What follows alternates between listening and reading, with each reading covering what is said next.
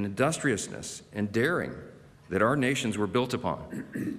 We have faced this in America just as you have here, a truly menacing skepticism towards history and our national institutions. And it's even come to the point where even great heroes like Sir Winston Churchill are questioned for their legacy.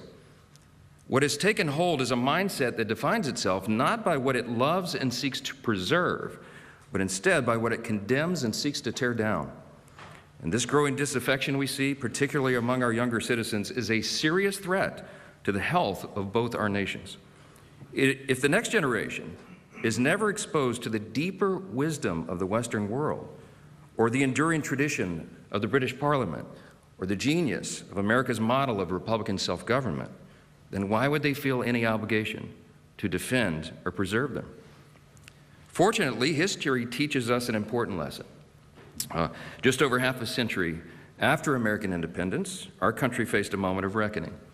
It was 1838, and for the first time in our short history, America's founding fathers, the men who had led us through the turbulent years of our young nation, were no longer there to guide us. A growing disregard for the rule of law had taken hold at that time, and the cries of mob rule threatened every part of our country.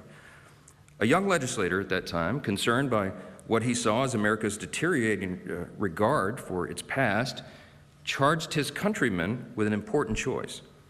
Would they uphold their duty and preserve the blessings for which their fathers pledged their lives, their fortunes, and their sacred honor?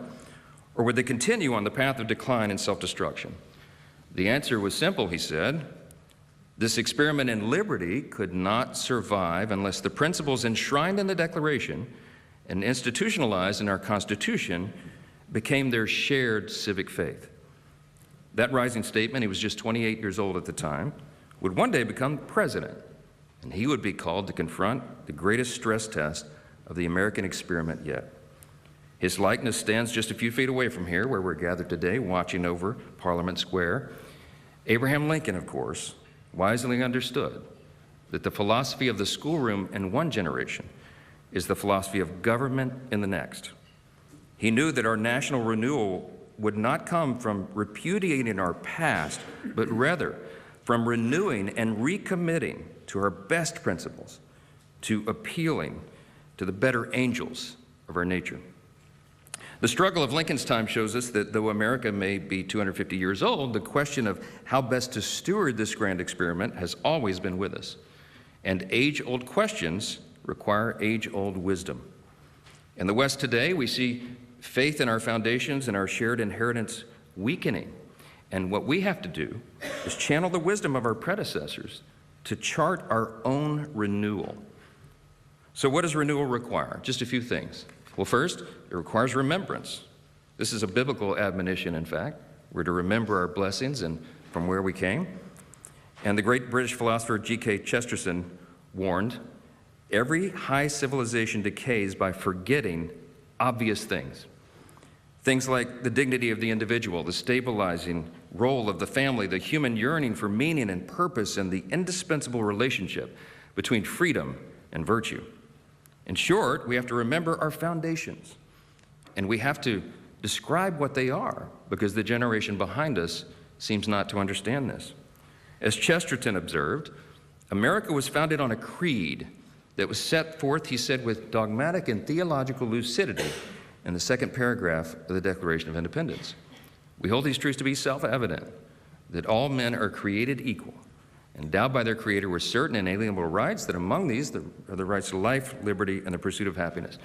That profound acknowledgement of obvious and undeniable truth shook the foundations of Western democracy, and with it, the course of human history.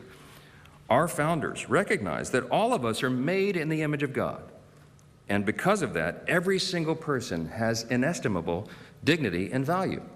And our value is not related in any way to the color of our skin or what town or village we hail from, what our talents are, etc. Our value is inherent because it is given to us by our Creator. We built an entire nation upon that premise.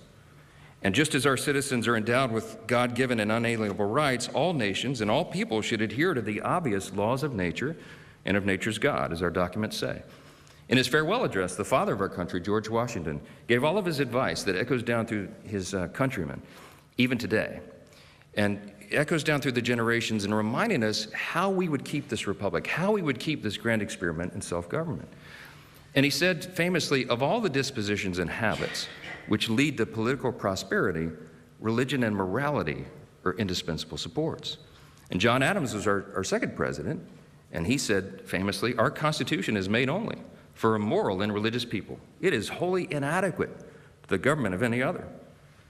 The late Prime Minister Margaret Thatcher put it even more simply. Freedom, she said, will destroy itself if it has no purpose. Lady Thatcher, just like our founders, understood that free societies that lacked a shared moral and civic foundation inevitably turn elsewhere to compensate. And that reminds us of another important lesson from history. A healthy renewal requires the participation and stewardship of each successive generation. Here, too, the example of the American Revolution proves so instructive. Our founders didn't seek to build a new nation on pure abstraction or mere ideology, nor did they abandon the brilliance of the British tradition, even if they opposed the empire itself. Instead, they drew on the joint inheritance of the English-speaking world, an inheritance rooted in the wisdom of classical thinkers, asserted in the Magna Carta, embraced in common law in the writings of John Locke, and articulated in the Bill of Rights of 1689. These principles found, in the words of Sir Winston Churchill, their most famous expression in the American Declaration of Independence. For Americans, our independence is not a rebuke of our British roots, but rather a renewal of what is best, the best of what Britain had to offer the world. If renewal requires remembrance and stewardship, it also requires responsible citizens. Strong institutions are essential, of course, but when people are taught that their lives are determined by systems and structures, responsibility quickly disappears, and with it, their purpose and their meaning. In both of our nations, we have too many people today on the sidelines, particularly younger generations. We should want our citizens involved, gainfully employed, and contributing to their communities, of course. Stable and thriving societies need families that raise children. They need churches and communities that form character, and patriotic men and women dedicated to leaving their country better than they found it. The simple truth is that freedom cannot survive if we outsource our responsibility as citizens. And this is a fact that remains true at a national level. We cannot fail in our responsibility to protect our people and their security. Amongst our allies, we see the UK and Europe stepping up as faithful partners here, and I want to declare that today. Whether it's NATO's nation's historic commitment to raise their investment in defense, which we applaud, or the AUKUS alliance deepening its cooperation in submarines and undersea defense, our partnership is proving that nations can prioritize their individual interests responsibly and at the same time make strides towards strengthening alliances and preserving the freedom and sovereignty of our nation states. And our current U.S. ambassador to the UK, Warren Stevens, who sits here up here with me today, said it recently very well. He said, "America first does not mean and will never mean America alone." Finally, renewal takes courage. From the defeat of Napoleon to the heroic resistance to the Blitz, to the bravery of our soldiers in the liberation of Western Europe, the British people have given the world some of the greatest demonstrations of courage in human history.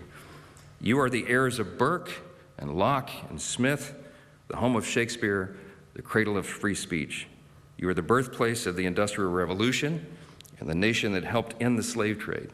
And from these shores, you set sail to pioneer a new world built on British custom, British fortitude, and British law.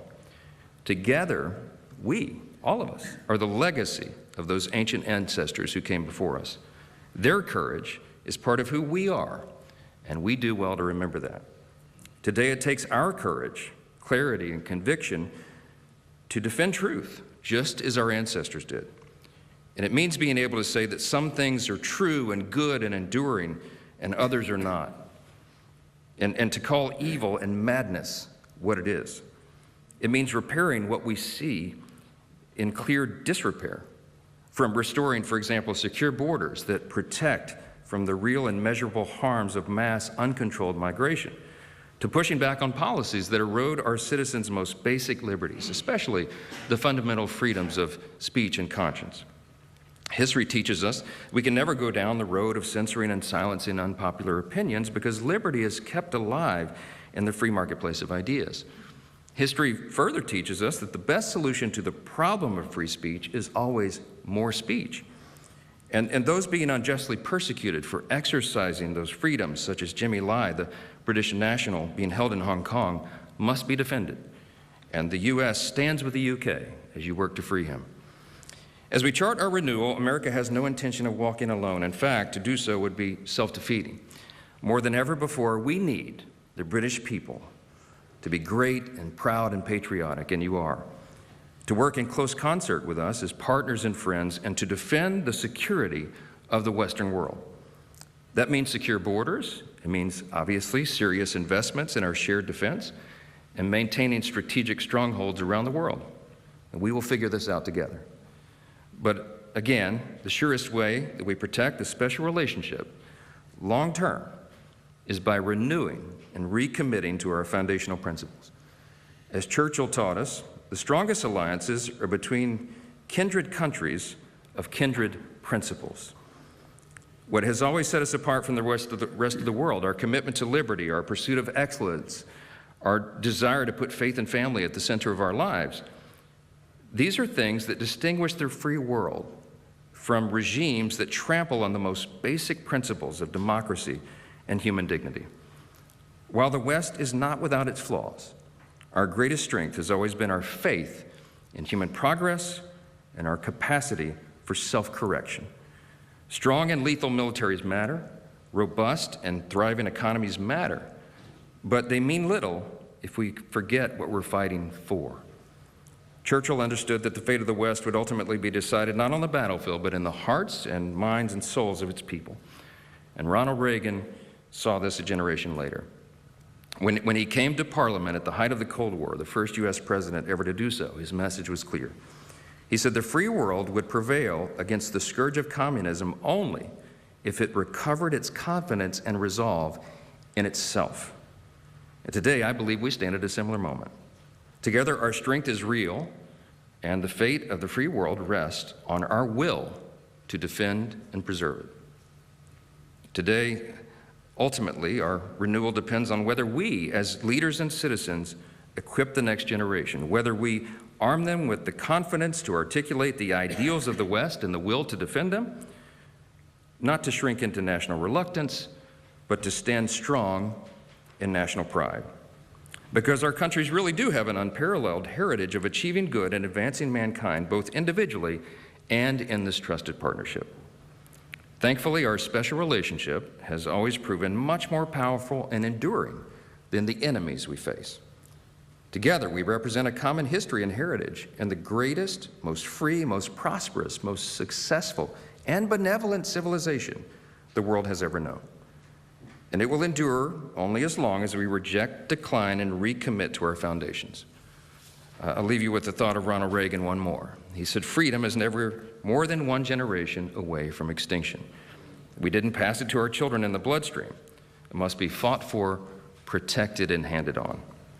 And just like all things, great civilizations don't defy the laws of gravity. They rise and fall with the individual actions of each individual generation. So today, my friends, we have great reason for hope.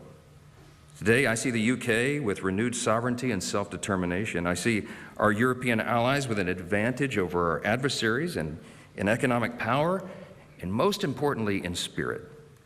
I see younger generations rejecting the indulgence of self-interest and embracing pursuits of greater importance and higher purpose. And I see those who cherish the lessons of Churchill and Lincoln, who are ready to offer this age heroes of their own. With the right choices and the right leadership, we can chart our renewal, and we can seize the great moment together if we truly seek it and fight for it. Thank you again for this profound honor. God bless you all. God bless the United Kingdom, and may God bless the United States of America. Thank you.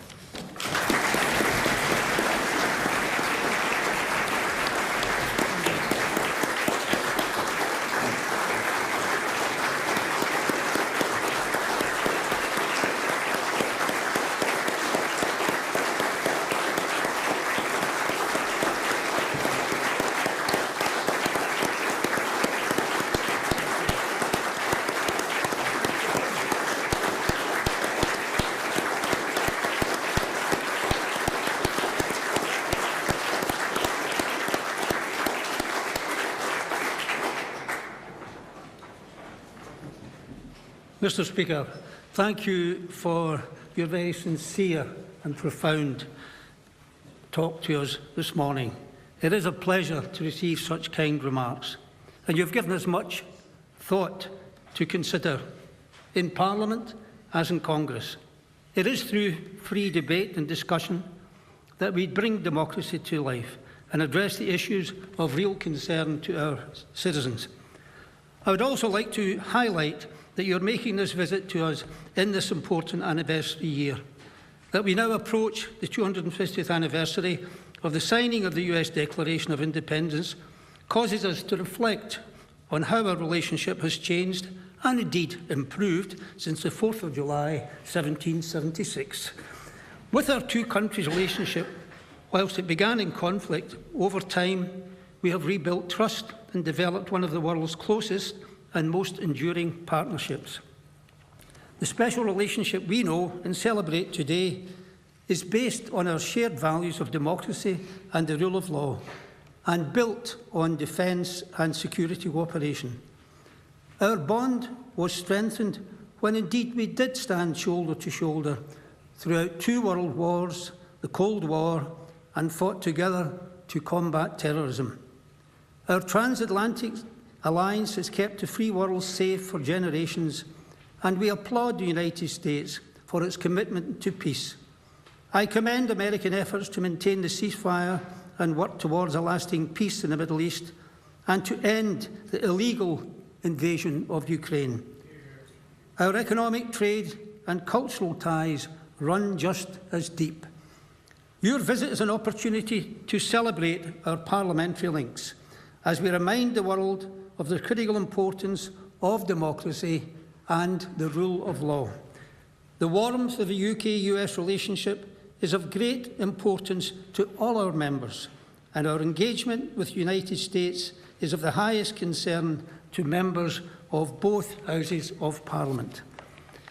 The House of Lords International Relations and Defence Committee is currently undertaking an inquiry into our future relationship with the United States.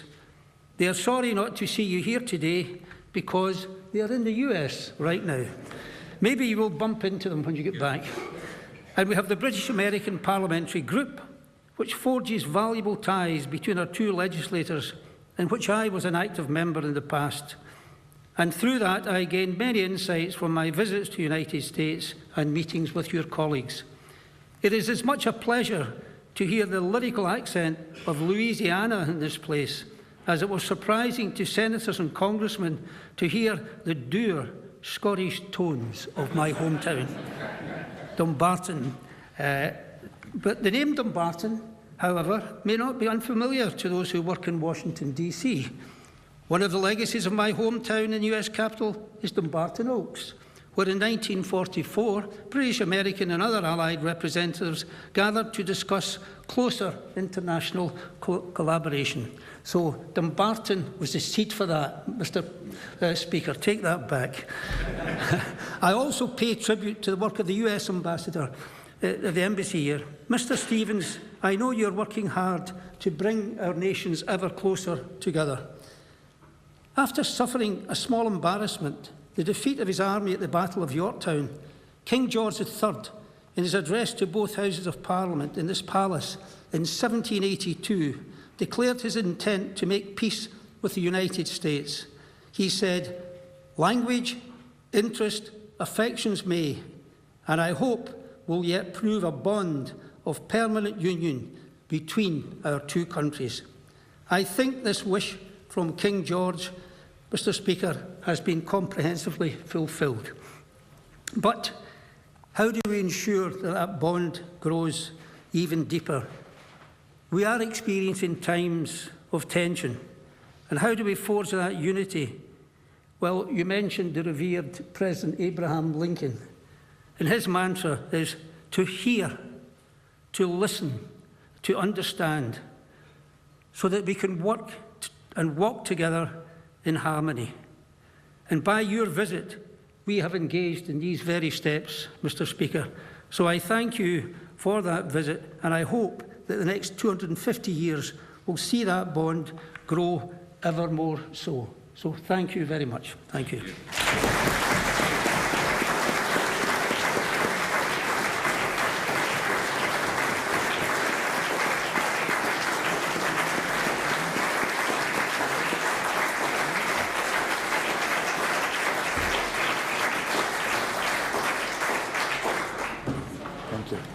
Thank you.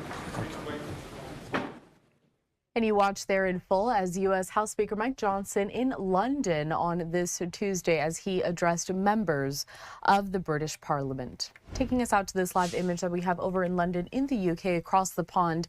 As we step away for a quick commercial break, stay with us because we have several breaking news developments that we are following, including President Trump slamming the United Kingdom over its latest deal and decision. More on that next.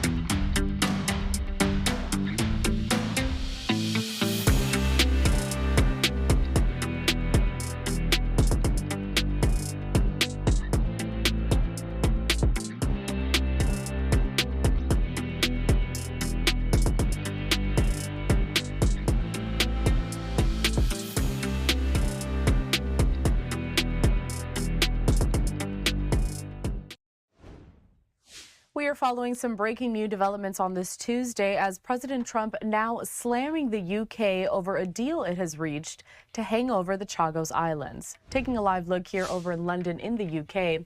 As I read here some reporting courtesy of the Associated Press saying this, that British government on Tuesday, so today, defended its decision to hand sovereignty of the Chagos Islands to Mauritius after President Trump attacked the plan, which his administration had previously supported.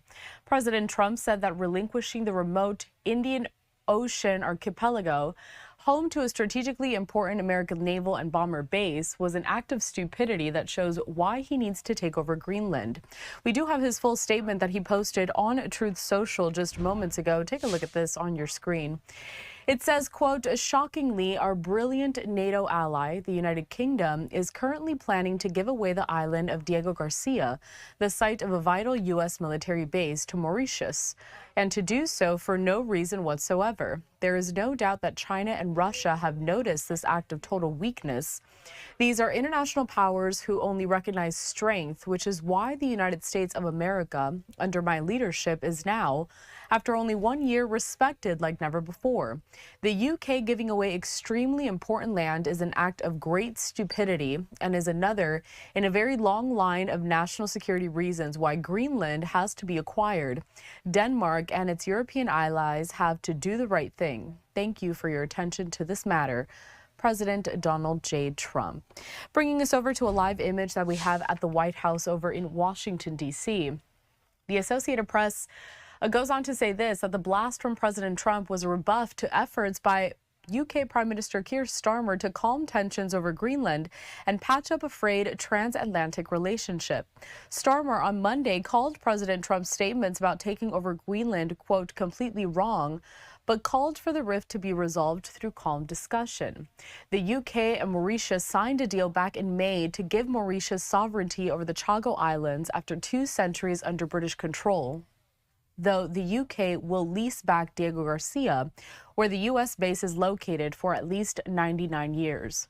The U.S. government welcomed the agreement at the time, saying it secures the long-term, stable, and effective operation of the joint U.S.-UK military facility in Diego Garcia. UK cabinet minister said on Tuesday that the agreement would secure that military base for the next 100 years. In recent years, the United Nations and its top court have urged Britain to return the islands to Mauritius, and the British government says it's acting to protect the security of the base from international legal challenge. A government spokesperson said that the UK will never compromise on our national security and, quote, this deal secures the operations of the joint U.S.-UK base in Diego Garcia for generations, with robust provisions to keep its unique capabilities intact and our adversaries out. But the deal has met strong opposition from British opposition parties, which say that giving up the islands puts them at risk of interference by China and Russia. Islanders who were displaced from the islands to make way for the U.S. base say they weren't consulted and worry the deal will make it harder for them to go home. We'll be right back.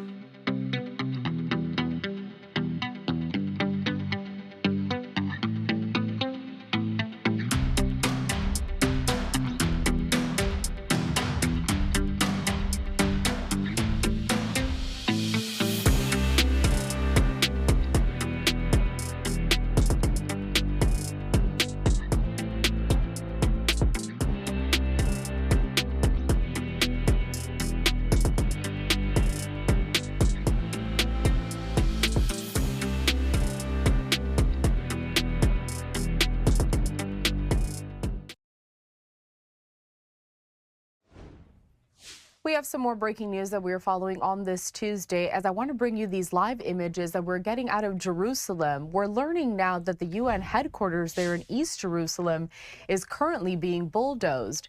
The AP saying that Israeli crews on Tuesday started bulldozing the Jerusalem headquarters of the UN Agency for Palestinian Refugees, pushing forward with its crackdown against an organization tasked with delivering humanitarian services to millions of people across the region.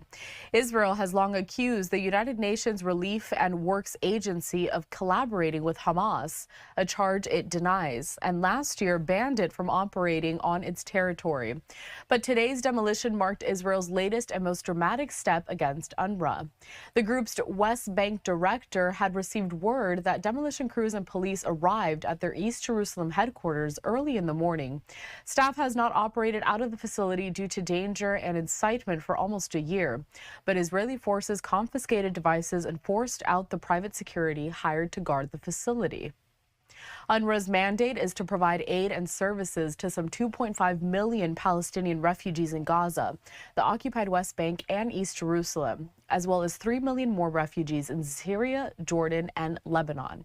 The group has for years maintained infrastructure in refugee camps and also run schools and provide health care. But its operations were curtailed last year when Israel's Knesset passed legislation severing ties and banning it from functioning in what it defines as Israel, including East Jerusalem. The agency said the demolitions could imperil operations at its vocational center and the health facility, where it continues to provide education and health services. An Israeli flag was seen hoisted above the facility in the neighborhood where this is located and where some Israeli politicians arrived on the scene to celebrate the organization's fate, with National Security Minister there, Ben-Gvir, is calling it, quote, a historic day. The demolition marked the culmination of years of criticism from Israel and its leaders, who contend that UNRWA harbors pro-Palestinian leanings and maintain ties or employs members of militant groups like Hamas. Since the start of the Israel-Hamas war more than 2 years ago, it has ramped up such attacks, accusing UNRWA of being infiltrated by Hamas and saying the militants used its facilities and seized aid. It has provided little evidence for the claims, which the UN has denied. The International Court of Justice said in October that Israel must allow the agency to provide humanitarian assistance in Gaza. Since Israel passed the law banning the agency last year, its facilities, schools, and health centers, and its headquarters have repeatedly been closed, raided, or left unprotected. Israel has contended the agency perpetuates Palestinians' refugee status, while UNRWA supporters have said Israel's attacks on the agencies are aimed at sidelining the issue, one of the most contentious dividing Israelis and Palestinians. Now, under President Trump, the United States cut funding for the agency in 2018. Former President Joe Biden restored it in 2021 and later paused funding in 2024. Israel's ban on UNRWA dovetailed with broader efforts to deregister aid groups operating in Gaza and the occupied West Bank.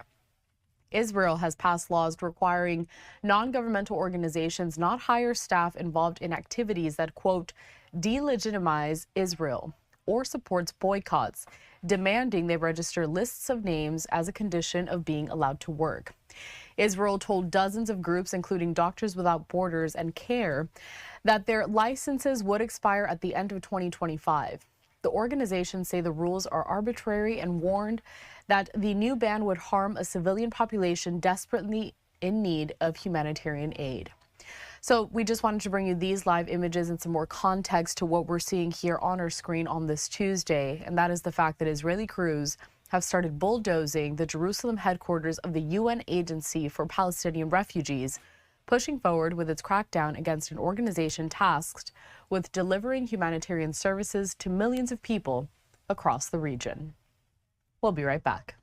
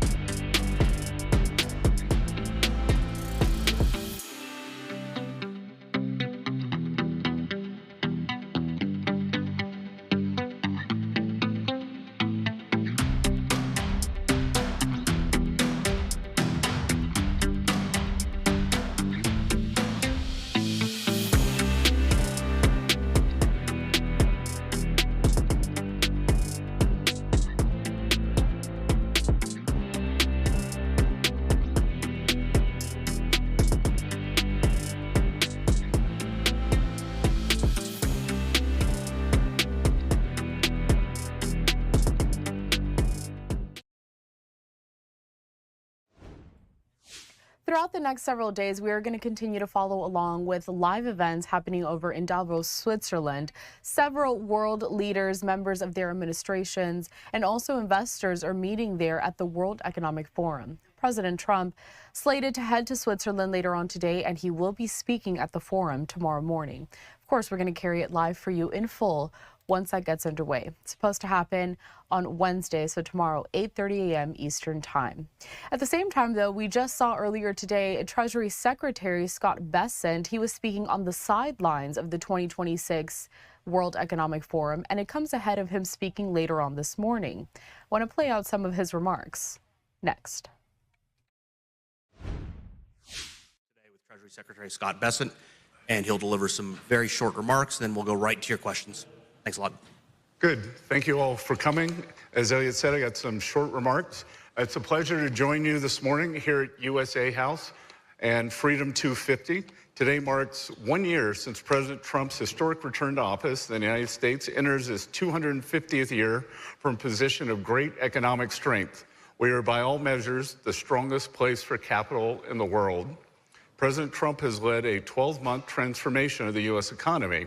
Our capital markets are unmatched in their depth and breadth. Economic growth reached approximately 4% in the president's first 2 full quarters in office and exceeded 5% in the fourth quarter, and the Atlanta GDP Fed now is showing 5.3%. This has been driven by investment, productivity gains, and resilient consumer demand. In parallel, inflationary pressures have moderated, labor force participation has strengthened, and private capital formation has accelerated. Wages have grown every single month since President Trump has been in office, and the American worker is strong and resilient. President Trump and I were at a Ford plant in Dearborn, Michigan last week, and that was borne out there. Here in Davos, amid ongoing uncertainty for other countries, market participants are increasingly seeking out jurisdiction that offers stability, clarity, and scale. The United States continues to lead across all 3 dimensions, which is why the rest of the world wants to grow with us and invest with us, and we welcome them with open arms. Taken together, President Trump's policies have delivered a historic economic comeback for both Wall Street and Main Street in record time. For too long, Main Street has been overlooked. President Trump's policies have put American workers first, the backbone of our economy. This leads to prosperity. When our nation prospers, everyone wants a cut. The smart money is on America, and we welcome our partners who want to build, innovate, and expand alongside us. There's rarely been a more compelling case for investing in America, and we invite you all to join in this 250th year and to be part of the next 250 years. So, Thank you, Mr. Secretary. Let's take questions just so you guys are tracking. We have about 20 minutes. I'm going to start in the back there. Please state your name and outlet. Thank you. Thank you. Secretary Brian Glenn, Real America's Voice. Nice to see you outside the White House door here at Davos. You mentioned the U.S. economy. Trump typically says it's the hottest economy in the world. It was doubted by many in this room and many around the world how it would fail, the tariffs would fall apart. Talk about the historic revenue that the tariffs are bringing in, and I do have a follow-up question on the Fed chair. good. Well, as I've often said, the Trump economic plan is a 3-legged stool.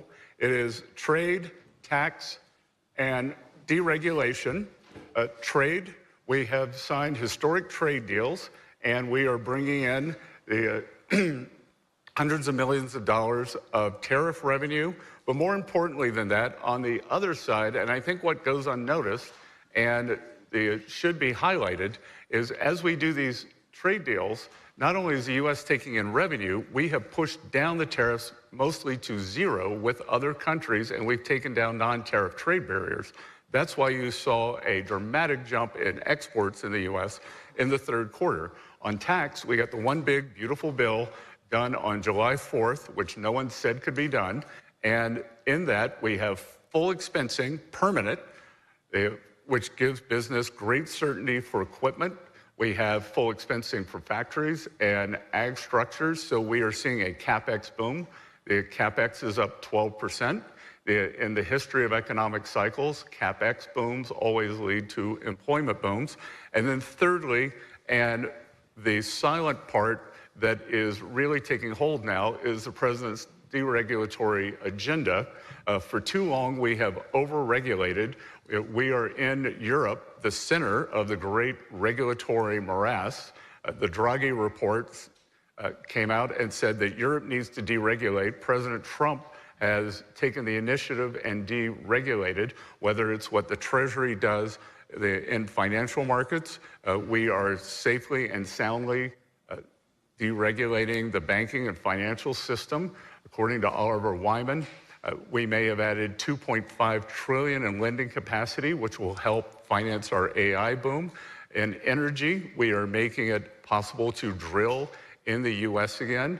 And in, excuse me, in every other industry, we are cutting back regulation, and that is leading to great certainty for businesses. We have, in the U.S., we have tax certainty, regulatory certainty, and energy certainty, which makes the U.S. the best place in the world to come and invest. Yeah, and a follow-up question real quickly. Can you update us on the hunt for the new Fed chairman to replace Jerome Powell? We have 4 fantastic candidates. It will be up to the president, and I would imagine that he will have an announcement maybe as early as next week. Great. We'll start up here at the front. Name and outlet, please. Thank you. Right there. Yep.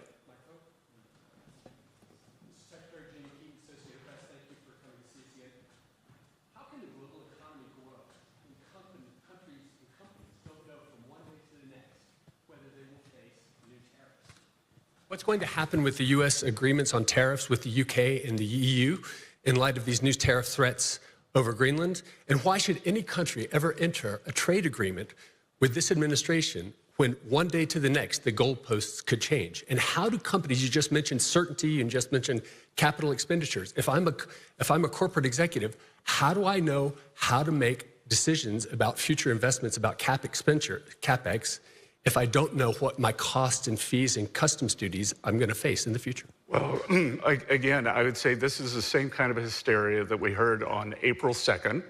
There was a panic. And what I'm urging everyone here to do is sit back, take a deep breath, and let things play out. As I said on April 2nd, the worst thing countries can do is escalate against the United States. Back then, only one country, China, escalated. We ended up in an unfortunate tit for tat in tariff raises. We ended up at 145, 125. Through President Trump's good relations with Party Chair Xi, we have managed to stabilize that relationship and given great certainty. And as far as your question about the additional tariffs, what President Trump is threatening on Greenland is very different than the other trade deals. So I would urge all countries to stick with their trade deals. We have agreed on them, and it does provide great certainty. Great. Thank you. We'll take the next question, please. Let's start here in the front row with the laptop. Please state your name and outlet. Tim Bartz from German magazine Der Spiegel. If it's true that your economic policies are so successful, why doesn't it resonate with the American people? Your president and the government is highly unpopular in your country.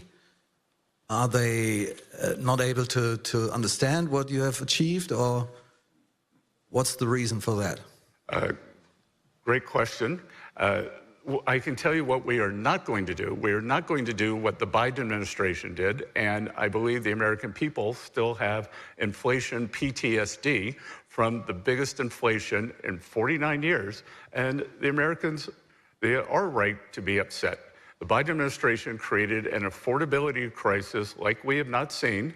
We are working to bring that down, and please recall that many outlets in this room said that it was a vibe session. The American people do not know what they are feeling. They don't know how good they have it. What I believe is that the policies will take root and that we are going to see a very, very strong economy this year. We could see 5%, between 4-5% real growth, which would mean 7 or 8% nominal growth. And to answer your question, you may not understand the nuances of the way the U.S. tax bill worked, but part of it is a timing problem. When we did the one big beautiful bill on July 4th, which included the president's signature policies for working Americans: no tax and tip, no taxes on overtime, no taxes on Social Security, deductibility of auto loans. If you buy an American car, the IRS, which I am also the commissioner of, did not give withholding guidance. So Americans continued paying at the same rate. So in the first quarter, we are going to see substantial tax refunds, maybe up to $1,000 for working households, $1,000 per worker. So we will see these substantial tax refunds. The Americans will adjust their withholding, and they will get an automatic bump up in their weekly or monthly paychecks. So I think that we are on the cusp of an acceleration that working Americans will feel. Great. Thank you. We'll take the next question. We're listening in here to some comments from U.S. Treasury Secretary Scott Bessent. This was earlier today on the sidelines of the World Economic Forum happening in Switzerland. We do have to step away for a quick commercial break, but we'll play out the remainder of those remarks, plus more live looks coming out of Switzerland, as we are expecting several world leaders to make some comments later on today. All this and more next.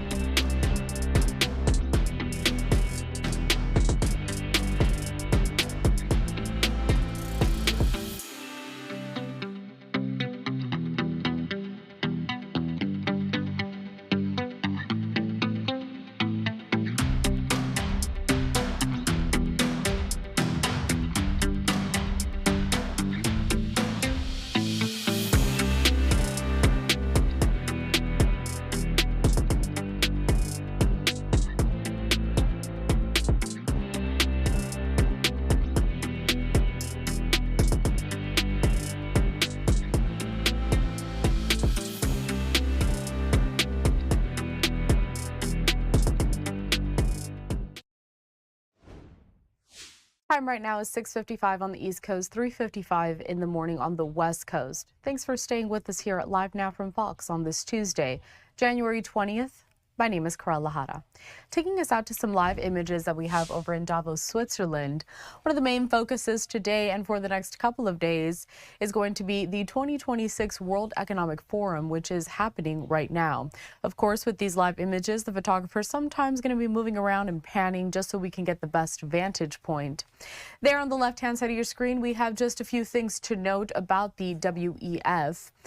Right now, those world leaders are there in Switzerland. Coming up at 8:30 a.m. Eastern time today, U.S. Treasury Secretary Scott Bessent will participate in some discussions. And then tomorrow at 8:30 a.m. Eastern time, we are expecting to hear from President Donald Trump. He's going to be giving a special address during a meeting at the World Economic Forum. A little more background on this situation here, as we know that a lot of eyes are on it. It's going to be including corporate chiefs, government leaders, including President Trump. They're going to be joining an elite annual meeting that promotes dialogue and economic progress, even as we continue to see some issues, particularly when it comes to the U.S. push to acquire Greenland, something that several NATO countries have pushed back against. Now, the forum is a think tank and event organizer based in Geneva, whose main event, this annual meeting, first debuted back in 1971. Since then, the meeting has swelled into a catch-all conference on issues as diverse as economic disparity, climate change, technology, and global cooperation, as well as competition and conflict. Organizers say that a record of nearly 400 top political leaders, including more than 60 heads of state and government, and nearly 850 chairs and chief executives of many of the world's leading companies will be attending this conference. Headlining the lineup is going to be President Trump, speaking tomorrow morning. Now, the geopolitical context has become incredibly complex this year, with President Trump's pronouncements and policies on subjects such as diverse as Venezuela, Greenland, the Chagos Islands, and Iran. The American leader's threats have sparked outrage in a flurry of diplomatic activity across Europe as leaders consider possible countermeasures, including retaliatory tariffs and the first ever use of the European Union's anti-coercion instrument. So there's really a lot to get to in terms of what we may be seeing coming out of these meetings. President Trump is going to be having several discussions with several heads of state throughout the next couple of days. Later on today, he'll be heading to Switzerland, and we are keeping an eye on his social media pages to see if he makes any statements leading up to this event and his headlining speech tomorrow. Just before the commercial break, though, I do want to get back to some of the comments that we were airing from earlier on today. U.S. Treasury Secretary Scott Bessent was speaking on the sidelines of the World Economic Forum, and we were in a question and answer portion. Let's finish off those remarks next. Right here, ma'am, with the name and outlet. Christine Lee, most recently with Bitcoin Magazine. Can you give us an update this year in 2026, what America's strategy is for a Bitcoin strategic reserve? And given that the SDNY recently seized Bitcoin from developers working on a project called Tornado Cash, what does the administration think about that, contrary to Trump's executive order saying that Bitcoin should not be, seized Bitcoin should not be sold? So a lot of things to unpack there. I'm not going to talk about Bitcoin specifically. What I will talk about is the administration led by Treasury and our colleagues on both sides of the aisle in Congress passed historic legislation, the Genius Act for stablecoins. We are working on clarity legislation, and our goal, again, it is the president bringing digital assets and innovation onshore to the U.S. We want to be the best regulatory regime for digital assets and creativity to spark innovations. The previous administration almost created an extinction event for digital asset companies. We are bringing them back. I'm not going to comment on that litigation other than to say, if anything was seized, I believe it would have been seized from the founders, and the policy of this government is to add seized Bitcoin to our digital asset reserve after the damages are done. So the Bitcoin reserve, our view was first you have to stop selling, which we have done, and then we can add the assets in asset forfeitures. Great. We'll take the next question here in the front row, ma'am, with the turtleneck, please. It's a big turtleneck. Name and outlet. Mr. Secretary, Hadley Gamble with IMI. Thank you so much for taking my question. The first part of which is there has been a great deal of talk by EU governments and the UK about exercising the so-called nuclear option when it comes to Greenland, which would be essentially to dump U.S. treasuries.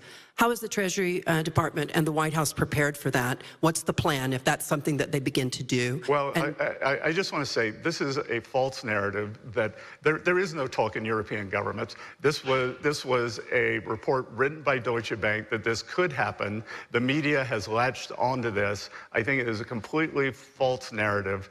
It defies any logic, and I would I could not disagree more strongly on that. If you look, the U.S. Treasury market was the best performing market in the world, or the best G7 performing bond market, and we had the best performance since 2020. It is the most liquid market. It is the basis for all financial transactions, and I am sure that the European governments will continue holding it. And as I said, I think everyone needs to take a deep breath. Do not listen to the media, who are hysterical, just like they were, just like you all were. Let's just go back to what happened after April 2nd, hysteria. And what happened? We had the fastest stock market recovery in history. So I think these false narratives, get out there, get spun up out of control. When I was an investor, part of my success was sticking back, looking at the medium and long term, and ignoring the media. And so just to follow on to that, so you do not believe that the EU or the UK have any retaliatory financial instruments or measures in their bag that the United States should be worried about? No. Let's go to the next question. Ma'am, second row, scarf, please, name and outlet. Thank you. Hi, Jordan Holman with the New York Times. So as you're here in Davos right now, which CEOs are you planning to meet with? And have any of them, either European specifically CEOs, expressed any concern over Greenland and the trade agreements? And if not, what are you hearing from them? I haven't met any the CEOs yet, and my intention here is to meet non-U.S. CEOs who I couldn't meet in D.C. What do you think they will express to you? Well, I try not to anticipate the question. Great, thanks. Let's go right here in the middle. But I will give them the same message I just gave you all, that take a deep breath and let this play out. Do not listen to the media hysteria. Thank you, Mr. Besant, and I'm the journalist from China Media Group. I want to ask that the FED said 37% of U.S. adults can't cover a $400 emergency. What do you think of it? And some calls list the Q line or Alice line for U.S. people, and the Q line is mainly for it's used to describe the fragility of American household of finance. Unexpected expense is enough to plunge the middle class into the financial ruin. So what's your opinion of it? Again, if we look back to President Trump's first term, hourly workers did better than supervisory workers. The bottom 50% of households had their net worth increase faster than the top 10%. And as I said, I believe that the households that you're describing there will be receiving substantial tax refunds. And again, as you said, many people have said to me, oh, so what's $1,000? That, as you said, to these households, $1,000 is a substantial fill-up. They can put it toward savings, or they could pay it on debt. As I said, the Biden administration torched the financial standing of these households. The average CPI PCE increase was 22 or 23%. But for these households, which had a different bundle of goods and services than the indices, their costs, whether it was groceries, autos, rent, went up between 35 and 37%, and we are working every day to get those costs down. So do you think there is Q line exists in the U.S.? I can't. Do you think the Q line for people that have meeting a huge expense, let's make from middle class to financial ruin exists in U.S.? Sorry, let's move to the next question, I don't understand the question. I'm not sure you do either. Guys, just so we know, we're at a 5-minute warning, so we got to keep moving. We have time for 1 or 2 more questions. Right behind the gentleman with the blazer with his hand up, please. Thank you. Thank you for the floor. Raphael Zwalen with the Swiss News Agency. I have a question on trade with Switzerland. Do you plan to start a negotiation for an agreement this week? And do you have meeting plans with Swiss officials? Thank you. Yes, I'm meeting President Parmalat, who I've had a very good relationship with since he's vice president. I think he is a very seasoned trade hand. I think he's very experienced on finance, and the Swiss-U.S. trade agreement is well along the road and progressing very well. Great. And this is going to be our last question today. Guys, remember, there is a press briefing tomorrow for those who don't get one in. I'll take one from the back, ma'am, in the blazer. Thank you very much. Hi, thank you for taking my questions. I'm Malin from the Swedish business newspaper Dagens Industri. I just wonder, do you consider Europe to be an ally of the United States? And if so, I mean, how much economic pain are you prepared to inflict on Europeans and Americans alike in order for the United States to get their hands on a territory of an ally? Again, I think that question is a miss of the false alternative. You're once again going to the farthest point, a maximalist position, that we are in the middle of President Trump's policies. And of course, Europe is an ally. The U.S.'s NATO membership is unquestioned. We are partners in trying to stop this tragic war between Russia and Ukraine. But that does not mean that we cannot have disagreements on the future of Greenland.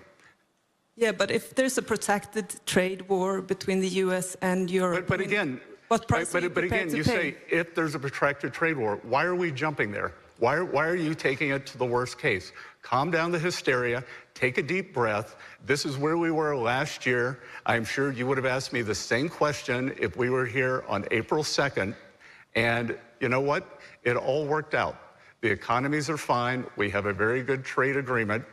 And I think our relations have never been closer. If anyone in this room wants to go back and study history, has anyone done that? What happened in post-World War II? It was not a straight line. Konrad Adenauer did not always agree with the U.S. presidents. Charles de Gaulle certainly did not agree with the U.S. positions.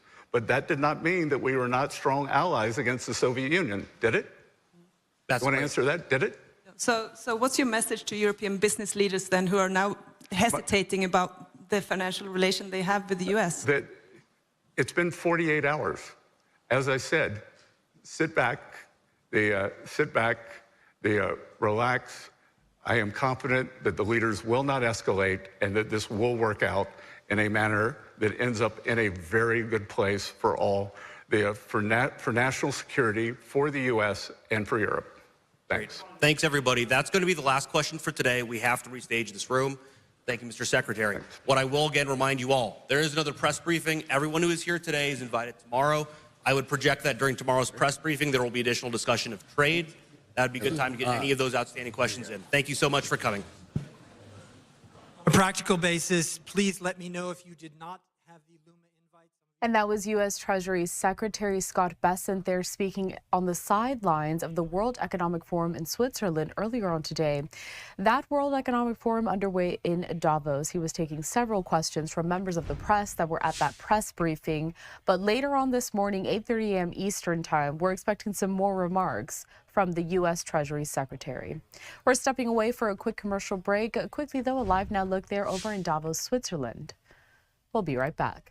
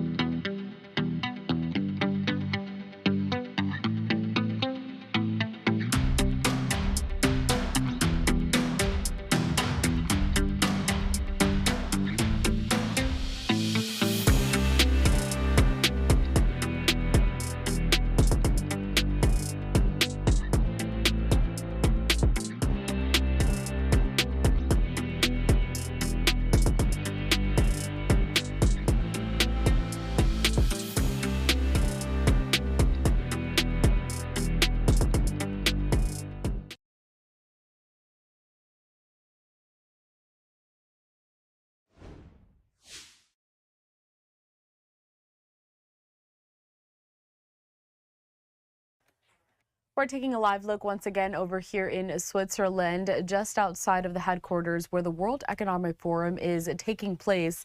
Several world leaders meeting with other heads of state and government today, and tomorrow President Trump will be giving that headlining speech at 8:30 a.m. Eastern time. But we have several more events coming out of Switzerland. I want to go to one that happened earlier on today as EU Commission President Ursula von der Leyen also making some remarks at this conference.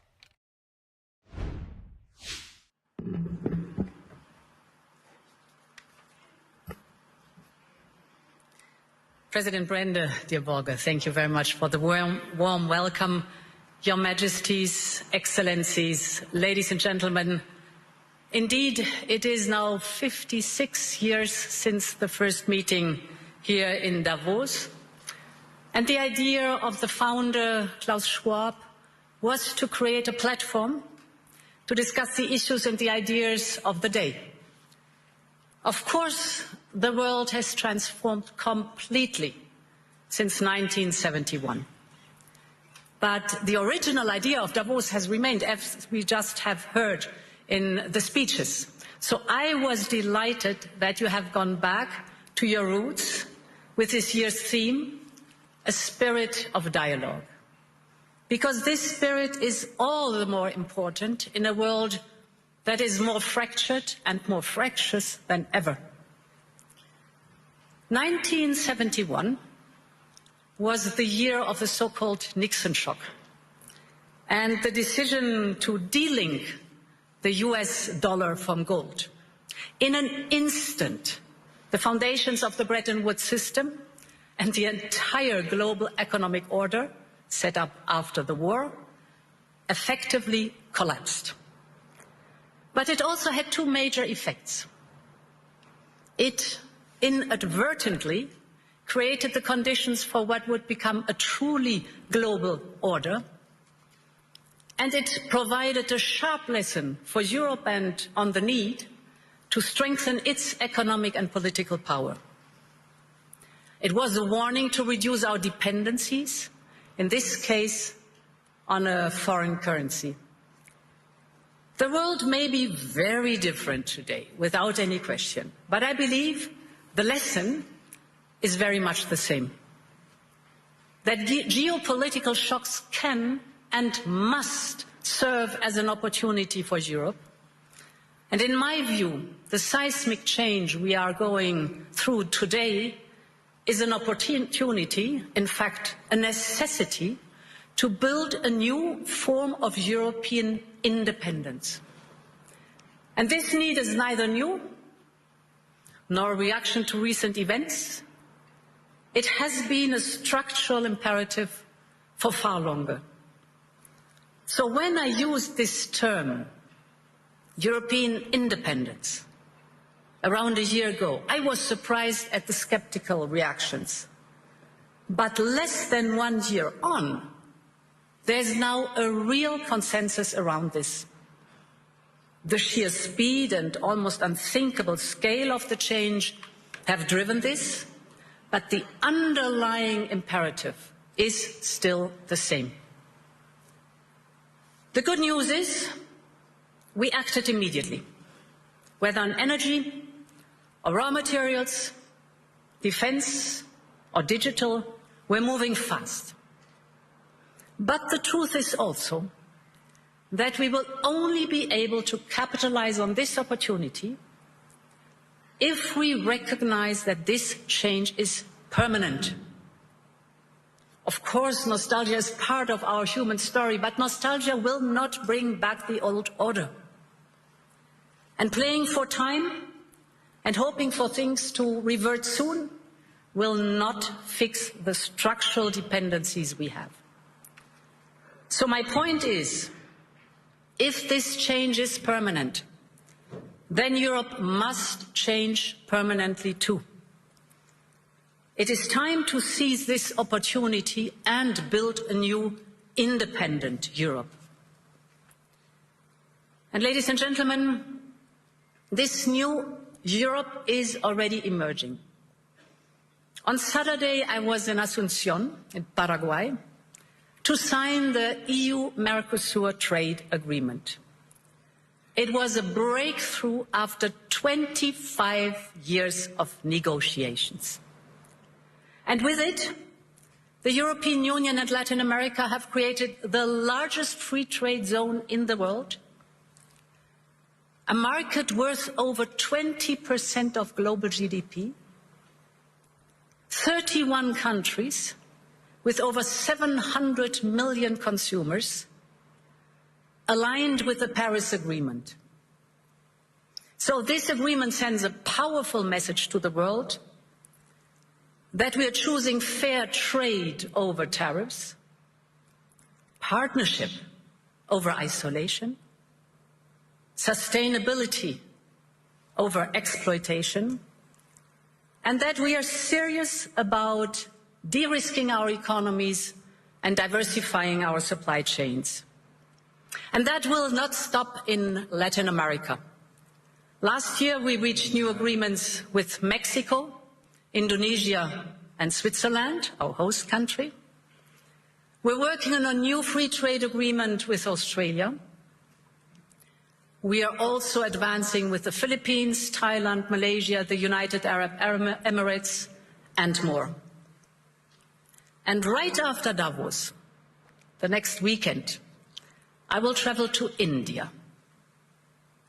There's still work to do, but we are on the cusp of a historic trade agreement. Indeed, some call it the mother of all deals. One that would create a market of 2 billion people, accounting for almost a quarter of global GDP.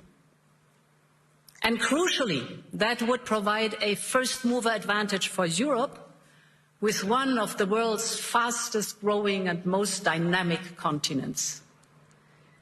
Europe wants to do business with the growth centers of today and the economic powerhouses of this century, from Latin America to the Indo-Pacific and far beyond. Europe will always choose the world, and the world is ready to choose Europe.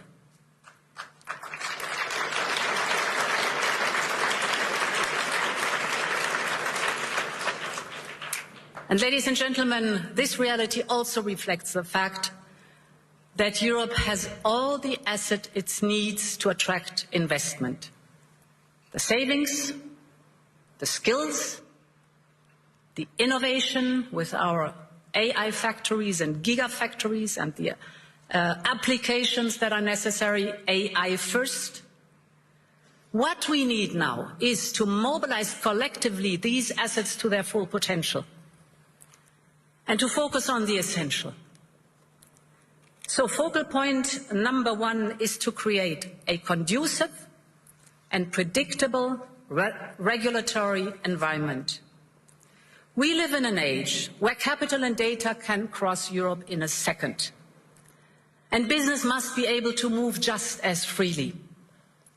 But as things stand, too many companies have to look abroad to grow and scale up, partly because they face the new set of rules every time they expand into a new member state. So while on paper the market is of 450 million Europeans open to them, it is far more complicated in reality. And that acts as a handbrake on the growth and profit potential of companies. So this is why we need a new approach. We will soon put forward our 28th regime. The ultimate aim is to create a new, truly European company structure. We call it EU Inc., with a single and simple set of rules that will apply seamlessly over our union, so that businesses can operate across member states much more easily. Our entrepreneurs, the innovative companies, will be able to register a company in any member state within 48 hours, fully online. They will enjoy the same capital regime all across the European Union. And ultimately, we need a system where the companies can do business and raise financing seamlessly across Europe just as easily as in uniform markets like the United States or China. If we get this right, and if we move fast enough, this will not only help EU companies grow, but it will attract investment from across the world. Which brings me to the second focus, investment and capital. We're listening in here to EU Commission President Ursula von der Leyen. These were some of the remarks that she had earlier today at the World Economic Forum. We'll continue with the remainder of these remarks after this break.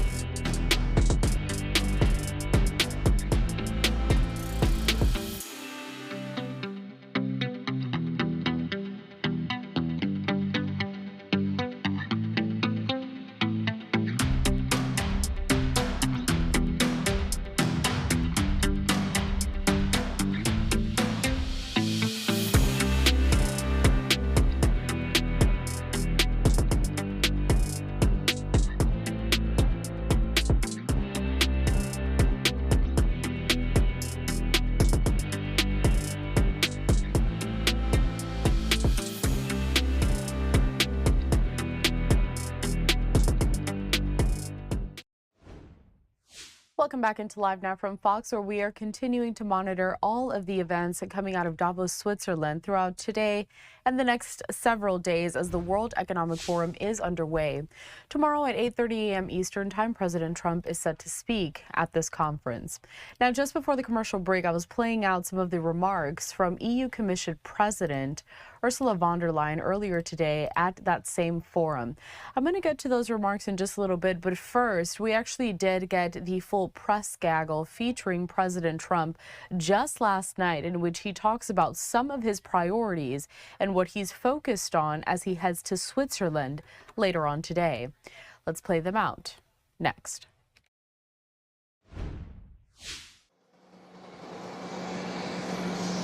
So we saw a great game tonight. Congratulations to Indiana. It was really turned out to be a great game. Two great teams, wonderful teams with a lot of talent. We enjoyed it very much. Our country's doing very well. We have many, many buildings opening, factories opening. We've never had anything like it. And I think you're going to see results very soon. You're already really seeing them. But we have more money being invested in our country than any country in history.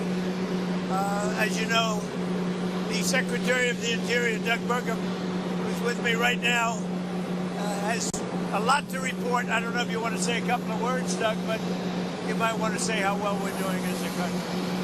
Well, with President Trump's leadership, we've got inflation coming down, we've got investment going up, we've got taxes going down, we've got energy prices down. Everything is aligned for us to have a banner year in 2026, and the interest in building and investing in our country has never been greater. There's never been anything like it. The money being invested in our country is unparalleled. There's never been anything even close, by many times more than China or any other country. Do you have any questions? President Davos, or what will be your message to the leaders? Well, I think I have a lot of messages for Davos, but the primary message is how well the United States is doing. And I say it all the time. A year and a half ago, we were a dead country, and now we have the hottest country in the world. I mean, you're beneficiaries, too. If you look, some of you have 401ks. You don't have to tell me your numbers are the best they've ever been. And the stock market's at an all-time high. We are just doing great. So I think the message in Davos, we're leaving, going to have an interesting time. We have a lot of meetings scheduled, but the message for Davos is how incredible our country is doing. Can you speak to your letter that you wrote to Prime Minister saying that the Nobel Prize has influenced your thinking on Greenland? No, I don't care about the Nobel Prize. First of all, a very fine woman felt that I deserved it and really wanted me to have the Nobel Prize, and I appreciate that. If anybody thinks that Norway doesn't control the Nobel Prize, they're just kidding. They have a board, but it's controlled by Norway, and I don't care what Norway says. But I really don't care about that. What I care about is saving lives, and I think I've saved tens of millions of lives. If you look at India, Pakistan, just as won 2 nuclear powers, you look at so many of the countries that were in in some cases, a 35-year war, and they got it done. We stopped 8 wars, and maybe we'll be stopping a 9th very soon. We'll see. What do you plan to say to European leaders in Davos when they push back on your Greenland plan? Well, I don't think they're going to push back too much. Look, we have to have it. They have to have this done. They can protect it. Denmark, they're wonderful people. And I know the leaders are very good people, but they don't even go there. And, you know, because the boat went there 500 years ago and then left, that doesn't give you title to property. So we'll be talking about it with the various people. We've had tremendous success, and I've done more for NATO than anybody else. I don't think you'd have NATO right now. I got them to go 5% and pay as opposed to 2% and not pay. I've done more than any other American president for NATO by far. And we'll see how that goes, but Greenland is very important. Have you invited President Putin to be a member of the Board of Peace? Yeah, he's been invited. Do you have any response to President Macron saying he will not join the Board of Peace? Oh, did he say that? Well, yeah. Nobody wants him because he's going to be out of office very soon. So, that's all right. What I'll do is if they feel like Costo, I'll put a 200% tariff on his wines and champagnes, and he'll join. But he doesn't have to join. If he said that, you're probably giving it to me a little bit differently. But if he actually did say that, but as you know, he's going to be out of office in a few months. Did you invite President Putin to join the... Yes, he's one of the people. These are world leaders, and the answer is yes. Mr. President, how do you feel about the first year of your second term? Amazing. Tomorrow is the first year. Think of it, 1 year. I don't think there's been a term like it. I don't think any president has had a better first year than we've had in terms of success. Again, we've taken our country from a failure with open borders, no business, everything going badly, terrific inflation, the highest inflation in history, prices that are through the roof. And we've brought prices down. We have very little inflation. We have a great economy. And the prices are coming down still further. But I inherited a mess, and now we have the hottest country anywhere in the world. Mr. President, do you think that you had any influence on the Giants signing a deal with Coach Harbaugh? How do you think he'll do in New York? I don't know, but they got a great coach. I like the coach. I like his brother. They came up to see me with about 3 months ago. They came up to see me in the White House. Did you know that? Yes, I did. With the mother and father, because the mother likes me and the father likes me, and I think they like me. And he's a great coach, and he's going to do well with the Giants, just like his brother does so well. They got something very special in their blood, and I'm happy for the Giants. They got a great coach. It's nice that you ask. I put out a strong word. Hire Coach Harbaugh. President, you tell us about the Fed. Will you make a decision before Davos? Yeah, I know who I want. You know who you want? In the Fed. When will you make a decision? I'll announce it sometime, but I know who I want. Thank you. You said securing the Arctic from Russian threats is important to you. Why are you upset about NATO allies taking that, more seriously in Greenland by holding military exercises? Well, that wasn't a military. They sent a few people. And they say they sent them not for me, but to guard against Russia. But, NATO's been warning Denmark for about 20 years now, longer than that, 25 years. They've been warning Denmark about the Russian threat. And it's not only Russia, it's also China. So we'll see what happens. But let's put it this way. It's going to be a very interesting Davos. Goodbye, everybody. Have a good flight. Thank you. Thanks, sir. Thank you. And that was President Trump speaking to reporters after attending the College Football National Championships in Miami just last night and ahead of heading to Switzerland later on today to also attend at the World Economic Forum, which is now underway. President Trump will be delivering a keynote address tomorrow morning at 8:30 a.m. We'll be right back.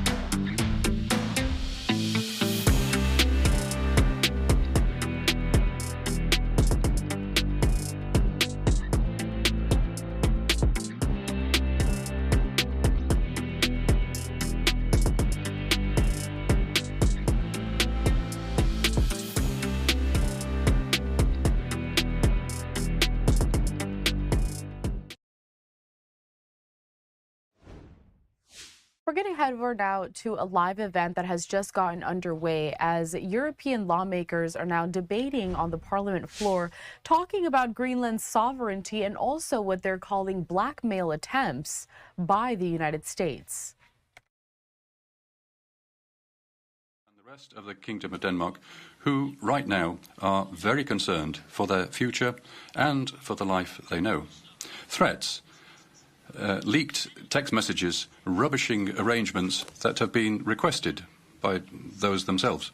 It's not the way you behave with your allies. President Trump, let me be direct. Whatever you threaten us with, Greenland is not for sale. Sovereignty is not a good. International law is not something up for negotiation. Our limit has been reached. A year ago, I said that the US is still our closest ally. And I have to acknowledge that I was wrong. Europe is Europe's closest ally. And we shouldn't go along with threats. Europe has tools, powerful tools to respond if necessary. And they will work if we use them together. I and the rest of the Kingdom of Denmark are thankful for the clear support we have got from our European friends, from this Parliament and from the other EU institutions. That support means something. It shows that European values are strong, that respect, the law and solidarity are not just empty words. When the pressure grows, Europe chooses cohesion. If somebody tests our borders, we stand fast. Greenland is not alone.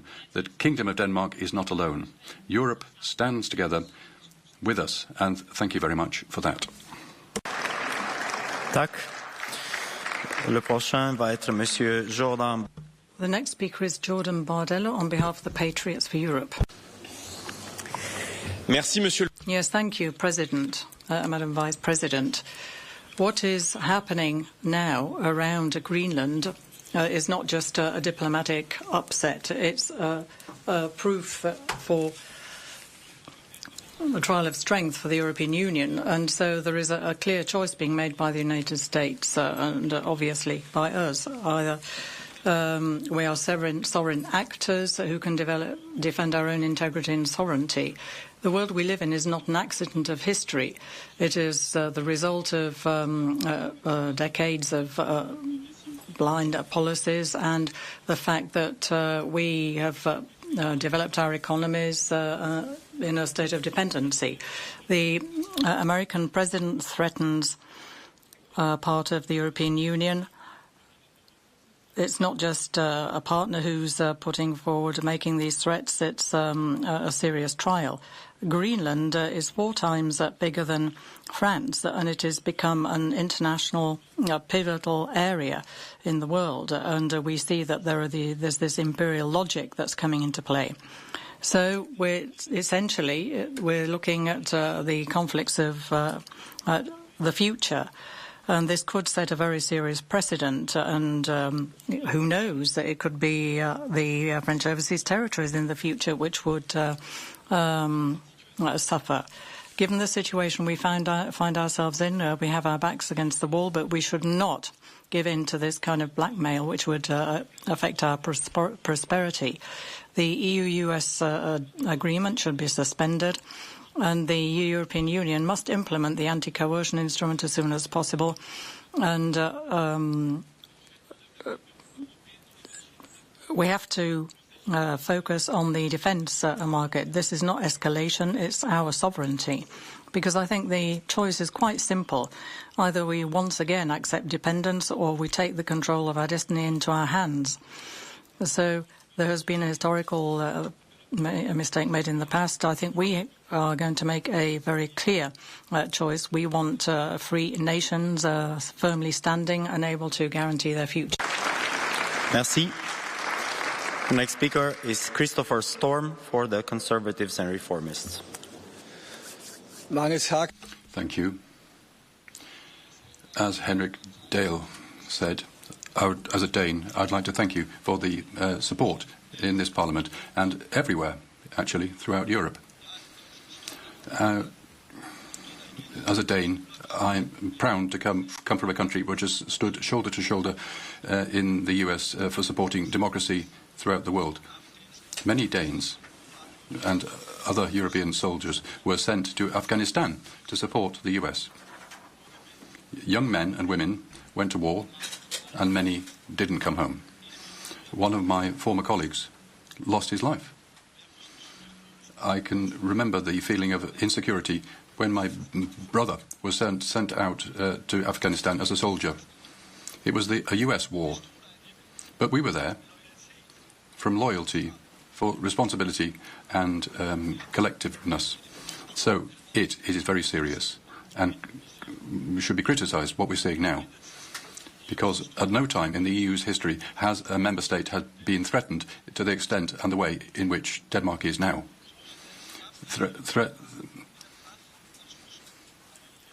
We shouldn't be having this pressure and threats from an ally. In Denmark and Greenland, there's increasing uncertainty. As children are asking questions that they shouldn't be asking. They're afraid. They don't understand why a president from a friendly country is talking about their home as something which should be taken over by force if necessary. There's nothing wrong with the Americans. There's something wrong there's something wrong with Donald Trump. We should stand together. We shouldn't threaten war or customs tariffs. The tariffs and the threats from Trump are totally unacceptable, not just for Denmark, but for the whole of Europe. Greenland is not up for negotiation. It's part of the Kingdom of Denmark and part of NATO. So, our answer is very clear. Trump should not threaten a European country with power, and the sovereignty of Denmark should not be up for discussion. New Europe. Thank you. And before I begin, let me sincerely, on behalf of Denmark and Greenland, thank this Parliament for its strong show of support, including yesterday's standing ovation. From the bottom of our hearts, thank you very much, colleagues. It was really a nice gesture. Thank you. And then I turn into Danish. For 8 måneder siden... 8 months ago, I was talking about Greenland here as a place of responsibility and opportunities. That was the right talk at the moment. Today, we're in a completely different position. Now we're talking about crazy threats, military takeover, and extraordinary tariffs. A president who is annoyed because he didn't get the Peace Prize. Of course, we are not prepared to accept that. There shouldn't be just press briefings from the EU. The EU should have a clear response. Greenland is a red line, and Greenland can stand up for itself. The EU is an economic superpower if we use our market. We should note that we're still in negotiations. The EU, as Roosevelt said, should speak softly and carry a big stick. And that applies to the current US president. We have tools against economic coercion between any pressure, wherever it comes from. So I hope that many political groups here are talking about investments, huge investments in Greenland. We want to have a strong transatlantic tie, but not at any price. Partnership means mutual respect, and until we do that, we should leave all possibilities open. Thank you once again for standing at our side. Tack. Urmează, the next speaker is Willy Sondale din partea grupului Verzilor. Thank you, Chair. Greenland. That's the land of the Greenlanders. That's what Trump hasn't understood.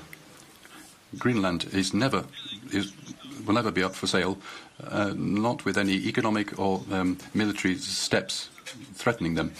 You can't strip a country, a people, of the right to decide their future themselves. Because there's huge difference. Countries are queuing up to join the EU, 10 countries. No one is in a queue for the US. There are threats on Canada, Greenland, and Venezuela. That is the big difference, ladies and gentlemen, when it comes to the attraction in this world. People, whether people want to come in or they're being threatened. Trump says that Denmark can't defend Greenland itself. When European allies are sending forces to Greenland, but he's not happy about. He's getting angry. That's strange. So sorry, Mr. Trump. Hands away from Greenland, and to the American people and the US Congress, speak up so loud that we can hear you against all this madness we see just now. Thank you. Thank you. Tack. Urmează Per Clausen din partea grupului Stângii. It has been delightful to hear the many strong contributions when it comes to these unacceptable threats. Threats to individual countries, the EU, and threats against Greenland. I'm very happy that perhaps, finally, we can speak up to the bully Trump, both in words and actions. Because we must admit that many, for a long time, have gone along with the most ridiculous things to please Trump, or Daddy Trump, as he's been called. So I come to the words from the German priest Martin Niemöller. First, Trump came against migrants and trans people. You said nothing because you're not migrants or trans people. Then Trump attacked Venezuela. We said nothing because we're not Venezuelans. Now he's going after Greenland and Europe. And now, finally, we're starting to wake up. And that's a good thing, because if we do not speak up, who will be left to speak up to him when he makes some ridiculous claims to Panama, Canada, or something else? But we need more than just fine words. If you have a criminal, I'm talking about a criminal, somebody who breaks international law and some American laws too, against a criminal bully, we should use the economic muscles that we actually have. The so-called trade bazooka is a clear element. There are also other things, because the EU and Europe economically are strong enough to match the US. So just let us give it to him. Uric, din partea grupului Europa Națiunilor Suverane. While you here in the European Union are fighting for a country which is not ours, the United States are going to take Greenland. You are total losers. I'm sorry to say that, and EU is being subject of jokes throughout the world. I'm just thinking, who can earn Donald Trump's respect? Macron, who is slapped by his wife in an airplane and who faced 4 breakdowns of his government back home, who is unable to protect France from illegal immigrants who are setting their towns on fire? Or should he respect von der Leyen, who, with her Green Deal, has successfully managed to destroy the European economy? No, this has to end. Von der Leyen has to be dismissed immediately, and you as well, Ms. Kallas. The Ukraine war has to end immediately. We have to settle our relations with the East and to cancel this nonsensical Green Deal and to prepare a series of retaliatory measures should the US increase the pressure, because if Europe is going to lose, Greenland is going to lose the last bits of respect in the world, if it has any at all. Dear colleague, there was no blue card, but I think the sentiment of the room was that you might have offended some of the colleagues. We continue the discussion. Rasa Yukneviciene, and to the room we have taken over 20 catch the eyes. At this point I will close the catch the eye to give respect to the people who have followed all the debate, but blue cards are now open. Please proceed, colleague. No one disputes that Arctic security is important not only for the US, but also for us, Europe. It has long required much more serious attention and work. And we, EU and NATO, can do this together. However, the crisis in NATO and the threats to Greenland and Denmark caused by President Trump are an even greater security challenge than the problems in the Arctic.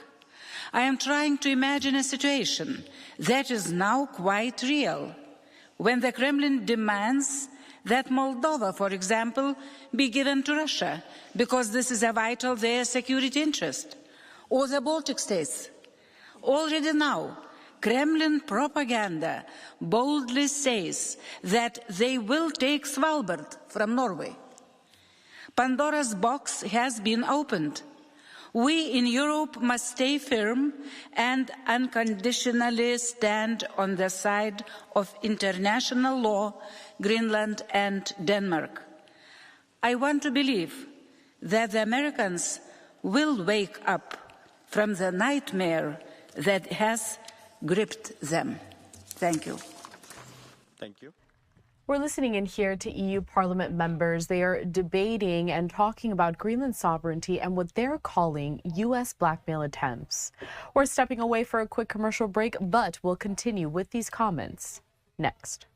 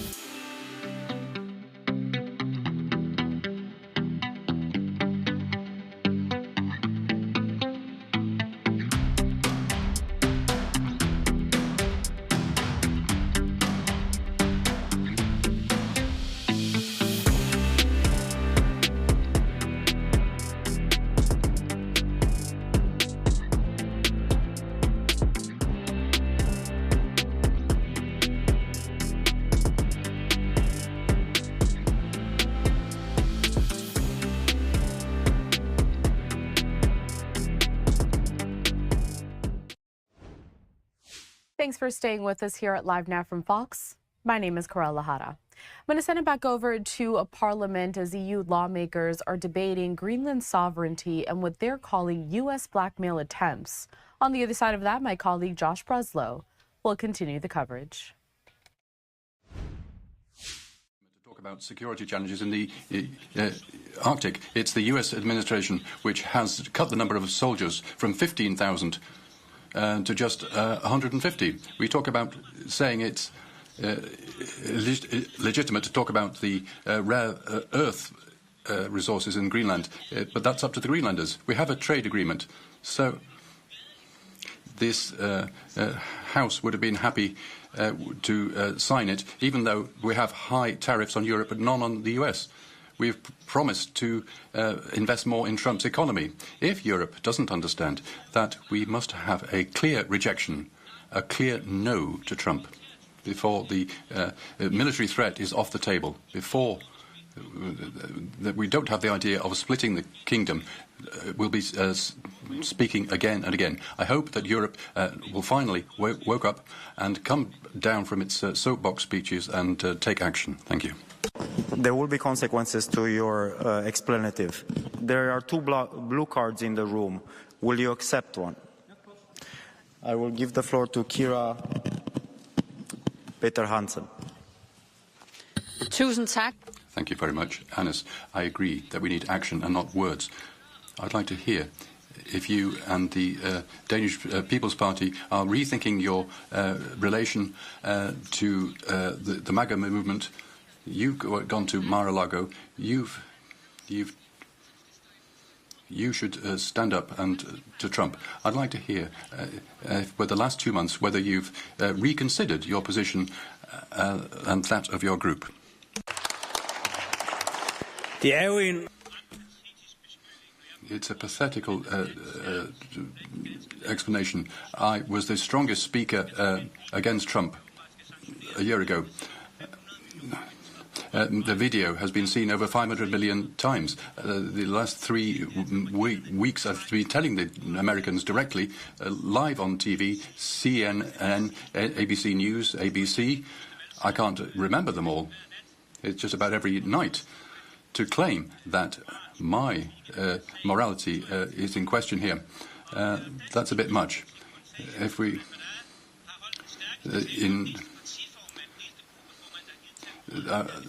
I'm the only group chairman who's taken the floor on this issue. That's a bit too much from the Green Group.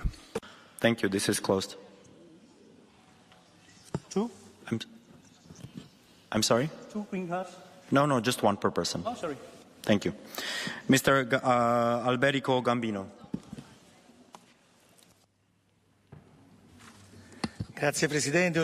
Thank you very much, President. Ladies and gentlemen, High Representative, the sovereignty and territorial integrity of Greenland and the Kingdom of Denmark are non-negotiable. The EU has to defend them with a profound sense of diplomacy, and that is why we have to avoid emotional responses such as sending troops and the issue of tariffs between allies, because I think this could lead to useless escalation that will just weaken the West instead of strengthening it. The strategic challenge in the Arctic, the real one, doesn't come from allies, but from the military pressure by Russia and the economic and geopolitical penetration of China. Of course, their aim is to redefine the balance there and strategic routes. We need political dialogue, coordination and responsibility. We need dialogue between the EU and the US that are still a pillar of security. We need coordination within NATO that acts as a deterrent. We need to be firm when it comes to principles, have lucid choices, and make sure that the EU truly defends sovereignty and common defense. Grazie. Urmează Pat Urmas. Thank you very much, Mr. Pat. Dear colleagues, the European Parliament has adopted several resolutions over the past 10 years when it says that a lot more attention needs to be paid to the Arctic. I have stressed that as a rapporteur on Arctic. Unfortunately, European Parliament has been right. The situation in the Arctic has become more and more complicated. Of course, the future of Greenland can be determined only by Greenlanders. Europe can support them in that. Other European countries can invest a lot more in the security of Greenland and all of Arctic by being present. European Union needs to be open and positive vis-à-vis Greenland, but also vis-à-vis Iceland and Norway, creating a favorable atmosphere for their potential accession to the EU. What's happening around Greenland is actually a part of a wider changing landscape of security in the world. Therefore, European Union needs to accelerate cooperation in defense and security and get rid of dependency from third countries. European Union. All right, what you're listening to right there is some discussion that's taking place. And of course, they are talking about Greenland, and that is the European Union. We are now at the top of the hour here, 8 o'clock on the East Coast and 5 o'clock on the West Coast. My name is Josh Breslow, and I do want to say a big thank you to my colleague, Karel Lahara, who has been here with you since early this morning to bring you all of your top stories and live events from across the country and the world. I'm here for the next few hours to do the same. Right now, I do want to get into some of your headlines here at this hour as we take a live look over the White House. A full list of members of President Trump's new Board of Peace is expected to be revealed in the coming days, potentially by Trump himself over in Davos during this week's World Economic Forum. Now, President Trump will be addressing world leaders and other representatives in remarks at the forum that's set for tomorrow morning, 8:30 a.m. Eastern Time. Of course, we're going to bring those to you in full, as we always do here on Live Now from Fox. Now, the Board of Peace itself is tasked with supervising the next phase of the Gaza peace plan. Invites have gone out to several countries, including Israel and Russia, with France saying it's going to hold off on accepting. The president addressing that as he departed to return to the White House just last night. Have you invited President Putin to be a member of the Board of Peace? Yeah, he's been invited. Do you have any response to President Macron saying he will not join the Board of Peace? Oh, did he say that? Well, yeah. Nobody wants him because he's going to be out of office very soon. So, that's all right. What I'll do is if they feel like Costo, I'll put a 200% tariff on his wines and champagnes, and he'll join. But he doesn't have to join. If he said that, you're probably giving it to me a little bit differently. But if he actually did say that, but as you know, he's going to be out of office in a few months. Did you invite President Putin to join the... Yes, he's one of the people. These are world leaders, and the answer is yes. All right, again, that was President Trump just last night here. What you're looking at is a live view coming in out of Davos, where, again, President Trump is expected to speak tomorrow, 8:30 a.m. Eastern Time. We'll bring that to you in full, and he could reveal all the members of that Board of Peace during that speech. Right now, I do want to discuss more about the board itself, so let's bring in Jonathan Schanzer, Executive Director at the Foundation for Defense of Democracies, joining us now live. Thank you so much, Jonathan, as always, for taking the time to be here with us today. My pleasure. And I did want to talk a little bit about the Board of Peace and what to expect here. So is this all going to be about Gaza, or is there potentially more to it?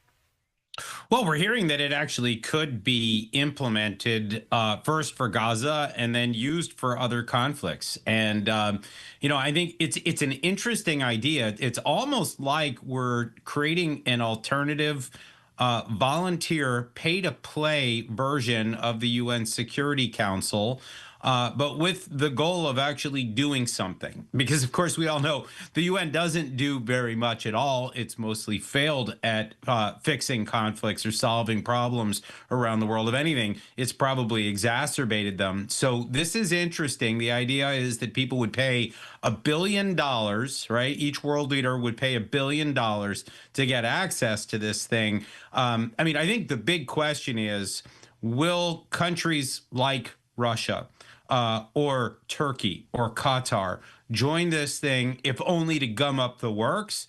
or do they join with actually the goal of solving? It looks like Donald Trump sees himself as being the leader of all of this. He's the guy that's going to sit at the top.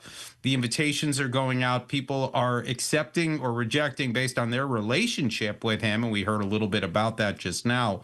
I guess once we understand exactly who accepts, and there have been a number of countries that have been invited. I mean, you mentioned Israel, Russia, France, but also, I've seen Hungary, Egypt, a whole host of European nations and others. Once we figure out who's on this board, we may be able to start solving other problems if this thing flies.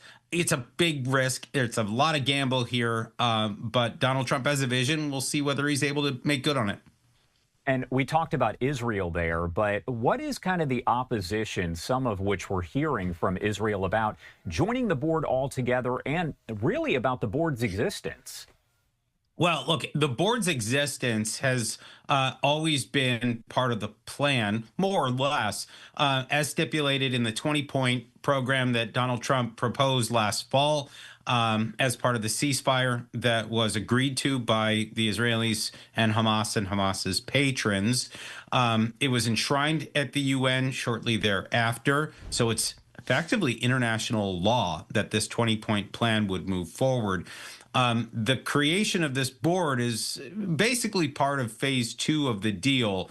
Phase 1, let me just say, was not fully complete, right? There's still one Israeli slain hostage that's still in Gaza, and I guess the Israelis are having a hard time locating him. So is Hamas, and the outside entities that have been charged with finding this body of Ron Gavili. It's not happened. The other part of this is that Hamas was supposed to disarm. They haven't, right? I mean, right now they still control something like 47% of the Gaza Strip. The Israelis control 53% of the territory surrounding this enclave in Gaza, on the basically on the coast of the Mediterranean. But I think what's happened here is that they're not letting the perfect get in the way of the good. They're going to move forward. And then as they do, this board is going to start to pull together a governing structure. And, here what you have is the Israelis, I think, on the one hand, they know that they need to do this. They know that they need to make a deal that ends the war. They need to stop the bloodshed. They need people to pay for Gaza and its reconstruction. All of those things are going to be important. And by the way, if they want to ever see normalization with Saudi Arabia or perhaps other Arab countries, they're going to need to do this. They're going to need to move forward. Their biggest problem right now, as I can see it, it's basically two countries. And these two countries were sponsors of Hamas. And here I'm talking about the countries of Turkey and Qatar. Were it not for these two countries, I don't think that October 7th would have happened. I don't think the mass slaughter, the 250 plus hostages, I don't think any of that would have occurred had it not been for the Turks providing an external headquarters dating back to 2010, 2011, and the financing and the support that they've provided. They've rolled out the red carpet for top leaders, some of whom have actually planned attacks out of Turkey. And the same goes for the Qataris. They ended up taking on the Hamas leadership that left Syria after the civil war broke out there in 2011, 2012. And they have a core cluster of Hamas figures. And the Israelis actually tried to hit them back in September of last year with the growing frustration. Neither one of these countries belong on this board of peace. And I think, people are talking about Putin and how controversial that is. At least the guy didn't sponsor the war that we're trying to solve. I'm not saying he belongs on the board, but these two countries are literally the core of the problem, and they should not be part of the solution. When we talk about membership here, and you touched on the $1 billion aspect of this, what do we know from the White House about how those members are going to be chosen and kind of what happens there? Because you already mentioned as well that there are so many countries that have been invited, but we don't know really at this point fully which ones have accepted. We know France says it's going to hold off on it, and Israel, there's questions there. So what do we know about all of that from the White House? You know, I mean, all we know is that basically it's pay to play. It's very Trumpy, right? The idea that, okay, you want to solve this problem, we're going to ask you to pony up, we're going to ask you to put skin in the game. A lot of these asks are the result of the president's personal relationships with different world leaders. And again, I think some of them are going to be highly controversial. The idea of Vladimir Putin taking part in this is inviting the fox into the hen house, the skunk at the picnic, whatever you want to call it. I mean, this is a man that's not exactly been in favor of, American-led initiatives. He often tries to tear down American-led initiatives. But, I mean, I do think there's an open question. Will he be hostile to Israel? Will he be hostile to peace in the Middle East? I don't know the answer to that. I mean, he has decent relationships with the Israelis. It's not great. It's professional, though. And, and Putin actually relishes the ability to do outreach to Russian Israelis of Russian descent, many of whom immigrated in the 1980s. So he sees himself as sort of a godfather of this population. It's something like 10% of Israel, like 1 million people that he wants to do outreach to. So, I mean, that's interesting in and of itself. I think the big question gets back to this, Josh. You asked me about whether there's a mandate to tackle other world problems. If Putin's on this board and then they start to try to deal with the question of Ukraine, well, obviously that creates bigger problems. So I think, for me, there's a lot of questions out there based on what we've heard from the White House and what we've seen in the reporting about how wide they want to open this thing up, who gets to join, and then what problems they try to solve. How ambitious are they? I got to say, Gaza's ambitious enough from my perspective. This is a huge problem. It's been not easy to solve so far. I welcome the idea of having, multiple world actors, but I'm not sure that all of them are going to be actively positive contributors. And this might be a premature question to ask because the board itself hasn't fully been formed. But as it does kind of move forward, what benchmarks should we really be watching for here to see if this all is successful or not? Well, look, I mean, there's a couple of things. There is there's the executive board, and Trump sits at the top of that. There is all of the external participants. And by the way, there are some very good people that have joined this, American businessmen, cyber experts, real estate folks that actually have decent experience, and I think have the will to bring about a better Gaza, if you will. But I think the key benchmarks are, can we get there's a transitional government in Gaza. There's a figure that's been appointed for this role already, but I think the government under this person has not been formed. So we need to see that happen. This is a technocratic government that would not be Hamas, that would be in charge of governing Gaza in ways that leave Hamas out. And that's always been what we've envisioned here. Hamas was the core part of the problem. We're trying to excise that problem. But then here comes the big thing, which is Hamas still controls weapons. They still control territory. They're still attacking Israeli troops. They're still crushing dissent within the territory that they control. We're hearing about human rights violations against Gazans. And of course, you're not hearing a lot of complaints about that in the media. But these are some of the issues that are happening here. Somebody needs to take this territory from Hamas. Somebody needs to get Hamas out of this territory. I fear that it's only up to Israel because Israel's the only one that's willing to deploy troops. But maybe international pressure, international leadership as part of this, Board of Peace, maybe we get to a different outcome. That would be welcome, I think.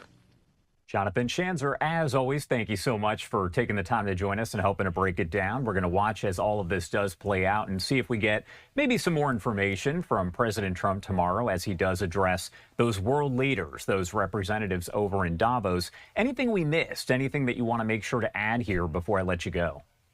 Look, I think just the one thing to stress here is the Qatar and Turkey role. It's not getting a lot of attention right now, but it is the one thing that I would watch. It's the thing that the Israelis really don't like, and for good reason. As I mentioned, two patrons of Hamas. The guy that I'm actually most alarmed about is the foreign minister of Turkey. He's the former head of the MIT, the Turkish intelligence services. This is the man that helped create the Hamas headquarters before he was named foreign minister. So he is actually in large part responsible for the entire Hamas policy that the government of Turkey has embraced. By the way, he's also a massive money launderer for Iran, violating sanctions, illicit finance out the wazoo. We actually saw this same guy, Hakan Fidan. This guy was helping ISIS during that challenging period in Syria and Iraq. He was helping that group move fighters and cash to Iraq and Syria. In other words, this guy is just bad news. He shouldn't be foreign minister of Turkey, and he should not be on anything like a board of peace if the goal is actually peace. So I would say keep an eye out for him in particular. He's going to be the guy that I think the Israelis zero in on. All right. Jonathan Schanzer, as always, Foundation for Defense of Democracies, thank you so much for being here with us. We appreciate it. Thank you. And a reminder here, as we mentioned, President Trump is going to address those world leaders there in Davos tomorrow, 8:30 a.m. Eastern Time. We'll bring it to you right here in full. Now, as we take a live look over the Supreme Court building there in D.C., do want to remind you, 10 a.m. Eastern Time today, that is when the Supreme Court is expected to release at least one opinion here, and that could potentially be on the future of President Trump's tariffs. We'll let you know as soon as we get that information, that ruling there, into our newsroom. Also want to remind you, 8:30 a.m. Eastern Time, that is when we expect that Treasury Secretary Scott Bessent is actually going to be addressing the World Economic Forum as well. We're going to bring you those remarks. That's what we do here on Live Now from Fox. Right now, we are going to give you this live look over the White House as we head to a break. Just 2 minutes here on Live Now from Fox. We'll be right back.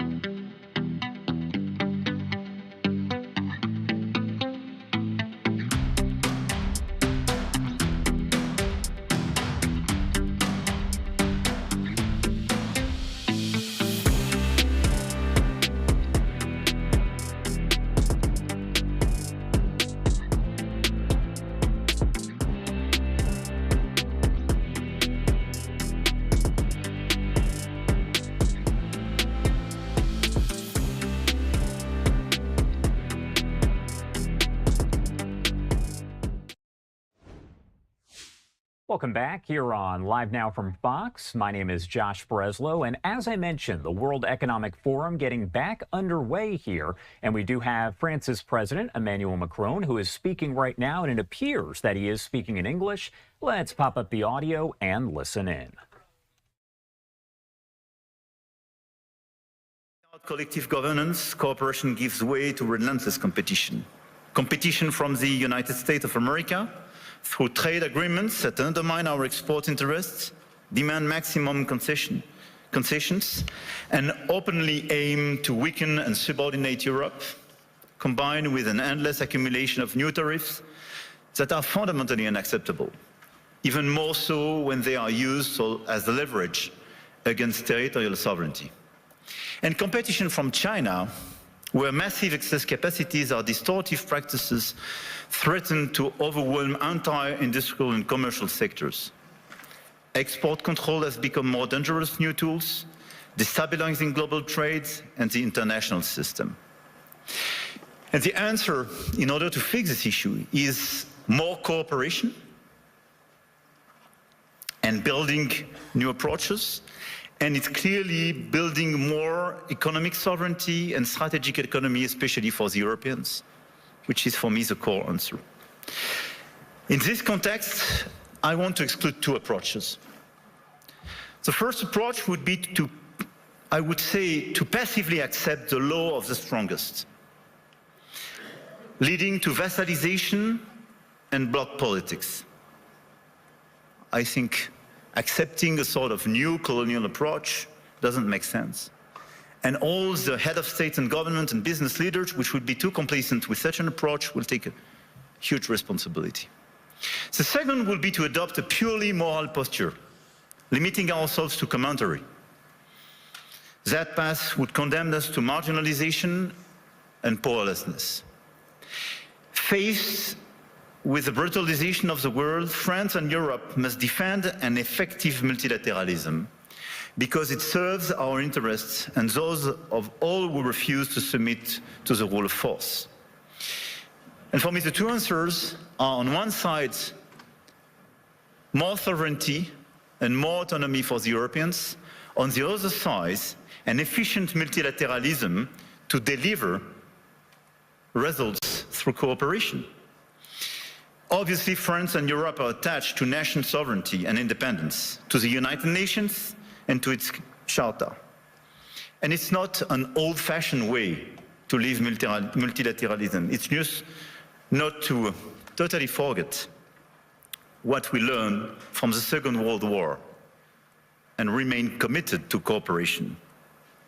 And this is also because of those principles that we have decided to join the mutual exercise in Greenland without threatening anyone, but just supporting an ally and another European country, Denmark.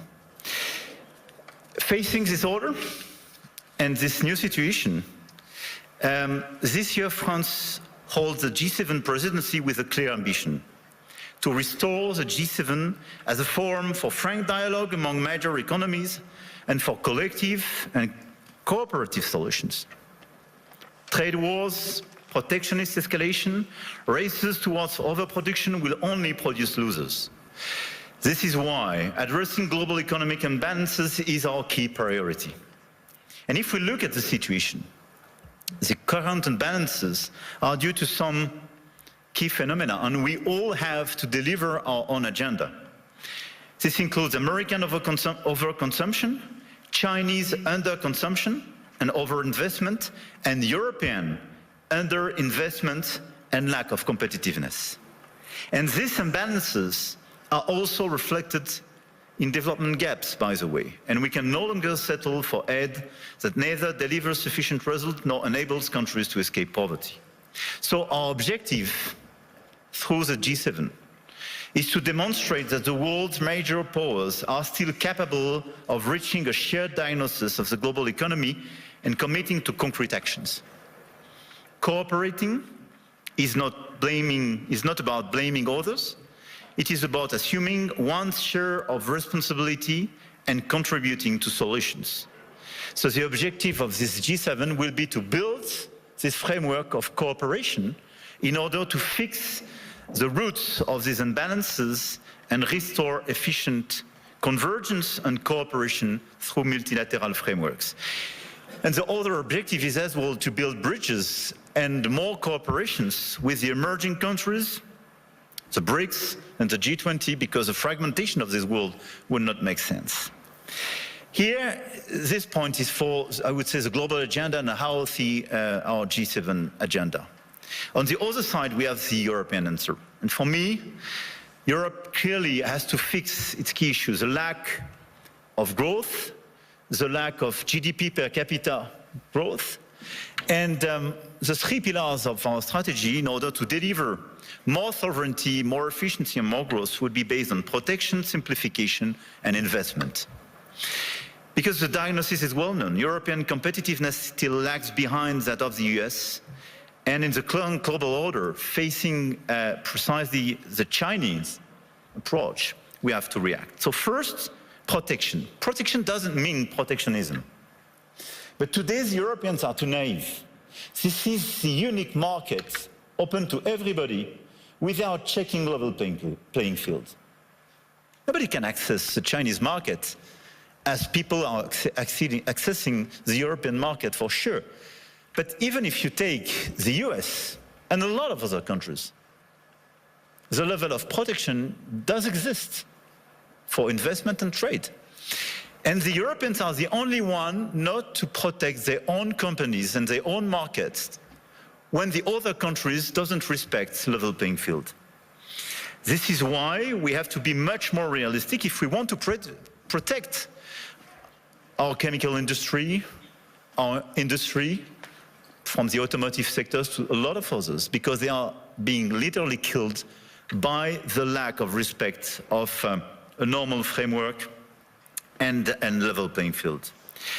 Europe has very strong tools now, and we have to use them when we are not respected and when the rules of the game are not respected, by the way. The anti-coercion mechanism is a powerful instrument, and we should not hesitate to deploy it in today's tough environment. We must also advance the principle of European preference. There is a North American preference in your market. There is no European preference today. We are progressively creating it, and in the latest documents and decisions taken by the decisions, we do have the first examples of that, but this is extremely good. And we are currently aligning closely with Germany to deliver an ambitious and simple framework. And this is a decisive project, and I count on the European Commission to present a proposal as well by early 2026 with the highest possible level of ambition in order to deliver, I would say, across the different sectors, the principle of European preference. This is a necessity.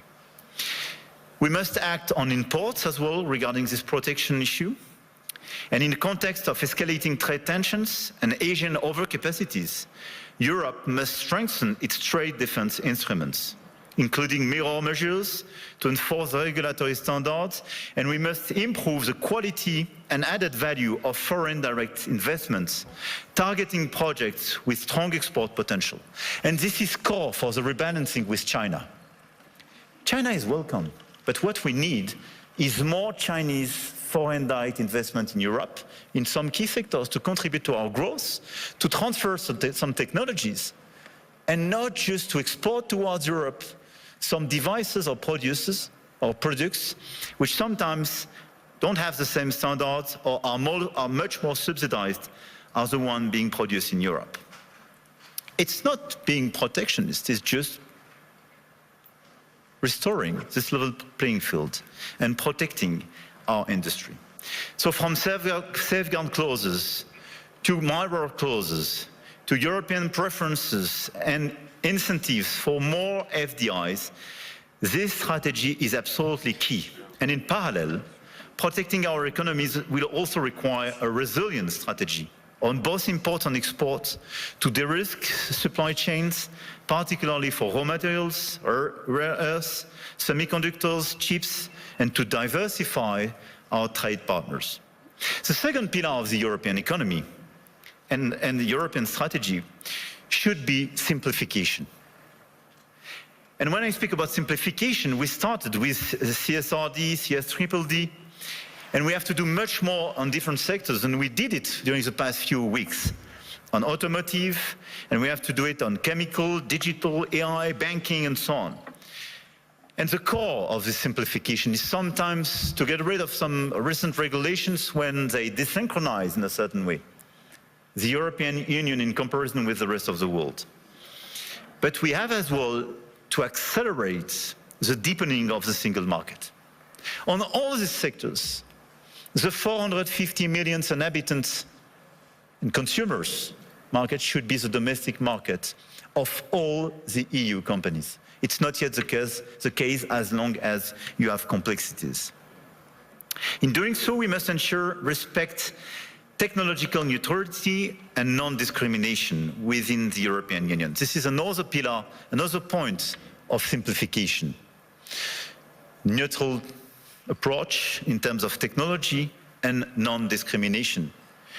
We discriminate during such a long time between the different sources of energies. It's counterproductive for the Europeans themselves.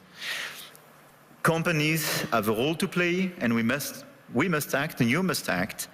And clearly, you must help identify and concretely help us to simplify where it is needed. But for me, this agenda of simplification is not a matter of discussion, but just implementation, speed and scale. The third pillar of the European strategy for more competitiveness and more autonomy is based on investment and innovation. We have to invest much more. If there is a GDP per capita so different between the US and Europe, 65% to 70% of the explanation is due to the difference in terms of innovation. And the US was much more innovative because of public and private investment. So in our budget for the months to come, because we will negotiate during the years, this year in Europe, we have to invest much more money in the critical sectors where the innovation will be made. AI, quantum, green tech, but as well defense and security. The size of our common budget is not the right one. We have to invest much more money in order to be much more credible and accelerate this innovation agenda. But at the same time, if you look at the situation, we don't have sufficient private investment. And this is one of the main differences. We do have the savings as the Europeans, much more than the US, by the way. But this saving is overinvested in bonds and sometimes in equities, but outside Europe. So this is why the top priority should be securitization program. It is prepared, we have to accelerate the implementation. And second, capital market union. Precisely in order to have more integration and simplification, but to have an efficient capital market union in order to invest much more money and use our savings to be invested on innovation and equity in Europe. This agenda for me is our top priority, both the global and the European one. And it is to be implemented in the months to come, because everything is about acceleration. And France is committed to deliver this agenda. We work very closely with our key partner. And at the same time, our objective for France is to stabilize our results and our macro approach, and to remain the highly attractive country we are. We've been the most attractive country of Europe during the past 6 years, and to consolidate our deep structural reforms and our key advantage. And on top of the business framework we have, I want here to insist on the fact that we have a competitive, stable, low-carbon electricity supply. We exported last year 90 terawatt-hours of electricity, and a low-carbon one, based on our nuclear model. We have world-class innovation and research capabilities, and we will improve them. And we have one of the most vivid and active ecosystem in AI, quantum computing, energy transition, etc., and a lot of the startups and unicorns and large caps of these sectors are with me in my delegation today. And on top of that, let me insist, and I will stop here, on the fact that we have a high-quality infrastructure and large market with strong purchasing power. And we have a place where rule of law and predictability is still the rule of the game. And my guess is that it is largely underpriced by the market.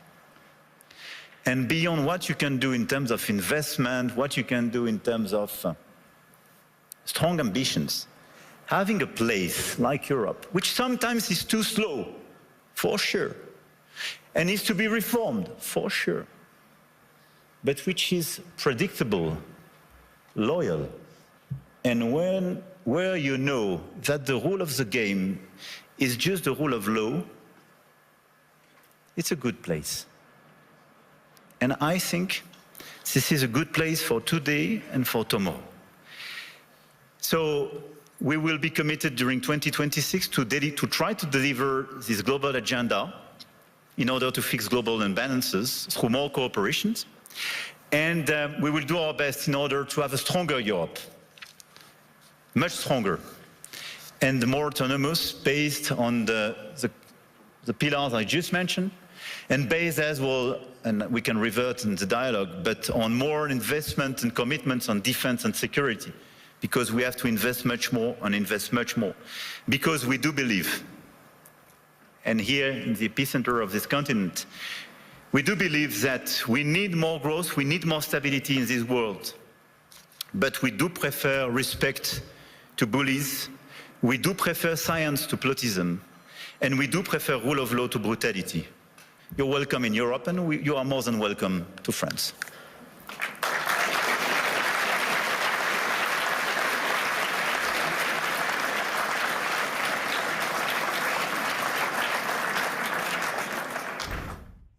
All right, that was Emmanuel Macron there, the French president, as he was addressing those world leaders and representatives. This is happening, of course, at the World Economic Forum that is over in Davos, Switzerland. And there are a lot of questions that have been asked about why he's wearing those aviator sunglasses. The palace releasing a statement saying that he does have a ruptured blood vessel in his eye. He's trying to cover it up there, but they say it is a minor eye injury. Again, a lot of questions kind of floating around social media, but this is not the first time that he has worn those sunglasses to an event in recent days here. Again, a ruptured blood vessel in his eye, according to the palace. We are going to head to a quick break here at 8:35 on the East Coast and 5:35 on the West Coast. You're watching Live Now from Fox. We'll be right back.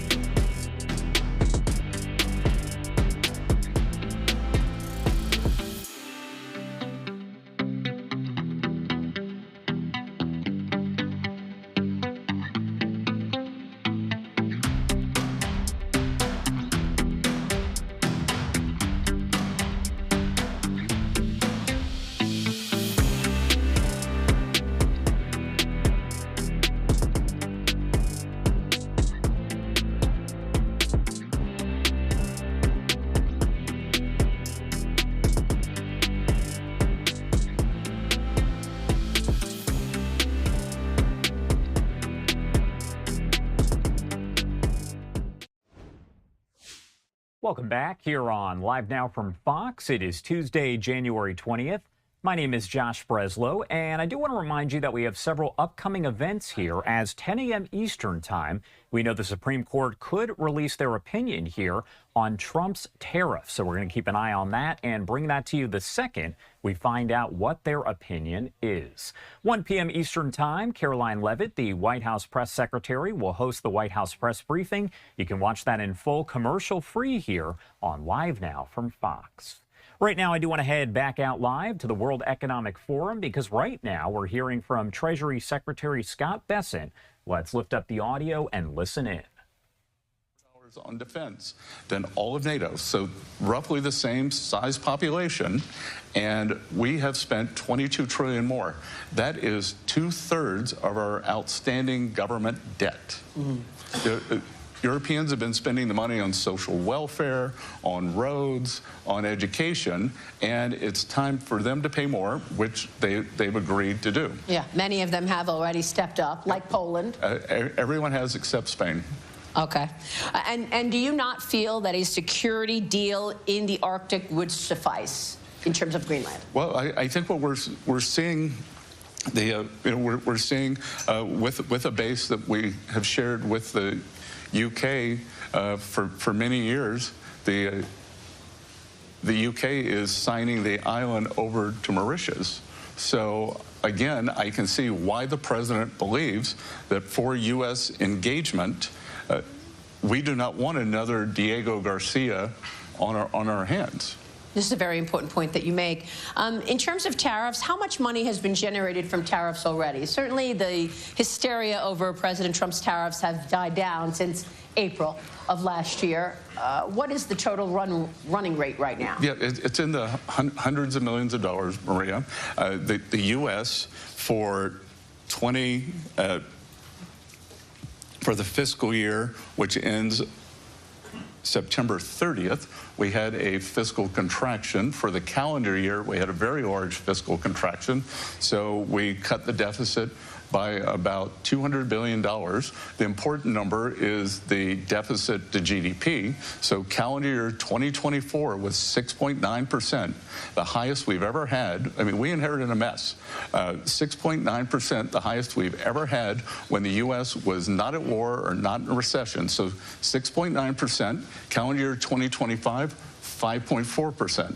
I have called for getting that number down to 3% by the end of President Trump's term, and I think we're on the way. So you've been using that tariff money to pay down the deficit then? It feeds into the general account, and it's been a big part of it. And again, last year, the U.S. 10-year bond was down about 40 basis points. I believe France was up about 40 or 50, Germany was up 50 or 60. U.S. bond market had its best performing year since 2020. And again, back to your point that after Liberation Day, April, May, it's the end of the world. The world's going to sell U.S. assets. Just the opposite happened is, as Treasury Secretary, I can see who the buyers are of our bonds, and we had more foreign participation than ever. And just to be clear, a moment ago, when I asked you about the market reaction, you don't think markets rates are spiking on this Greenland story. You think that what's happening in Japan is specific to Japan. Well, I think that the Japan situation, that the market there, again, had a 6 standard deviation move, and that was happening before any of the Greenland news. And I think the rest of the world, German rates are up, French rates are up, Japanese rates are up a tremendous amount. Secretary, I want to get to the macro story in a moment, but let me stay on tariffs for one more moment, because we could be hearing from the Supreme Court imminently. And of course, the Supreme Court will issue a ruling on the president's use of tariffs during a, quote, emergency, the IEEPA reason that you've actually issued some of these tariffs. What are your expectations for the Supreme Court? We could hear from them this morning or even tomorrow morning. If they rule against you, what are the alternatives to raise that kind of revenue, hundreds of billions of dollars that you've already been able to do? Well, Maria, I think it's very unlikely that the Supreme Court is going to strike down a president's signature economic policy. It didn't early on with the ACA, also known as Obamacare.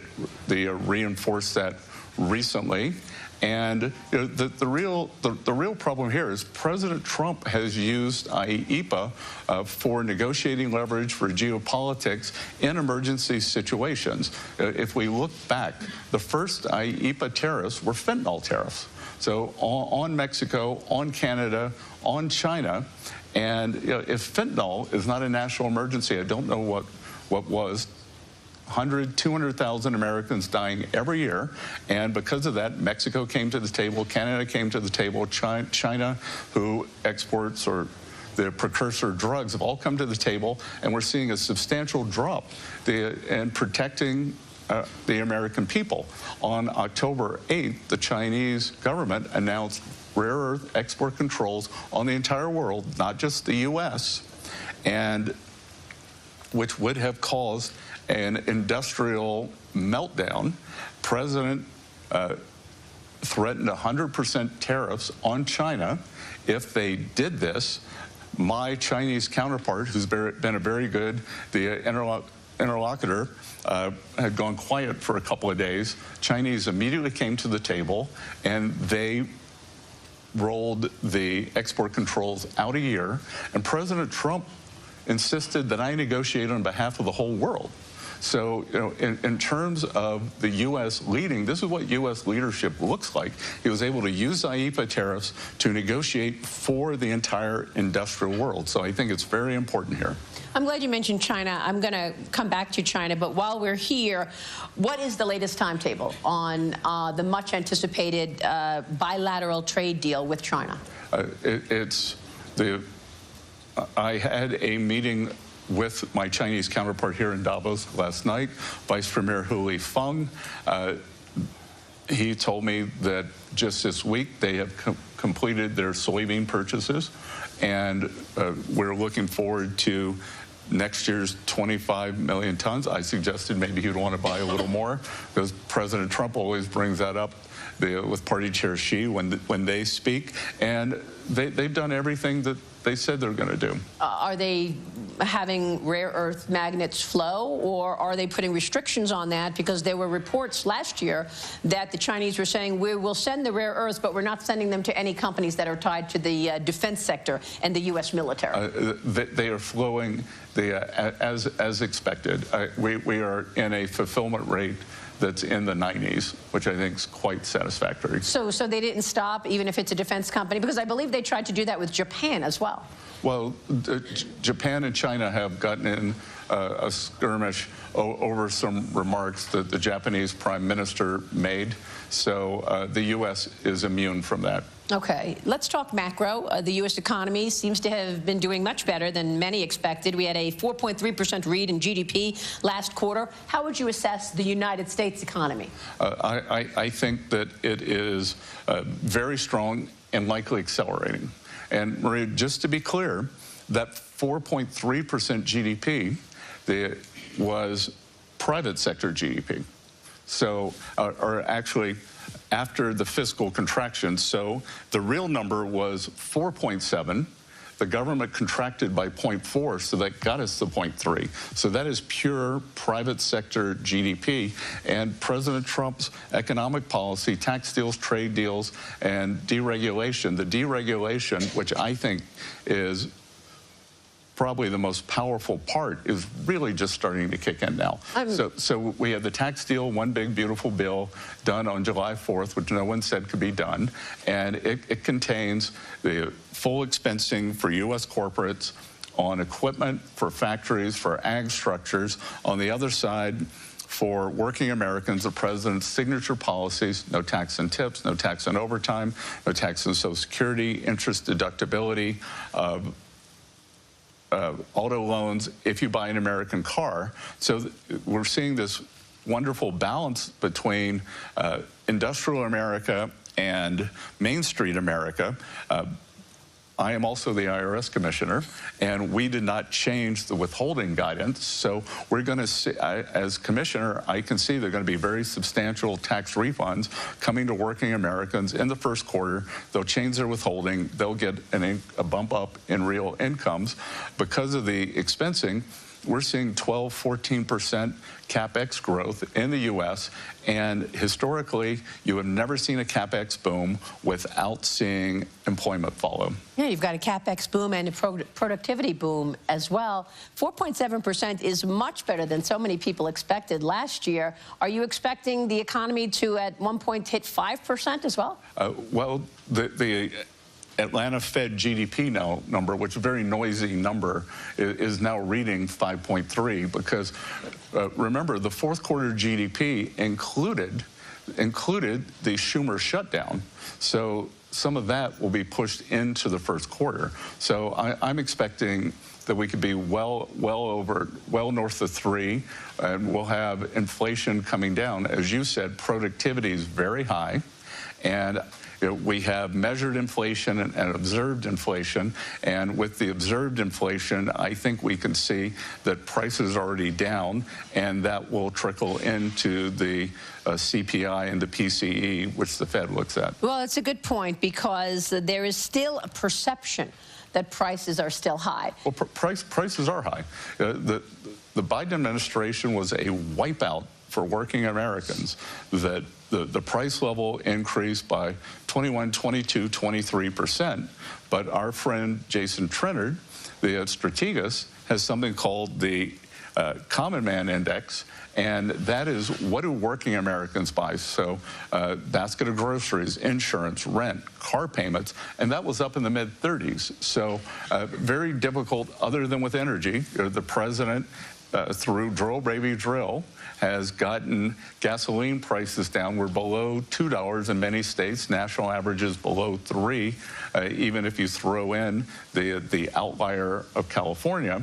And so that we can get down, and we are working every day to get things down. And affordability is two pieces. Affordability is price level, but it's real incomes. Real incomes have gone up every month since President Trump took office. And as I said, I think we're going to see a big year for real incomes this year. Wow. And you said in terms of the tax refunds, are we talking about thousands of dollars that people will be getting as a result? We could see, for working families, for each wage earner, we could see up to $1,000 per wage earner. Okay.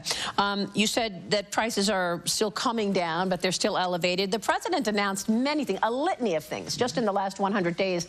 And I want you to walk through some of these things and tell us why they're important, because he put a ban on large institutional investors purchasing single-family homes. He asked for $200 billion purchases of mortgage-backed securities, and he put on a proposal for a 10% cap on credit card interest rates. We know credit card interest rates are always soaring, up to 28, 30% in some cases. That's going to cut into earnings of the bank, certainly. And he also teased something about 401ks, that you would be able to tap into your 401k to then buy a home. Walk us through these things. Why are these so key, in your view, to growth and to reining in prices? Well, here, why don't we start from the beginning? So. The first thing was the ban on large institutional investors purchasing single-family homes and the purchase of mortgage-backed securities. Yep. So the ban on institutional investors in single-family homes, for those of you who are not American, in the U.S., pre-Great Financial Crisis, institutional investors did not participate in the single-family market. So post the financial crisis, institutional investors hoovered up single-family homes. They continue to do it, and there's an unfair tax arbitrage there. You and I have a mortgage. We can deduct the mortgage amount. Institutional investors can deduct the borrowing amount, but they can also expense any repairs and depreciation. So we think that it is a good idea to have them out of the market. We are going to give guidance at some point to see what is a mom and pop, that someone, maybe your parents for their retirement, have bought 5, 10, 12 homes. So we don't want to push the mom and pops out. We just want to push everyone else out. And what's important here, you will hear some misinformation that says, well, institutional investors are 1, 2, 3%. That is true. Having been in markets for 35 or 40 years, markets are made on the margin, and institutional investors are much higher in boomtown markets like Charlotte, like Atlanta, like Huntsville, Alabama. So they've done that. In terms of having Fannie and Freddie buy MBS, the mortgages are two parts. It is the 10-year bond yield, and it is the spread between mortgages and the 10-year yield. So the purpose of that is to narrow the spread. Okay.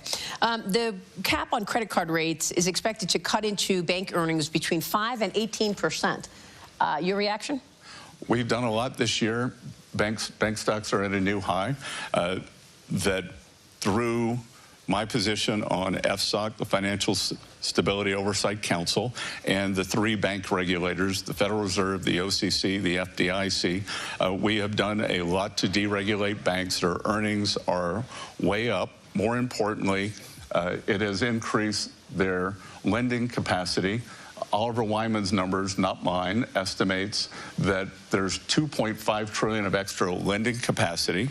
The other thing that has been a focus of this administration and a focus of mine is small and community banks, because what happened after the great financial crisis, all the regulations from Dodd-Frank, we had too big to fail. But then with small banks, you were too small to succeed. This regulatory morass, we have lost more than 50% of the small and community banks. And they power small business lending, real estate lending, and ag lending. So we are trying to bring that back. Yeah, it's a great point, because farmers really need the lending of these small community banks. Look, Secretary, I want to get your take overall on your thoughts on what you've done so far, because the president back last year, right after the inauguration, I sat down with the president and I asked him what he wants the economy to look like in 4 years when he's done. And he was very clear. He said he wants private enterprise to rule the day. 1 year later, you've taken a 10% stake in Intel. You've taken a stake in MP. Now, I know that these are national security issues.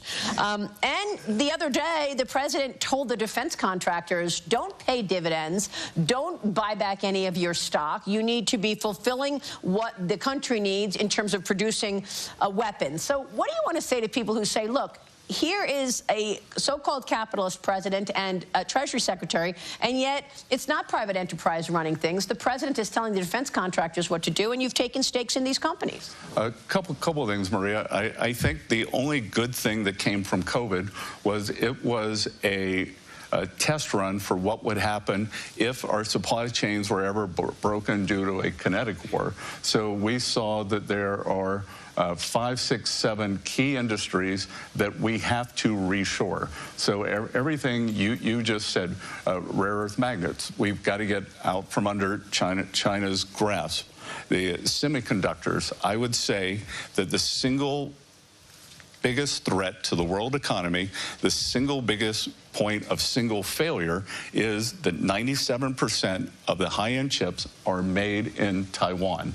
If that island were blockaded, that capacity were destroyed, it would be an economic apocalypse. So we are reshoring the semiconductor industry to the U.S. With the defense contractors are no different than the systemically important banks.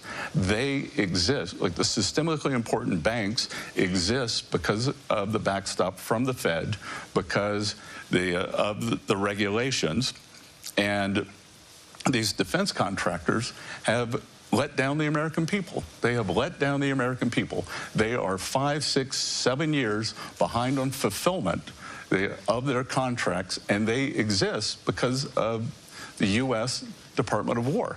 So I do not think it is unreasonable to tell them that until further notice, you need to build more factories and buy back less stock. And by the way, Maria, these CEOs are making $30, $50 million a year for failing the American people. So I don't see any discrepancy there. And it's, as you said, everything on your list is national defense. And so once they get to some normalized level of backlog, I don't know whether it's 2 years, 3 years, then we can talk about removing those restrictions. So what you're saying is you want private enterprise to lead the day, but when it comes to national security, the government will be a shareholder. And again, a lot of this isn't private.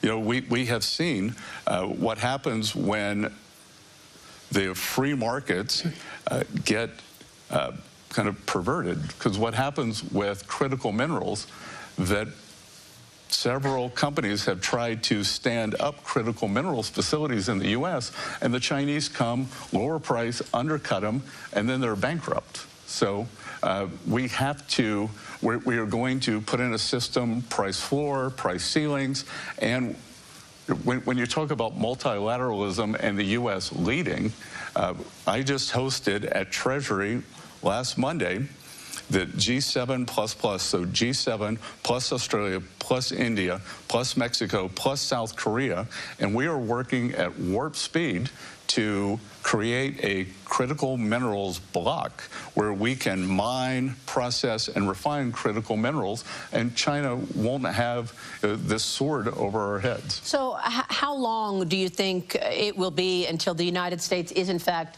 independent in terms of the refinement of these minerals, independent in terms of oil, etc.? I mean, I know that the U.S. is the largest producer anyway, but do you expect this year, next year, what's your timetable in terms of the U.S. not relying on China for these things?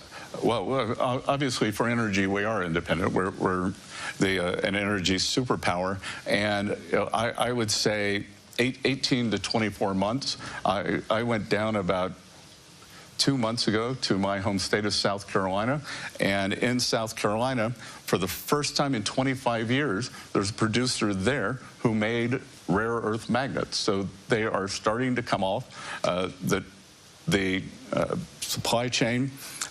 They believe that within 2 years, they can fulfill most of the rare earth magnet needs for the U.S. And then we also want to help our allies because the supply chain is important. Mm-hmm. What do you want to say about sanctions, something else you've been working on, of course? What are you planning there in terms of Iran and the impact there? Do sanctions actually work? And the same question with regard to 500% secondary sanctions or tariffs on countries who purchase energy products from Russia. Okay, so two things there. There are Treasury sanctions. And if you look at a speech that I gave at the Economic Club of New York last March, I said that I believe the Iranian currency was on the verge of collapse, that if I were an Iranian citizen, I would take my money out. President Trump ordered Treasury and our OFAC division, Office of Foreign Asset Control, to put maximum pressure on Iran, and it's worked. Because in December, their economy collapsed. We saw a major bank go under. The central bank has started to print money. There is a dollar shortage. They are not able to get imports. And this is why the people took to the street. So this is economic statecraft. No shots fired. And things are moving in a very positive way here. On the 500% tariffs on the buyers of Russian oil, that is a proposal that Senator Graham has in front of the Senate, and we will see whether that passes. We don't believe that President Trump needs that authority, that he can do it under IEEPA, but that the Senate wants to give him that authority. And just to be clear, that we have Europe buying Russian oil still, 4 years later, they are financing the war against themselves. India started buying Russian oil after the conflict began, but President Trump put a 25% tariff on them, and India has geared down and has stopped buying Russian oil. And then 3, China is a very large buyer of Russian oil, as they are of Iranian oil, as they were of Venezuelan oil. But guess what, Maria? No more Venezuelan oil for them. So would you treat China the same as the others in terms of buying Russian oil with regard to tariffs and sanctions? Well, we'll see what happens with this Senate bill and with the Iranian oil. That'll be up to President Trump.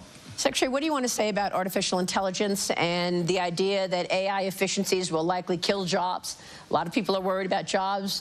Do we have a plan in the U.S. government right now in terms of job creation in the face of AI efficiency killing jobs? Well, Maria, we are seeing the record factory groundbreakings. That's why President Trump wants to bring back these precision jobs to the U.S.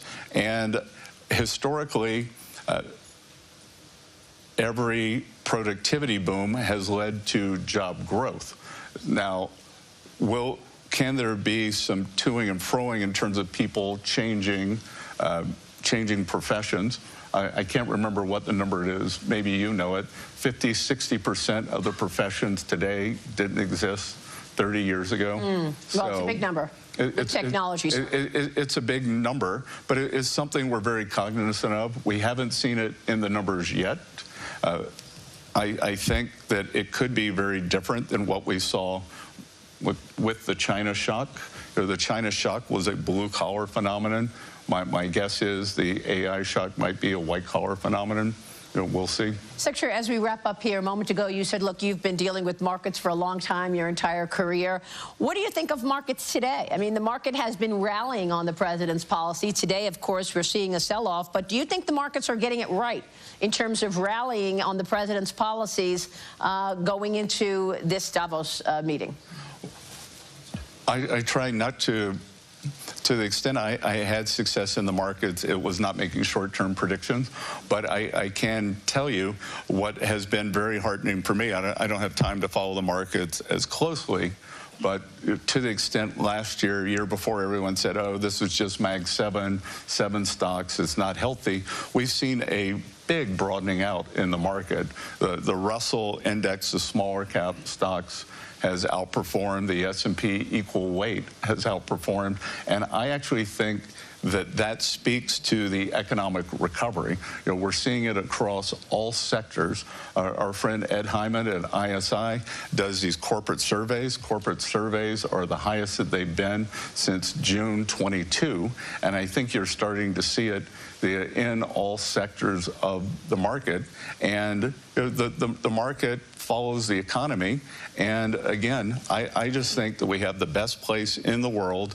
Come, build your factory. You have tax certainty, you have regulatory certainty, and you have energy certainty. And of course, deregulation. And that was one point that I wanted to make before we wrap up here, that Mario Draghi wrote a report 2 years ago about regulation in Europe, and the fact that the largest market cap company in Europe is Novo Nordisk because of Ozempic, about $400 billion or so. And we just saw NVIDIA in the United States hit $5 trillion. Well, clearly, Maria, the innovation, the change, and the ability to adapt is in the U.S. The U.S. is the innovation capital of the world. I don't think anything's going to change that. I was just asked in another meeting by some business leaders, what advice would you give to Europe? And I said I would operationalize the Draghi report, because the EU was supposed to cut down on red tape, but it is logarithmically increased it. When I talk to tech executives, they will tell me it is easier doing business in China than the EU. Wow. That's not a great stat. I had a European businessman come to see me the other day. He said, Secretary Bessent, it took me 3 days to get an appointment with the White House and with you. It took me 90 days to get an appointment with Ursula von der Leyen, and we are one of the largest employers in Europe. So there's just a different mindset here, and I think the mindset has got to change. It's got to change to a growth mentality, and that's President Trump's invitation, is we are growing, we're deregulating, and come and join us. The U.S. is going to host the G20 meeting next year, and on the finance track, we have identified the greatest financial risk as a lack of growth, because post-COVID, every government balance sheet has ballooned, and we have this gigantic government debt. There are two ways. You can either cut your way out of it through austerity, no voter wants that, or you can grow your way out of it. So we are inviting the world, come grow with us, prosper with us, and we can all do it together. Secretary, thank you very much. Good. U.S. Treasury Secretary Scott Bessent, thank you so much. Thanks, Maria.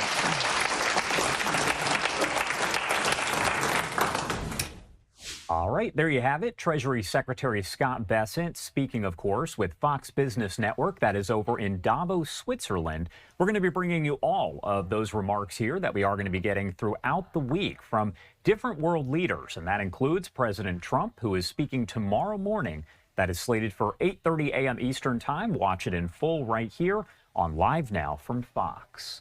Right now, I do want to take a live look outside of the Supreme Court building, where in less than an hour we could potentially get a ruling on President Trump's use of an emergency law to impose tariffs on most of the U.S. trading partners. This is what Besant and Maria were talking about moments ago. At issue here is the president's use of the International Emergency Economic Powers Act to impose two sets of tariffs, including the 10% global tariffs and the higher reciprocal tariffs, as, of course, they become known, using the word reciprocal there. Lower courts ruled previously that Trump exceeded his authority in using the act as a means of quickly enacting those import fees, prompting the Supreme Court to take on that case and speed up a ruling. Now, a decision was expected by June at the absolute latest. We're, of course, several months from that, but that ruling could come down today in just a matter of an hour.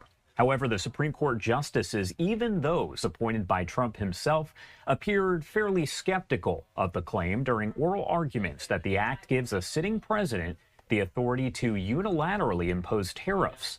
In a ruling against Trump, there are questions about what would happen next. Several experts say more litigation is likely to follow. There's no real question there, as this could next go back to the lower courts to decide the path forward.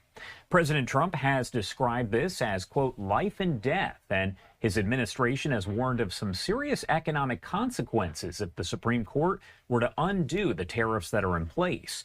And U.S. Customs and Border Protection reports the U.S. collected more than $133 billion in those emergency tariffs. That is as of about a month ago in mid-December. Lawyers for the Trump administration arguing before the justices that the law in question allows a president to act in response to, quote, unusual and extraordinary threats, end quote, and in cases where a national emergency has been declared, claiming that deep and sustained trade deficits amount to a national emergency. The plaintiffs counter that the law has never been used by a president to impose tariffs, and permitting the president to use the law to enact tariffs would expand his powers at the expense of other branches of government. Again, at this point, we are awaiting that potential ruling as the Supreme Court releases at least one opinion that is set for 10 a.m. Eastern time. No promises there, no confirmation. This is going to be about the tariffs, but either way, we'll let you know what happens there on Live Now from Fox as we reach that 10 o'clock hour. Right now, we are going to head to a quick break at 9:10 on the East Coast and 6:10 on the West Coast. My name is Josh Breslow, and you're watching Live Now from Fox. We'll be right back.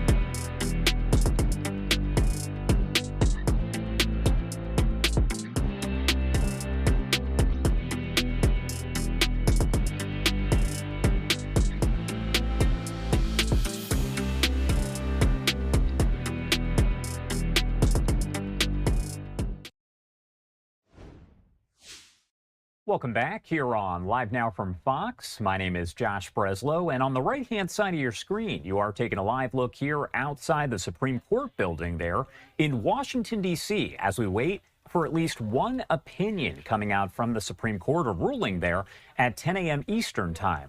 Not quite clear if it is going to be related to Trump's tariffs, but that is something that a lot of people are questioning here. So we'll make sure to bring that to you the second we get that ruling coming down. Again, at least one of them set for 10 a.m. Eastern time. Right now, as we pop this up on your screen, we do have a live look of Emmanuel Macron, the French president, who looks like he's answering questions after speaking to the World Economic Forum. I believe this is not in English, but do want to pop up the audio for just a second to listen in.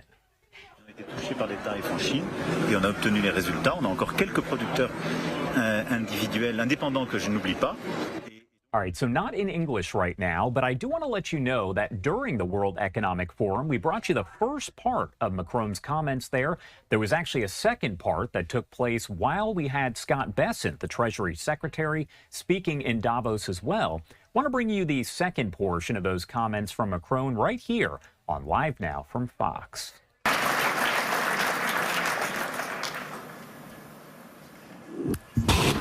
President, what I'd really like to ask you is, how's your last few days been? But importantly, though, you framed out an economic direction for France and for Europe. If you had to prioritize to transform France and Europe as fast as possible, you close saying, yes, we are slow, yes, but what can we do right now to really accelerate it, to broaden the economies across Europe, that we have more participants? Is there any one silver bullet that you could do to really accelerate that type of growth? I don't think there is one silver bullet, but I think on the very short run, given the situation in some critical sectors, I think the European preference is a necessity because we are desynchronized with the others. And the second one is clearly a big bunch of simplifications. The 28th regime, which is being prepared by the Commission, and the deepening of the single market is key. And this is why I insisted on capital market union. I think if we deliver European preference and capital market union, then here are two game changers. Well, you know, I've been talking about the capital market union in Europe as one of the major hindrances compared to the U.S. And so, yes, but I do believe, as we witnessed starting last year, and we're starting to see it accelerate this year, you're starting to see more international flows coming back to Europe. And so that is beginning, and so I do believe that will accelerate. But in terms of priorities, if you had to tell the Commission, what should they be more swift in terms of transforming Europe faster, so it can compete with the U.S., compete with Europe, and exceed China and Europe, China and the U.S.? Look, I think this is the discussion we have clearly with the Commission. We will have an informal summit in February focused on this topic. Everything was largely drafted by both Letta and Draghi's reports and is well known. I think the difference is that Draghi was before China surpluses vis-à-vis Europe. I mean, we should not underestimate the fact that 2025, for the very first time, $1 trillion. Yeah, China has such a surplus vis-à-vis the rest of the world, 1/3 vis-à-vis the US, 1/3 Europe, 1/3 the rest of the world. It was $1 trillion. It was bigger than any other time. Yeah, and for the first time, the deficit between Germany and China was a trade deficit for Germany. And this is a game changer for Europe. So this is why, clearly for me, we have to fix this issue. And second, it's about the tariffs. So if I have to tell you what could change the game and our approach for all of us in the year to come, for me it would be a bunch of simplification with all this omnibus package for the Commission, sector by sector, European preference, capital market union, and dismantling of the tariff between US and Europe. Because in such a context, what doesn't make sense is to have tariffs between allies. Right. We have to fix the war in Ukraine. We have to help the Ukrainians to resist and find a sustainable peace. We have to fix prosperity in democracies. I mean, it doesn't make sense to have tariffs and be divided, and even to threaten now with additional tariffs. We can use the crazy thing is that we can be put in a situation to use the anti-coercion mechanism for the very first time vis-à-vis the US if they put additional tariffs. Can you imagine that? This is crazy. This is, I do regret that, but this is a consequence of just unpredictability and useless aggressivity. So what we have to do is to remain very calm, all of us. We have such an agenda with so many opportunities and so many challenges. So let's be focused on peace in Europe.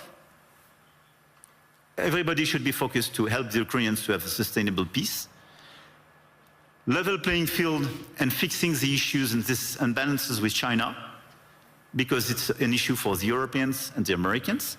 And third, let's be focused on more competitiveness in Europe and this big acceleration, full stop. Throughout the sessions today, and I think during the week, AI is going to be the dominant conversation.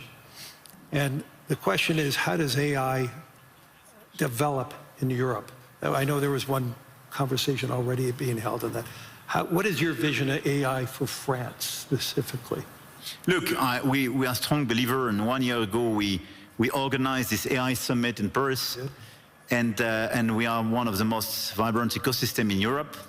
We really believe and we are committed on AI because we really think that this is a game changer, not just in terms of productivity precisely and growth, but I mean because this is a true revolution. We have assets in order to do so. You have a grid and you have power too. We have power. And a grid. And low carbon energy. Yeah. No need to have new, coal plants or oil production in order to deliver the capacities for AI. I mean, this is important. We have 90 terawatt-hour available for more AI activities. We have a national grid, super pilotable. Third, we have available capacities for more data centers and computing capacities. And we are delivering the agenda announced 1 year ago. So we are building these capacities, and Europe was lagging behind the US and others on this field. We have talents, very good data scientists, mathematicians, and so on, and we are increasing our training programs and our capacities, and we have several hubs being identified, and we have a critical ecosystem with LLM champions, but as well we have a startup on AI and quantum, I don't forget them, which are extremely present in all these different fields. One of the best evidence of the attractiveness and this vibrant ecosystem is that Jan LeCun when he decided to leave Meta and set up his own company, established it in France. Right. A few weeks ago, which is for me a good evidence. Big win. A big win, and we will do our best to help him to work. This is a global company, but incorporated in France and established in France with these talents. So we have all these assets. But what is important for me now is to invest, to help all the startups and the companies in this sector to do much more and to increase. But to do my best in order to make sure that their domestic market is the EU market and not just the French one. Right. And when we speak about strengthening the single market, this is this point. And this is a game changer, because it means your domestic market is not just 68 million inhabitants, but 450 million. It's super important.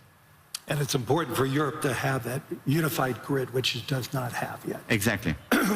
So, with our remaining time, is there any one message that you really want to push over the course of your remaining term that really will resonate, not just resonate for France, but resonate for the world?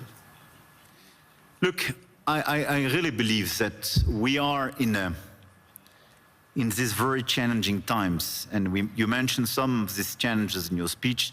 I did in mind, and unhappily we were even not totally complete.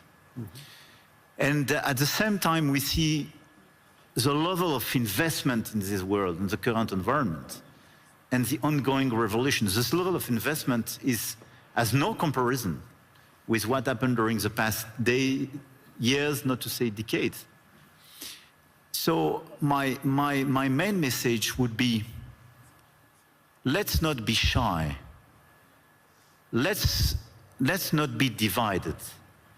Let's not accept a global order which will be decided by those who claim to have I would say, the bigger voice or the bigger stick or the bigger one, I don't know. But let's focus on just common interests and common challenges. We know what we have to fix: growth, peace, climate. And we should not forget climate in this current agenda. We want peace, we want growth, we want climate. And investment, innovation, everything should be dedicated to fix these three issues. And in order to fix these three issues, let's focus on the key investments, the key innovation, but our ability to cooperate as well. And let's be clear, Davos was founded for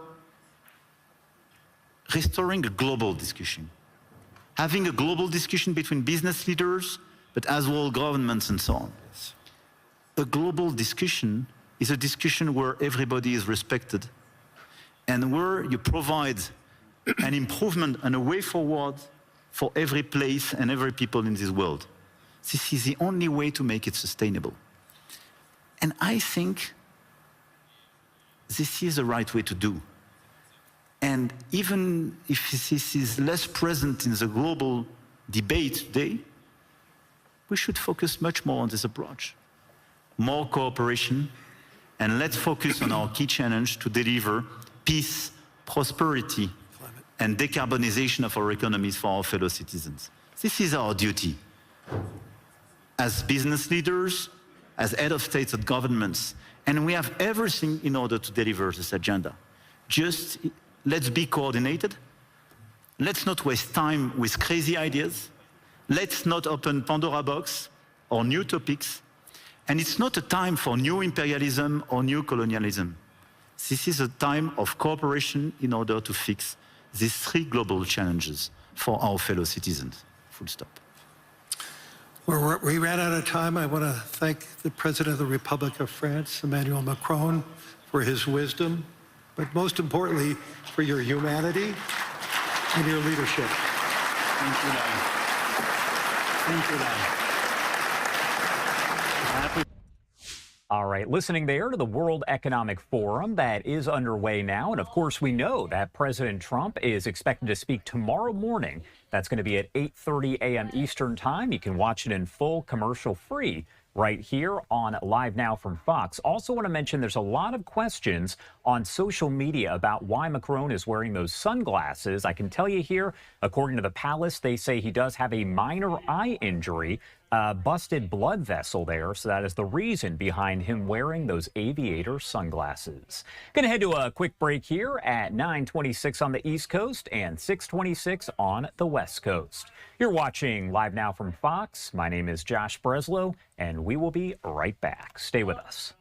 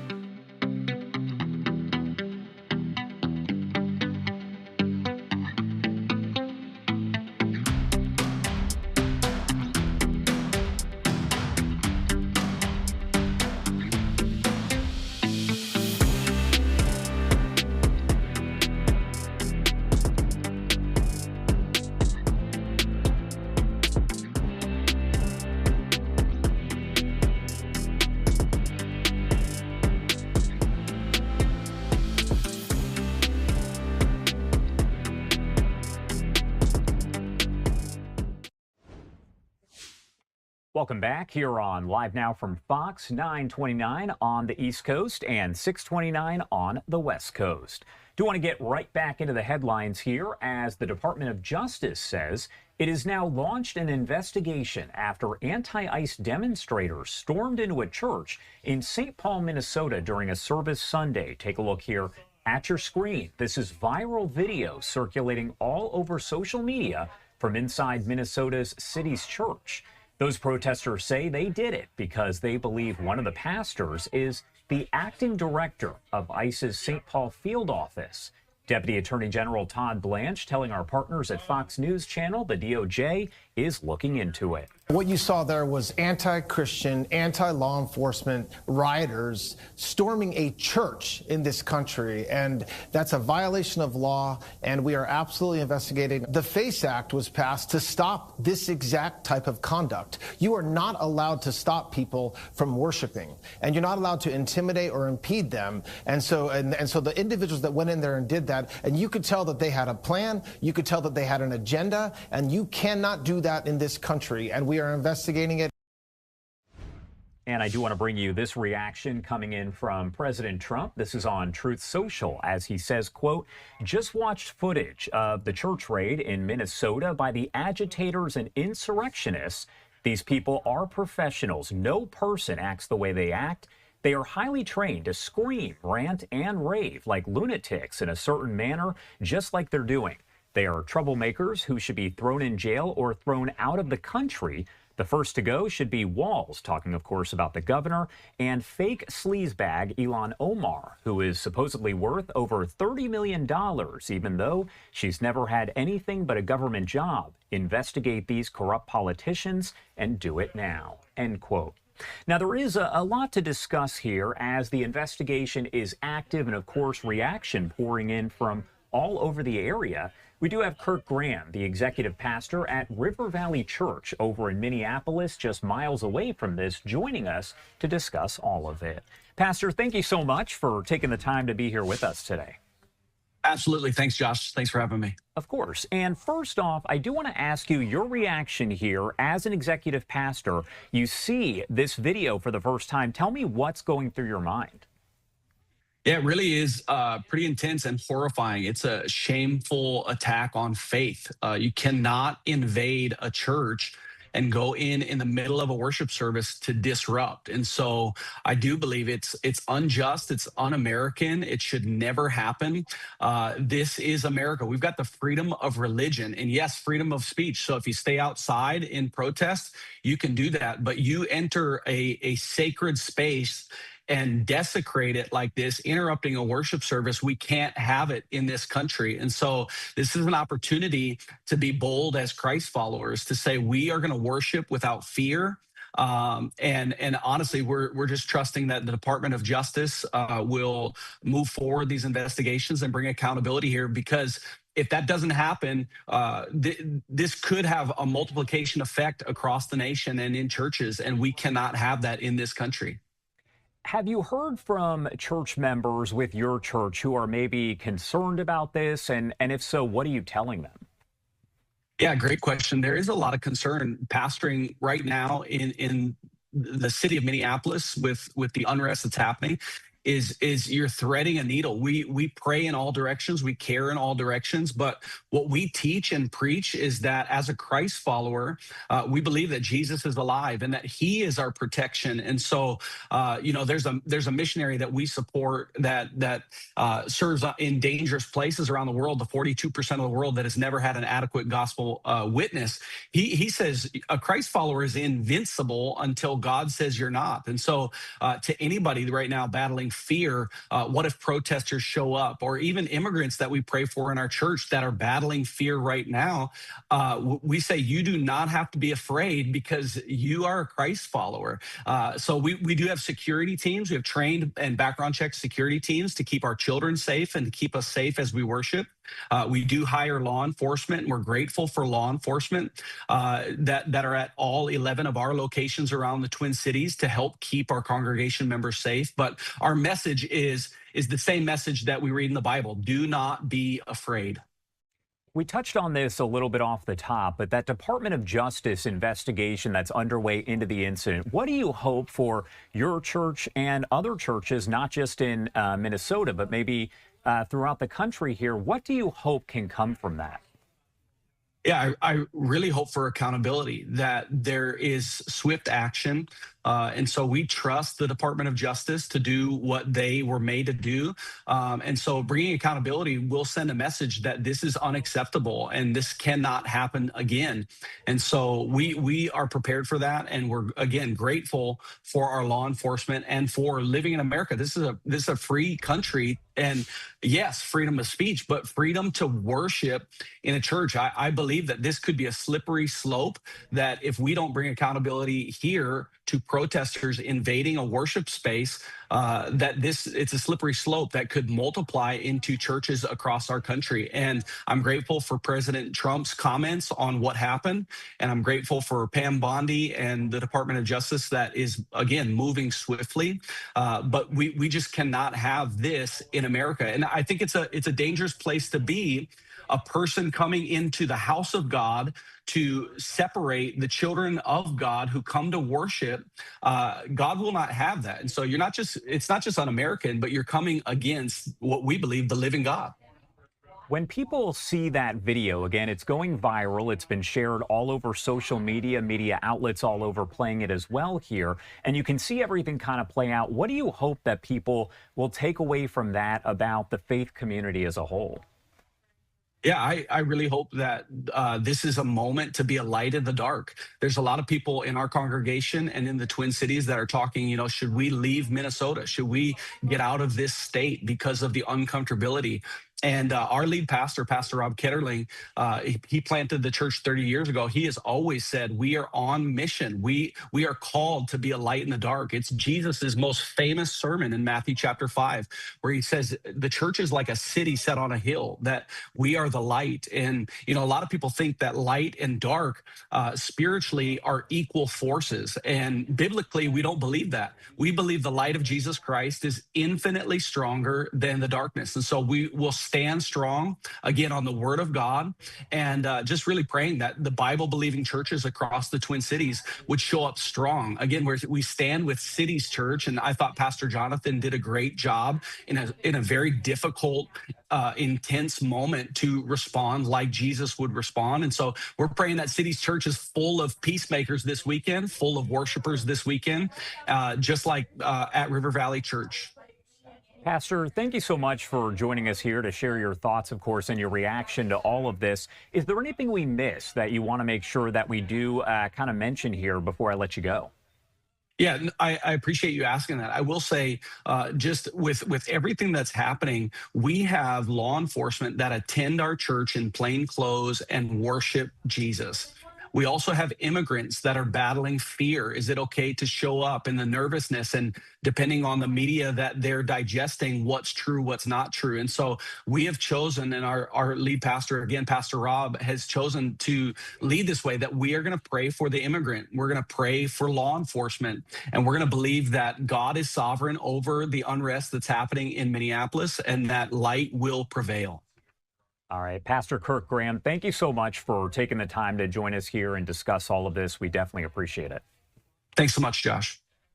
And of course, as I mentioned here, that DOJ investigation is underway. Attorney General Pam Bondi posting this on social media, saying, I just spoke to the pastor in Minnesota whose church was targeted.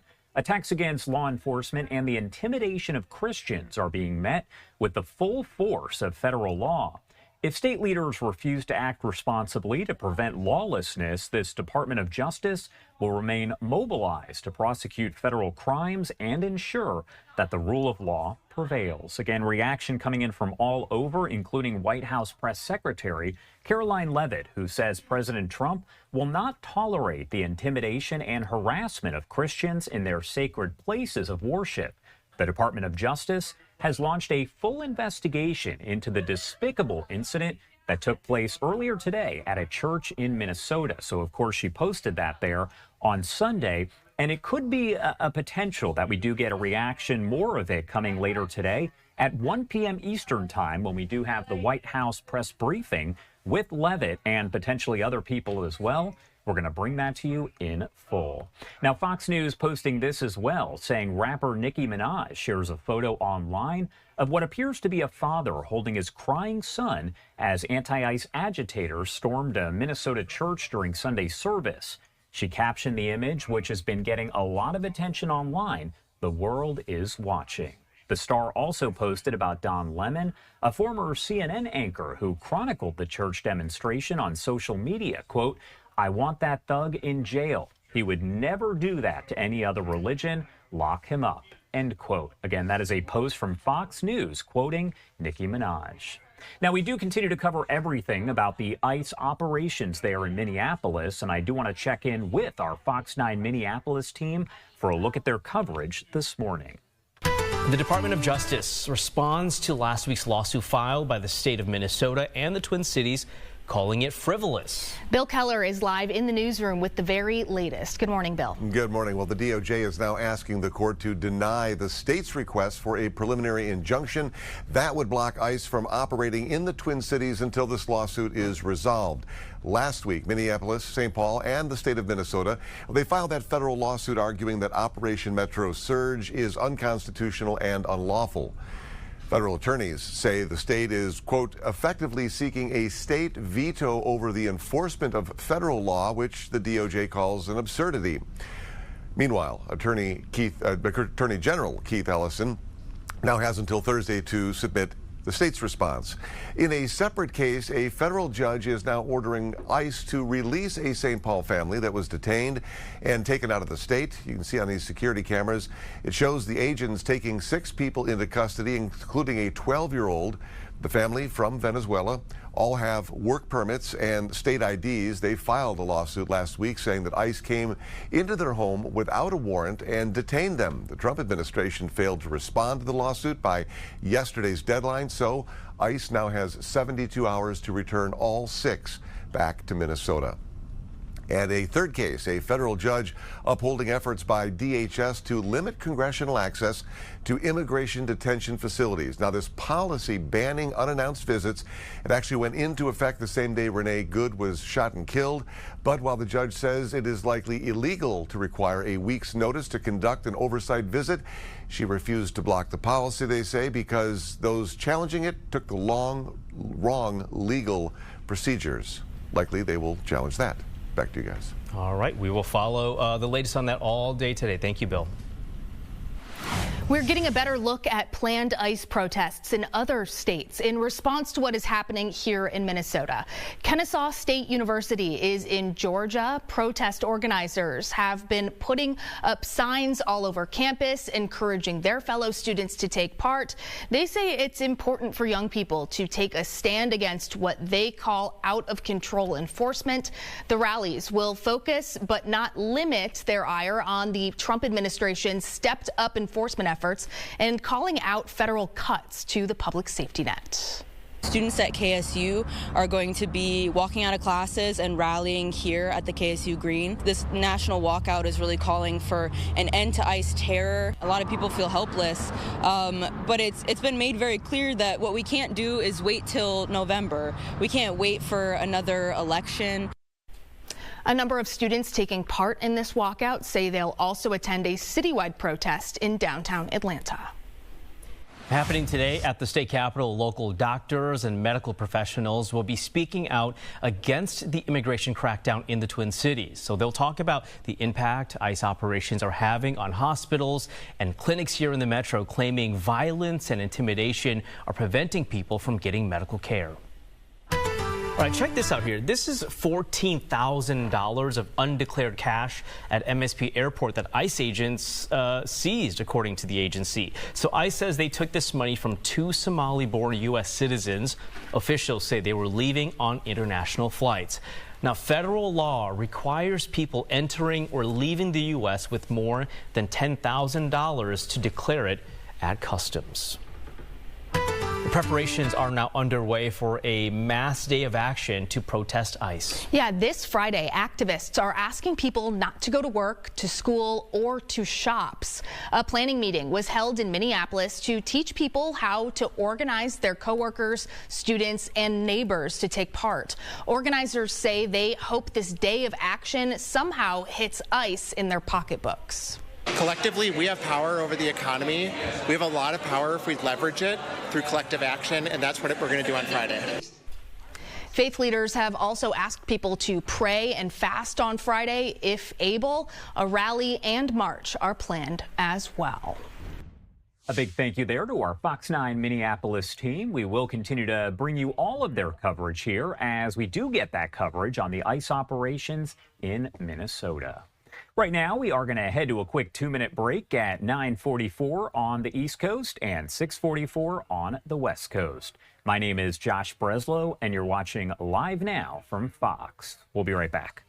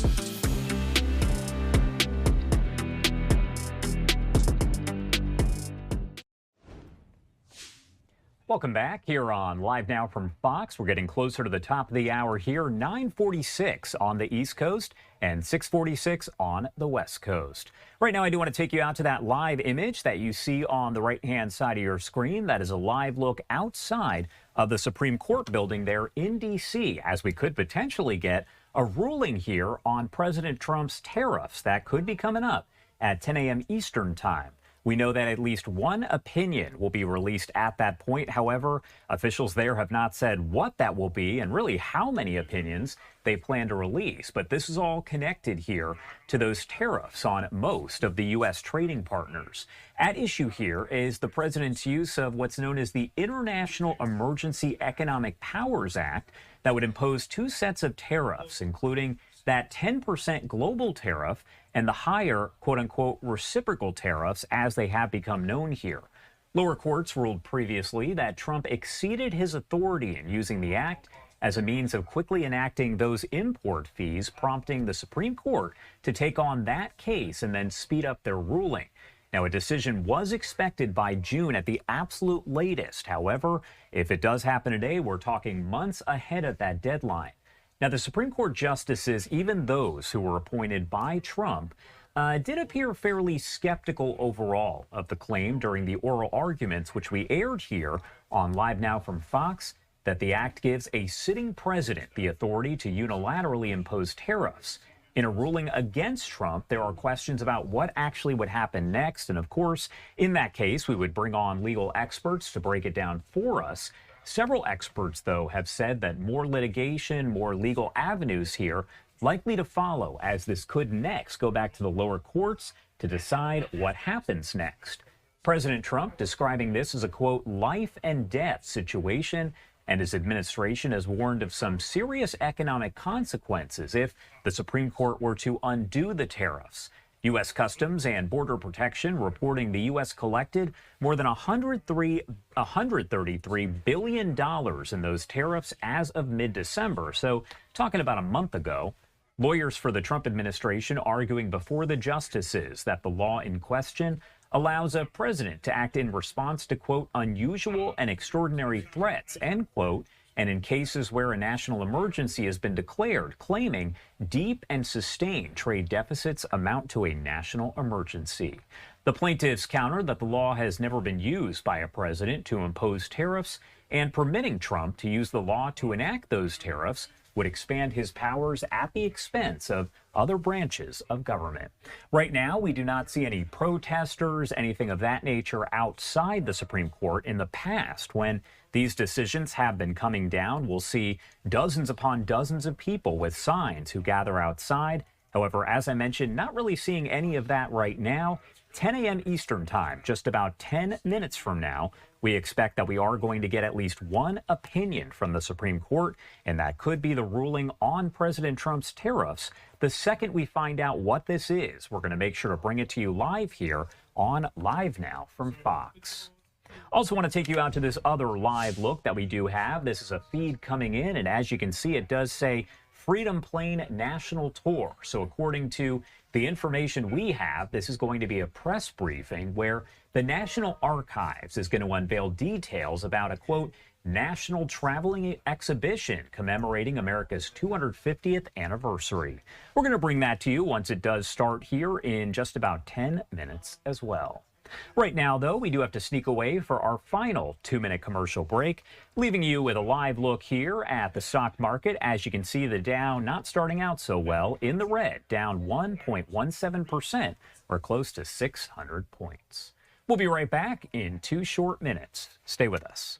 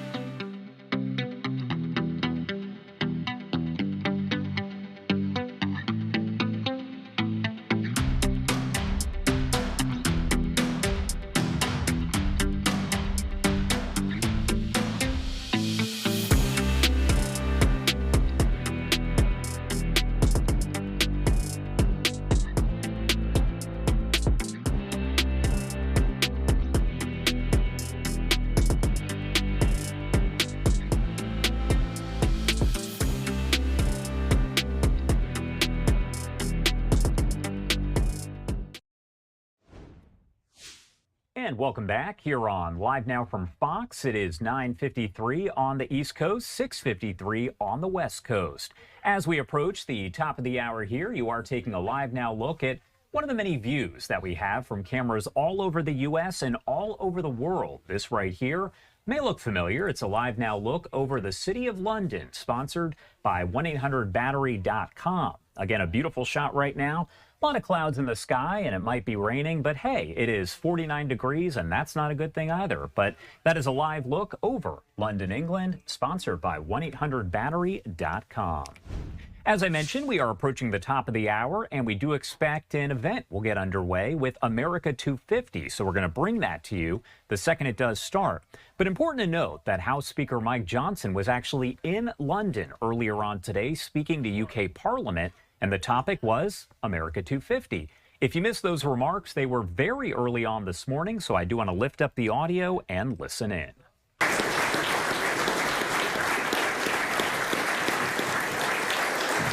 Thank you.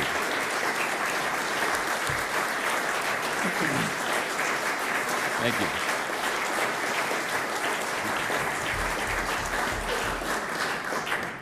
Thank you sincerely. Thank you, Mr. Speaker, Lord Speaker, Ambassador Stevens, members of the House of Commons, members of the House of Lords, and so many esteemed guests. It is a great honor for us to be here, a tremendous pleasure to be with you all.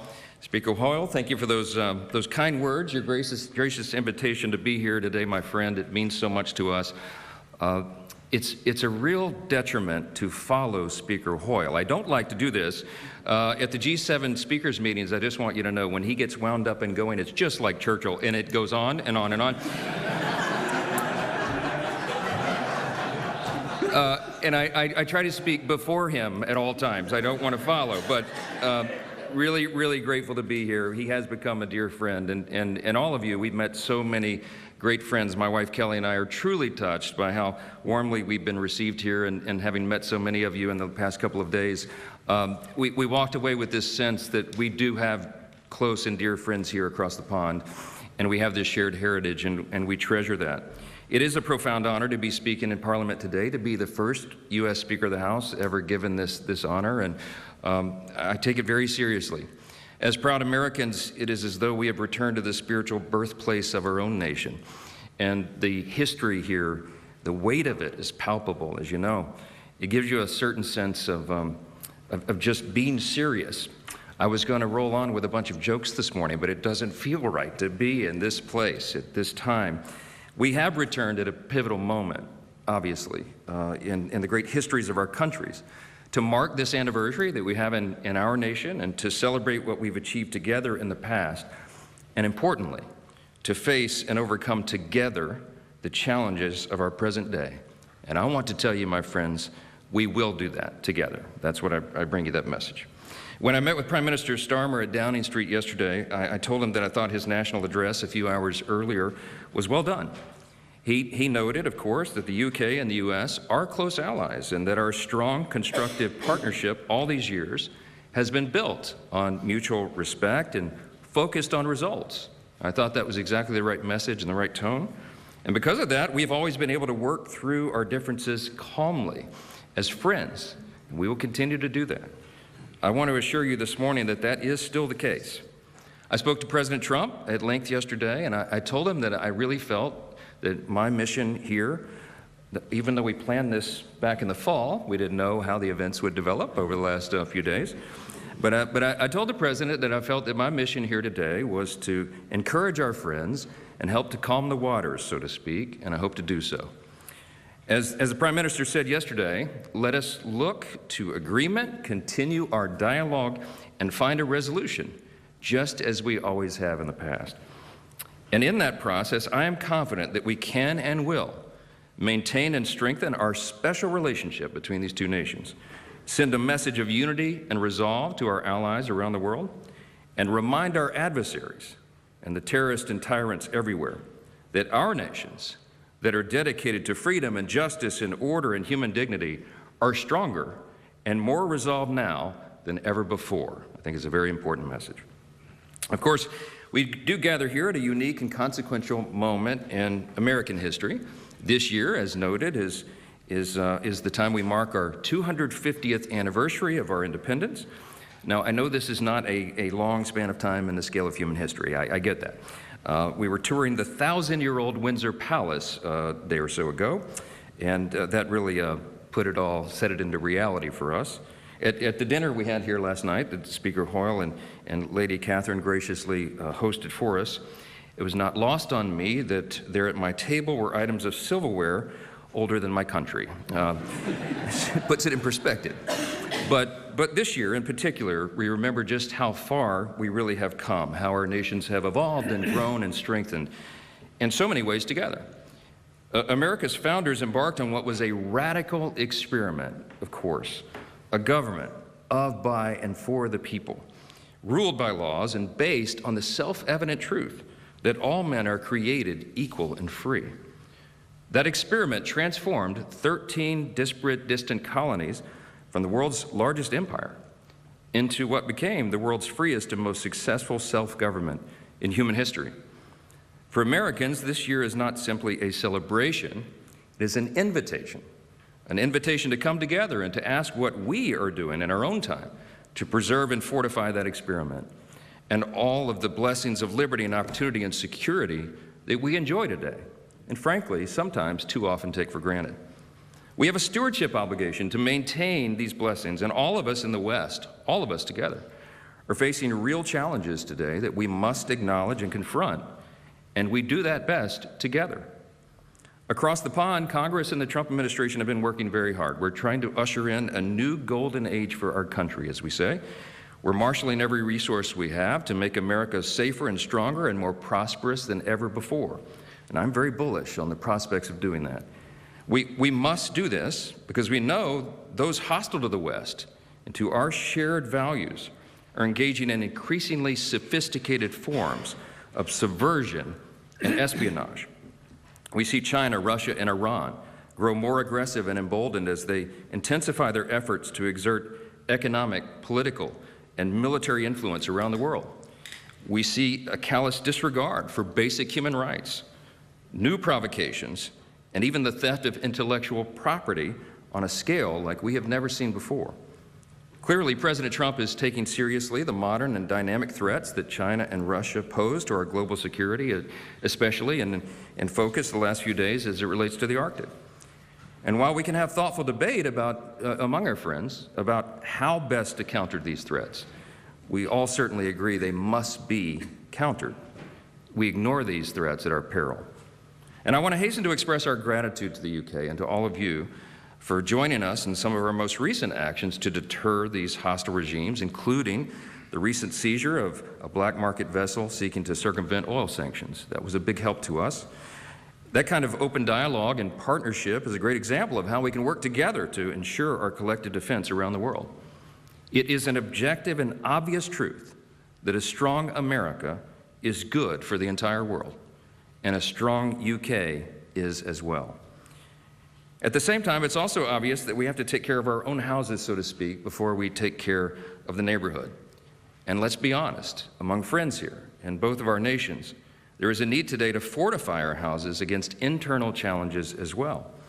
In the West, if we make an honest assessment, we must acknowledge that our long-term prosperity and security are currently being undermined by, let's call it a crisis of self-doubt. It's been developing now for years.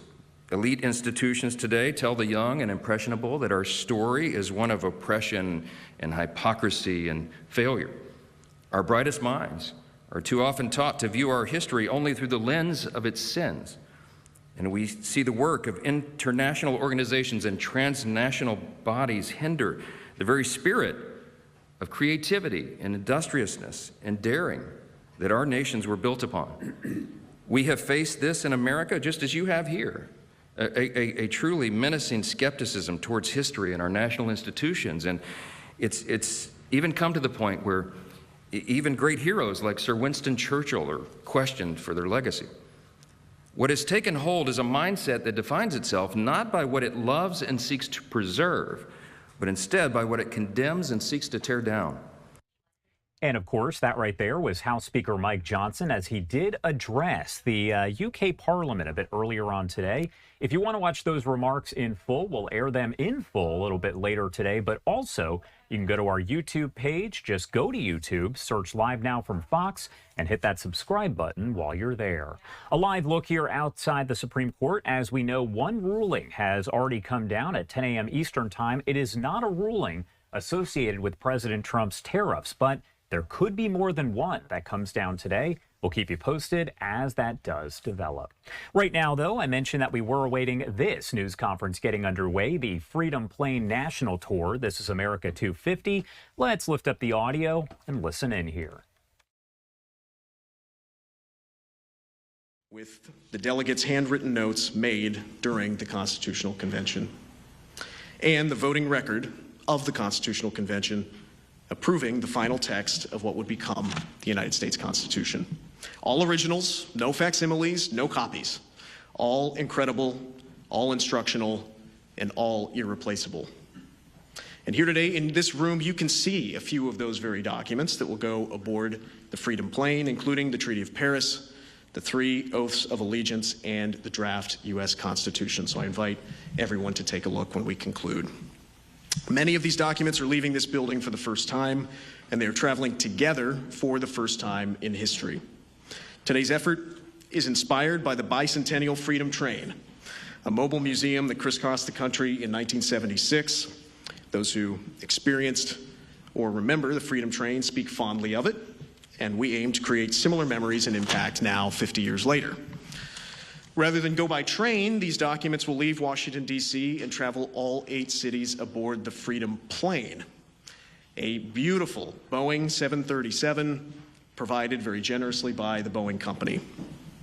And this glimmering Boeing 737, with its sure-to-be iconic celebration livery, which we'll see in just a moment, will bring the documents to the following cities and museums: Kansas City, Missouri, the National World War I Museum and Memorial; Atlanta, Georgia, to the Atlanta History Center; Los Angeles, California, the University of Southern California Fisher Museum of Art; Houston, Texas, to the Houston Museum of Natural Science; Denver, Colorado, to the Colorado History Center; Miami, Florida, to the History Miami Museum; Dearborn, Michigan, to the Henry Ford Museum of American Innovation; and Seattle, Washington, to the Museum of History and Industry.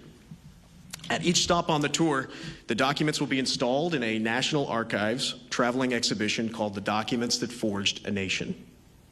The first display will open on Friday, March 6th in Kansas City, and the entire tour schedule is now available at archives.gov. These cities represent widely different geographic regions across our country, and were chosen for a few key reasons. The purpose of this tour is to allow those Americans who may not be planning to visit our nation's capital to see, experience, and learn from American history. Government is not exclusively an Eastern entity, and American history is the story of all of us. From Los Angeles to Lexington, from Coeur d'Alene to Corpus Christi, from sea to shining sea. Each city that was selected is a major metropolitan area that possesses media resources to share this traveling exhibition with surrounding cities and towns.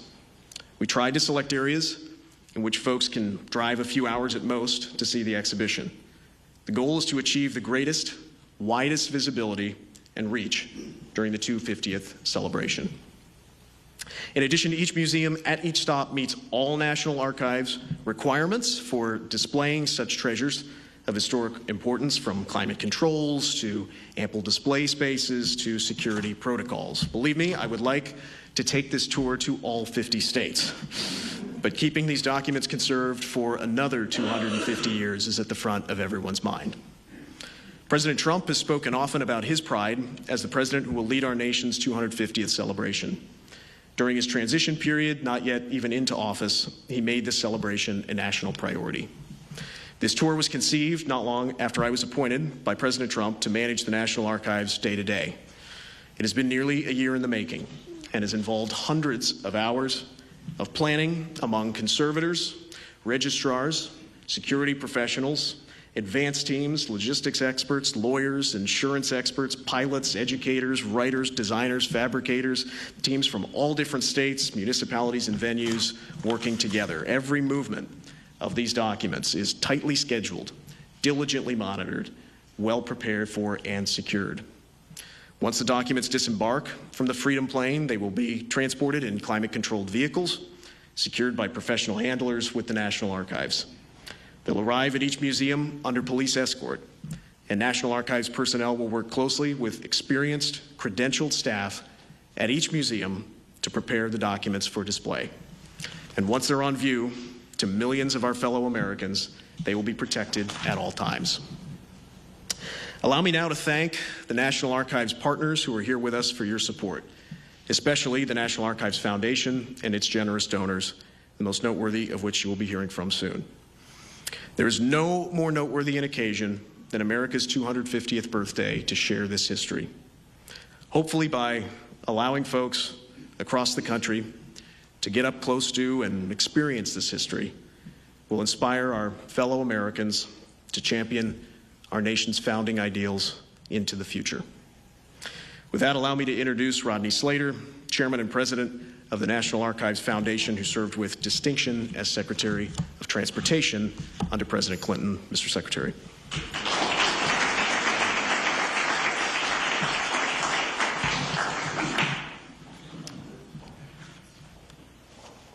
Thank you, Jim. Good morning. And on behalf of the Board of Directors of the National Archives Foundation, welcome to the National Archives. We have some members of the board here, and I'd like to just mention them. We have Governor Jim Blanchard, the immediate past chair of the Foundation Board, Larry O'Brien, an immediate past chair as well.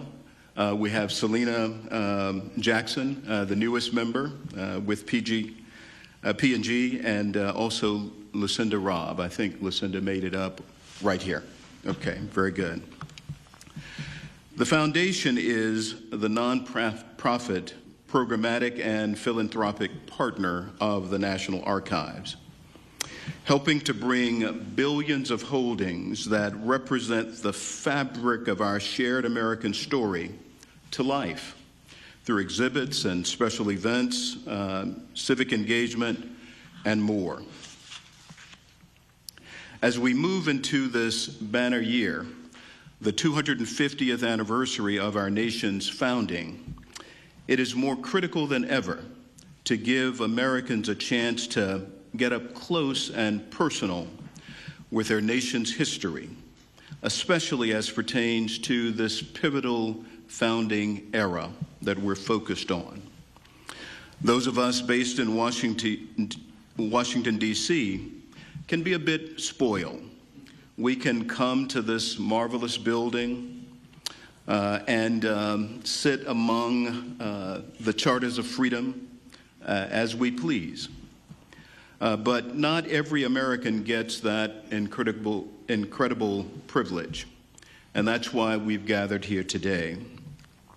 The 250th anniversary is an inflection point for all Americans of any age or background to deepen our understanding and appreciation for our history.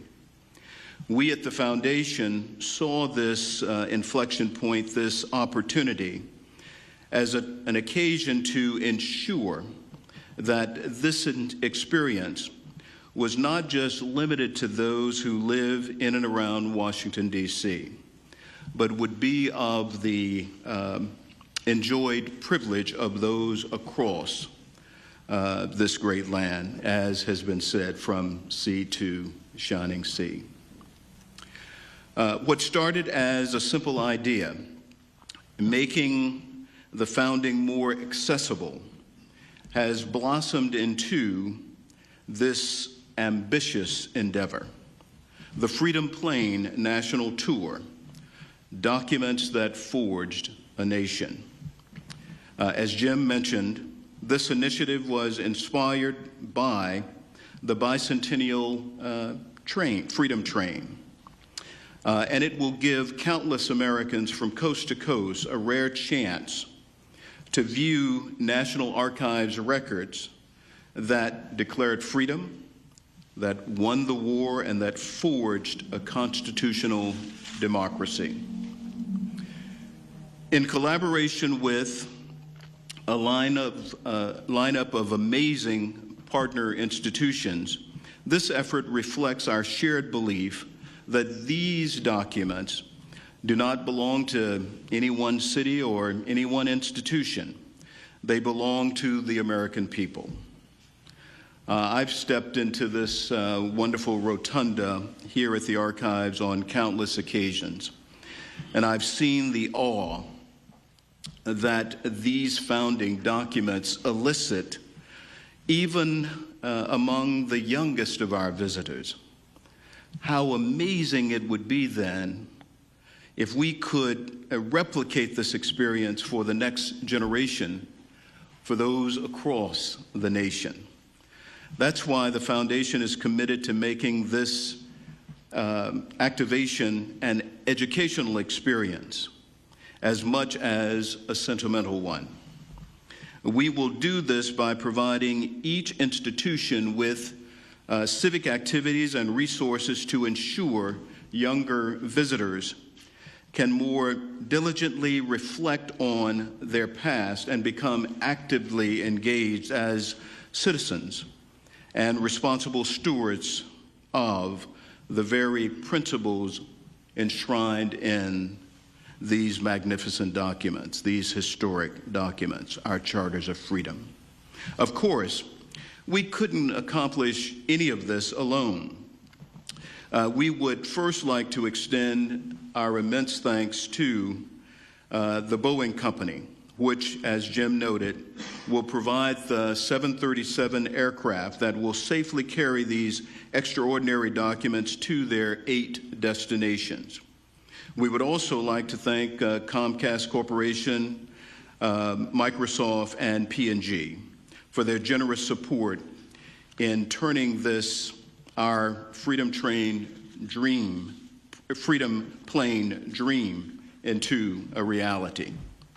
This once-in-a-lifetime opportunity will expand access to these documents in unprecedented ways, bringing the story of our nation directly to Americans across our beloved country. The tour invites reflection and dialogue and a renewed civic spirit, reminding us that the ideals enshrined in these records are not relics of the past, but living promises that depend on each generation, preserving them, protecting them, and projecting them forward.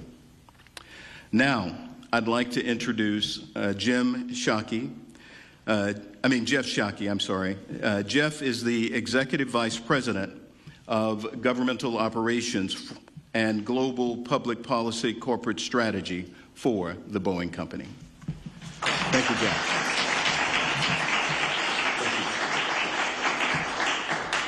All right. Well, thank you, Secretary Slater. What an awesome day it is to be with everybody here this morning. I want to start by expressing gratitude to the Archives and the Foundation for their important work to preserve, protect, and share Americans' history. Boeing's partnership with the Foundation dates back more than 20 years, and we are excited to continue our partnership through the Freedom Plane National Tour. Just as flight connects people and places, the Freedom Plane National Tour will connect Americans to the ideas and sacrifices that forged our country.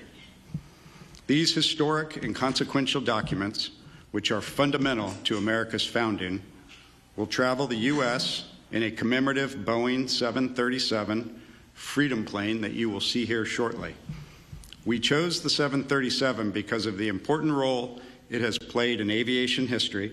It's the plane that helped make travel more affordable and accessible, and it's carried more than 30 billion passengers over the last 60 years. And now, as we celebrate America's 250th anniversary, this iconic plane will make some of the most important documents in American history more accessible to communities throughout the United States, all the way from the eastern seaboard through the heartland and the Rocky Mountains to the Pacific coast. We know that when people can see history, it builds a deeper appreciation for the freedoms we celebrate. Thank you to the Archives Foundation, the National Archives, and everyone who made the Freedom Plane National Tour possible, including President Trump and Secretary Rubio, and leaders throughout this administration. Boeing is proud to be part of this special celebration of America's 250th anniversary, or as Jim said, semi-anniversary. Quincentennial. Bicentennial is easier. We all have to do a little practice. So with that, I'm going to turn it back to Jim.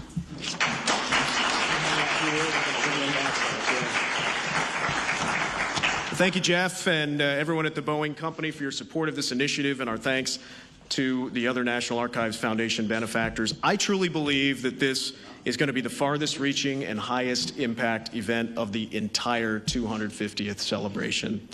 So we're going to show you now the Freedom Plane, and I'd like to invite you all to continue to stay in touch with the National Archives as we ready for the plane's christening and first departure out of Ronald Reagan Washington National Airport on March the 2nd. Thank you all.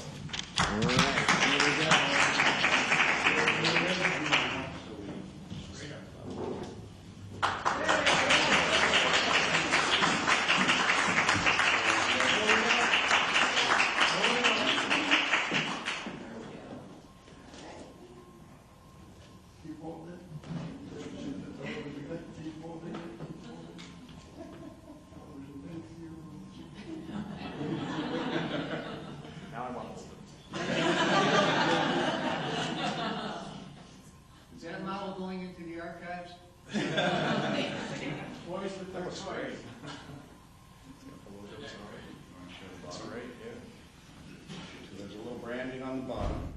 All right, there you have it. That was an event there with the National Archives. Wanted to bring that to you as they talk America 250. A lot of events as America celebrates its 250th birthday.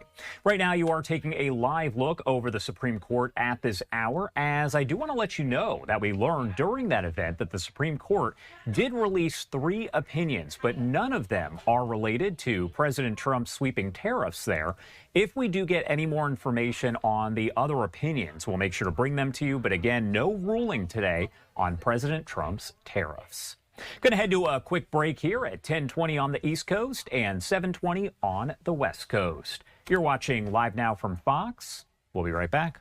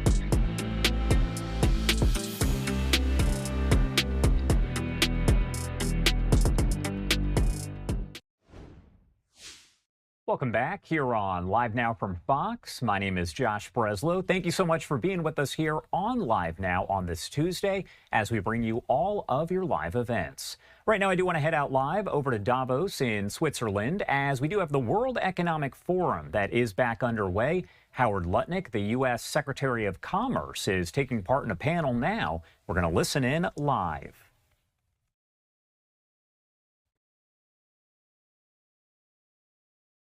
Lives are better for it.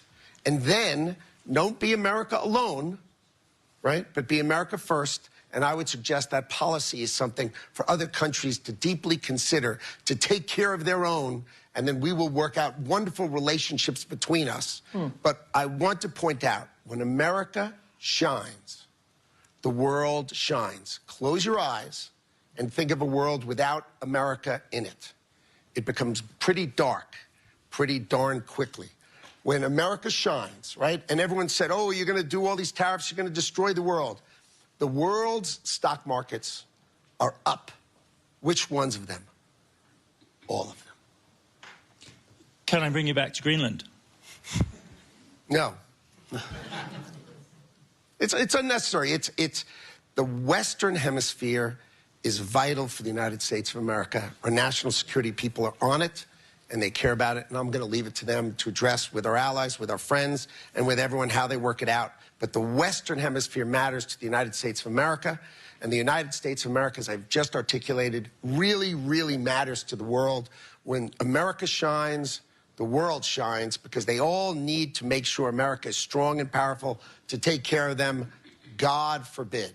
And so I think America and the Western Hemisphere are vital to America, and I'm going to leave that to my national security people to address. Right. The rest of us, I think, are finding it harder to make that kind of separation clearly.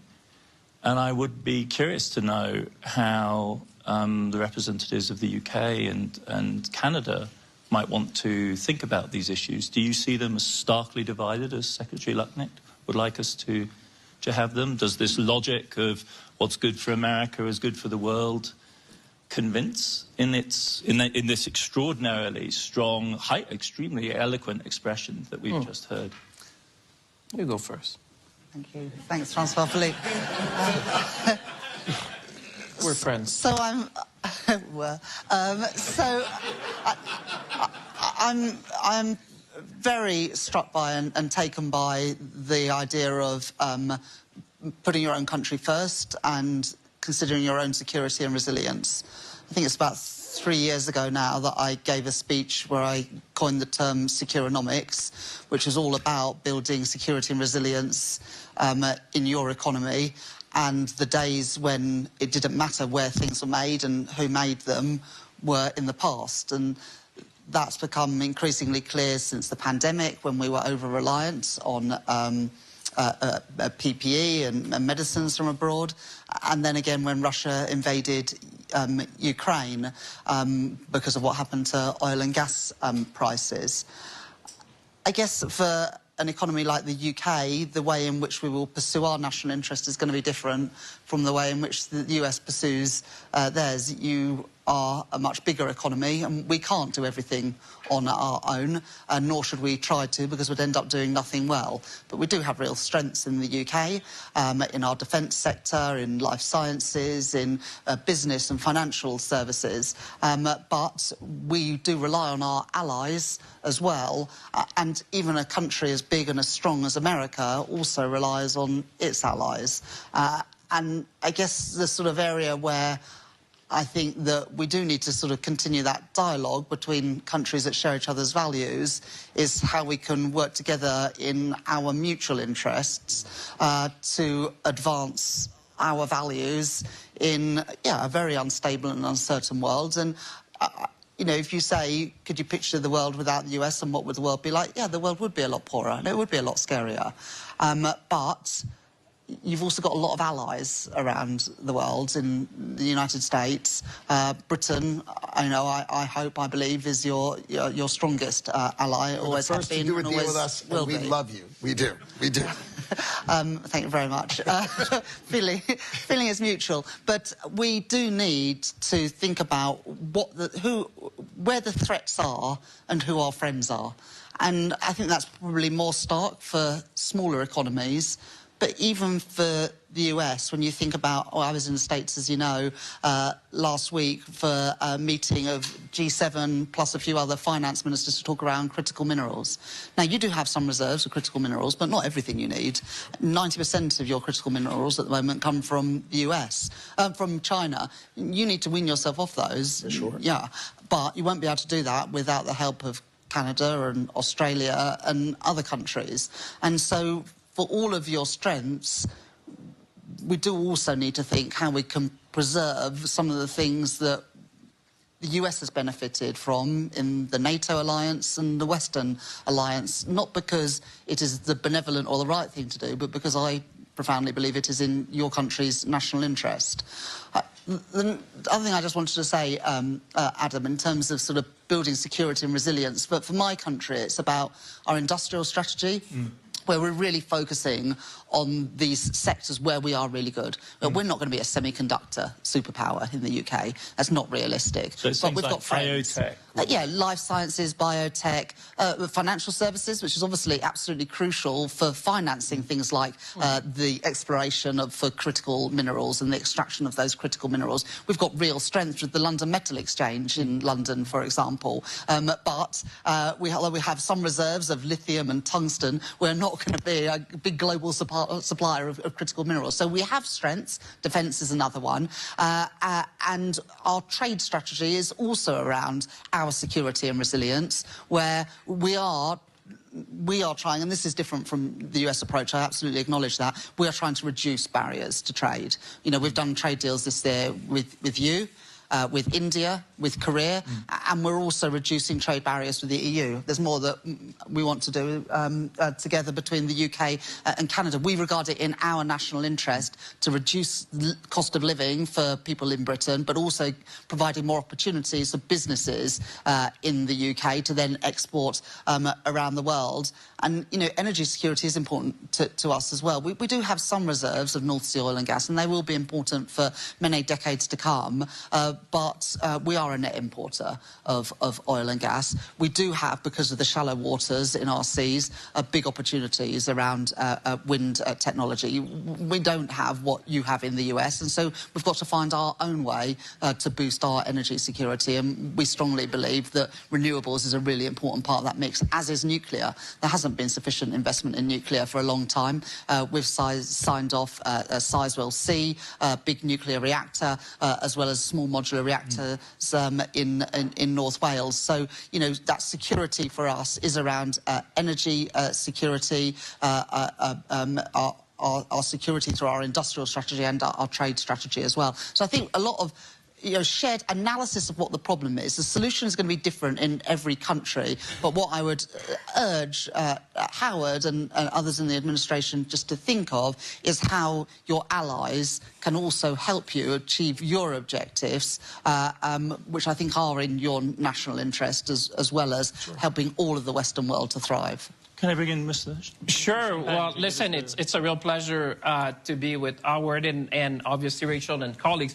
I like the way Howard started. You know, it's the worker first and how we rebuild industrialization. And you're right. You know, you've been looking at that. And I think today, and I chaired 10 meetings of the finance minister of the G7 perhaps last year with Rachel and Scott and others to try to figure out, you know, the way forward. And one thing, and goes back to Howard, I think that the world see a better, clearer nexus between food security, energy security, economic security, and national security.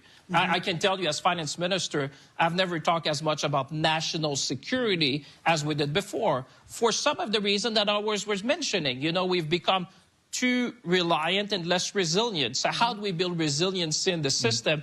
I think has been a significant thing. And nostalgia is never a good strategy. You know, I keep saying we're entering the second quarter of the 21st century. And the next 25 years and beyond is not going to be like the last 25. So you cannot look at the past to try to chart the future. And I'd say the 3S, which I call the speed, scope, and scale of change, is quite unprecedented. You know, some would say, you have to go back to 1945, the fall of the Berlin Wall. It's everything. It's geoeconomic, geopolitics, supply chain. It's AI, it's quantum. It's a lot of things at the same time. And when you realize that, as we've done, is how do we, between partners, allies, and friends? You look at Canada. I mean, geography has made us partners, allies, and friends. We've been blessed by geography. We share the continent. We've been trading with each other. We've been exchanging. Actually, we're one of the biggest customers of the United States. We buy more from the U.S. than China, Japan, and the U.K. combined. So 2/3 of the United States of Canada is their first export market. So we've built that integration. But what Howard was making a point, and Rachel, is that within that, we also need to build more resilience in the system. You know, we had to do, for us, you know, do a step change. How we're going to be, you know, a major supplier in terms of critical minerals, in terms of energy, the things that will matter for the future. And what we need now is scope and scale. Because I think what we're facing now is a rupture point where we need to change the future together. And I would say when I look at Canada, you know, we're still a big magnet for talent. I mean, like the United Kingdom, Rachel and I were in Downing Street recently and looking at the talent piece. And if you can attract the right people, you're going to have the right economy and you're going to have the right strategy, the right prosperity. The second thing I would say, you need strong industries. And I think that was the point of Howard. You need to make cars, you need to make ships, you need to make planes. You need to have that industrial base that is going to ensure your resiliency, whatever happened in this new world. I'd say in terms of critical minerals, it's true with our G7 colleagues. We said we cannot let uncertainty become the new certainty. So how do we, you know, make sure that we improve the resilience in the system? And we've seen what other actors have been trying to do on critical minerals. So we need to learn from that. And we've said, let's have an initiative to make sure we'd be more resilient. And for us, it's about how can we be the best possible partners to our friend allies so that no one has a choke point when it comes to that. Yeah. The fourth thing I would say is around energy. I think that we have been for decades providing energy, but I think now we're stepping up in a big way. And I think it's a good thing because you want, at the point of Howard in the United States, they want partners to be resilient. They want partners to be, you know, they're fighting for their own peace and for their workers, and I like it because we're all doing that, but we all need to do a bit more.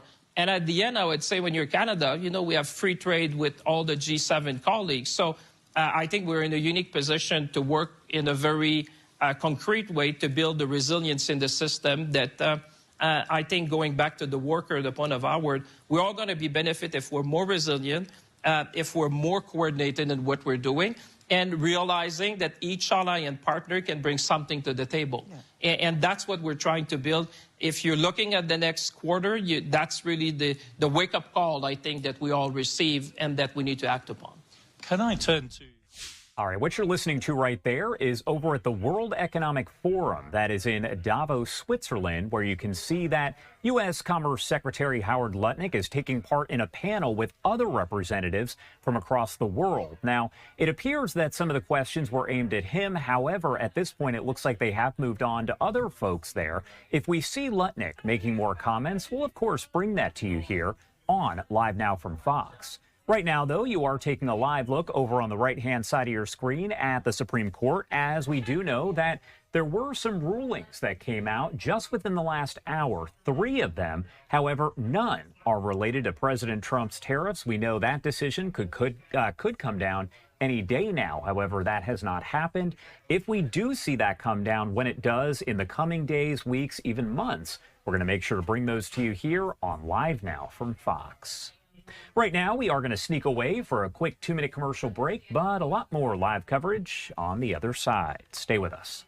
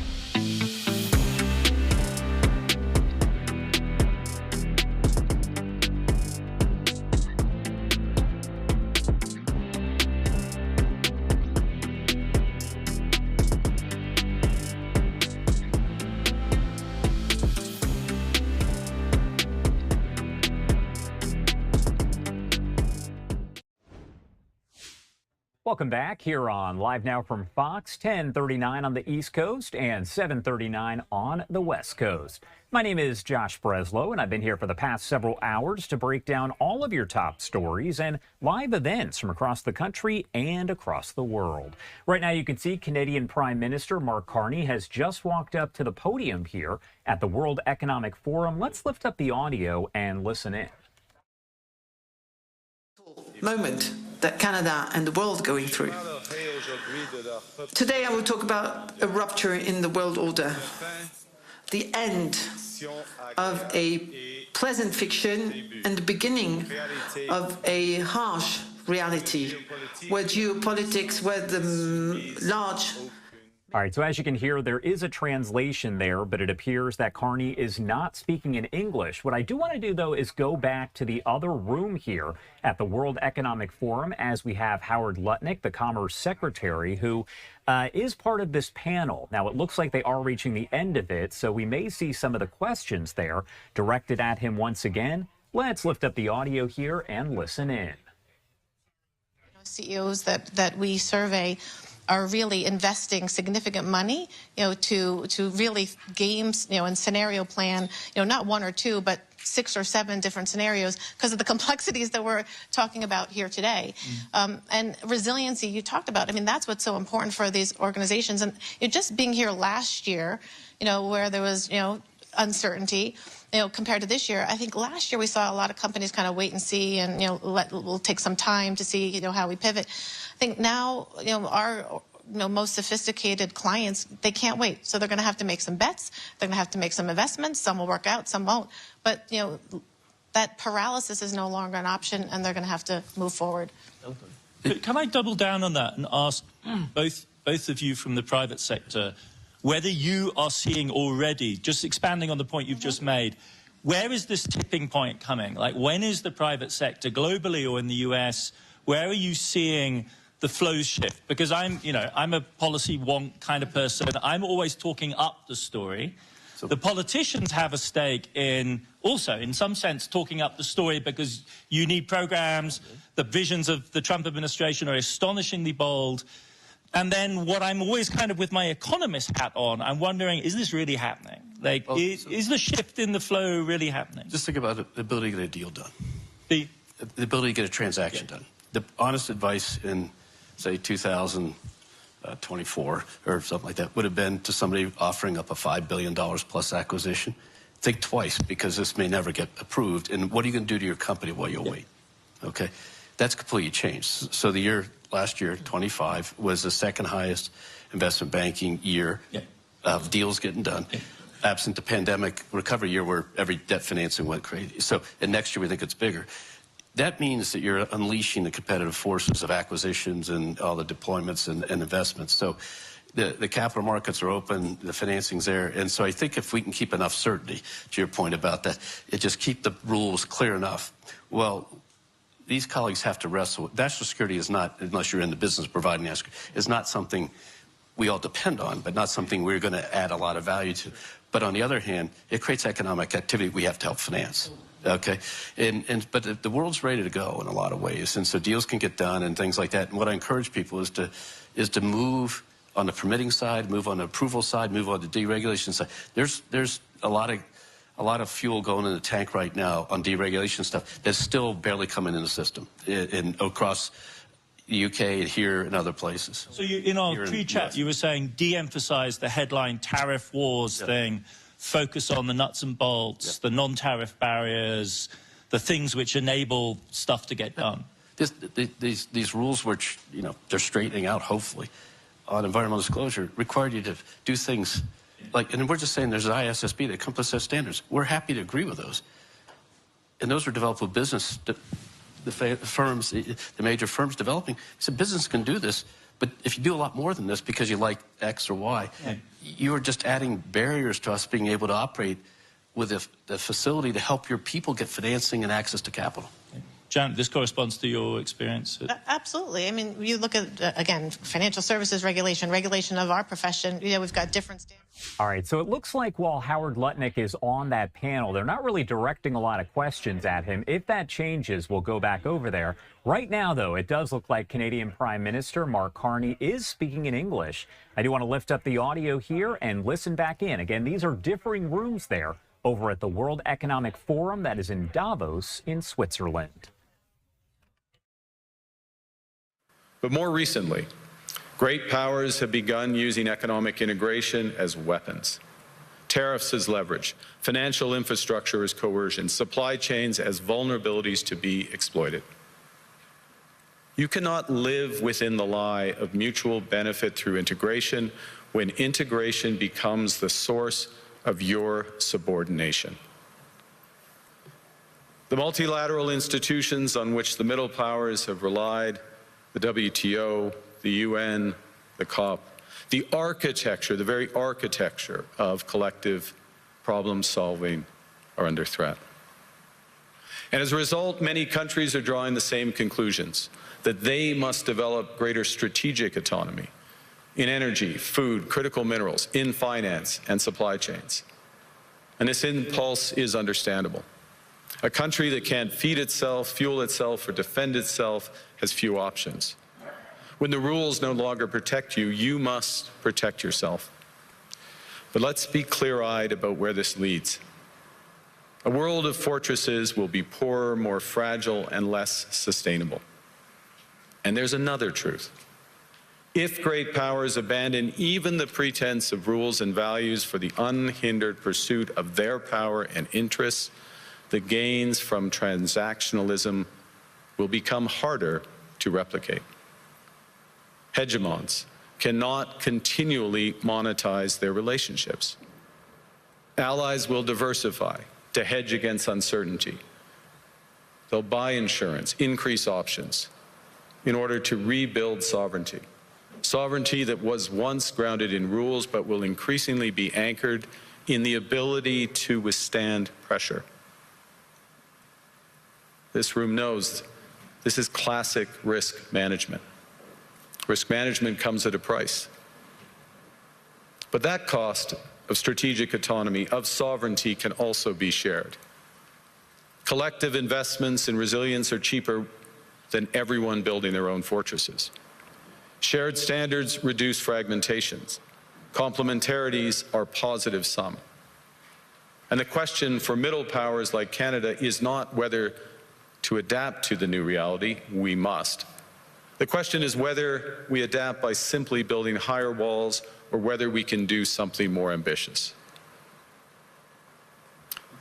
Now, Canada was amongst the first to hear the wake-up call, leading us to fundamentally shift our strategic posture. Canadians know that our old comfortable assumptions that our geography and alliance memberships automatically conferred prosperity and security, that assumption is no longer valid. And our new approach rests on what Alexander Stubb, the President of Finland, has termed value-based realism. Or to put another way, we aim to be both principled and pragmatic. Principled in our commitment to fundamental values, sovereignty, territorial integrity, the prohibition of the use of force except when consistent with the UN Charter, and respect for human rights. And pragmatic in recognizing that progress is often incremental, that interests diverge, that not every partner will share all of our values. So we're engaging broadly, strategically, with open eyes. We actively take on the world as it is, not wait around for a world we wish to be. We are calibrating our relationships so their depth reflects our values. And we're prioritizing broad engagement to maximize our influence. Given the fluidity of the world at the moment, the risks that this poses and the stakes for what comes next.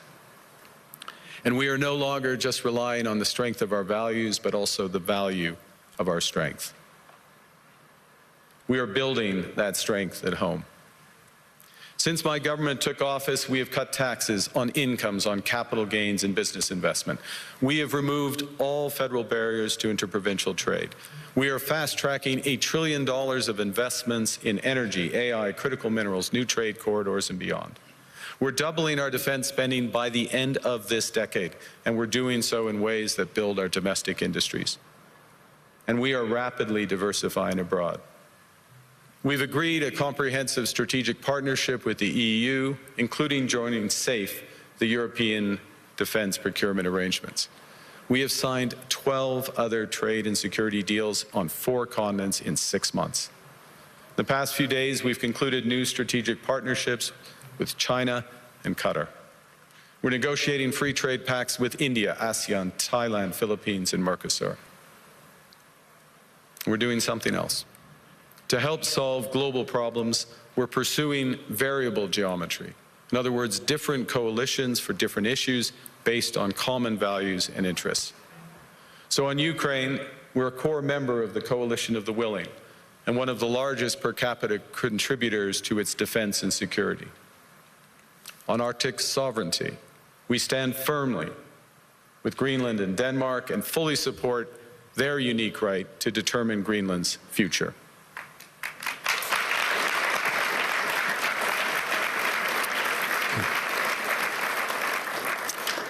Our commitment to NATO's Article 5 is unwavering.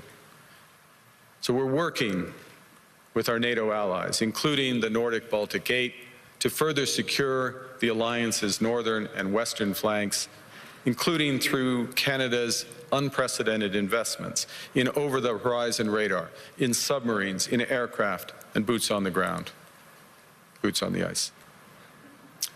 Canada strongly opposes tariffs over Greenland and calls for focused talks to achieve our shared objectives of security and prosperity in the Arctic. On plurilateral trade, we're championing efforts to build a bridge between the Trans-Pacific Partnership and the European Union, which would create a new trading bloc of 1.5 billion people. On critical minerals, we're forming buyers' clubs anchored in the G7 so that the world can diversify away from concentrated supply. And on AI, we're cooperating with like-minded democracies to ensure that we won't ultimately be forced to choose between hegemons and hyperscalers. This is not naive multilateralism, nor is it relying on their institutions. It's building coalitions that work, issues by issue, with partners who share enough common ground to act together. In some cases, this will be the vast majority of nations. What it's doing is creating a dense web of connections across trade, investment, culture, on which we can draw for future challenges and opportunities. I argue the middle powers must act together because if we're not at the table, we're on the menu. But I'd also say that great powers can afford for now to go it alone. They have the market size, the military capacity, and the leverage to dictate terms. Middle powers do not. But when we only negotiate bilaterally with a hegemon, we negotiate from weakness. We accept what's offered. We compete with each other to be the most accommodating. This is not sovereignty. It's the performance of sovereignty while accepting subordination. In a world of great power rivalry, the countries in between have a choice: compete with each other for favor, or to combine to create a third path with impact. We shouldn't allow the rise of hard power to blind us to the fact that the power of legitimacy, integrity, and rules will remain strong if we choose to wield them together. Which brings me back to Havel. What does it mean for middle powers to live the truth? Well, first, it means naming reality.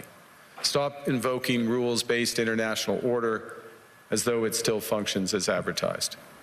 Call it what it is: a system of intensifying great power rivalry where the most powerful pursue their interests using economic integration as coercion. It means acting consistently, applying the same standards to allies and rivals.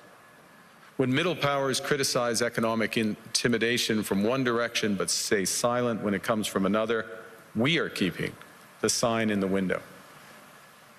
It means building what we claim to believe in. Rather than waiting for the old order to be restored, it means creating institutions and agreements that function as described. And it means reducing the leverage that enables coercion. That's building a strong domestic economy. It should be every government's immediate priority.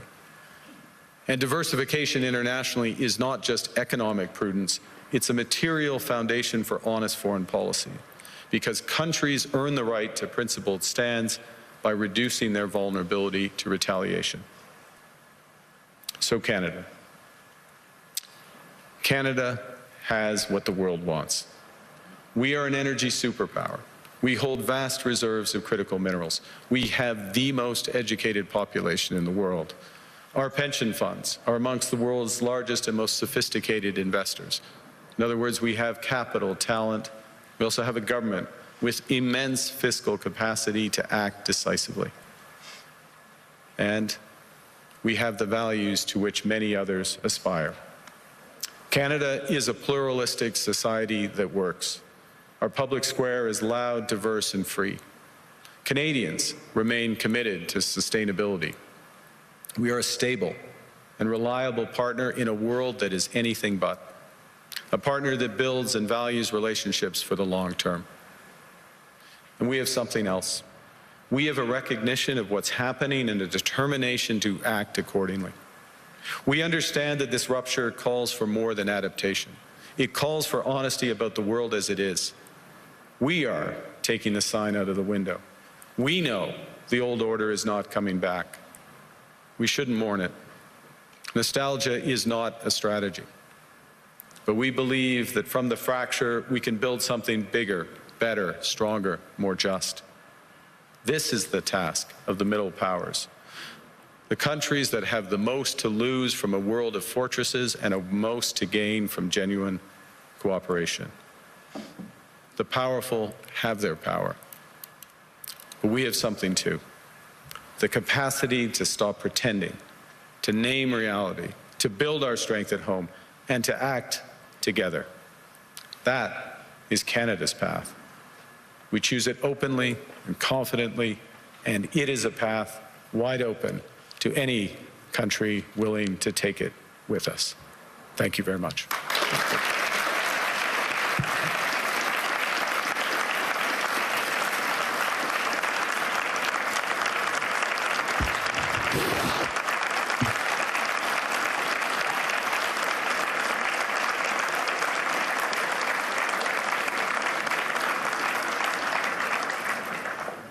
Well, thank you, Prime Minister. I don't think I've seen many standing ovations at Davos, so that was interesting.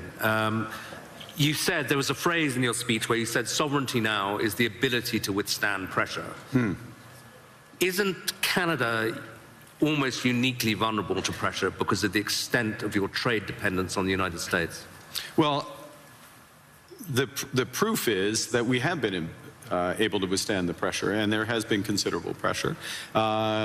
I'll give you a couple of facts. We've actually created more jobs since the tariffs were put on than the United States in absolute number. Economy is growing at the second fastest rate within the G7. That's not, there are pockets of extreme pressure without question in Canada. But headline, we're reacting. The second thing, and it's a fundamental point, is the recognition that we can give ourselves far more than any foreign country can take away. There's lots of efficiencies in having one Canadian market, the $1 trillion of domestic investment, and building these partnerships abroad, all of which are bigger returns than what's been lost. That's not to say we would rather not lose it, but we can withstand the pressure, and we are. And I was interested that you said basically the old world's not coming back. So you're not seeing this as a period where you just have to get through and normalcy will return. I think that is our view, and we regret it, but we're not going to sit around and mourn it. We're acting, and we're acting in a way both that's in our interests, but we believe in a way with others that's building imperfectly, in steps, a new system. I'll give you one example and hand back, which is we are members of trade agreements that comprise already 1.4 billion people around the world. So we have the most extensive network. We are trying with others to bring some of those networks together. The most prominent example is the Trans-Pacific Partnership in the EU, acting as a bridge. It's not a direct benefit for Canada, but it is a benefit for Canada that these groups come together. And Ngozi is here, consistent with the WTO rules, both of which are. And in that way, we're building back out amongst willing partners. And you talked about the need not to put the sign in the window anymore, to pretend that things are still the same. Do you think, to put it directly, that the NATO alliance is still doing that, still pretending it's the old transatlantic partnership, when it's really kind of going? Well, I think clearly NATO is experiencing a test right now, and the first response to that test has to be to respond in a way that ensures the security of the Arctic in a robust way for all possibilities. This is actually a point that we have been making in recent years. It's a point that I made at the NATO summit back in June, which seemed like a pledging summit, but also was to get NATO policies in the right direction. So I think in the immediate term, one of the imperatives is to reinforce things that Canada is doing, Nordic-Baltic 8 are doing, the UK are doing, other NATO partners, France included, in a comprehensive way that provides much greater security in the Arctic. This is the test, and so I wouldn't say the NATO sign stays in the window, but we've got to meet the moment of that. You also, a big theme of your speech was the need for middle powers to work together. Yeah. But you've just been to the other great power, to China.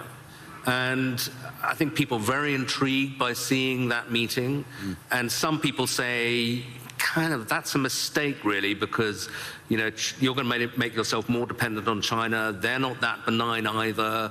The US will be very annoyed. What's the defense of what you're doing, and what do you hope to get out of it? Well, the first thing is to say it's not a defense. It's an. I know the way you framed the question, but it's offense. It's building out. It's something positive as opposed to against. We're for something as opposed to being against. The second is, there are very clear guardrails in that relationship. I spoke of calibration of relationships in my remarks. That's what I mean by it. But within those clear guardrails are huge opportunities in energy, both clean and conventional, obviously in motor vehicles, in agriculture, in financial services, all of which is mutually beneficial. So it's additive. And look, it's the second largest economy, and it's our second largest trading partner. We should have a strategic partnership with them. Within those guardrails, and that's what we've achieved. And it is an interesting reversal, though, because I think certainly during the Biden administration, there was this sense that the Western world was trying to decouple from China, or de-risk at least. Yeah. And is now in this new world, that really going to go into reverse, and de-risking from China, because there are other risks, is less of a thing. You need, again, many in this room, this is their livelihood, you need a web of connections. And to miss out in that web some of the largest ones, United States, we already have that, China, India, Mercosur, European Union, that's a mistake. That's not managing your relationships properly. That makes you stronger, makes you more resilient. And then on top of that, I'll give you again, I'll appeal, since it's in the headlines, to the Nordics. Nordics plus Canada, it's 20% of global GDP. It's not the first thing people would realize. But that relationship, which is deepening for security reasons, because we're like-minded, those are the types of partnerships that I think we'll see more of. And you got a round of applause when you said something strong about standing on principle on Greenland. Do you think we can find an off-ramp on that? I mean, I'm sure you'll speak of it, but put it this way, if there isn't an off-ramp, where does this go? I strongly believe that there's a better outcome that come from the discussions that have been catalyzed in an unusual way, admittedly, but and we absolutely stand by the principles that I referenced. That solution starts with security, and a security, yes, of Greenland, but more broadly of the Arctic. Canada is foursquare contributing to that.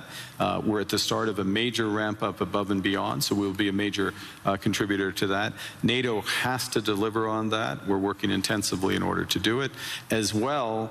Prosperity for the people of Greenland. In the end, it comes back to the people there, and there are opportunities to do that in ways that would strengthen all of the alliance. And when President Trump says, oh, you know, Greenland's under threat from Russia, even from China, is that for real? I would say that there are threat. Russia is without question a threat in the Arctic, without question. Russia does lots of horrible things, and I'll take the opportunity to condemn their unjustified and horrific assault on Ukraine, almost at its fourth year. They are a real threat in the Arctic, one against we need to protect, which is why we have 364 5-day air, sea, and land presence. It's why we're adding to our submarine fleet, adding to our air fighter fleet, why we're building out over-the-horizon radar to protect from Russian missile threats and others, and why we will work with our NATO partners. The threat is more prospective than actual at this stage in terms of actual activity in the Arctic, and we intend to keep it that way. Another big issue that's going to come up this week is this board of peace that President Trump is keen on. I'm not sure whether it's for Gaza or for the entire world, but apparently Canada's been invited. Are you going to join? We have been invited, and let me start by, I think we should recognize the progress that has been made in at least getting towards the end of the first phase of this process, and the activation, if I can put it that way, of the process to set up the Board of Peace is the start of phase 2. Our view is, and that's to be welcomed, and this is a positive vehicle. Our view is we need to work on the actual structure of the vehicle. You just referenced, is it for Gaza? Well, the UN resolution, Security Council Resolution 2803, references a Board of Peace for Gaza. That's where we see it becoming immediately operative, and it needs to be, in our view, it's better to be designed in that way for the immediate needs there. There are many other needs around the world, first point. Second point, it needs to coincide with the immediate full flow of humanitarian aid into Gaza. We are still not where we need to be. Conditions still are horrific, so that needs to come alongside.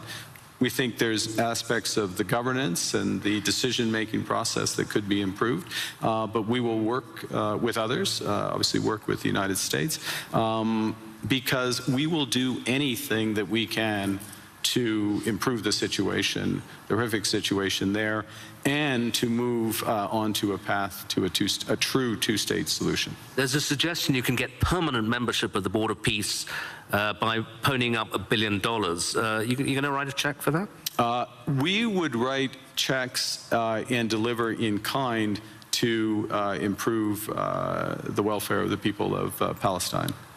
But we want to see it delivered direct to those outcomes promoting peace, and so the mechanics and how it works that way. Okay, final question. President Trump and a lot of people who agree with him condemn globalism a lot. And I suspect, you know, you would be the kind of epitome of a globalist. You know, you worked for Goldman Sachs, I believe. You were a central banker. You know, you're comfortable and lived in several countries. Is globalism, first of all, is it a thing, and is it over? I think, well, look, understanding how the world works, having an appreciation for other cultures, understanding the connections, and being able to, or at least appreciating ways that how we connect, whether it's through technology, trade, investment, culture, can enrich our lives, and that's a good thing, and also help solve problems. Being detached from where you live and the broader needs of society, there is an epithet for that. I don't know that the G word is the one. There's certainly what we're finding, and to go back to the points I was making, is that there are a number of like-minded countries that want to work through partnership to achieve those goals for their citizens and for the world more broadly. The call is for more to recognize what's really going on right now, and to pool their resources to the benefit of citizens. So it won't be global, it won't cover the globe, but it will be more powerful. Okay, Prime Minister, thank you very much indeed. Very much.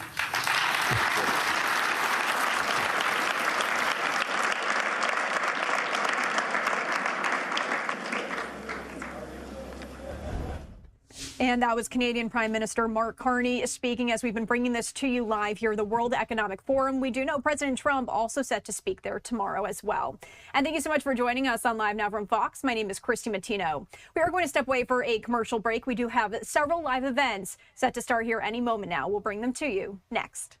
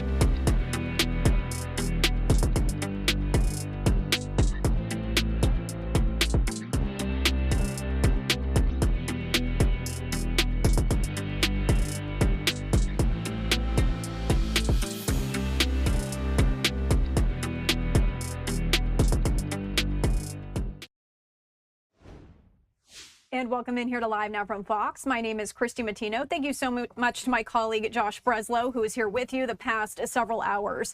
I do want to bring this live feed to you. This just coming into our newsroom. New Jersey Governor-elect Mikey Sherrill's inauguration is today. She will be sworn in as governor at the New Jersey Performing Arts Center in Newark. Let's listen in.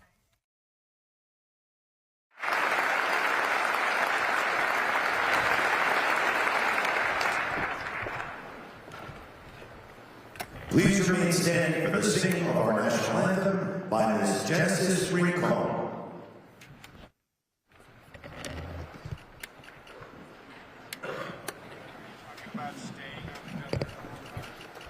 Oh, say, can you see by the dawn's early light what so proudly we hailed?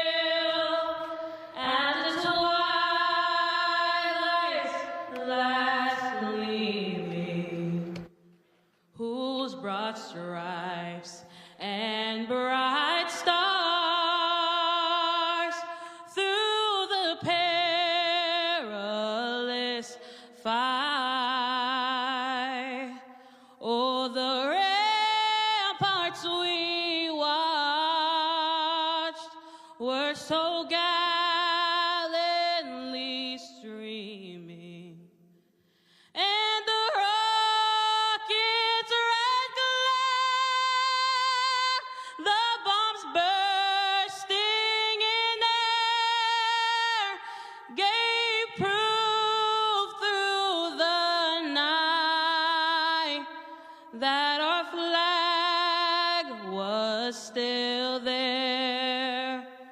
Oh, say, does that star-spangled banner yet wave? Oh, the land of the free and the home of the brave.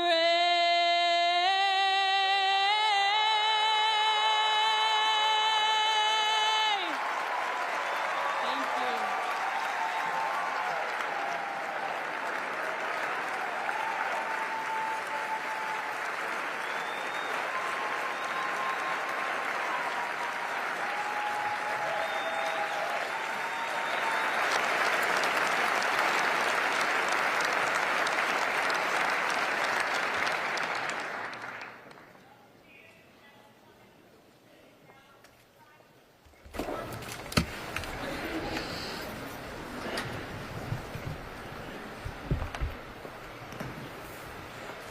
Ladies and gentlemen, you may be seated. It is now my pleasure to welcome to the stage Assembly Speaker Craig Coughlin and Senate President Nick Scutari to call the joint session of the legislature to order.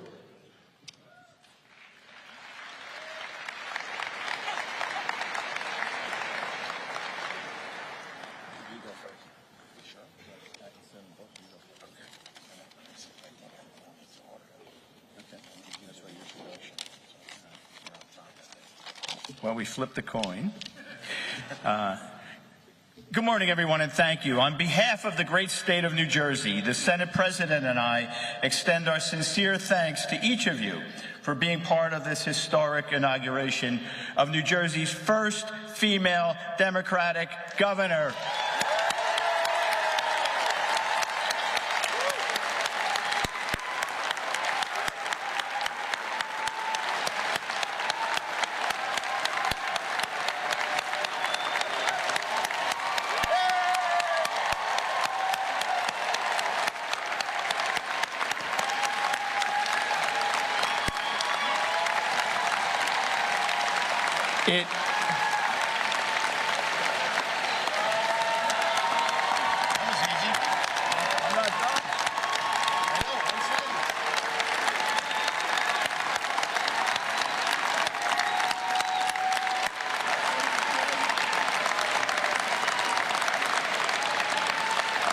All right, calm down. Save something for later.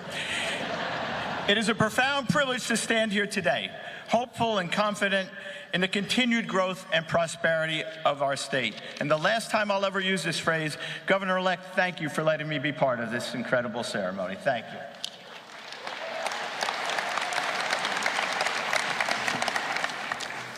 Honored guests, ladies and gentlemen, it is with great honor that I call to order the inauguration of the 57th Governor of the state of New Jersey, Mikey Sherrill and Lieutenant Governor Dale G. Caldwell. Congratulations.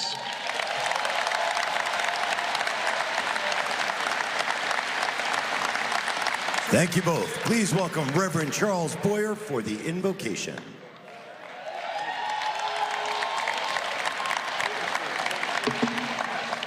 This is the day that the Lord has made. Let's pray.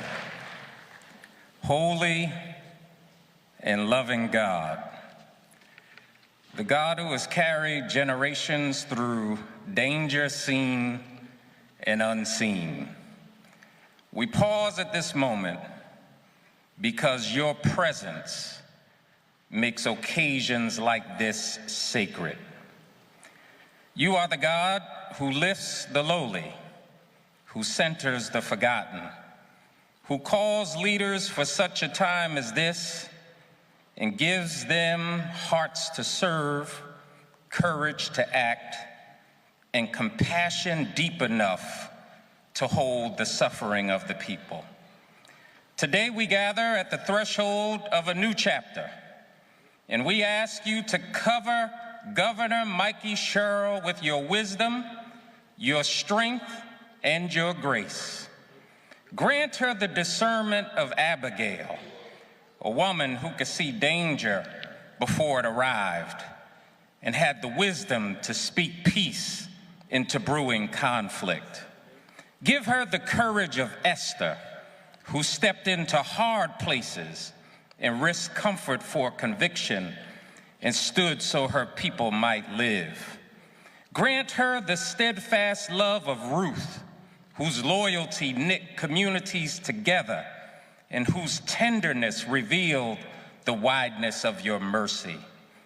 Endow her with the fire of Deborah, the prophet who led not from pride but from purpose, who rose when her people needed clarity and courage.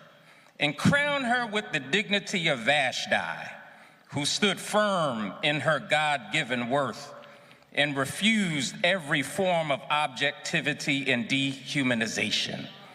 And may she seek wisdom like the Queen of Sheba, always willing to travel beyond the familiar to hear truth, pursue understanding, and embrace insight wherever you reveal it.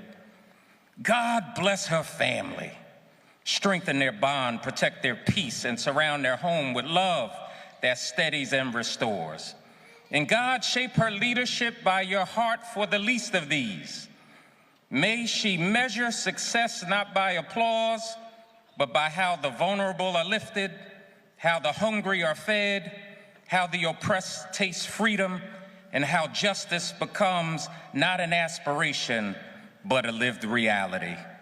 And God bless her Lieutenant Governor Dale Caldwell. May the voice of his father Gil speak to him, and may the spirit of their father Morris Brown guide them. Lord, bless everyone under Governor Sherrill's charge. May her administration lead with integrity, choosing righteousness over convenience, truth over comfort, and compassion over calculation. May her administration be marked by transparency, accountability, affordability, and a deep commitment to the common good. May her administration create tables long enough for every voice to be heard and safe paths where every community can flourish. Give her shoulders strong enough for the weight of responsibility and give her spirit tender enough to remain human in the midst of great demands. When the nights are long, grant her rest. When the decisions are heavy, grant her clarity. When the road is rough, grant her resilience. And when the work feels impossible, remind her that your grace is sufficient.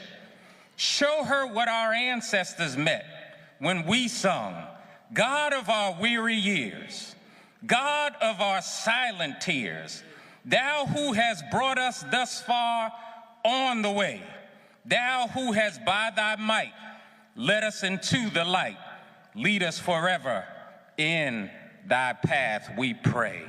This is our prayer for this governor, for such a time as this, in the name that is above every name. And let the whole state say, amen.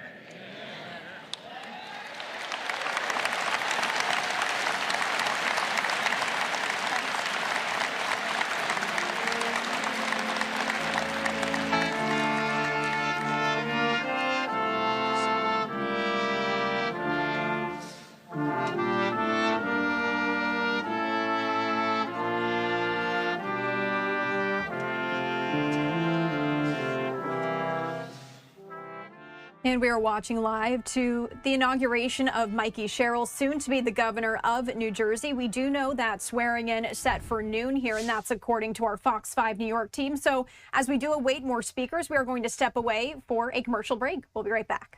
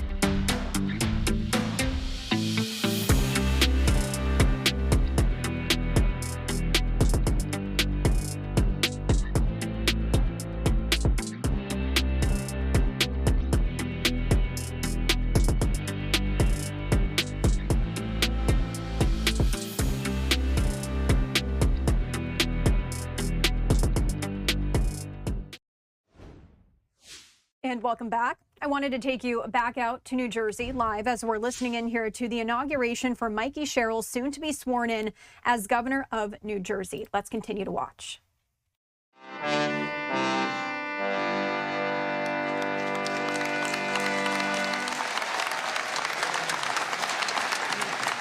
Ladies and gentlemen, here to administer the oath of office to Lieutenant Governor-elect Reverend Dr. Dale Caldwell is Chief Justice of the State Supreme Court, Stuart Rabner.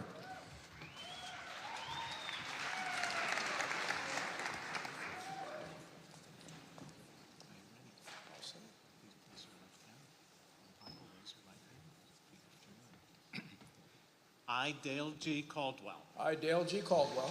Do solemnly swear. Do solemnly swear. That I will support the Constitution of the United States. That I will support the Constitution of the United States. And the Constitution of the State of New Jersey. And the Constitution of the State of New Jersey. And that I will bear true faith and allegiance to the same. And I will bear true faith and allegiance to the same. And to the governments established in the United States. And to the governments established in the United States. And in this state. And in this state. Under the authority of the people. Under the authority of the people. And that I will faithfully. And that I will faithfully.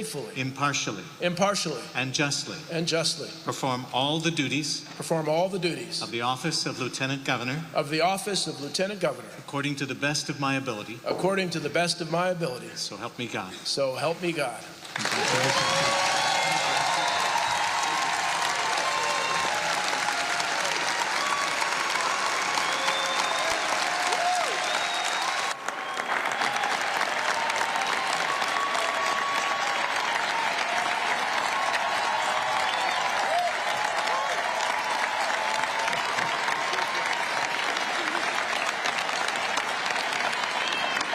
Thank you so very much.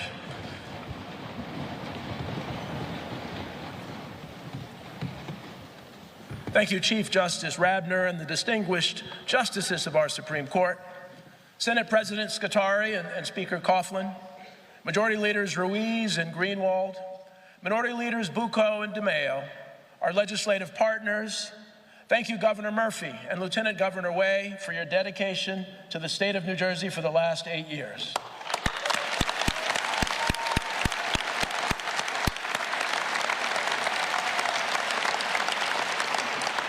And to the late Lieutenant Governor Sheila Oliver, who was a mentor to me for many, many years.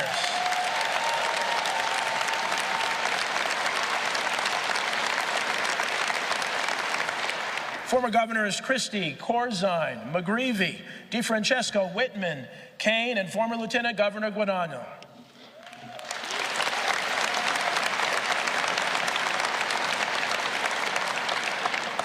Members of our congressional delegation, and most importantly, the governor-elect and soon-to-be Governor Mikey Sherrill.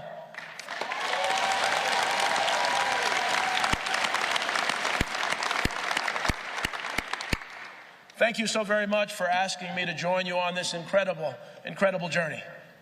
Thank you for your trust, your partnership, and your commitment to this great state. To my daughter Ashley and my family, thank you for your unwavering love and support. And to the people of New Jersey, thank you for placing your confidence in us. It is an incredible honor to stand right here today. Becoming Lieutenant Governor was not something that I ever imagined growing up. In fact, there was a time in our country's history when such a moment would not have been possible. Today is a reminder of what progress looks like. It is a reminder of what resilience and hope and courage can achieve. And it is a reminder that our work of fulfilling the promise to we the people is never finished. It's a sacred promise to the families, the workers, the students, the seniors, the dreamers, and the doers who make this state what it is. Yesterday, we honored Dr. Martin Luther King, Jr., whose life continues to challenge each of us to push forward for justice and to fight to make that eternal promise a reality. My father marched with Dr. King and carried his message in his heart throughout his life. My father taught me that faith must be active, not passive. He taught me that justice is not an idea, it is a responsibility.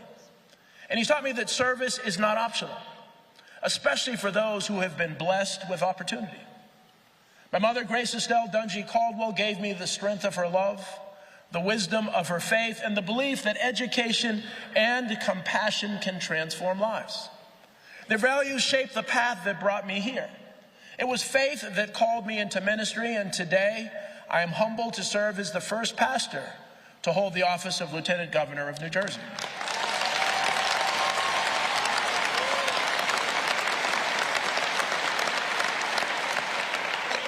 It was justice that led me to serve on the school board and eventually to lead a college, because I believe education is the key to opportunity and the foundation of a fair society. It was service that inspired me to help small businesses and community organizations, the churches, the nonprofits, the family-run shops, the people who keep neighborhoods strong and who make our communities come alive. My parents taught me that we must support those who too often go unseen or unheard. They taught me to champion small organizations, small businesses, and hardworking families who carry the weight of our communities on their backs. Proverbs chapter 31, verses 8 to 9 tells us to speak up for those who cannot speak up for themselves, defend the rights of the poor and needy. This verse is more than scripture to me. It is a promise I make to you today. It will be my guiding principle as your Lieutenant Governor. It is because of these convictions that I was excited to join Governor Sherrill in leading the state. I've seen firsthand her incredible dedication, her discipline, and her unwavering commitment to the people of New Jersey. I've seen how she has dedicated her life to upholding the Constitution. I know we share a belief that every resident, every child, every family deserves a real chance to thrive. Together, we will work tirelessly to serve the state with integrity, with accountability and compassion. We step into leadership at a time of deep national division and growing anxiety. We've witnessed attacks on rights, freedoms, dignity, and truth. We have seen vulnerable communities targeted and democratic institutions threatened. That is why I am deeply honored to serve not only as Lieutenant Governor, but also as Secretary of State, with the immense responsibility for safeguarding our elections and protecting the right to vote. Amen.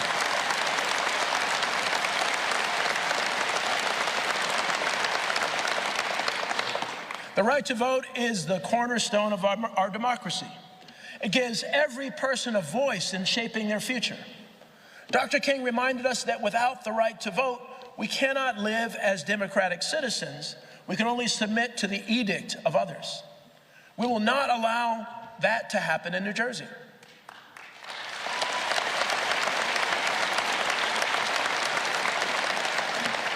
Our administration will defend voting rights and protect the integrity of our elections and ensure that every eligible New Jerseyan can participate freely, safely, and confidently. But our work cannot stop at protecting democratic rights. We must also restore trust in the institutions of our democracy that serve the public. For too many people, government feels like an obstacle rather than a partner. For many families, the systems designed to support them feel slow, confusing, or indifferent. That's why the first thing we did after winning this election was listen. And the message was clear. The status quo is not working. That is why our administration is focused on lowering costs, strengthening small businesses, and expanding opportunity for every resident.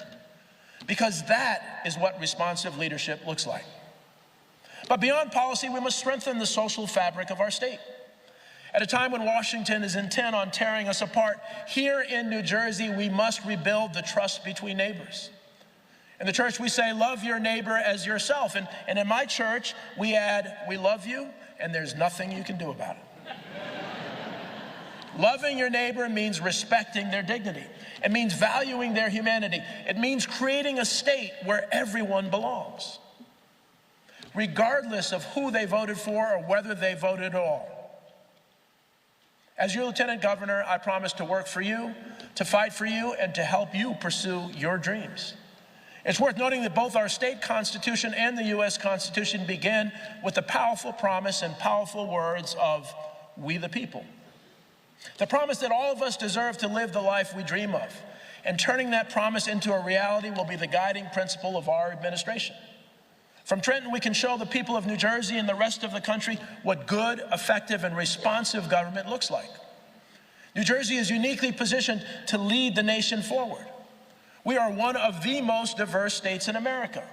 We have world-class talent, innovation, creativity, and determination. We are home to families who work hard, who dream boldly and refuse to give up. I believe that with all my heart that our best days are ahead of us. And I believe that together, with a strong sense of faith, justice, and service, we can build a New Jersey where every resident has the chance to flourish.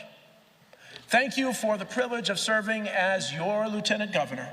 Thank you for trusting me as your Secretary of State, and thank you for believing in a future that is brighter and more hopeful for all. May God bless you. May God bless the great state of New Jersey, and may God bless the United States of America.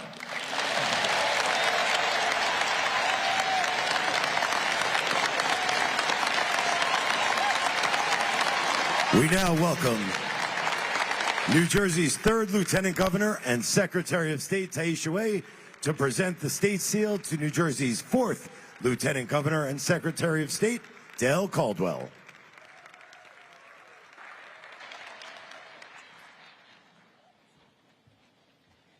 Now, isn't this a beautiful day, y'all? We got the Pastor Boyer, we got another pastor if you want to step forward, and for the past 8 years, it has been my distinct honor to serve as New Jersey's Secretary of State and be not only the guardian of our democracy, but the keeper of the Great Seal of New Jersey, which represents our identity, which was adopted in 1777 in Haddonfield at a special session in which our forefathers understood that we in New Jersey should stand for prosperity, that is Ceres on the seal, for liberty, and of course, the horse's head, which is our strength. So as I have concluded my service today, it is another honor to pass on the Great Seal of New Jersey to my successor, Lieutenant Governor and Secretary of State, Dale Caldwell. We trust that you will underscore the belief and importance of we the people and admirably protect and guard the 9.5 million of us. Thank you so much and congratulations. Thank you.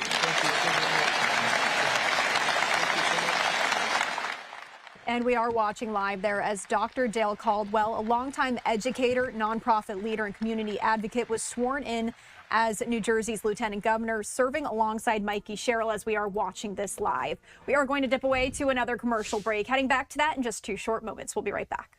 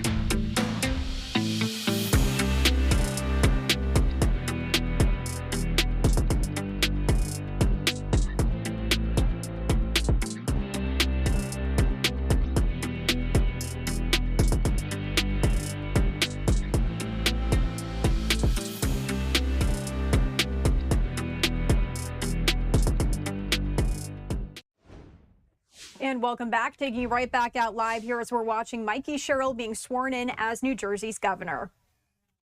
Of the state of New Jersey. So help me God. So help me God. Congratulations, Governor.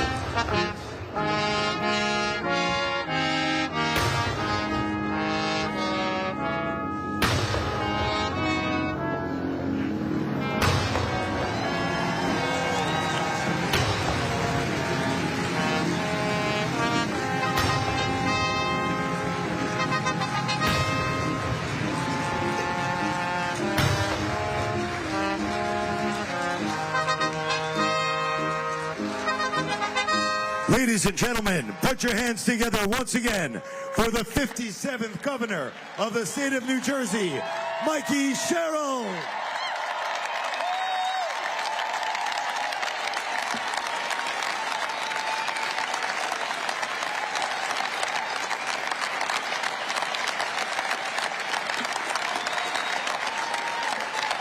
Thank you.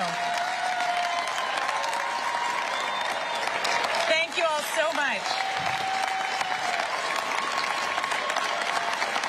Thank you. Honorable Chief Justice and Justices of our Supreme Court, my fellow governors, our esteemed congressional delegation, Mr. Senate President, Mr. Speaker, majority and minority leaders, members of the legislature, elected officials, reverend clergy, honored guests, family and friends, and most importantly, New Jerseyans up and down the state. I am incredibly honored to be standing before you as the 57th governor of the state of New Jersey.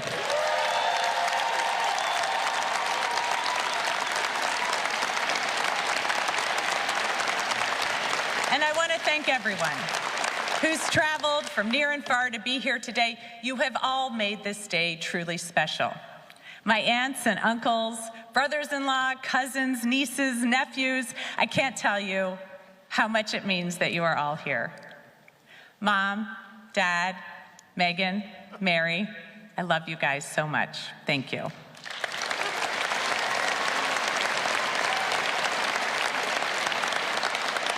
My classmates from Hunters Woods Elementary School, Langston Hughes Middle School, and yes, the great South Lakes High School class of 1990. Thank you for being here. Mr. Jenkins, my principal, and Ms. Cascio. Like so many people, I would not be here today without the great mentorship of wonderful teachers. My classmates from the Naval Academy.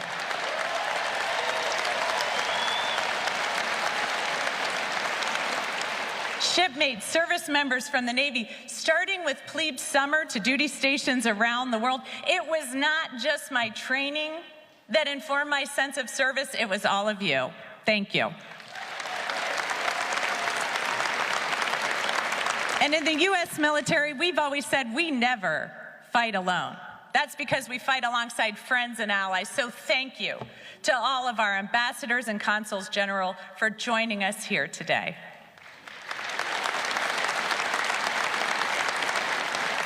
Everyone from the U.S. Attorney's Office working with you right down the street at the Rodino Building was an honor.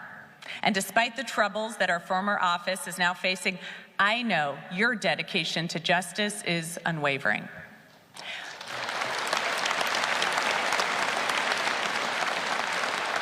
My colleagues from Congress, thank you for your continued fight for health care, education, and good jobs. America is lucky to have you fighting for her.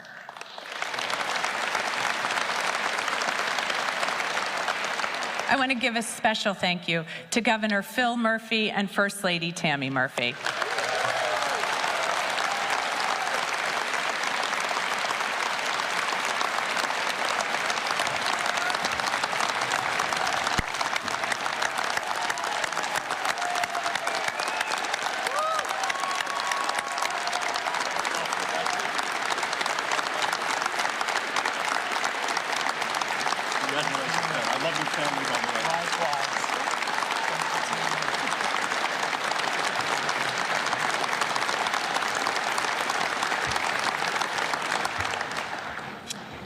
You both have truly shepherded our state through perilous times, and your dedication to improving the lives of working families, including by raising the minimum wage and fully funding the pension for the first time in decades, speak to your enduring concern for New Jerseyans. Thank you. There's a governor that I am so sorry won't be with us today. Although Governor Cody just passed away, his dedication to our state and his connection to her people won't be forgotten.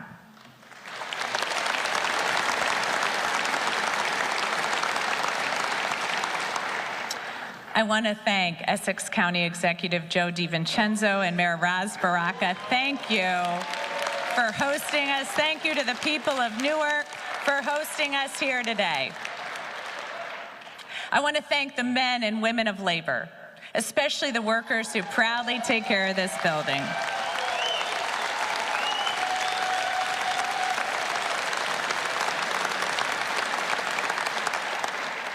And congratulations to our Lieutenant Governor, Dr. Dale Caldwell,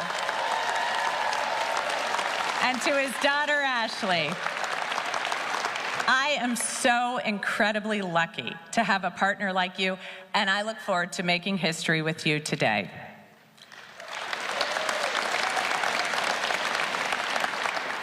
To my kids, Maggie, Lincoln, Ike, Merritt, you guys are the reason I'm doing this, and I love being your mom.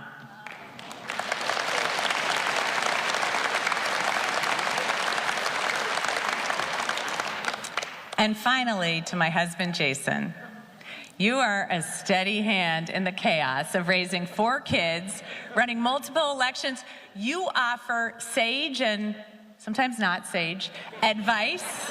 You've been a true partner in the challenges we've taken on. You are amazing, and I love you.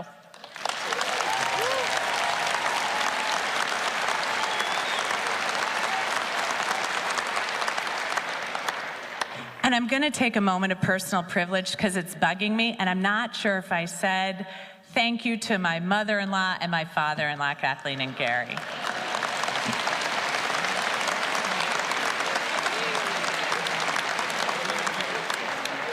Quite frankly, thank you to every single person here today. I value your support as we embark upon this administration and the challenges ahead. We enter 2026 commemorating our nation's 250th anniversary.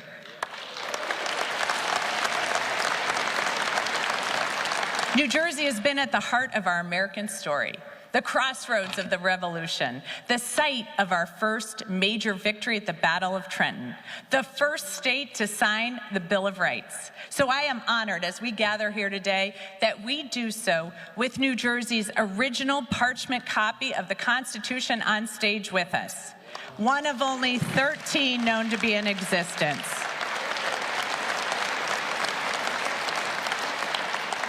I wanted to take my oath on it. It's a little large. A document, by the way, that New Jersey unanimously ratified.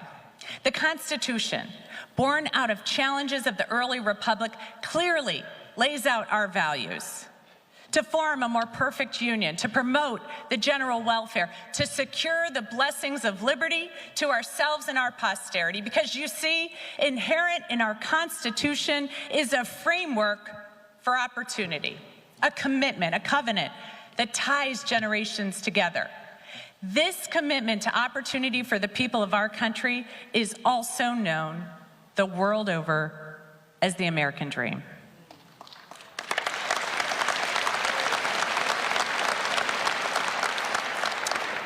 And like so many families, my American story did not begin that auspiciously.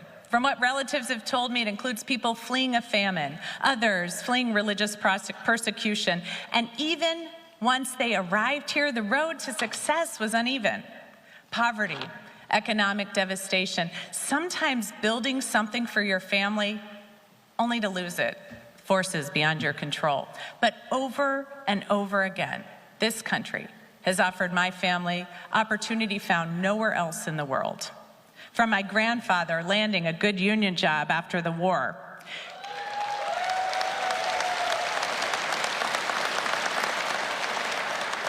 to my opportunities in the first class of women eligible for combat roles in the Navy, the American dream starts with opening a door.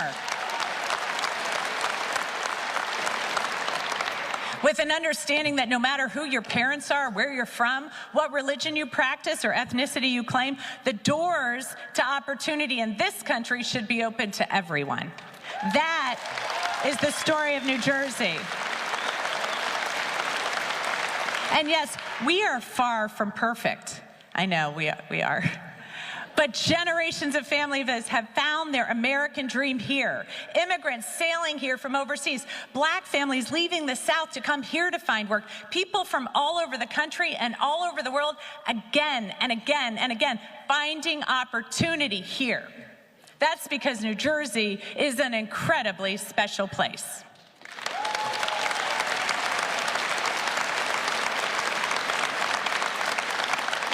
The course of American history has been determined here. It was just across the street in Military Park, where the cannons were just fired, that Thomas Paine began to pen his pamphlet, The American Crisis. It galvanized a nation. During the Industrial Revolution, Trenton built this great nation. Picatinny Arsenal constantly defends our hard-won freedoms as the arsenal of our democracy. So here in New Jersey, we have invented everything from the light bulb to the moving picture to the laser. We have artists from Sinatra to Springsteen to SZA. New Jersey, in my humble opinion, never gets enough appreciation. So, as the newest leader of our great state, for all these artists, battles, and innovations, I just wanted to take a moment to say, you're welcome, America.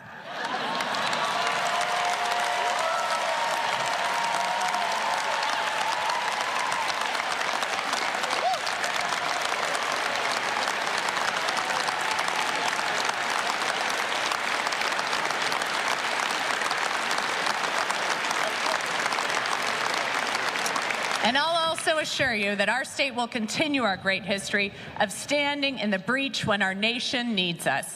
You see, what makes us special is that sometimes, in some moments, the impossible is possible here. So we are unafraid to take on tough challenges. We never assume we've lost the fight before we even enter the ring. So when I get asked, and I do get asked, was I surprised at the results of this election? I can honestly say no, not in the least, because I know New Jersey. Yes, we are loud and brash, and sometimes we tan like it's 1980. Our Giants, our Jets, and Eagles don't even claim our state as home despite our rabid devotion. There are an inordinate number of young men wearing chains here, including my two sons. We go home, we speak different languages. You know, in this election, I learned that in South Jersey, they pronounce Taylor ham pork roll.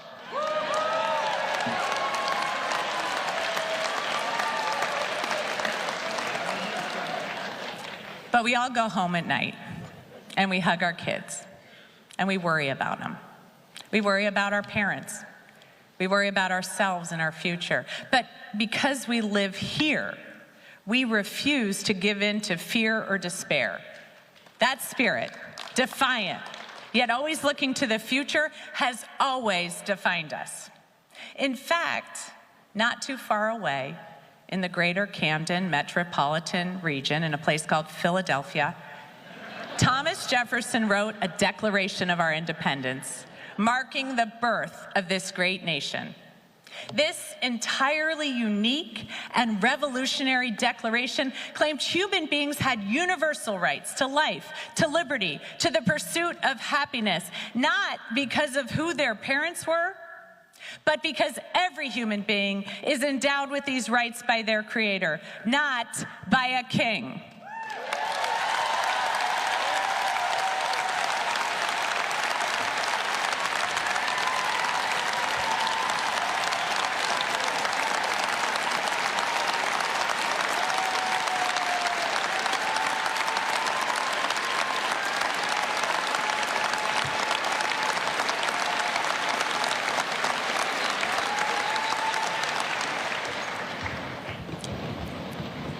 The earth has rarely seen an idea put to paper that has ignited such a fire in her people, a fire that has burned for 250 years. As enslaved people, women, oppressed people from around the world and from every walk of life read our founding documents and demanded their own path to those same universal rights.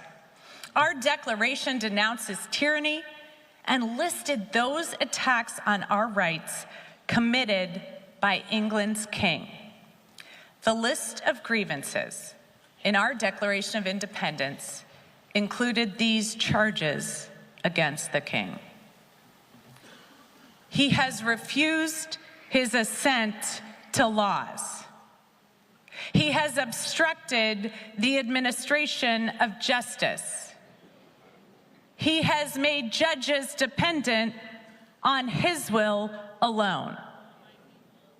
And yes, he has kept among us, in times of peace, standing armies without the consent of our legislatures.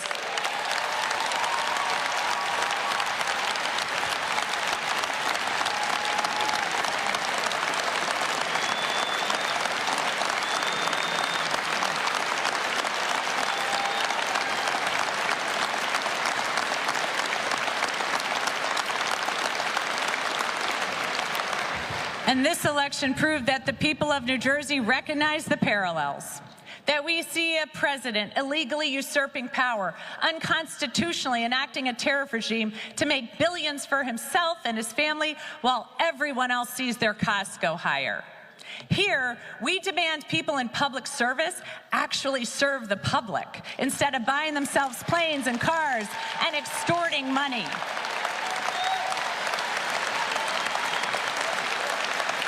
And on November 4th, the people of New Jersey once again gave the nation a glimmer of something it hadn't felt in months.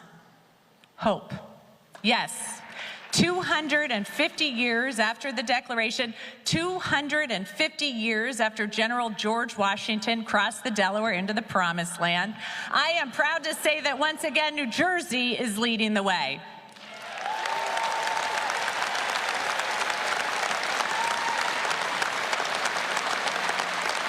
We value our freedoms, and we believe in the promise of opportunity. And I want you to know that I will be fighting for you.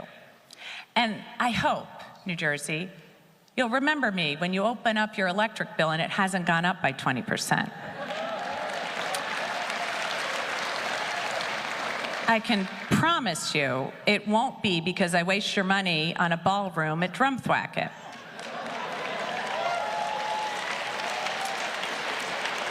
I'm going to spend every minute trying to make New Jersey more affordable and open doors to opportunity across our state, because that's our history here. Opening doors to opportunity. Patriots who manned Harriet Tubman's Underground Railroad stops from Cape May to Jersey City. Labor leaders like Peter McGuire, who spurred the fight for fair wages and good working conditions. Alice Paul, who fought for equal rights, including a woman's right to vote. And Rabbi Joachim Prince, who fled Nazi occupation, marched with Dr. Martin Luther King, and reminded us that the most urgent, the most disgraceful, the most shameful, and the most tragic problem is silence. Not here, not New Jersey.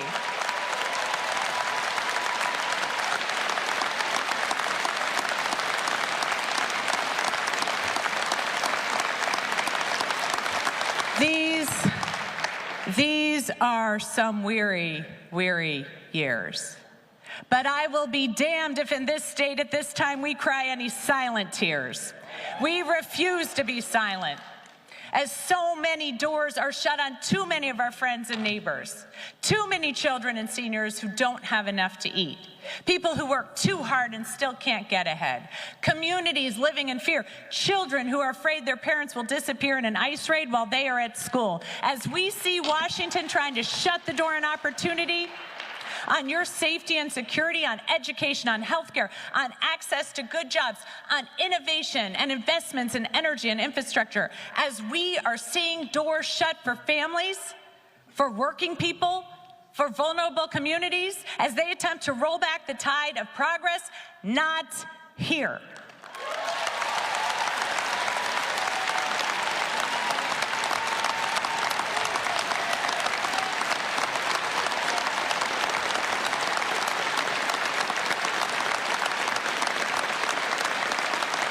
We are made of stronger stuff here.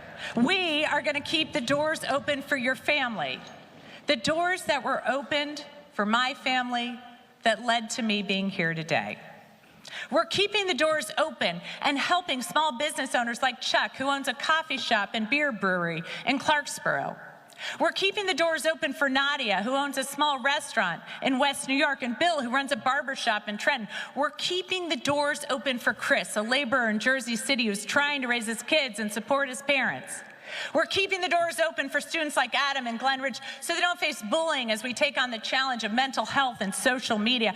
We're keeping the doors open for the Patel brothers and businesses in Oak Tree Lane, Oak Tree Road and Edison as we navigate a federal tariff regime harming so many store owners and keeping costs high. We're keeping the doors open to millions of parents who want to keep their kids safe and ensure they have a bright future. And much like Noah's Ark provided safety for the righteous, it is appropriate that today we are in Newark. We are here today to create a new haven, a new ark to open the door for those who thirst for liberty and prosperity.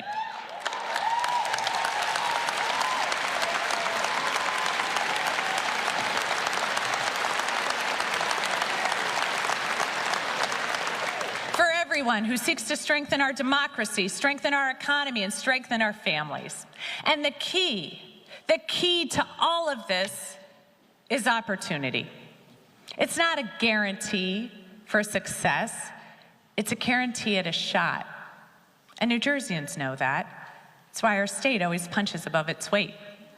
Because we know exactly what we can do if we are given a shot. We can lead scientific innovation, create art that moves millions, build small businesses to lift up entire communities, and homes to pass on to our kids. But for families to succeed, they need to be able to afford to live here, to thrive in New Jersey. And in too many cases, the promises from politicians to open doors to opportunity have been empty. Platitudes that don't address the key issues keeping families up at night. But I promise, as your governor, if it's keeping you up at night, it's going to be keeping me up at night. And as I have traveled across this state, speaking to thousands of New Jerseyans, your stories have stuck with me. But even more often, I heard you talking about your concerns for others. How are my neighbors going to feel safe? How are my children going to succeed? How are people who are struggling going to get access to food and health care? And most inspiring, how can we help? Your stories are why, again and again, I'm reminded of why I love New Jersey. And I have heard, beneath the noise, beneath the politics, a simple truth. Too many people are working too hard and still falling behind. They worry about rent or mortgage payments that rise faster than paychecks. They worry about the cost of childcare that rivals college tuition. They worry about utility and healthcare bills that feel unpredictable and overwhelming. They worry about whether their children will be able to build a life in this state. And these concerns are not abstract, they're not ideological, they're an everyday reality for people in this state. So let me tell you plainly what my administration stands for. Lowering cost, taking care of your kids, making government accountable to the people.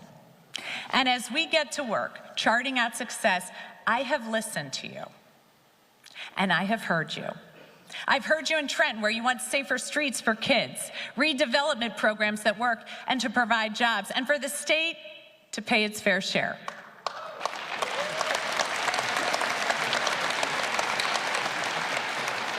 I've heard you in South Jersey, where you want jobs and transportation investments, innovative businesses, and not to be forgotten or left behind. I've heard you in Hudson County, where you want housing you can afford and to open small businesses without costly bureaucracy and red tape. I've heard you, New Jersey. We're facing an affordability crisis, and you want costs to come down. And you want that to begin today. You don't want a strongly worded letter, you don't want a 10-year study, and you don't want empty words. In short, you are sick of the status quo. Well, guess what, guys? So am I.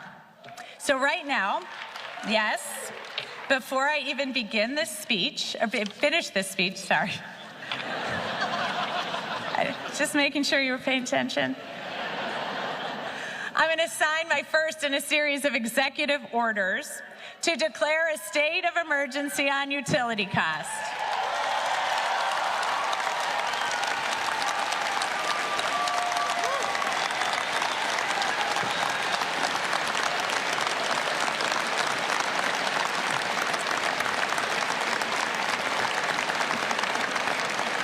First, I am issuing an executive order giving the New Jersey Board of Public Utilities the authority to pause new utility requests for additional rate increases, and I will freeze rate hikes to finally provide families with real relief on their energy bills.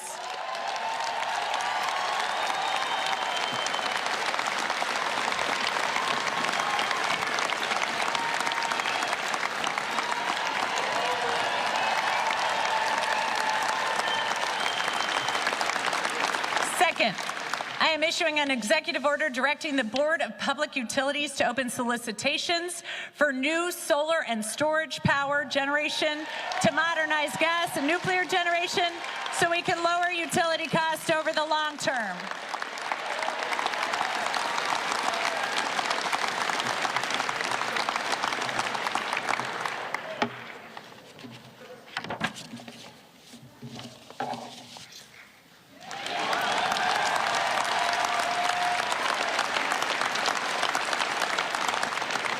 This is just the beginning, not of my speech, of my work.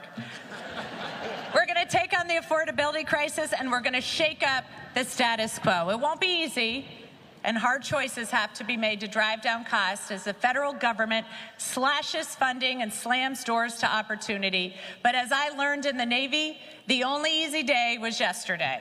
But luckily, we don't need easy here in New Jersey. We have grit. We're tough. And when you hurt our families, we're going to fight. We're going to fight for jobs. We're going to fight for housing families can afford, for good schools, safe streets, and ending skyrocketing utility costs. And look, I know that there are people here, some of them behind me probably, who didn't vote for me.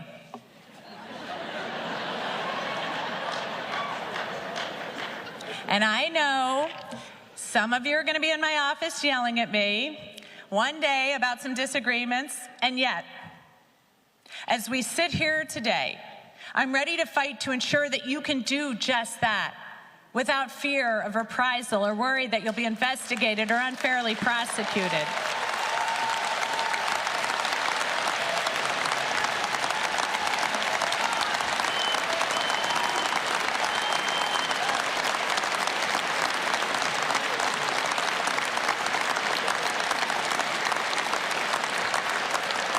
I took an oath over 25 years ago to do just that, and you saw me taking it again today. And I am not a leader who will shirk in the course of my duties. So I learned a lot of important lessons in the Navy. I learned that often it's not the profound or the revolutionary that is needed to accomplish the mission. Sometimes it's the basic brass tacks of getting the job done, recognizing and doing your duty. Under this administration, agencies will be judged by results, not rhetoric. We will work to make government more transparent. We will work to save you time and money. You may not agree with every decision we make, but you'll know why we made it. And you'll know that all of our decisions are made putting you, the public, first. To my esteemed colleagues in the state legislature, my cabinet, and all the elected officials and civil servants across the state, we have all chosen this path of public service. It's a noble calling and it's a privilege. We have a shared responsibility and opportunity to make people's lives better. We do so through competence, knowing that others are depending on us so they can open their businesses, feed their families, or ensure their children are safe and attend great schools. We have to have a strong moral compass to serve. Self-dealing and opportunism are antithetical to our service. And we have to serve with compassion. Sometimes we work with people at really tough times in their lives, when they've suffered a tragedy, when a loved one is facing prison, or when they're scared for their children, or, as I can personally attest to, after they've had a really tough day and had to bring a colicky baby with them to get a driver's license. It is in our power to make their lives easier, better. And at the heart of it, we serve with commitment, a desire to better the world. And at the dawn of our nation, as some of our very first public servants embarked upon their work to better New Jersey, the people of New Jersey chose a state motto. They were among the first to do so. On the heels of a horrible war, they narrowed in on those two things that they felt their countrymen had fought and died for: liberty and prosperity. Today, I take up their work again, protecting liberty, ensuring that power is not placed in the hands of a few, but rather that the universal rights of all New Jerseyans are protected, and prosperity through opening the door to opportunity. That is my commitment as your 57th governor. Thank you. Thank you. And may God bless the great state of New Jersey, and may God bless the United States of America. Thank you. And we were just listening in there to Mikey Sherrill, sworn in as the governor of New Jersey. And we do want to share this live look out of New Jersey with you. This is Atlantic City, sponsored by 1-800-BATTERY. This is our Live Now look. Thank you so much for joining us. My name is Christy Matino, stepping away for a commercial break. We do have several live events starting here in just a matter of moments. We'll be right back.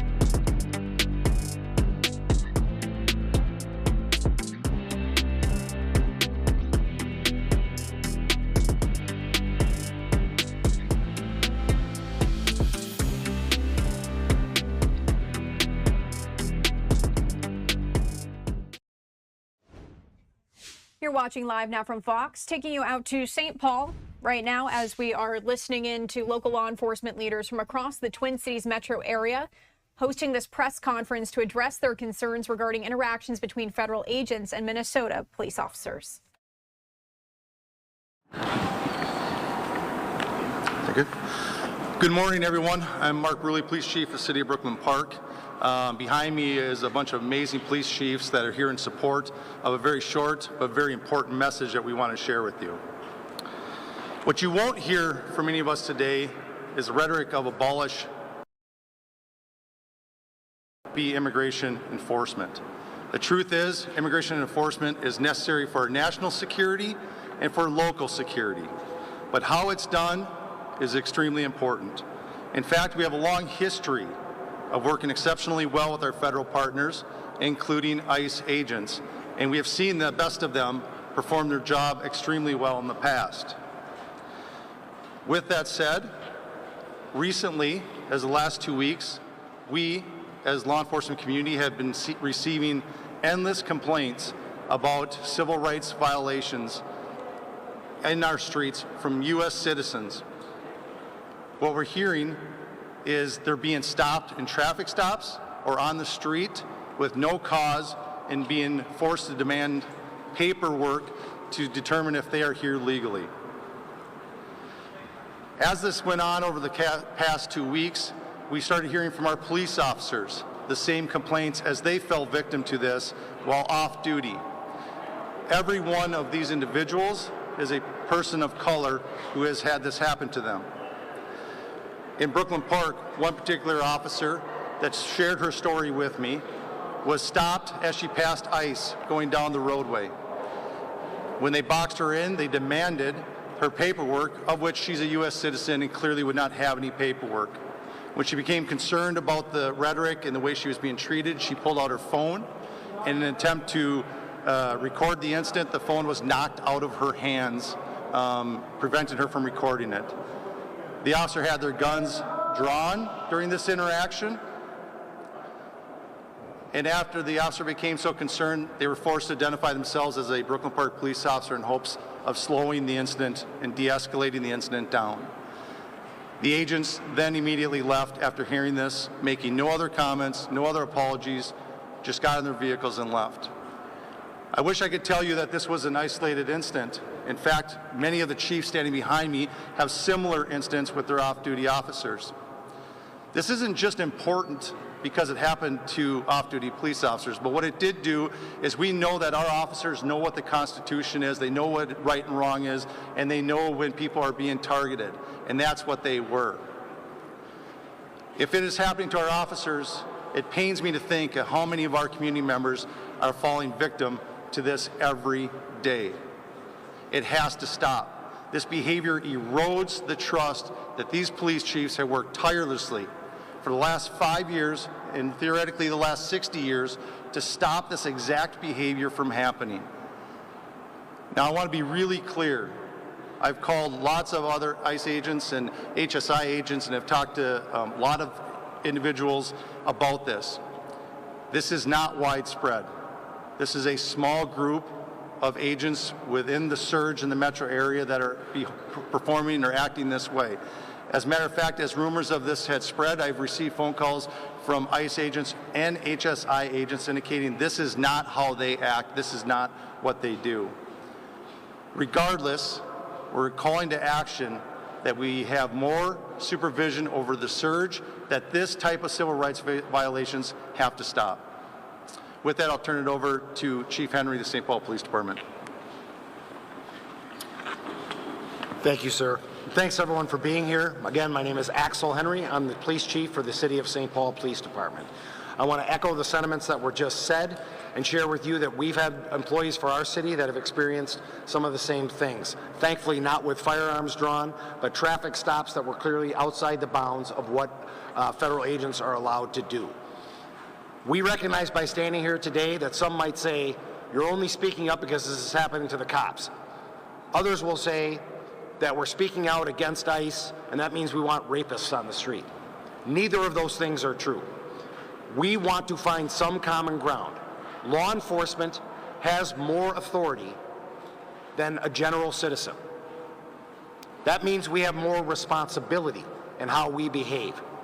We have to find common ground here, and we have to figure out a way that these processes, which are clearly failing if American citizens are being grabbed or stopped or seized, this can't happen. We have to make sure that everyone's civil rights are intact. I truly want to believe that there isn't anybody on either side of the political aisle that thinks that people's civil rights aren't important. They have to be the cornerstone of everything we do. Yesterday, our country honored Dr. Martin Luther King, and I was struck by the fact, and I'm paraphrasing, but he once said, "We must learn to live together as brothers, or we will perish together as fools." We can't be foolish. We can't be those fools. So we are asking that we come together and figure out a way for this state and this country to resolve these things before things get any worse. Thank you. Good morning, everyone. Dewana Witt, Sheriff of Hennepin County. Just yesterday, our nation honored the legacy of Dr. Martin Luther King Jr. challenged us to at least remember the history, not only to remember history, but also live in its lessons. The theme of this year's MLK breakfast, make a career of humanity. And that is what myself and others are trying to do. We're trying to make sure that humanity remains in the noble profession of policing. As I know what it feels like to be stereotyped, judged, and profiled, I know firsthand what it means to be seen before being understood. Our nation, and particularly our agencies and state, have worked hard to confront the wrongs of the past. The work that has never been perfect and is still progress in the making. We know that we have a lot more to do, but there has been real progress, and it's very important that we do not lose sight of that. But today, unfortunately, we are seeing that progress erode. I am seeing and hearing about people in Hennepin County stopped, questioned, and harassed solely because of the color of their skin, solely being the operative word here. This is not okay now, and it's never been okay. And now, that same discrimination is also spilling into the law enforcement community. Dr. King reminded us that the time is always right to do the right thing. And for those of you in position of leadership, now is not the time to be quiet. When we have concrete examples of profiling, we need to do the right thing. We cannot let people in our communities think that our local law enforcement leadership is okay with the actions that we simply know are not just only wrong, but illegal. We can't just say this is a noble profession and not treat it as such. So what does it mean to be noble?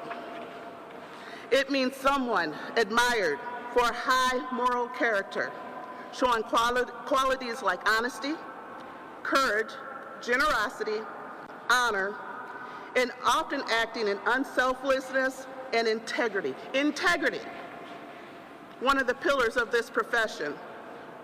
5 years ago, our city, specifically Minneapolis and Hennepin County, became ground zero for civil unrest. Since that time, local law enforcement has been doing the hard, necessary work to rebuild trust within our communities. Rebuilding a community and an environment where people should feel safe. Rebuilding our law enforcement agencies with the people who honor the humanity that we want in our communities. You see, trust isn't just an abstract idea. Trust means victims of violence feel safe, calling 911. Trust means witnesses coming forward, crimes getting reported. Trust means that communities welcome law enforcement as partners in their community. You see, we just don't want to be a part of our community. We want to be partnered with our communities. And what's going on now is stifling that progress. And on a very basic level, trust means parents are not afraid to let their children go to school or church. Business owners are able to open and thrive off of their hard work of being business owners. The trust is fragile right now, and it is essential. It is an essential element to public safety. Today, that trust is being damaged, broken, by the questionable and sometimes unethical actions of some federal agents, particularly in these last recent weeks. I want to be clear that I am not saying all federal agents, as all of us know that we have become victim. If somebody or one person in law enforcement does something wrong, we all pay the cost. We cannot afford to be stereotyping or generalizing anyone. Our communities have less trust in all law enforcement when this happens, not just the federal agents, but our local law enforcement, and we're here to stay. Those harmful actions causes a ripple effect through all of our professions and through all of our agencies. What I want to assure you is we are here because we all believe that our jobs are to be done professionally, lawfully, and obviously treating people with dignity and respect. Not just marginalized communities, but every single person who calls Minnesota home. This moment is the time to do what's right. We demand more from our federal government, more professionalism, more accountability, more humanity. We demand lawful policing that respects human dignity. We should not be at a point in this profession or any profession where you have to teach people how to treat people. This is the same demand we have for our own public safety professionals who serve, live, raise their own children in our communities every day. I can tell you at the Hennepin County Sheriff's Office, our deputies will continue to serve and always have, professionally, lawfully, and with the respect of every person's humanity, as I'm sure all of these agencies that are represented here today are also doing. And with that, we will all continue to show up, even though times are hard, even though our law enforcement is exhausted, they're being challenged, they're having to go home and face their own families and answer these questions. We are lucky to have men and women in this profession that continue to show up despite the adversity. So we want to thank you for having us here today, and at this time we'll take questions. And yes, sorry. Can you talk about kind of the emotional distance there may be between wanting to put criminals away and seeing the constitutional violation and the racial profiling that is part of this mass operation here with that as the same tool? Good morning. My name is Imran Ali. I am R-A-N-A-L-I. I'm an attorney here in Minnesota. Work a lot with law enforcement from corner to corner. I think it is. I mean, that is exactly what it is. That's a very difficult issue that's before us. But the reality still remains is that the Constitution applies to everyone, and we have, and I think it's echoed, with the speakers that we've had today. We have federal ICE officers that are in their line of duty, right? They have to do what they do, right? I mean, they're ordered to do so, and they're carrying out those lawful efforts. And what we see, though, is we see people that are obstructing in that. As a lawyer, that's still a violation of the law. What we can do is we can talk about the tactics and the emotion that's there, and there's a place for that, and that place is to be discussed a lot, and also in the courtroom. And so, to give pause that what's happening here, there are mechanisms in place. There are lawsuits that we all know about. We've seen them almost every day. Something's going out. Those will play out in the court. But what can't happen, what cannot happen, is video after video of our local law enforcement officers being yelled at and threatened to by the public when they're simply there to work on behalf of the community. And I've heard from dozens and dozens of officers, and I've seen those videos. That can't happen. And that's what is increasing this temperature. It's the rhetoric and what we're seeing.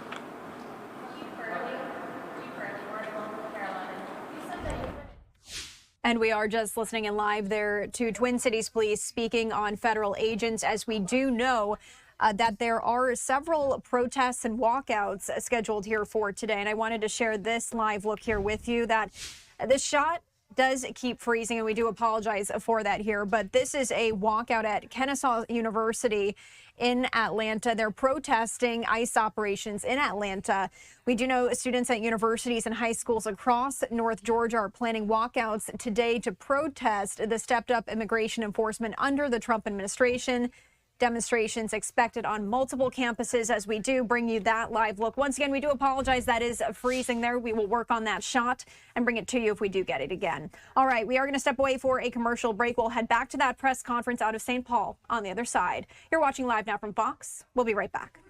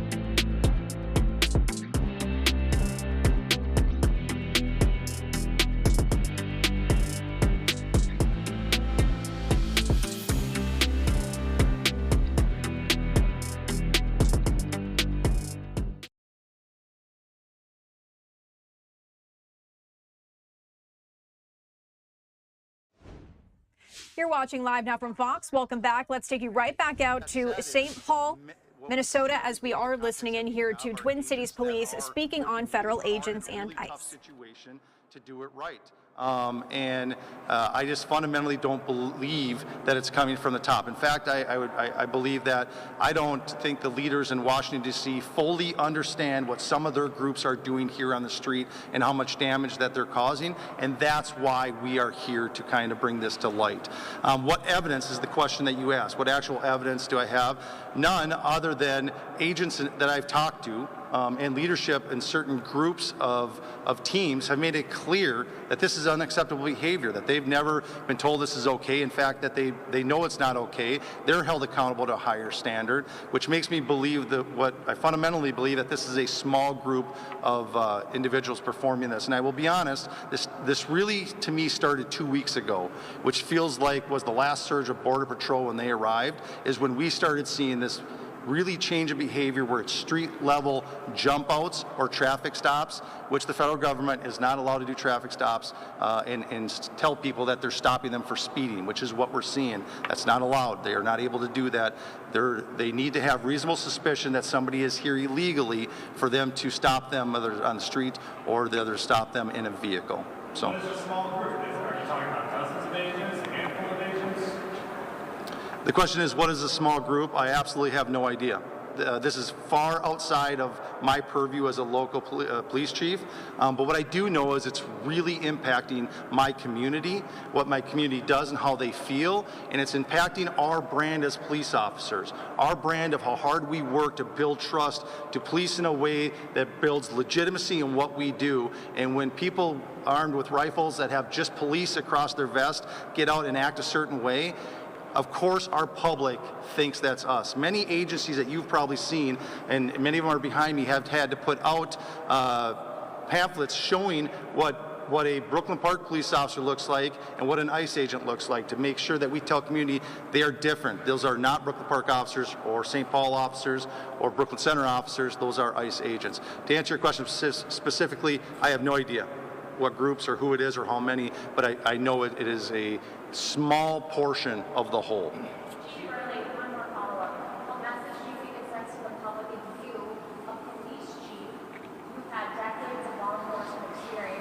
What message does it send to the public when you are having a hard time getting answers from the Department of Homeland Security? Yeah, the question is, what message does it send to the community if I, as a police chief, have a hard time getting answers? How does that leave the community for them to get answers? I think it makes them feel lost. It makes them feel concerned. It makes them feel fearful. And that's why we're here today. Chief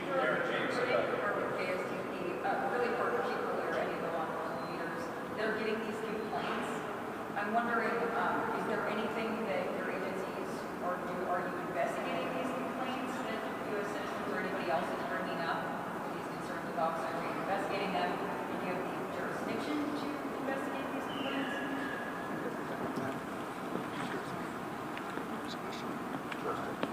Select jurisdiction. Investigate complaints. So we're getting complaints. What are we doing with them in the jurisdiction to investigate them? Answers. No. Yeah, the question is about jurisdiction, and when we get those complaints, what do we do with those? Again, really difficult because we have, the federal government, and we also have on the state side of it as well. Obviously, I know that any law enforcement department in Minnesota is going to take any complaint that they get, but what sort of teeth do they have? What sort of enforcement do they have under the law? That is different. Again, the big issue here is it seems if people are that rhetoric is just passing like this. Everybody's passing and then they're saying things and they're not getting it in their head. It's clear that those avenues that can be utilized for the United States citizens that feel that something is happening, we've seen those lawsuits, and those lawsuits are appropriate, and the courtroom where those are discussed, that's appropriate as well. But as far as the mechanism for us to investigate those on a state side, it's just not there. We'll take a couple more questions. Derek James with WCCO and CBS News Minnesota. It seems to me there's a patchwork of federal agents from different agencies all on the ground. And there have been notices of inconsistencies based on different training, different tactics used between those agencies. We know that we talked with leadership within our federal authorities, and there has been question about the amount of training. Is the training consistent with what they were getting, say, 6 years ago? Are they going through Flexi? And then what is the vetting process like? Those have been conversations, again, at some of the highest levels that we've had. Again, they don't share that stuff with us, but I get the sense that there are some mutual feelings, and that the training, some of them are not well trained. And again, I want to be careful because we do know that there's some that has impeccable training and are good at their jobs. But we are seeing an influx here, to the question earlier, what's a small number? Minnesota, we're seeing this in different areas. It's not just the metro area. We're hearing about it in other areas. It's the impact. This is one of those things where you don't worry about the numbers. We need to talk about the impact on what that 1, 2, 3, 4, fourth incident is causing to all Minnesotans.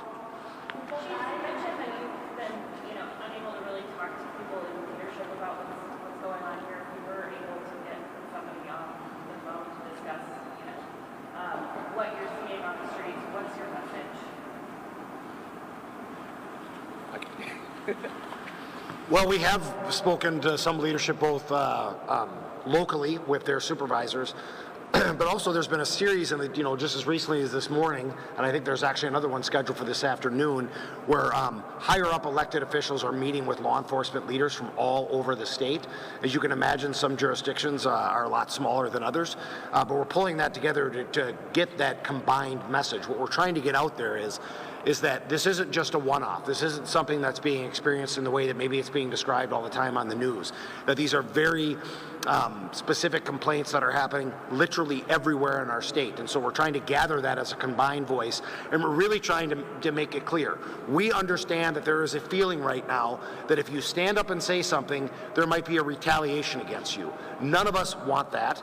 None of us are suggesting that there isn't a legitimate lawful authority to operate here as federal agents. But we are trying to come together to say, can we please find a pathway forward? Can we find a way to make sure that we can do these things without scaring the hell out of our community members and freaking everyone out? People are afraid right now, and I get it. We watch the news and we see very, very angry groups of people out protesting. But the people that we're dealing with as police chiefs are the people that are scared to death, that are afraid to go outside, not because their status is in question, but because they're hearing and they're seeing that they know people that are getting stopped by the way that they looked, and they don't want to take that risk. Thank you. Thank you all.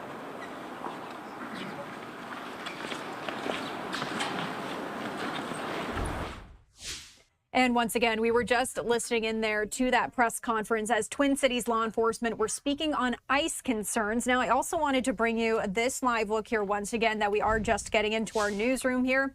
And this is a planned walkout at Kennesaw University. Students protesting ICE operations in Atlanta. And as I've been sharing here, we do know that there are several walkouts planned. Students at the University of Georgia set to join the protests this afternoon. Similar walkouts also planned at schools across the region, including Emory University, where a demonstration is scheduled as well for today. Did want to share this live look here with you as we do step away for a commercial break. If you are just joining us, thank you so much. My name is Christy Matino. Now, before we do go away for that break, I do want to remind you that we are watching the White House, and that's because we are expecting to hear from Press Secretary Caroline Leavitt in just a matter of moments here. That's slated for 1 p.m. Eastern time, leaving you with this other live image inside the White House as we step away for that break. We'll be right back.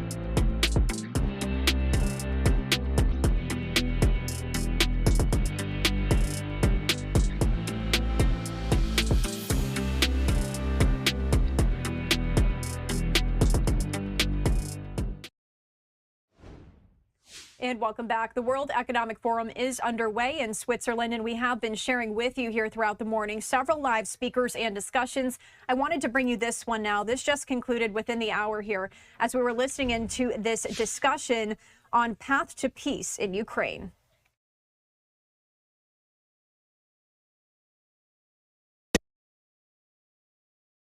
What's your best guess for where we end up and what that will mean for Europe? Where do you think this conflict pauses? Well, thank you for the introduction, but the only thing I have to correct is that, yes, we do have, unfortunately, quite some experience with Russia and Russian aggression over the course of the past, not only decades, but years, hundreds of years. But I still don't understand Russia, and I certainly don't sympathize with the imperialistic ambitions of that country that's apparently still is ongoing. Now, we would hope for peace, but for a peace to last, it needs to be just, it needs to be genuine. Unfortunately, we haven't seen any concessions on the side of Russia to reach a proper peace deal in Ukraine. And let's face it, it was Russia almost 4 years ago who started the invasion in the first place, and it could be Russia yesterday, today, tomorrow to decide that there's no war.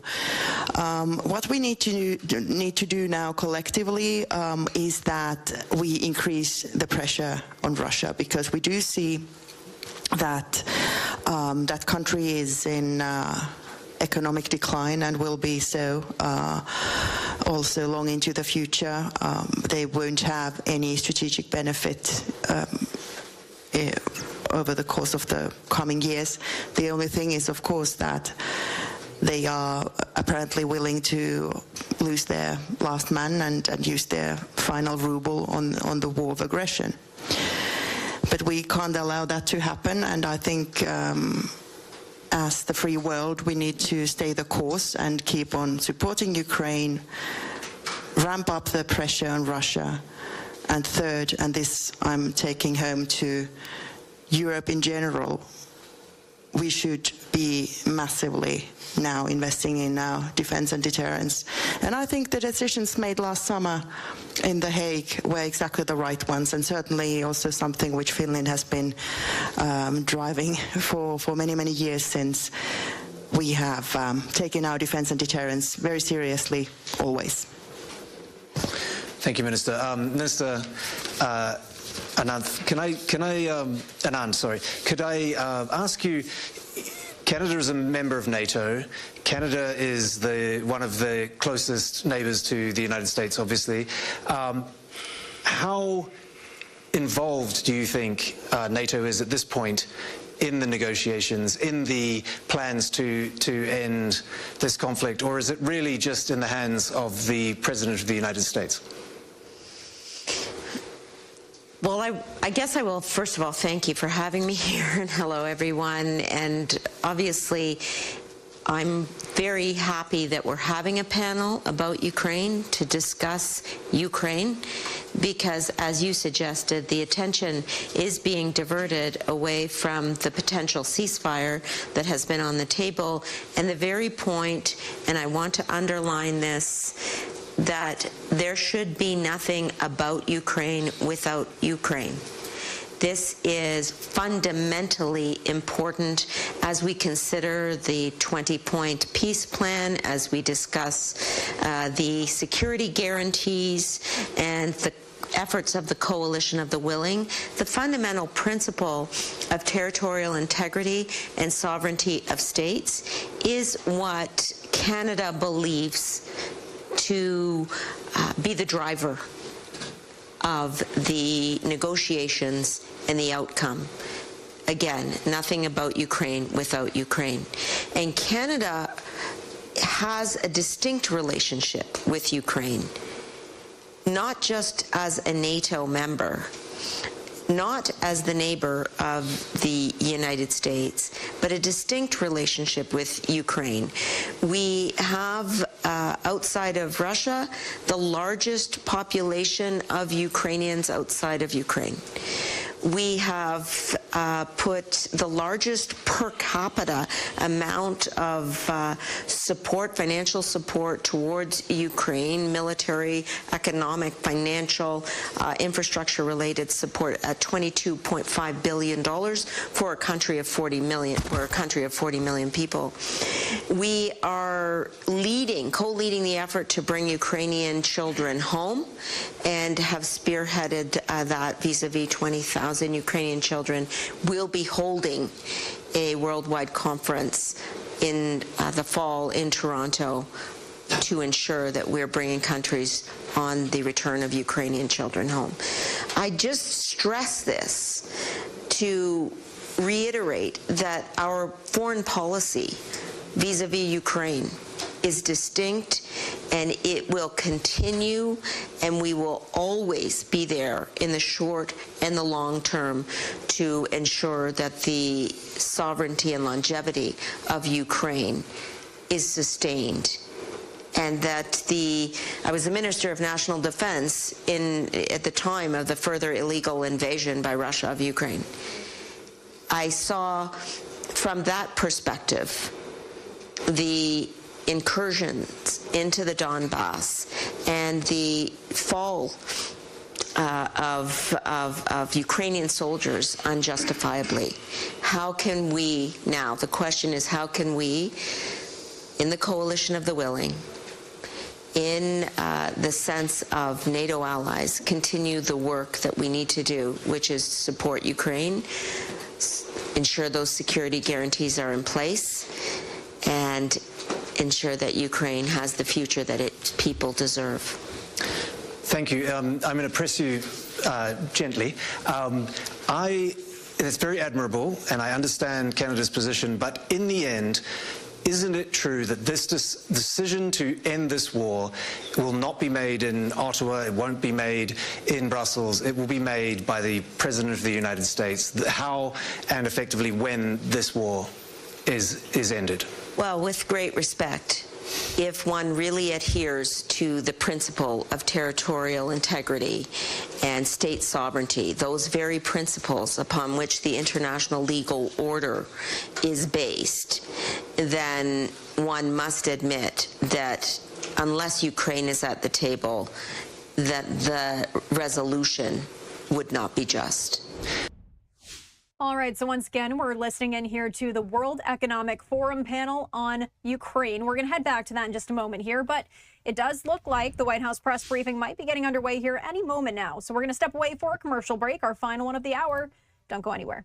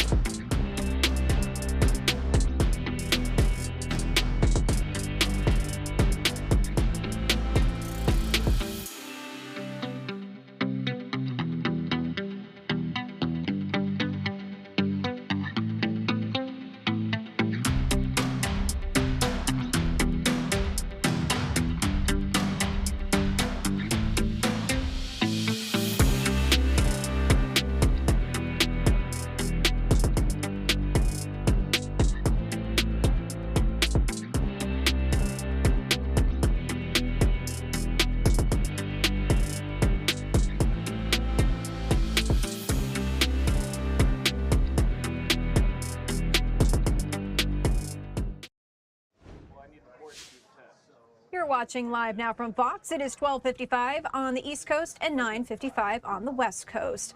We are anticipating the White House press briefing to kick off here any moment now. We have a bunch of eyes on this. Here's another angle that I've been sharing here with you. Once this does begin, of course, we will head right over to it. In the meantime, we're going to head back to the World Economic Forum as we're listening to a discussion on Ukraine. On the other side of that will be my colleague Stephanie Quinu. My name is Christy Matino. Thanks for being here with us on Live Now from Fox. Effectively, when this war is ended? Well, with great respect, if one really adheres to the principle of territorial integrity and state sovereignty, those very principles upon which the international legal order is based, then one must admit that unless Ukraine is at the table, that the resolution would not be just. And I think that is an excellent point, and I think that is what we are facing right now, is perhaps a lack of respect for those exact principles that you're discussing. Senator, I'd like to turn to you. I notice you're wearing a pin. Could you tell us about the pin that you're wearing? Well, as importantly, I'm wearing colors of Ukraine. That's true. And that's intentional. It wasn't accidental. I brought this from the United States for this purpose. So I was in Denmark before I arrived here for 2 days. I guess not in Greenland. I'm sorry? You didn't go to Nuuk? Not yet. But to really indicate that I and a number of other members have made it very clear that the way that we're going about projecting power in the Arctic is costly, divisive, and unnecessary. We'll have a different panel discussion about that. But with respect to Ukraine, I completely agree with the minister. I've said from the beginning that there can be no resolution in Ukraine without Ukraine at the table, and actually without Ukraine's criteria for their freedom, for their territorial integrity. Those are all decisions that have to be made by the president, his advisors, and the Ukrainian people. The United States may be able to play a facilitating role, but I think that other NATO members and other European members should also have a say in that, because let's face it, we're talking about European security. We're talking about the security of a country that has a 1,340-mile or 40-kilometer border now. Thank you, Vladimir Putin, for letting us add Sweden and Finland to the mix. Look, Vladimir Putin is a murderer. He's a liar on his best day. And what we're seeing in Ukraine are his worst days. I was in Bucha. I was in Kyiv and Bucha last year after the Munich Security Conference. You can't trust him. We have to have, beyond Ukraine and the United States, we also have to have eyes on it from NATO allies, particularly those in the area, to make sure that we have a lasting and fair peace. But I think we have to look at everything that Vladimir Putin says and run it through a truth filter, because he simply can't be trusted. So this agreement has to be very specific, and there have to be consequences for violating it.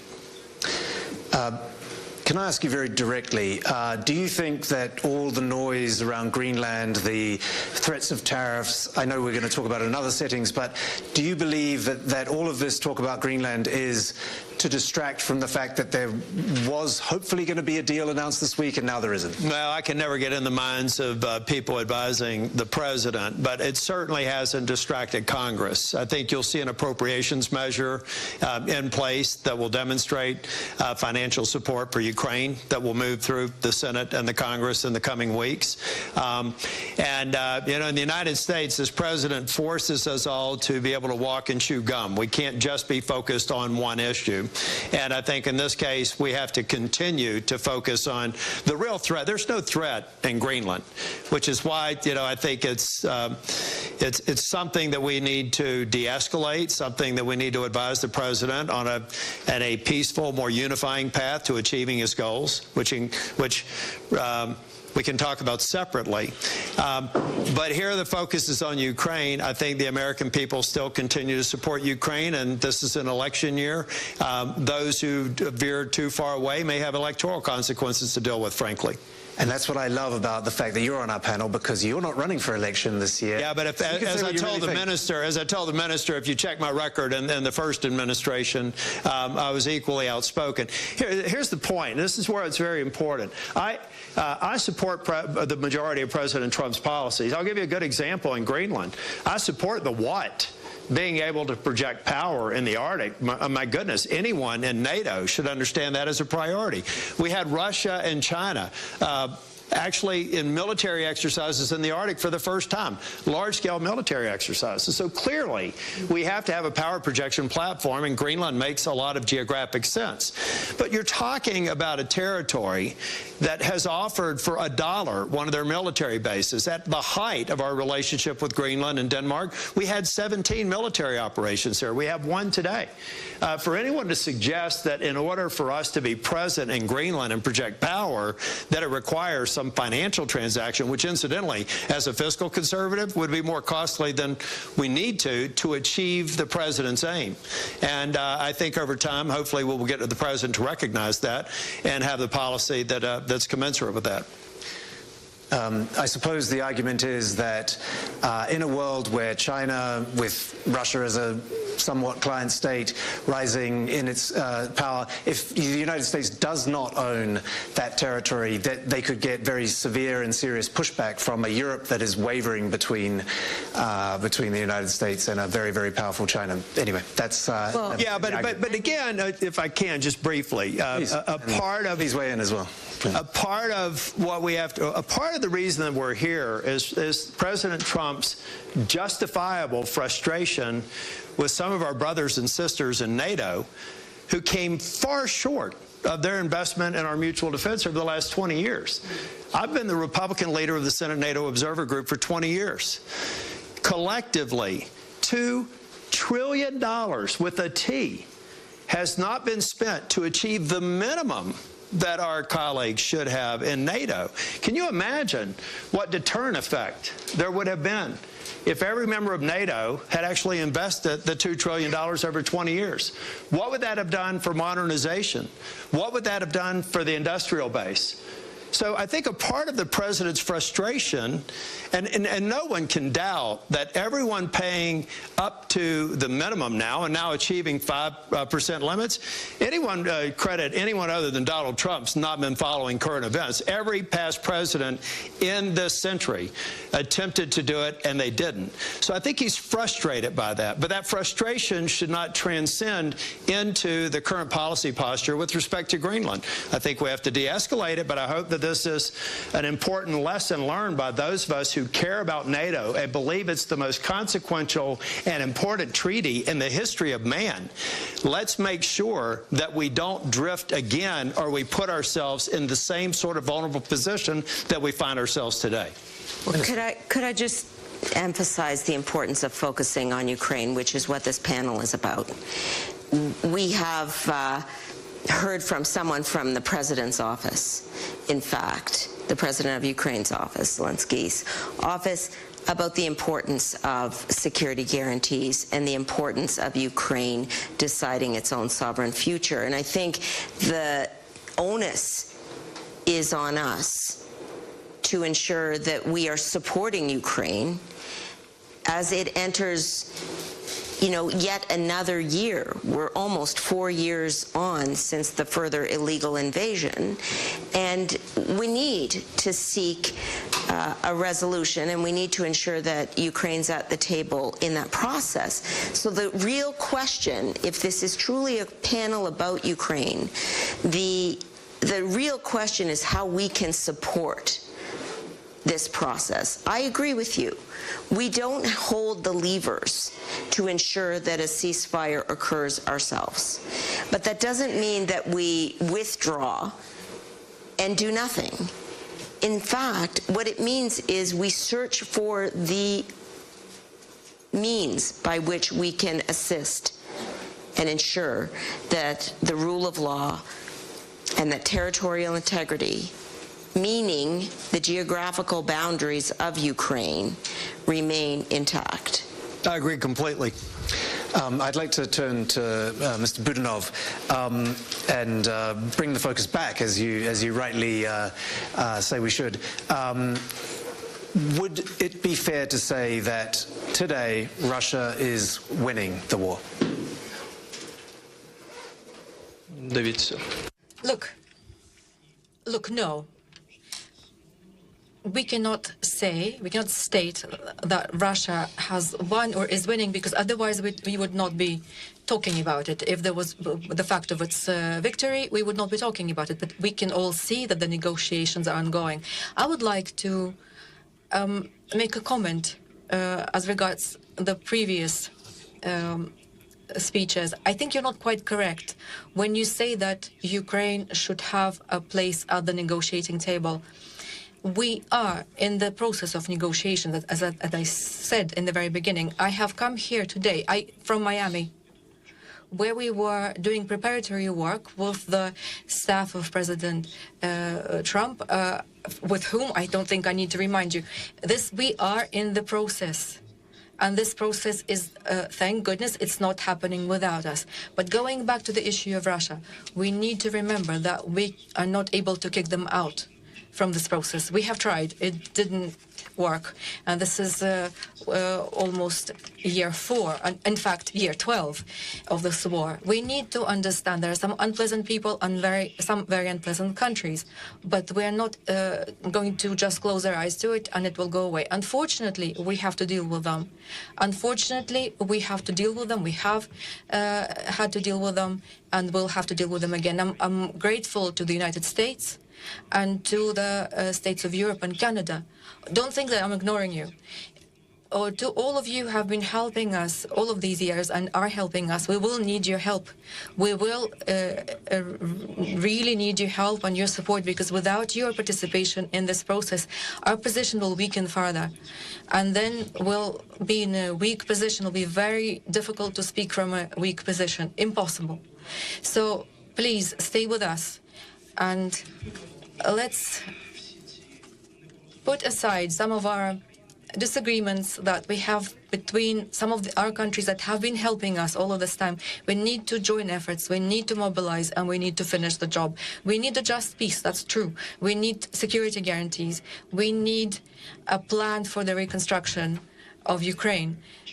But any arguments in our midst will not help this. That's my answer. Ask you a follow-on question, which is that what is it, do you think that Vladimir Putin will be satisfied with some territorial concessions, a cessation of hostilities, and a promise that Ukraine in the foreseeable future will not join NATO? Or do you think that will be a holding position for Russia to and embolden Vladimir Putin and his administration to restart the hostilities at a future date, not too far in the future? Це питання перемовин, знову ж таки. It's a matter for negotiation again, yes. That's first of all. Secondly, as regards NATO, it is clear that for the Russian Federation, it is the most used argument that they have been using all of these years. Once again, this is 12 years now, and they've been justified their aggression against Ukraine with this. And it all started with the occupation of the Autonomous Republic of Crimea, when their main justification was two justifications. First, it is the deep ties with the Russian nation, which just sounds so strange. And the main one they were emphasizing, it's to secure the Russian Federation from NATO, to protect the Russian Federation from NATO, because they had, according to their propaganda, there were already plans for NATO forces in Crimea, and they were forced to annex Crimea in order to stop this. Then they went into the Donbass. They used the anti-NATO rhetoric in a more superficial way, but they did. And then we went into the stage of the large-scale invasion in 2022, when one of their main justifications was the reason they were stating that they were saving Russia from a NATO enlargement to the east, which, according to the, i.e., Ukraine's accession, and according to their logic, their rationale, this was an ideological, existential threat to the Russian Federation. So will Russia insist on preventing Ukraine from joining NATO? Of course they will insist. What will come of this? Well, let's see. Any kind of negotiation likes quiet. But of course we will all see the outcome. And I want to ask you your analysis on Vladimir Putin. I know you're going to tell me who knows, and you can't understand the Russian perspective. But what do you think his ultimate goal is? Is it genuinely the reconstitution of the great Russian Empire, the Soviet Empire? Do you think that if he achieves at least some of his aims in Ukraine, that the Baltics could be threatened? Next. Well, I guess he has been quite outspoken about his goals. He published his writing, was it back in 21? And that certainly not only was about re-establishing the Soviet Empire, but certainly also limiting also the posture of NATO and all this.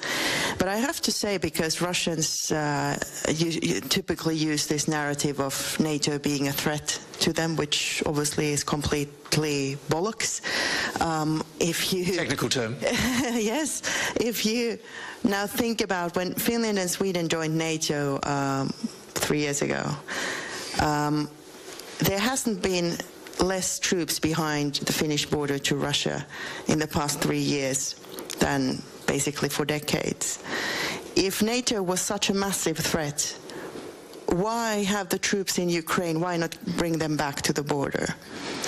So, of course, that is simply a narrative that Russia has been pushing to justify this and that, that they operate, which is fully against the UN Charter. And what comes to the previous discussion, I actually do agree both with Senator Tillis and Minister Anand in this. Well, yes, we need a just peace for Ukraine, but at the same time, we need to be fortifying NATO. And that is because I'm not seeing the threat of Russia going away with any peace deal, especially if it's not a good peace deal. The Russian threat probably will be there for, I don't know, for the foreseeable future, and it will be affecting the entire transatlantic alliance. We do see the Russian threat, certainly from the Arctic. They are active in Africa, and of course they are active where, you know, they have the possibility and the interest to do so. But together, if we invest decisively into our defense and deterrence, then certainly there's nothing that can keep us from winning. And also, finally, on the question whether Russia was winning on Ukraine, certainly no. I mean, if you were winning, you wouldn't be abducting children or having people freeze in their apartments when it's minus 15 outside. They are certainly not winning, and I think Ukrainians have all the right, not just to assume that they will have the freedom that they have been fighting for, but that will come. I'm more than certain about it. I've been having some interesting discussions here in Davos last couple of days, and one of the arguments I've heard is that NATO is done, NATO is over, and that we are seeing the just dissolution of this, as you say, very important treaty that has lasted since, for a long time. and that we're seeing the birth of something new. Maybe call it a board of peace, call it what you like. But how much do you think that argument rings true to any of you on the panel? So. Well, Canada is a founding member of NATO, and maybe I'll just start, and I'm sure others have valuable things to say. I will admit there is no doubt that NATO is facing challenges now as it seeks to ensure that there's unity in NATO, as well as the concept of collective defense and deterrence is actually effective in practice. That doesn't mean that NATO dissolves. It means that NATO rises to the challenge to meet the moment. And I have been continuously pressing the point that NATO, as the North Atlantic Treaty Organization, needs to not only have a focus on the eastern flank of Europe, but also on the northern and western flanks, because as we all agree, the threat from Russia in the Arctic and beyond is undeniable. And if NATO is going to meet this moment, it needs also to develop the strategy to do so. And that's what my conversations with the Nordic Five and Mark Rutte, the Secretary General, have been about. What is the strategy to meet the moment? NATO needs that strategy. Feel free to weigh in on this topic of NATO defunct or not. I'm going to throw another question in there, and I'm going to address it to you, Mr. Budanov. How important, from your perspective, is the role of China? Because if you listen to the US administration, but if you also look at the facts, I've talked to the heads of several Western intelligence agencies who say that if China was not supporting Russia today with technological, military, logistical support, Russia would not have been able to continue to fight up until this point. So how important, from your perspective, and others can weigh in, is the role of China in this conflict? Thank you very much for this question. Your question, I guess, is more philosophical in nature, to be honest. How now in 2026 can I answer the question what things would have been like if China wasn't there, or if it had a different role? I think you will agree with me. Now, as regards the real role that China is playing in this whole process, I'm going to give you a few examples, and I will let you make your own conclusions. If we think back the very start of the large-scale invasion after 2022, in the world media, there was a lot. Around springtime, summertime 2022, there was a lot of articles and a lot of videos, a lot of opinions as to how from China to Russia there were military planes, and they were bringing washing machines, computers, and other items. And all of this, and all of this was happening because all of a sudden, there was a critical requirement for all kinds of microchips and controllers. And at the very start of the war, China wasn't selling them. And that's a fact. Then later, China understood how this can be used. And Russia, as the aggressor, found itself under more sanctions than before. And they were looking for solutions. And obviously, they were using business channels. And of course, there was a silent agreement from above.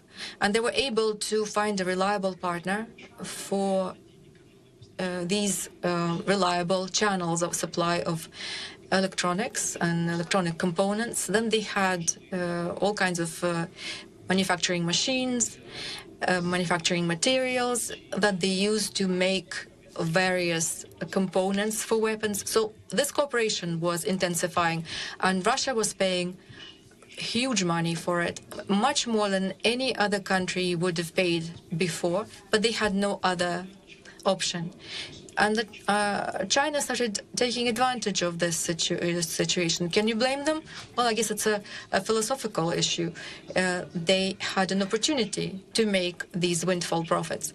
After this, there was the political part. They started having even more influence over the Russian Federation. The stricter the sanctions outside, the further Russia was moving into the embrace of China, which can now be seen with the naked eye. What are we going to do with this now? That's the issue. That's the main issue. Because now they are exchanging military technologies. Russia is providing military technologies.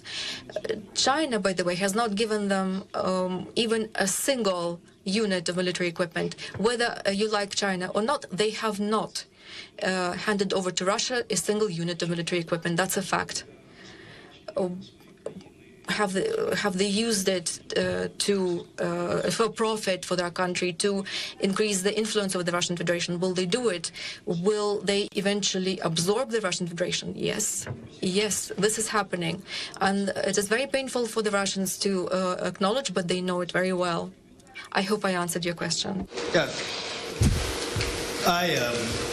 Well, first off, I won't get into details because it was a question back. Russia is losing. The reason why the Russians are at the table, Putin's at the table, is because we've proven that NATO technology is superior to them. We've proven that their non-commissioned officers are inferior and going to take a decade to actually get back to the level that we enjoy every day in NATO and in the United States. So I think that that's very important. China, in many respects, is the #1 winner if Russia wins in Ukraine. Russia does want to recreate the empire. Putin is afraid of losing relevance. He's losing relevance because he's a failure, and he's failing the Russian people. He's failing in Ukraine. China is, I agree, not supplying material, but they're supplying support. And they know that a successful Russia probably has an end very similar to what was suggested here. The Chinese people are also taking advantage. I know we're going to stay on Ukraine, but they're taking advantage of this moment with NATO, the tumult that we're experiencing in NATO. It's not a secret that they have an open door to someone from your neck of the woods just recently to talk about economic ties. I think that was probably an appropriate discussion to have among world leaders, but make no mistake about it, that's just another economic tentacle that China wants to spread across the globe to ultimately not democratize the world, but to see the world evolve into their end state. So I think that we have to be just realistic about it. We want good, strong economic ties with China and with other nations, but we also have to recognize them for what they are. They are cheering Russia along, at least silently, and are hopeful for the day that they succeed there. And success in Ukraine immediately threatens Moldova, the Balkans, and we know the game plan. This is fairly straightforward. I'm going to be traveling to Moldova after the Munich Security Conference. We have National Guardsmen there. We have a relationship with Moldova. Thank God they won the elections there. Russia tried to do everything else through hybrid warfare that's occurring across the globe. They did everything they could. It's a very positive sign that the Moldovan people got what they wanted out of their election, but make no mistake about it, Russia's malign influence, with China being a cheerleader, is an everyday occurrence since February of 2022. I want to give the audience a chance to ask a question. Maybe I'll go to the very back to you, ma'am. Thank you. Can you hear me? Yeah. Great. I'm from Ukraine, the only one Ukrainian representing global shapers here, Davos Forum. I have the question, first of all, thank you for being so supportive. Thank you for standing with Ukraine. That's something we need very much. But the question is about how or what should Ukrainians, I don't know, Office of the President, youth, community, NGOs still do to mobilize this international support? I mean, to reach real fair peace, because I'm, of course, questioning if this might be a real one. I'm sorry for being a bit critical. Okay. I wish it would be. So the question is, how should NGOs, how could in terms of reaching real fair peace? Okay. Would you like to answer? No, in general, I would say from the international community. Okay. Do you have any suggestions? Well, Я думаю, да. Давайте з вас почнемо. Let's start with you, please. Please, let's start with you. Yeah, well, didn't want to hijack the answer, but well, today, for instance, I've used every bilateral I've had to also rally support for Ukraine, and at the same time rally support for the UN Charter, the territorial integrity and the sovereignty of nations. And I think, depending a little bit how you put it with the partner across the globe you discuss it with, I think it's very easy to find friends for exactly these two principles. And even if you add the freedom of people or human rights, that's of course not interpreted the same way everywhere around the world. That's certainly that we should be doing. But unfortunately, we have seen that over the course of the past 4 years, and Russia is really making use of this, since global attention has shifted to so many other places too, away from Ukraine. Then perhaps that has taken something away from the sort of the feeling of urgency to help Ukraine. Whereas again, we saw last night with the strikes in so many cities across Ukraine. I mean, the need is there now. So I think it's an obligation not just to Ukraine but to the global community to rally support.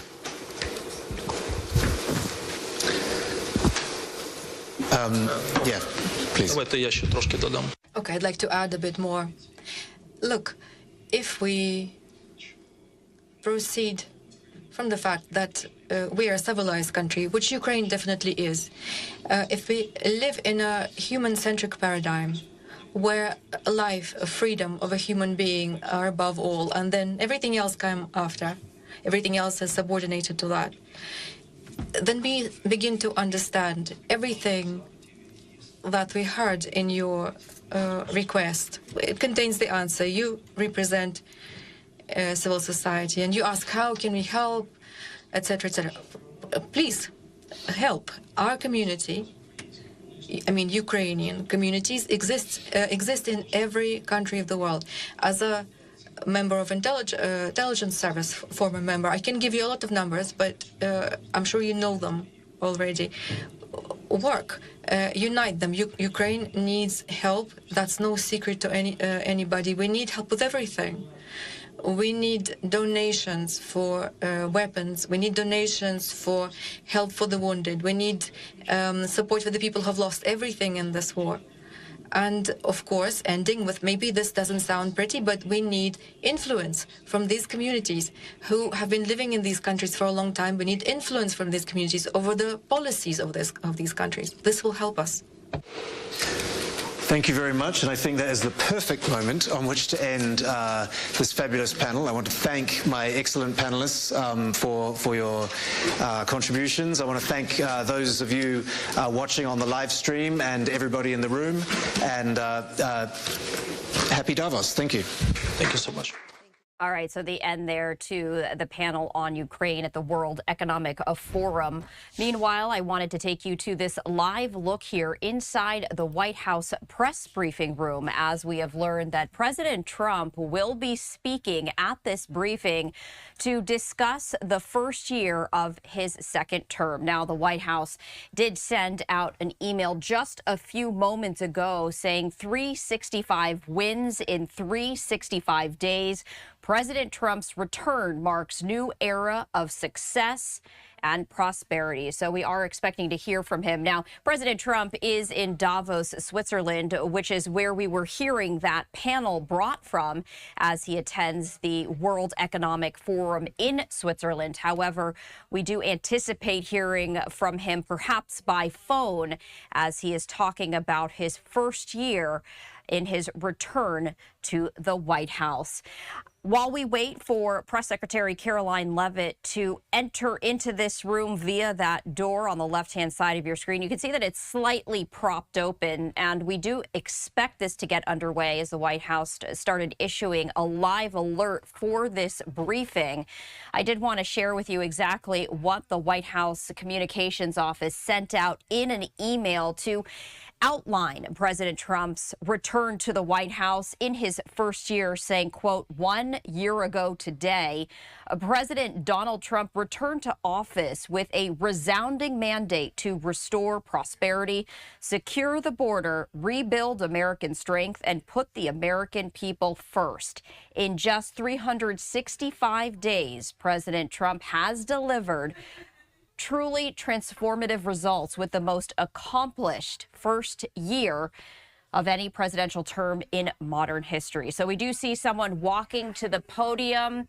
We see that there might be some remarks, and we're just waiting on that. No, he just wanted to put down some notes as well as, you know, what looks like a cup of water right there and closing the door back up. So not yet underway. We do expect Press Secretary Caroline Leavitt to walk through those doors. The media already set up. They've been waiting for about 30 minutes, even perhaps more, as this was scheduled to get underway at 1 p.m. Eastern time, so running just about half hour behind schedule, where President Trump will be speaking at this briefing. He is currently in Davos, Switzerland, to attend the World Economic Forum, but perhaps he'll be joining by phone and speaking about his return to the White House, his first year in office in his second term. So continuing with this email that the White House Communications Office just issued, it says, quote, from negative net migration for the first time in 50 years to the largest homicide drop on record, trillions in restored investments, peace deals ending multiple wars, record energy production, and massive bureaucracy cuts, President Trump has put America first with urgency, and he's just getting started. So that was just the introduction to this email that the White House Communications Office just sent out, the very first of what they're calling 365 wins from President Trump's first 365 days back in office. They say is securing America's borders and putting Americans first. So that is the very first win that the White House has sent out on their agenda, saying that President Trump and his administration achieved negative net migration in 2025, reversing a 50-year trend and restoring U.S. control over immigration flows for the first time in a generation. They go on to say that he and his administration have removed more than 2.6 million, quote, illegal aliens from the United States through deportations and voluntary self-departures. So that is what the White House communication has issued here, as they are expected to outline the wins of President Trump and his administration as he returned to the White House 1 year ago. The very second portion of this is making our communities safe again. That's second on the agenda, as we do see this gentleman back up at the podium, just getting everything ready for what is expected to be a briefing, but also a discussion and hearing live from President Trump as he is currently in Davos, Switzerland, attending the World Economic Forum. So we're going to just stay on this. We do anticipate this to get underway in just a matter of moments, as the White House sent out a live alert indicating that this briefing would be getting underway shortly. And we are expecting Press Secretary Caroline Leavitt to enter into the room to at first start with some planned remarks and then perhaps getting President Trump there on the line. So continuing, the very first win that the White House is touting is making borders safe again. The second saying that they have made communities safe again, talking about the federal crime crackdown. They said that President Trump and his administration delivered the largest one-year decline in homicides in U.S. history by launching targeted federal crime crackdowns and ending Biden-era non-enforcement. So those are the words of the White House as they shared some of President Trump's wins. The third win on President Trump's list of wins, this is from the White House, is rebuilding an economy for working Americans, saying that President Trump and his administration drove gas prices to their lowest level in nearly 5 years, with prices below $3 per gallon in 43 states and below $2 per gallon in 19 states. So once again, if you're just joining us right here on Live Now from Fox, time right now is 1:34 Eastern, 10:34 Pacific. Any moment now, we are expecting to see Press Secretary Caroline Leavitt entering into the White House press briefing room to discuss President Trump's first year back at the White House for his second term. And we also have learned that President Trump himself will be speaking at this White House briefing, not in person, as he's in Davos, Switzerland, attending the World Economic Forum, but perhaps by phone. So we did want to just wait and watch with you as we are expecting this to get underway in just a matter of moments.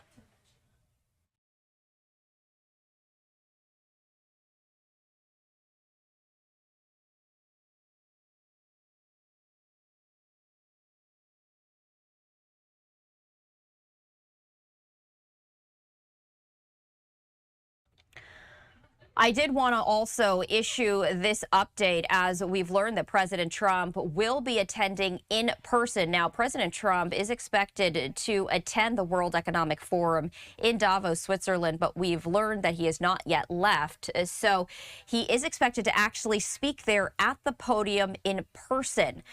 And so we are waiting then for Press Secretary Caroline Leavitt and also President Trump himself. So we are still waiting right now. It is 1:36 Eastern, 10:36 Pacific. As we do wait, though, I did want to share just some social media updates as we are waiting for President Trump to arrive. And this is one of them right here. Press Secretary Caroline Leavitt issuing this, saying a very special guest will be joining me at the podium today. So there you go, right from Caroline Leavitt's social media post. President Trump will be there in person. She says, tune in. Well, we do know that that very special guest is President Trump himself. She also shared this, saying in just 1 year, President Trump has accomplished more than many presidents do in 8. We've never had a president fight harder to deliver on the promises he made to the American people than President Trump. I'll recap it all during the press briefing today at 1 p.m. Tune in. So we are just running about 40 minutes behind schedule, but we will be hearing from Press Secretary Caroline Leavitt and also from President Trump himself.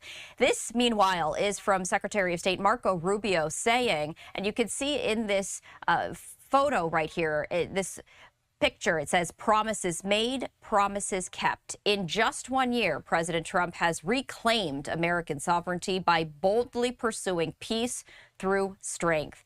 Because of his decisive leadership, our allies respect us, our adversaries fear us, and the American people are put first. Promises made, promises kept.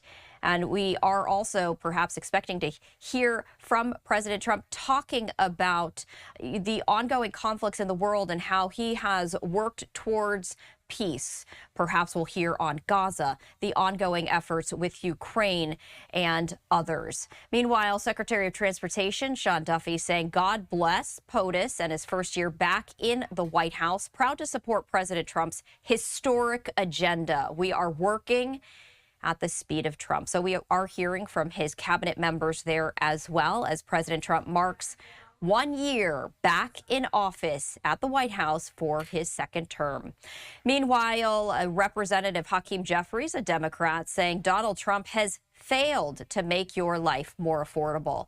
The Republican economy has been a complete disaster, and the American people know it. So the Democrats also sharing their thoughts and opinions as President Trump marks one day back in office.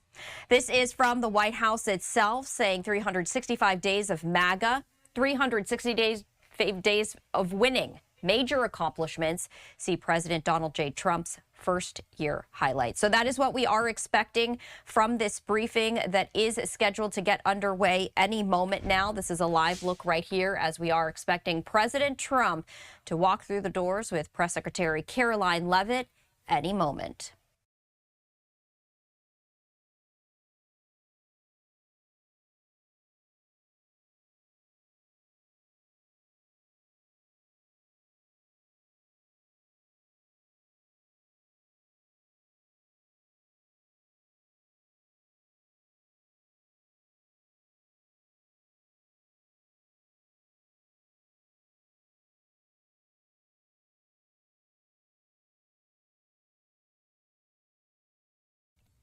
If you're just joining us here on Live Now from Fox, we are waiting as we're expecting to hear from President Trump in person at this White House press briefing as he marks 1 year back at the White House for his second term. We were just sharing with you some reaction from the White House, President Trump, his cabinet, and also his detractors as well as his supporters. So we're just staying on this. We don't want to miss any second of this briefing as we are now marking 40 minutes behind schedule. But as we wait, meanwhile, we continue to share more reaction. This is from Representative Anna Paulina Luna saying the first year of President Trump's second term has reignited the American spirit, and we're only just getting started. If anyone thinks we're handing the House back to these corrupt D.C. hacks who are salivating at the chance to impeach and obstruct POTUS from completing his America First agenda, they couldn't be more wrong. So that is from Representative Anna Paulina Luna. Meantime, this is from Homeland Security saying 1 year of making America safe again. Since taking office on January 20th, 2025, President Trump's first year has been nothing short of extraordinary, thanks to the men and women of DHS. So we continue to share with you all of the reaction coming in. This is from the U.S. Department of Labor saying 1 year ago today, the president of the American worker was inaugurated for a historic second term. By returning President Trump to the White House, the people sent a message loud and clear. They were tired of the globalist status quo that destroyed the American dream and left hardworking Americans behind. In just 1 year, President Trump has crushed that status quo, and the Department of Labor is doing everything we can to put our workers and our nation first. The winning has only just begun. America first, Americans first.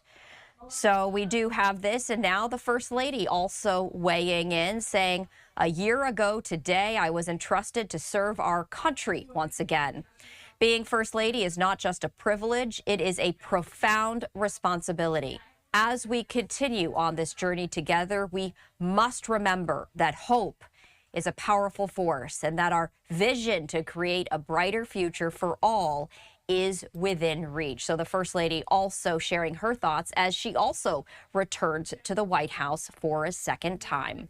This is from Representative Jasmine Crockett saying 1 year into Trump's second term and life hasn't gotten any more affordable for everyday Americans. Groceries up, rent up, inflation up, tariffs through the roof. The gag is he swore he'd make life cheaper on day one. Democrats don't have to convince you he's a low-down, lying lunatic. The receipts are right there in your wallet. So that is from Democratic Representative Jasmine Crockett. And this is from Secretary of Education Linda McMahon saying 1 year in, and the Trump administration has transformed the education landscape as we know it. Buckle up. So we are still waiting for President Trump to walk into the White House press briefing room to discuss his 1 year in office as he returns to the White House for a second time. And we continue to share the reaction from both sides of the aisle. This is from Democratic Senator Elizabeth Warren saying Trump promised to lower costs on day one. We're 1 year in, and the cost of groceries is up. The cost of housing is up. The cost of health care is up. So we are hearing from both sides, and this is from Secretary Brooke Rollins saying 1 year ago, God's hand moved in history. America was given a second chance. President Donald J. Trump was sworn in as the 45th and 47th president, and everything began to change. Our nation is moving forward with renewed purpose, pride, and resolve. History is being written, and God is not finished with America. The best is yet to come. Those comments made from Secretary Brooke Rollins. This is from HHS saying, today marks 1 year since President Trump began his second term. Because of his leadership, we are advancing meaningful change and remain laser focused on our mission to MAHA, make America healthy again. Thank you, POTUS. So we see right there a photo. And this is from Senate Republicans saying in just 1 year since President Trump was sworn into office, Senate Republicans have helped deliver his historic agenda for working families. Promises made, promises kept. We will continue to, of course, share all of these reactions and responses here, including from Senator Tom Cotton saying 1 year ago, President Trump was sworn into office. Today, America's streets are safer and our enemies are on notice. I'm proud to have worked with President Trump to cut taxes for Arkansans, secure our southern border, and rebuild our military. So Senator Tom Cotton also sharing his thoughts. As we continue to share, we also bring you this. This is from Senator Cortez Masto saying Donald Trump returned to office promising to lower costs and begin America's golden age. 1 year later, what has he actually done? He's driven up costs, imposed record tariff taxes on American families and businesses, and killed jobs across the country. We deserve better. So that is from Senator Cortez Masto right there. Meanwhile, this is from U.S. Treasurer Brandon Beach saying 1 year ago today, President Trump was sworn in for his second term. And what a year it has been. Unyielding leadership, renewed economic momentum, a secure border, and restored American dominance on the world stage mark just the beginning of his accomplishments. I couldn't be prouder of the progress we've made and look ahead with confidence at what 2026 will bring. Today, January 20th, marking 1 year since President Trump has returned to the White House. Senator Kevin Cramer also sharing today marks 1 year since POTUS was inaugurated. In just 12 months, the Trump administration has delivered historic accomplishments, moving our country forward with a renewed sense of optimism for America's future. Here's to a remarkable year and many more ahead. We are now running just about 46 minutes behind schedule as we are expecting to hear from President Trump any moment now as he addresses the nation and the media, marking 1 year to his return to the White House, his second term in office. After that, President Trump will then head to Davos, Switzerland, where he will be attending the World Economic Forum. And remarks, comments to mark 1 year continue to pour in, but take a look at this. We do now see some movement, and we do see that the door now back closed, so perhaps not quite yet. Everyone almost on their feet, I'm telling you, as everyone's very excited to hear from the president himself, as he will be addressing the nation to mark his 1 year return back in office. Now, the camera panning, so perhaps the movement that we saw at the door is a signal to the media, to those who are waiting on his arrival. So let's just hang on this live look right here as we have been sharing with you many reactions to President Trump's return to the White House for his second term as president, January 20th, 2025. That is when he was inaugurated, and now he marks 1 year in the White House. And what a year. It has been a lot of changes happening here in the United States and across the world. President Trump is set to speak on what he is billing as 365 wins during the 365 days in office. We're going to hang on this as we do see President Trump now walking in. Let's listen. Wow, that's a big crowd. It's a lot of people. I think it's like a record. So these are accomplishments. We have a lot of accomplishments. And as you know, this is the anniversary, first anniversary, January 20th. And it's been an amazing period of time. We have a book that I'm not going to read to you, but these are the accomplishments of what we've produced. All page after page after page, individual things. I could stand here and read it for a week and we wouldn't be finished. But we've done more than any other administration has done by far in terms of military, in terms of ending wars, in terms of completing wars. Nobody's really seen very much like it.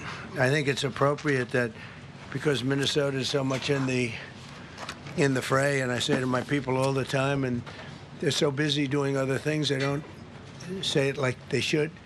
They're apprehending murderers and drug dealers and a lot of bad people, and these are just some of the more recent ones that we have, and I can show you some of the people, vicious, many of them murderers. These are all out of Minnesota, just Minnesota. I say, why don't you talk about that more? Because people don't know. Do you want to live with these people? International murder. These are people that are living, they're apprehended and either put in jails in their country from where they came, and the countries respect us, and so they actually put them there. In the old days, they didn't respect our country. Biden wouldn't do this because he let them all in.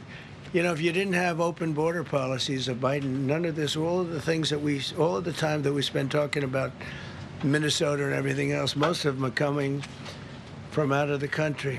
And it's been caused by a previous administrator. Look at this, one after one. Boy, these are rough characters. These are all criminal, illegal aliens that, in many cases, they're murderers, they're drug lords, drug dealers, they're the mentally insane. There's some of them who are brutal killers, they're mentally insane. They're killers, but they're insane. These are just in Minnesota. In California, it's worse. In other states, it's worse. No, Minnesota, the crime is incredible. The financial crimes are incredible. And the problem is because of the agitators and insurrectionists, whatever you want, troublemakers, but they're paid agitators and insurrectionists. Nobody talks about the fact that $19 billion at a minimum is missing in Minnesota, given to a large degree by Somalians. They've taken it. Somalians, can you imagine? And they don't do it. A lot of very low IQ people, they don't do it. Other people work it out, and they get them money, and they go out and buy Mercedes-Benzes, and they come from here, they have no money. They never had money. They never had a life. They never had a government. They never had a country, because there's basically no country. Somalia is not even a country. They don't have anything that resembles a country. And if it is a country, it's considered just about the worst in the world. They come here and they become rich and they don't have a job. I was told that Ilhan Omar is worth $30 million. She never had a job. She's a crooked congressman. So here is another one. And I have, oh, by the way, we just took out, these are all what ICE is doing. And it's a dangerous job. These are rough people. Weapons. This one here is very bad.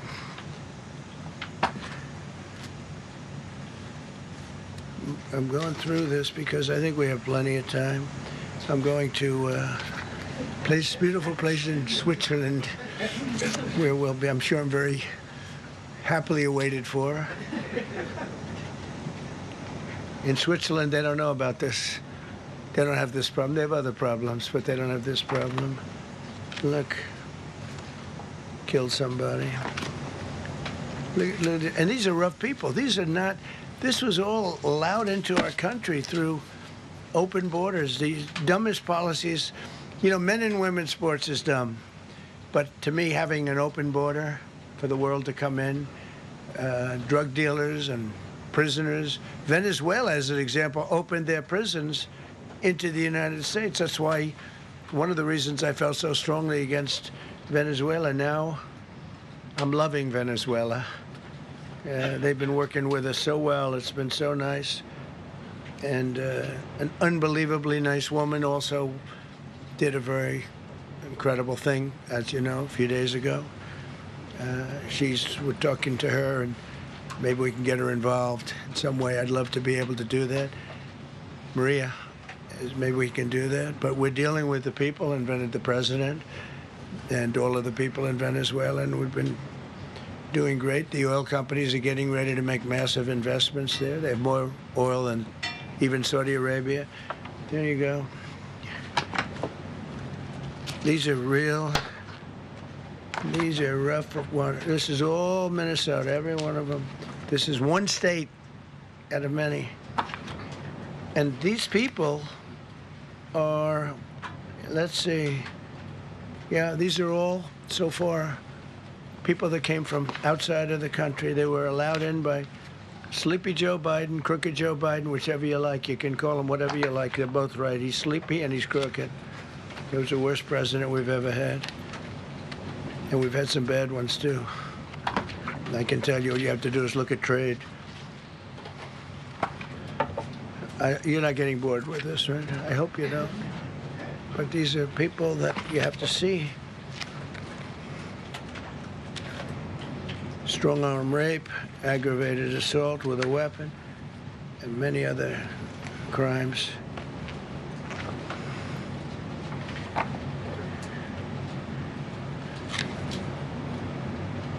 Gang member, known as one of the toughest people around. These are tough people. So this is what the people are trying to protect, because all ICE wants to do is get them out of our country, bring them to prisons and jails and mental institutions from where they came. That's all they want to do. They're patriots, and they have to be abused by guys like Don Lemon, who's a loser, lightweight. I saw him the way he walked in that church. It was terrible. I have such respect for that pastor. He was so calm. He was so nice. He was just accosted. What they did in that church was horrible yesterday. Look at it. 24 convictions. 24 times convicted. They're not charges. These are convictions. So he comes from outside the country. Do you think he's going to be good here? He's convicted 24 times. He's going to be good here, right? It doesn't work that way. He's a man murderer. One of many. One of many. All they want to do is get him out. They want to take him out of our country. And we're met with paid agitators and insurrectionists, troublemakers. They're paid. You know, when the woman was shot, and I felt terribly about that. And I understand both sides of it. But when she was shot, there was another woman that was screaming shame, shame, shame, shame, right? You saw it. So loud. It was like a professional opera singer. She was so loud and so professional. She wasn't a woman that was hurt, like, oh, my heart's injured. She was a professional. She's shame, shame. She's screaming, shame, shame. I said, that's not a normal person. That's a professional. These are professional agitators and professional people that want to see our country do badly. But that's not happening because we have the hottest country anywhere in the world, despite this stuff. Look at this. All top of the line criminals. They're not going to be good. They're not going to be well behaved here. I could do thousands. We had over 3,000 in the last fairly short while. Just in Minnesota. What's the number, Carol? 10,000. 10,000 criminals arrested in Minnesota alone. 10,000 criminals. And these are serious criminals. Now, how can a place with 10,000 criminals, how can you have a state? And yet they're fighting us. Yeah, I like that guy. He keeps nodding to me. You agree with me, I guess. I like him. I don't know who he is, but I like him. He keeps nodding. He says, you're right. He's obviously a little on the right side, maybe. Look. These are rough ones. So this, we just took this off a stack. We have many stacks like this. Like, I could go 30 times what I'm showing you now.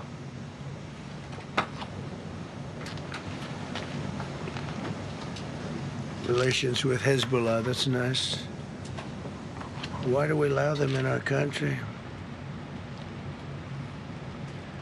I'm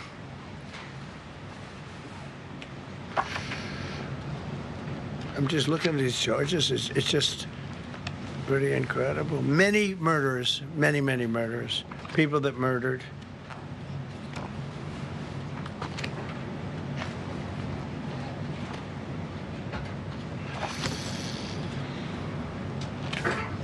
So what ICE does, and Border Patrol is incredible, too. I mean, Paul Perez and that group is incredible. Mostly Hispanic, by the way. They're like 60% Hispanic. You know, they talk about Hispanic. They're mostly Hispanic, right? And they're unbelievable people. And then they say, oh, we discriminate against. I love Hispanic. They are unbelievable. Entrepreneurial. They have everything. I did great. I did the highest. Nobody ever got numbers like I got from the standpoint of being a Republican. But even if you look at Texas, I won the entire border along Texas, between Texas and Mexico. It never happened before. Nobody's ever done that before. I did it. As a Republican, I did it. I love the Hispanic. And they accuse us of all sorts of things. 60% of the people we're talking about, they're the best people we have, and they're Hispanic. The Border Patrol is largely Hispanic. ICE is largely Hispanic. They're unbelievable people. I don't know how they can take the abuse. They're taking rough people like this, like all of them. We have 10,000 at least. I could have done 10,000 of them. You're lucky I only did like 100. And this isn't even the worst of the group. They have murderers. They have some people we can't use their picture for legal reasons, but they're up for murder in their own country. And we jeopardize their case. When we send them back and we coordinate with other countries. A tremendous amount of work. All allowed in here by an open border policy of the worst president in the history of our country. A man that didn't win the election, by the way, it was a rigged election. Everybody knows that now. And by the way, numbers are coming out that show it even more plainly. We caught him. We caught him. So I just want you to know that it's a terrible thing. Here's the book on accomplishments. And this is something, ooh, I'm glad my finger wasn't in that sucker. That could have done some damage, but you know what? I wouldn't have shown the pain. I would have gone back. Boy, did you hear that? That was nasty. But I would not have shown the pain. I would have acted like nothing happened as my finger fell off. That was a nasty, I think somebody did that. I think it was him. It was my man. How were you? You didn't do it. I know you did. I know you didn't. So, but here's the book. These are all things we have. I'm going to read a few of the samples, but look at this. These are all, each line is something that we did. Nobody did that before. And it's big stuff, too. Look, we have the hottest country in the world.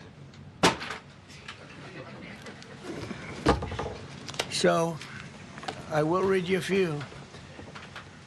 We ended Biden's stagflation. We were in stagflation. That's a disaster. That's far worse than inflation. As you know, he had the biggest inflation in the history of our country. They say 48 years. Pick your choice. But they had the biggest inflation in the history of our country. We have it right down to a normal number now. We're going to get it even a little bit lower. created super high. What we've done with growth is incredible. We created super high economic growth, and America is booming. It's booming. There are thousands of businesses right now that are being built.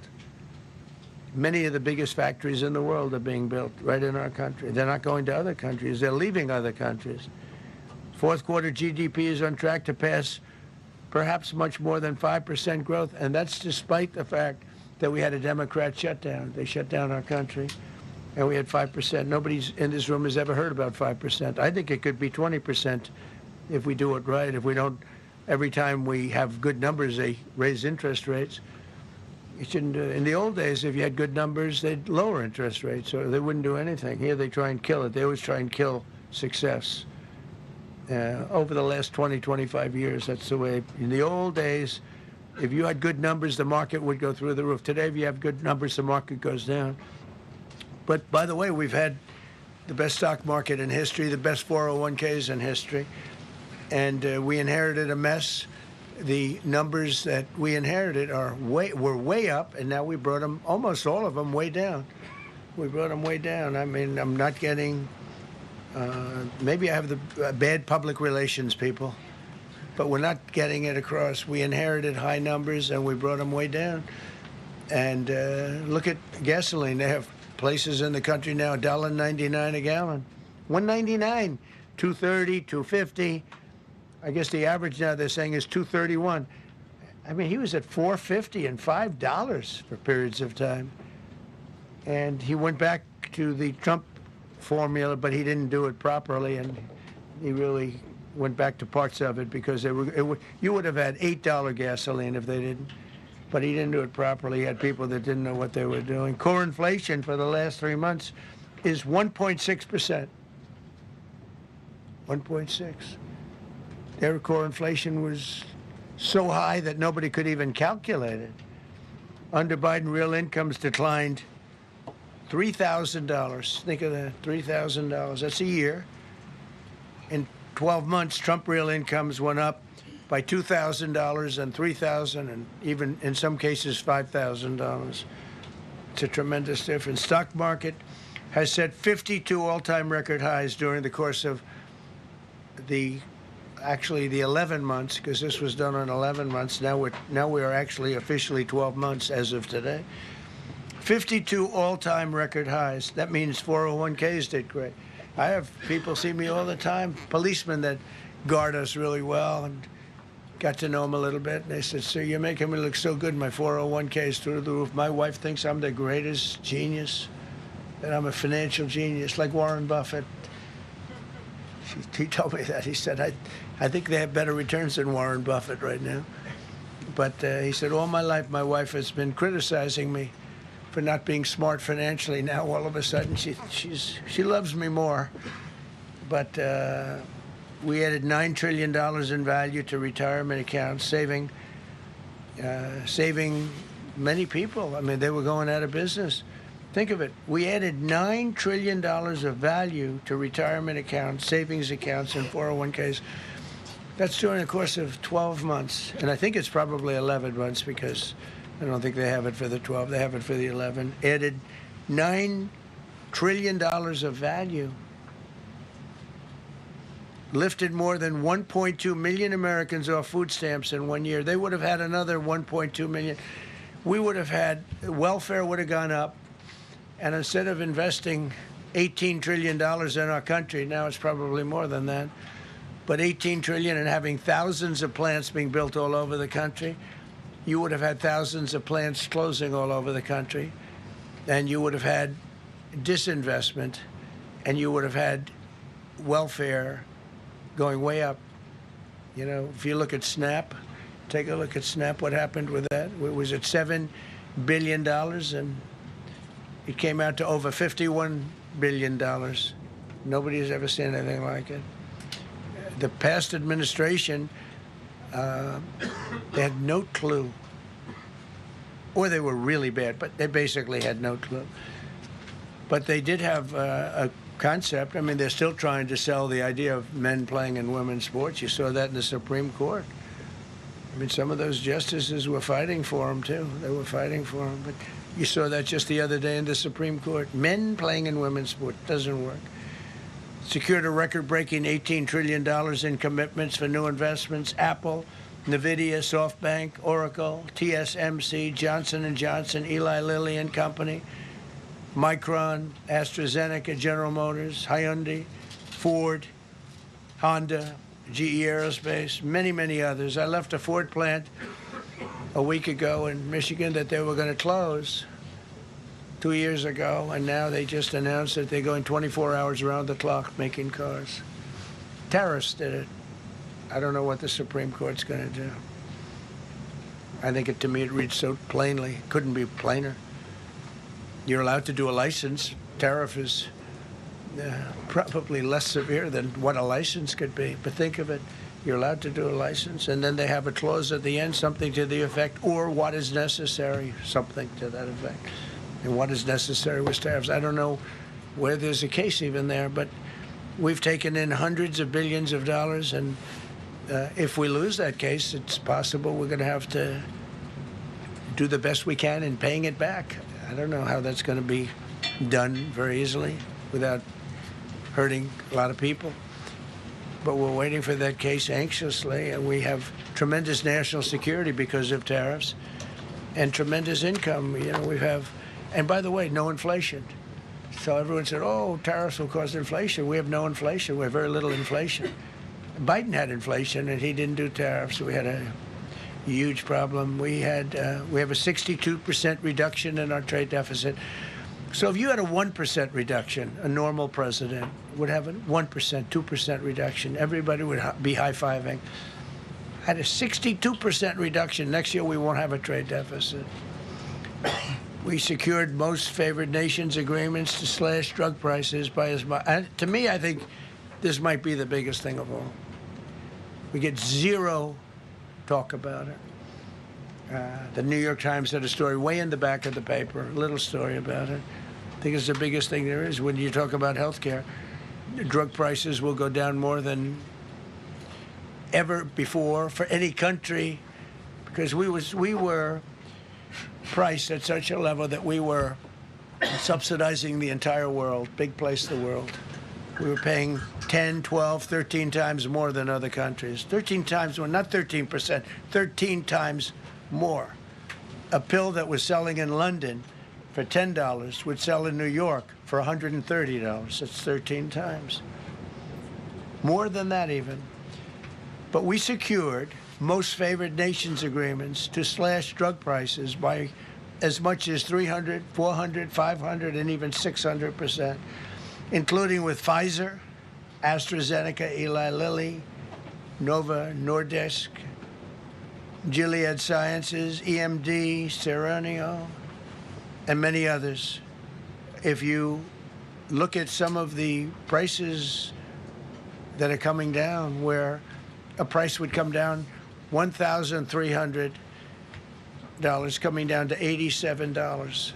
Think of it. So something that was costing $1,300 is now costing $87.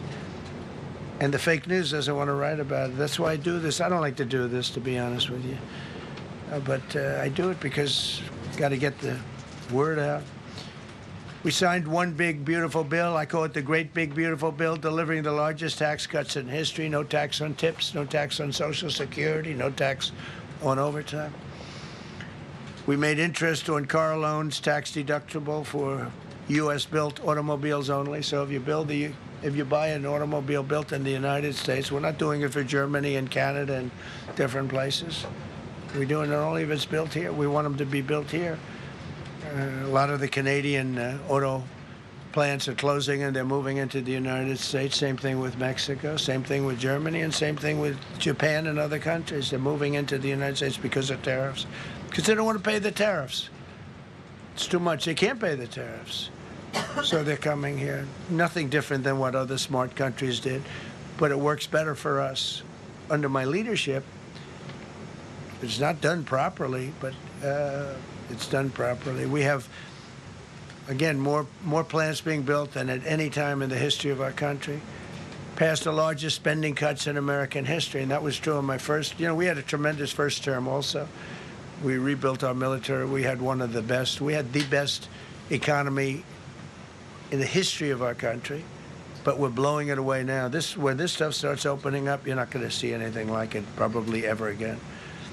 We slashed the federal budget deficit by 27% in a single year. Think of that, 27. You know, you could do it 2%, 1%, 0.5%, 27%. And that's with all of the things we have to do, all of the people we have to put on the payroll to get rid of people that are murderers. Again, when you see people in Minnesota that are murderers, these people are fighting to keep them there. And I say to Christie and to Tom Homan, the great people, they're working so hard. Look at the border. The border is now secure. First time, you know, Biden said you couldn't do it. You need legislation. I had no legislation. I said close the border. Within 1 month, we had almost nobody coming in. Now for the last 8 months, nobody came into our country illegally. And I find that hard to believe because you'd think somebody, because it used to be millions of people just poured into our country. And the people that do that are Democrat sort of aligned. So, I mean, they're not doing me any favors. We had nobody come in. We have a very strong border. We have very few people coming up. They're not going to make the trek because they know they probably won't be coming in. So it's not as hard as you think. But I didn't have to go back. Remember, they said, we need legislation to close the border. They had millions of people coming in a month. We have nobody coming in, and we're getting the murderers out. Murderers, people from prisons and jails. Many countries opened up their prisons and dropped them into the United States. Those are the people we're getting out. And we have a lot of heart. And I said, you got to lighten up on this. We have a lot of heart for people. They came in illegally, but they're good people, and they're working now on farms, and they're working in luncheonettes and hotels and all. And we're looking to get the criminals out right now, the criminals. And I think it's very important. I mean, every once in a while you see a story, we take somebody. He should be out because they came in illegally. So in theory, they should be. But we're focused on the murderers, the drug dealers, the mentally insane. We have a lot of mentally insane killers. I mean, you can't even talk to them. It'd be nice if you could have a little reason, but you can't even reason. These are seriously ill people. You have a couple of countries where they were loaded up. Their mental institutions and insane asylums were loaded to the gills. They couldn't get. They're empty now. But they're filling up because we're bringing them all back. We know where they came from. And every country accepts them. You know, under Biden, they wouldn't take. They had so little respect that they'd bring them there and they wouldn't take them. They said, get the hell out of here. They would be bringing a plane in to land in a country, and they'd put 5 planes on the runway so you couldn't land the plane. So they'd come back with the people that they were bringing back. They don't do that with me. They do that with me. They have problems. They don't do it. They accept them back. They're not happy about it, but they accept them back. Cut a record number of regulations. I promised to eliminate 10 old regulations for every one new regulation. Instead, we cut 129 old regulations for each one added. Think of that. I wanted to do 10. In my first 4 years, I did. When we put on a new regulation, you had to cut 8. This year I said you have to cut 10. Instead, we cut 129. So every time, so far, can't remain like that, I don't imagine. I hope I can, because we have so much wasted regulation, stupid regulations. Regulations where they go by California, which is a disaster state, with a governor that truly is doing a bad job. He's killing that state. If he ever ran the country, this country would be Venezuela. Very quickly. Using tariffs slashed the U.S. trade deficit by an incredible 77%.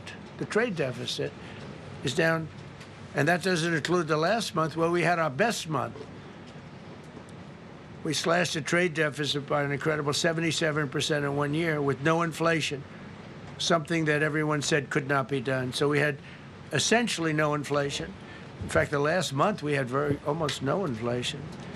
But we slashed the trade deficit by 77%. If you slashed it by 1%, that was good.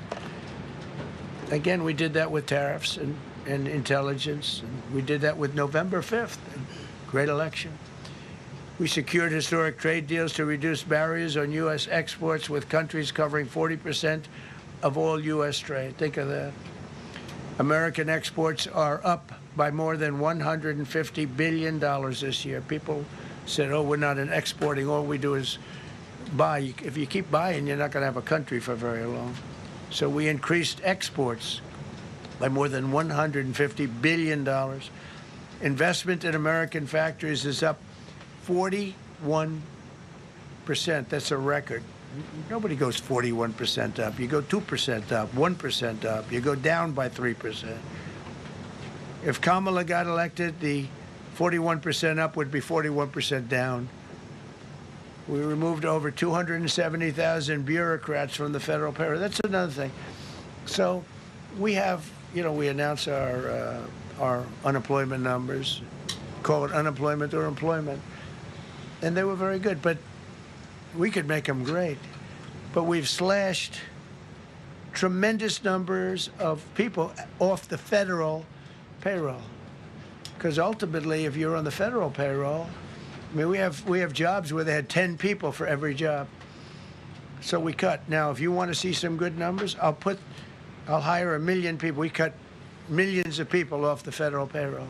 I don't like doing that, but the good news, I don't feel badly because they're getting private sector jobs and they're getting sometimes twice as much money, 3 times as much money. They're getting factory jobs. They're getting much better jobs and much higher pay. But all I have to do is say, like, what the Democrats do all the time. They hire 1 million people, and then they hire another million. And they load it up, and it says, oh, they only have a 3% unemployment rate. It's a fake rate. So with us, we're proud of the fact that we cut so many because, again, I don't want to cut people. But when you cut them and they go out and get a better job, I like to cut them. And sometimes they have to be forced to do that because, it's like they want to stay where they are. They don't know. And then all of a sudden they end up, we have many cases, Caroline, where people were devastated. They hated Trump. I got caught from my very boring federal job where they had, again, sometimes 10 people to do one job. And they were very upset. And now they ended up with a job where they get paid 3 times more money. They're ending up buying houses. It's like crazy. So they went from not liking me to liking me a lot because it's hard to get. We need people.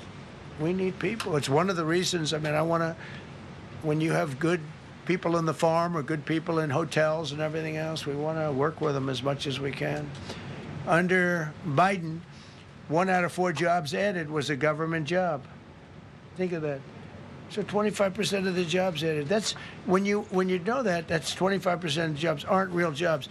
But again, I could do that. I could add 2 million jobs right now, would have an unemployed. I could say just hire some more people. I do the opposite. I say get rid of everybody that's unnecessary because that's the way you make America great again. When you have, all these jobs where people are sitting around doing nothing and they get a lot of money by the government, it's no good. But that's what the Democrats do. They show, oh, we were at 4% unemployment. That's a good number. But they just add jobs, or they wouldn't cut. They would never cut jobs. Under Trump, 100% of all new jobs created have been in the private sector. Think of that. Not 1% has gone to federal. So under Biden, 1 out of 4 was a government job. Under Trump, 100% of the new jobs created, 100% came from the private sector. That's how you make your country wealthy and strong and good. We inherited the worst border in history and turned it into the strongest border in history. Illegal crossings have plummeted to the lowest level ever recorded, down 99.999%. That means down 100%. 99.99. Now, I want to find out who that one person is. For 8 months in a row, 0, and these are government numbers, these are not my numbers. For 8 months in a row, 0 illegal aliens were admitted to our country. 0. Nobody came in, unless they came in legally. We have a big process for having people come in legally, by the way. A lot of people are coming in legally. They have to prove they love our country. They have to prove that they're not going to need welfare. A lot of things they have to prove. For the first time in 50 years, we are now seeing reverse migration. because we're getting all of these illegal people out. People that came in illegally, in many cases they're criminals, in many, many cases. Remember when they used to say that the people that come into our country as immigrants are very nice people, they're wonderful people, they don't commit crime. No, they make our criminals look like babies. They make our Hells Angels look like the sweetest people on earth. The Hells Angels are now considered a nice, high-quality person. I like the Hells Angels. They voted for me. They protected me, actually, believe it or not. But they make our criminals look like babies. These are some of the most vicious people anywhere in the world. They came from the Congo. The prisons, I know the Congo because I ended the war with the Congo and Rwanda. Tough group, very tough group. They came from prisons in the Congo. Some of the toughest, meanest people you'll ever meet. Thank you very much. They allowed them to come into America. These are tough people. Before my election, 100% of net job creation was going to foreign migrants. Since my inauguration, 100% of the net jobs created have gone to American-born citizens. That's a big thing. In other words, we're now taking care of our people. 100% of net jobs created have gone to the American-born people. Before that, we didn't care. Designated Tren de Aragua, MS-13, and the Mexican drug cartels as foreign terrorist organizations, and we've hit them hard. You've seen what we've done on the water. We're starting to do that on land. The land is much easier, actually. Water is incredible. We did that on the water so that when you do it on the land, they don't go to the water. Nobody's going into the boat business right now, I can tell you. 97% down drugs coming in by water. 97%. Nobody ever heard of that before. They heard 2%, 1%. It went up 2%. 97, and we're looking for the 3%. Who the hell are the 3%? They're crazy. But we've taken out almost 100% of the drugs coming in by water. Now we're going to be very shortly starting drugs coming in by land. We know exactly where they're coming from. Removed tens of thousands of illegal alien gang members, drug dealers, murderers, child predators, human traffickers, fraudsters, savage criminals, and others. We removed them from our country. They're out. They're gone. In some cases, they're so dangerous that we put them in jail because we don't want to give them to their country. Their country doesn't do anything, and they end up coming back. We have some that they're so bad that we don't want to really release them. We want to put them in a jail where we know they're properly ensconced. Think of that. Remove tens of thousands of illegal alien gang members, drug dealers, murderers, child predators, human traffickers, fraudsters, and savage criminals. Why wouldn't you want them removed? The reason is because these are insurrectionists that are doing this work. And, you know, they're going to make mistakes sometimes. ICE is going to be too rough with somebody, or, you know, they're dealing with rough people. They're going to make a mistake sometimes. It can happen. We feel terribly. I felt horribly when I was told that the young woman who was had the tragedy. It's a tragedy. It's a horrible thing. Everybody would say, ICE would say the same thing. But when I learned her parents, and her father in particular, I hope he still is, but I don't know, was a tremendous Trump fan. He was all for Trump, loved Trump. And, you know, it's terrible. I was told that by a lot of people. They said, oh, he loves you. He was I hope he still feels that way. I don't know. It's a hard situation. But her father was a tremendous, and parents were tremendous Trump fans. It's so sad. It just happens. It's terrible. Halted all refugee admissions to the United States, including from Somalia, which is a terrible, terrible place, and other dangerous places. And we also stopped the pirates because they get the same treatment as the drug boats. So in Somalia, the Somalians, you know what they're good at? That's about the only thing they're good at is they're good at pirating ships at sea, big ships. So you have a huge oil tanker with millions of gallons, millions of barrels of oil. And if it gets hit by a big weapon, the whole thing blows up. And they don't want to fight, because if they do, they're told by their insurance companies, do not hand over the ship. And they're not allowed to have any guns on the ship. They're literally, you have these massive ships being taken over by a Somalian small boat with a big weapon. Because if they hit the side of the ship can blow up. I mean, you talk about a blow up. Bad. We've seen some bad things happen. And the insurance companies, some of these ships cost more than $1 billion to build. And the insurance companies say, look, we'd rather give them money than take a chance on $1 billion insurance policy. But they don't have to worry about it, because we hit them the same way we hit the people with the drugs in their boat. They don't know what the hell happened. But all of a sudden, there are no pirates at sea. Do you notice? We haven't had a boat taken in a little while. Came out of Somalia, really corrupt place. It's not a country. They don't have government. They don't have anything. I always hate to see this. Ilan Omar, she comes from Somalia, a backward country, probably the worst country. They say it's the worst country in the world, if it's a country. I don't even think it's a country. There's no organization, no anything. They don't have police. They don't have military. They don't have anything. They just have people running around, killing each other and trying to pirate ships. But she'll come here, comes, and then she wants to tell us how to run our country. The Constitution says that I am entitled to this. I can't stand her. Terminated all taxpayer-funded benefits for illegal aliens and kicked 275,000 illegals off of Social Security. They were illegally getting Social Security. 275,000 people.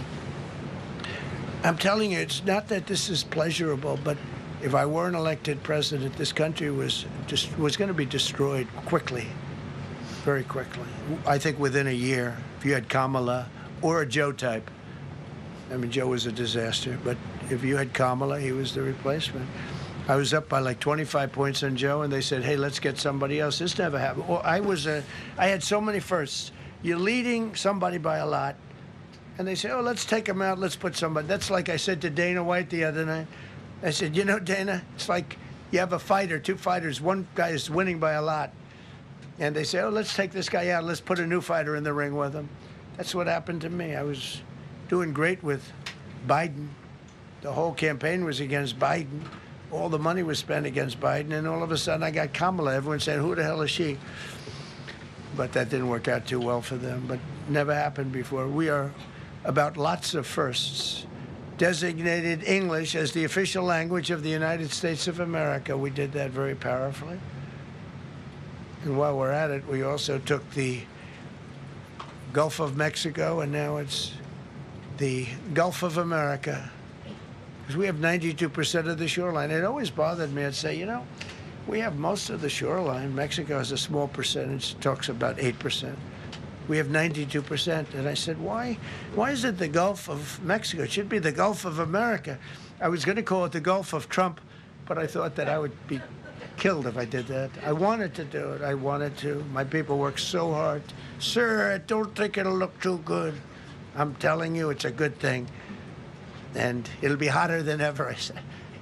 No, but I decided not to do that. I'm joking, you know, when I say that. I was not going to call it the Gulf of Trump. Because tomorrow it'll be, Trump wanted to call it the Gulf of Trump, but he was rebuffed by his people. My people don't rebuff me too much. The Gulf of Trump, that does have a good ring, though. Maybe we could do that. It's not too late. No, we have the Gulf of America now. It's great.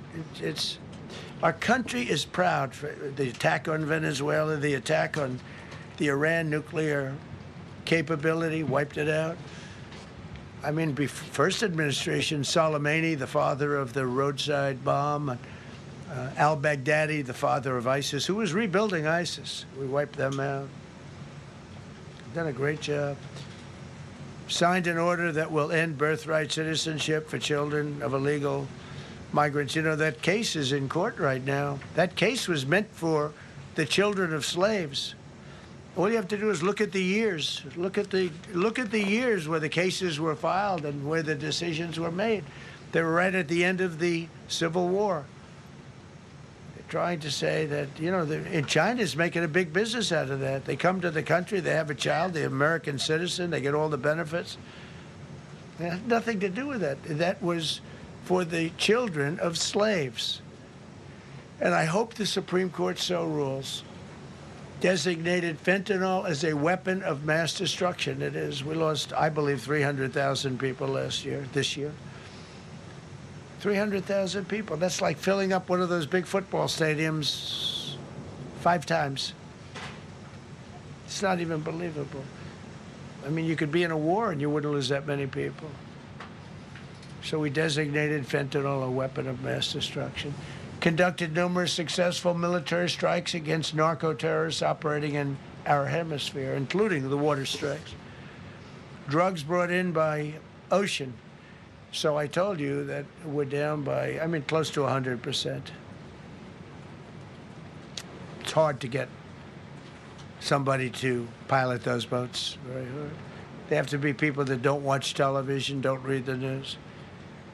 And we just blew up their facility. They had a docking facility where the drugs were stored. And now we have a great relationship with Venezuela. We're getting along fantastically with the leadership in Venezuela, so we wouldn't have to do that. This was done before the attack.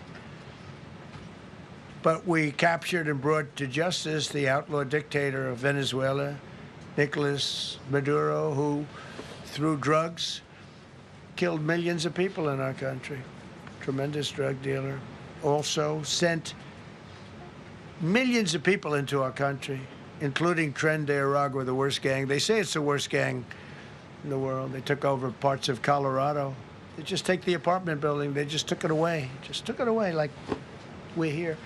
They cut the hand off one man because he called the police. Who called the police? I did. You took my apartment from me. Boom, no hand. This is what they sent us. Restoring law and order, new category. D.C. and Memphis, federal task forces deployed massive numbers of federal law enforcement officers and National Guard to restore safety. Crime down in D.C. is almost down to nothing. D.C. was a very, very dangerous place, and I think you probably know better than I do. I have a lot of people in the media thanked me for that, but some of them found it hard to thank me. But, you know, D.C. is now, look how beautiful. D.C. is now, you can walk right from here to a restaurant, right through the center of town. You can be with your child, with your loved one, with your lover. Your lover's not going to be killed anymore, so you can act like a real lover. But you can walk right through the middle of the town, and D.C. is beautiful again, too, you know. You notice we took all the fences down, almost all, the rest are coming down. We got the graffiti all off. National Guard's been amazing. You know, we didn't tell them to do that. That's not their job description. But they were picking up garbage and everything. They were great. And I don't know, to me, a town, it looks better when you have military people. These are big, strong guys, are bad guys. Look at them and they say, we're not going to mess around. But what they don't know is that we took over 2,000 people out, permanently out of D.C. These were career criminals. But I feel much better seeing those people there. I went in a couple of times and had dinner in D.C. I walked right down the middle of the street. I felt very safe. A year ago, I couldn't have done that. I would have been crazy to have done that. And Secret Service wouldn't let me do it. They weren't thrilled anyway, I will tell you. It wasn't like they were thrilled, but we did it, and it was great. But D.C. is a great thing. We have virtually no crime in D.C. anymore. And before we did this move, and we could do the same thing with Chicago. You know, we brought Chicago down 25%, even though we just had a minimal crew there. We brought Wisconsin down. We brought Minnesota down, way down, even though everything's a fight, you know, because they want to keep those people that are lying on the floor. They want to keep those people in Minnesota, but they really don't. I don't think the real people of Minnesota, it's a very corrupt place, and the elections are totally corrupt. I feel I won it all 3 times. Nobody's won that state since Richard Nixon. It's a rigged state. And the Somalians vote as one group, even if they're not citizens, and they vote as one group, and you get 600,000 votes against you. They all ought to get the hell out of here. They're bad for our country. Nationwide achieved the largest reduction in violent crime on record. So this just came out. Nationwide, over the last 11 months, achieved the largest reduction in violent crime on record, including the largest one-year drop in murders ever recorded. Almost 2,000 lives were saved. That's despite the fact that we took in criminals under the leadership of the Democrats and Joe Biden. More motor vehicle theft is down by 100,000 vehicles nationwide. That's another. Nationwide, the motor vehicle theft was out of control, and now it's very much in control. It was down by more than 100,000 vehicles to a record low. Began the process of eliminating cashless bail policies across the nation. You got to get rid of your sanctuary cities, and I hope our people know that we're not going to pay sanctuary cities. We're not going to pay them anymore. They are sanctuary for criminals. They hold criminals. We're not going to pay. They can sue us, and maybe they'll win. But we're not giving money to sanctuary cities anymore as of the beginning of the month. We began the process of eliminating the cashless bail. Well, cashless bail is where it all started. It's a disaster. And then other places. I don't know if it started in New York. I remember it starting in New York. So somebody comes in, murders somebody, and they let them out. No bail, no nothing. Basically, cashless bail means you just get the hell out. And they go outside. We have one case where a guy murders somebody, gets released, and goes out and murders somebody. 2 people in one day. No, we got to get rid of cashless bail. They got to pay, got to have bail. There's a reason for bail. Long tested. Signed an executive order to bring back mental institutions and insane asylums. We're going to have to bring them back. Hate to build those suckers, but you got to get the people off the streets. We used to have, when I was growing up, we had in my area in Queens, I grew up in Queens, we had a place called Creedmoor. Creedmoor, did anybody know that? Creedmoor. It was a big, I said, Mom, why are those bars on the building? I used to play Little League baseball there at a place called Cunningham Park. It was quite the baseball player, you wouldn't believe. But I said to my mother, Mom, she would be there, always there for me. She said, son, you could be a professional baseball player. I said, thanks, Mom. I said, why are those bars on the windows? Big building, big, powerful building. It loomed over the park, actually. She said, well, people that are very sick are in that building. I said, boy, I used to always look at that building and I'd see this big building, big, tall building. It loomed over the park. It was sort of, now that I think it was a pretty unfriendly sight. But I'll never forget, I don't know if it's still there, because they got rid of most of them, the Democrats in New York, they took them down, and the people live on the streets now. That's why you have a lot of the people in California and other places, they live in the streets. They took the mental institutions down. They're expensive. But I'd say, why does that building have those bars? Boy, it wasn't normal. You're used to looking at like a window. But this one, you look at it, all this steel, vicious steel, tiny windows, bars all over the place. Nobody was getting out. It's called a mental institution. That was an insane asylum. Designated Antifa as a domestic terrorist organization, and many others. It is.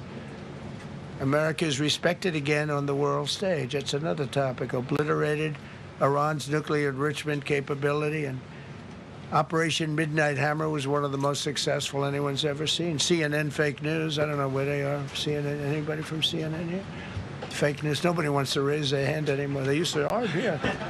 Now, if you're with CNN, you don't raise your hand. But they said, well, maybe it wasn't that successful, which I really was angry because these pilots took their life in their hands. 2 o'clock in the morning with no moon, dead dark, guns shooting at them. They went in with those beautiful B-2s, and every single bomb went down an air shaft and obliterated it. And CNN came out and said, well, maybe it wasn't, by a scam writer who wrote fake stories, a lot of fake stories on other topics, right? Because when we did it, we said, that's a terrible thing. The pilots came back and they said, we hit everything.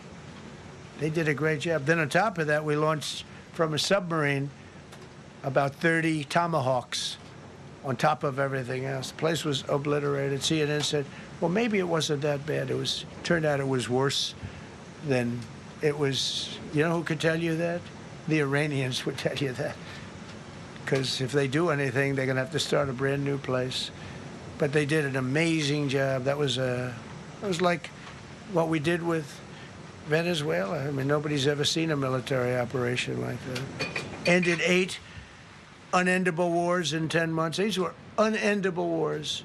Cambodia and Thailand fighting for years. Kosovo and Serbia. The Congo and Rwanda. Pakistan and India, they were really going at it. 8 planes shot down. They were going to go nuclear, in my opinion. The Prime Minister of Pakistan was here, and he said President Trump saved 10 million people and maybe much more than that.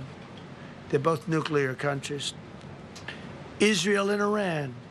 Egypt and Ethiopia were going to fight over a dam, and I got them to stop. I still got to work it out, because they put a dam up in Ethiopia that stops the flow from a little river called the Nile. I always think of the Nile being in Egypt, beautiful Nile with the pyramids, but they put a dam up. You know who paid for the dam? The United States of America. It's the biggest dam, I think, in the world. They put a dam up.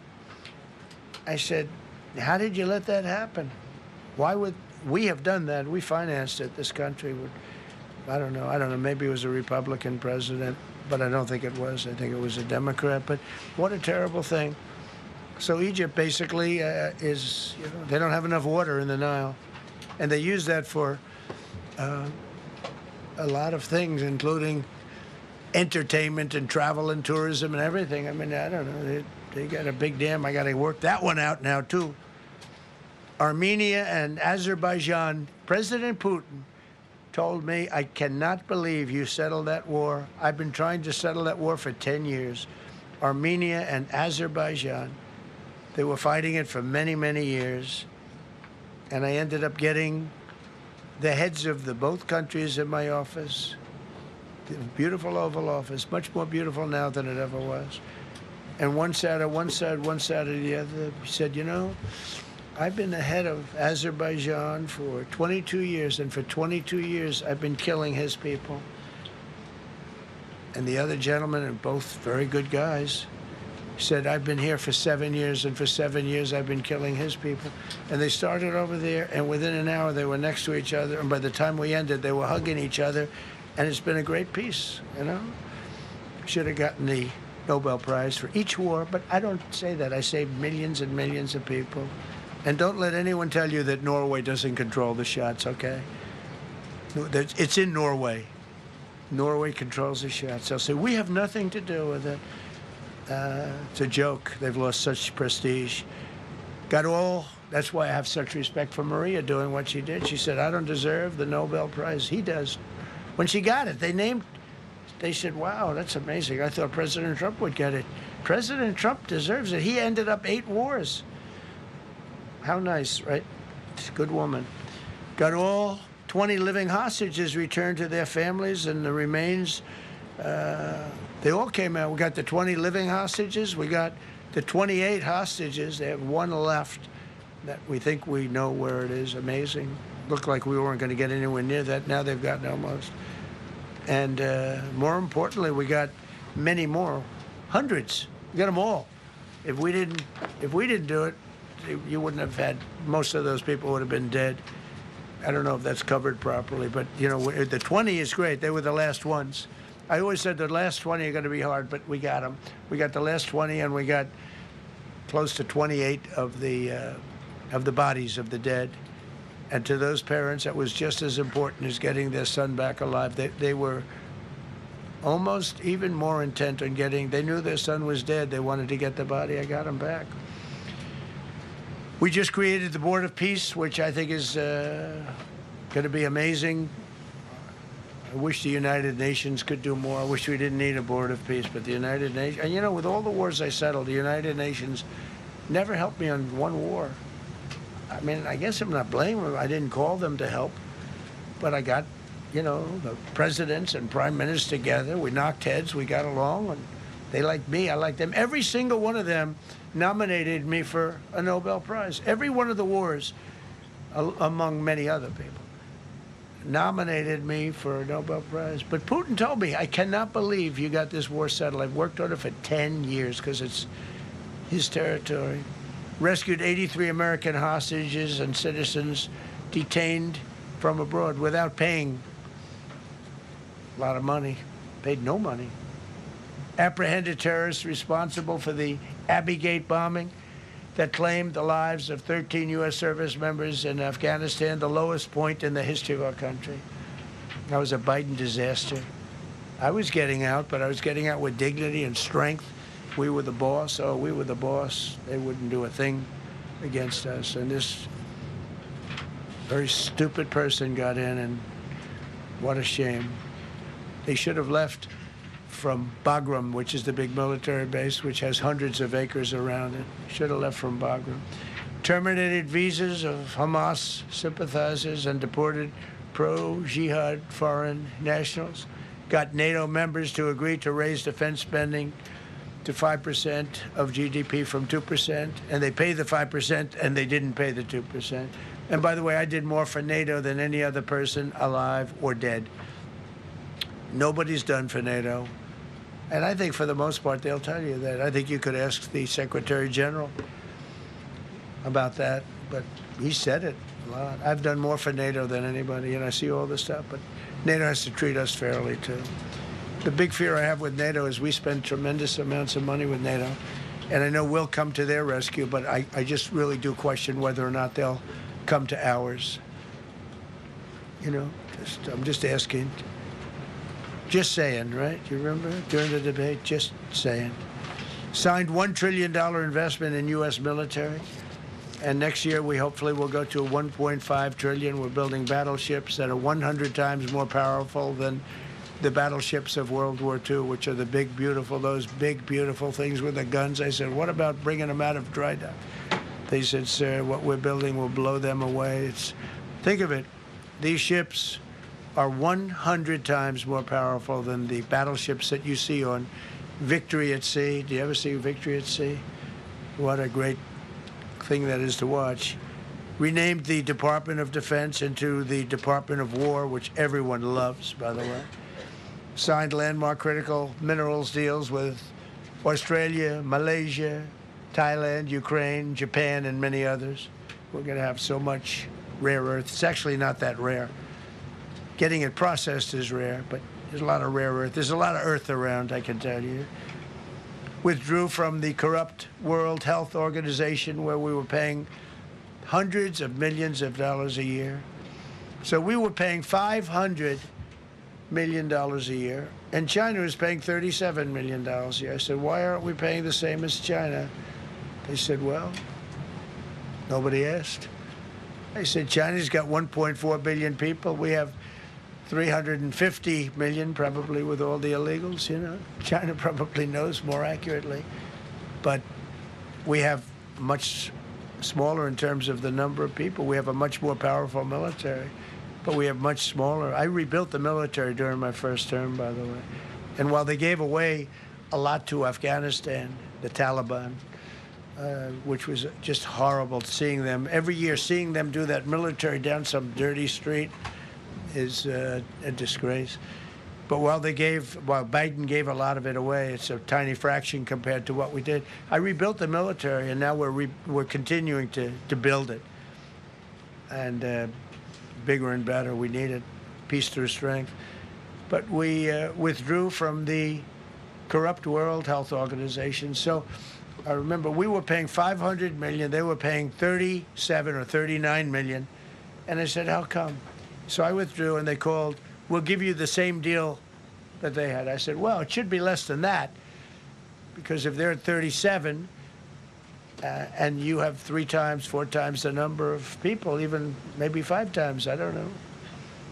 So it should be less, but I didn't want to chisel around. And I thought about it. So I could have taken 500 million to 37, and everybody knew it. I chose not to do it because it was actually very popular when I got out because they were terrible. And so I chose not to take that deal.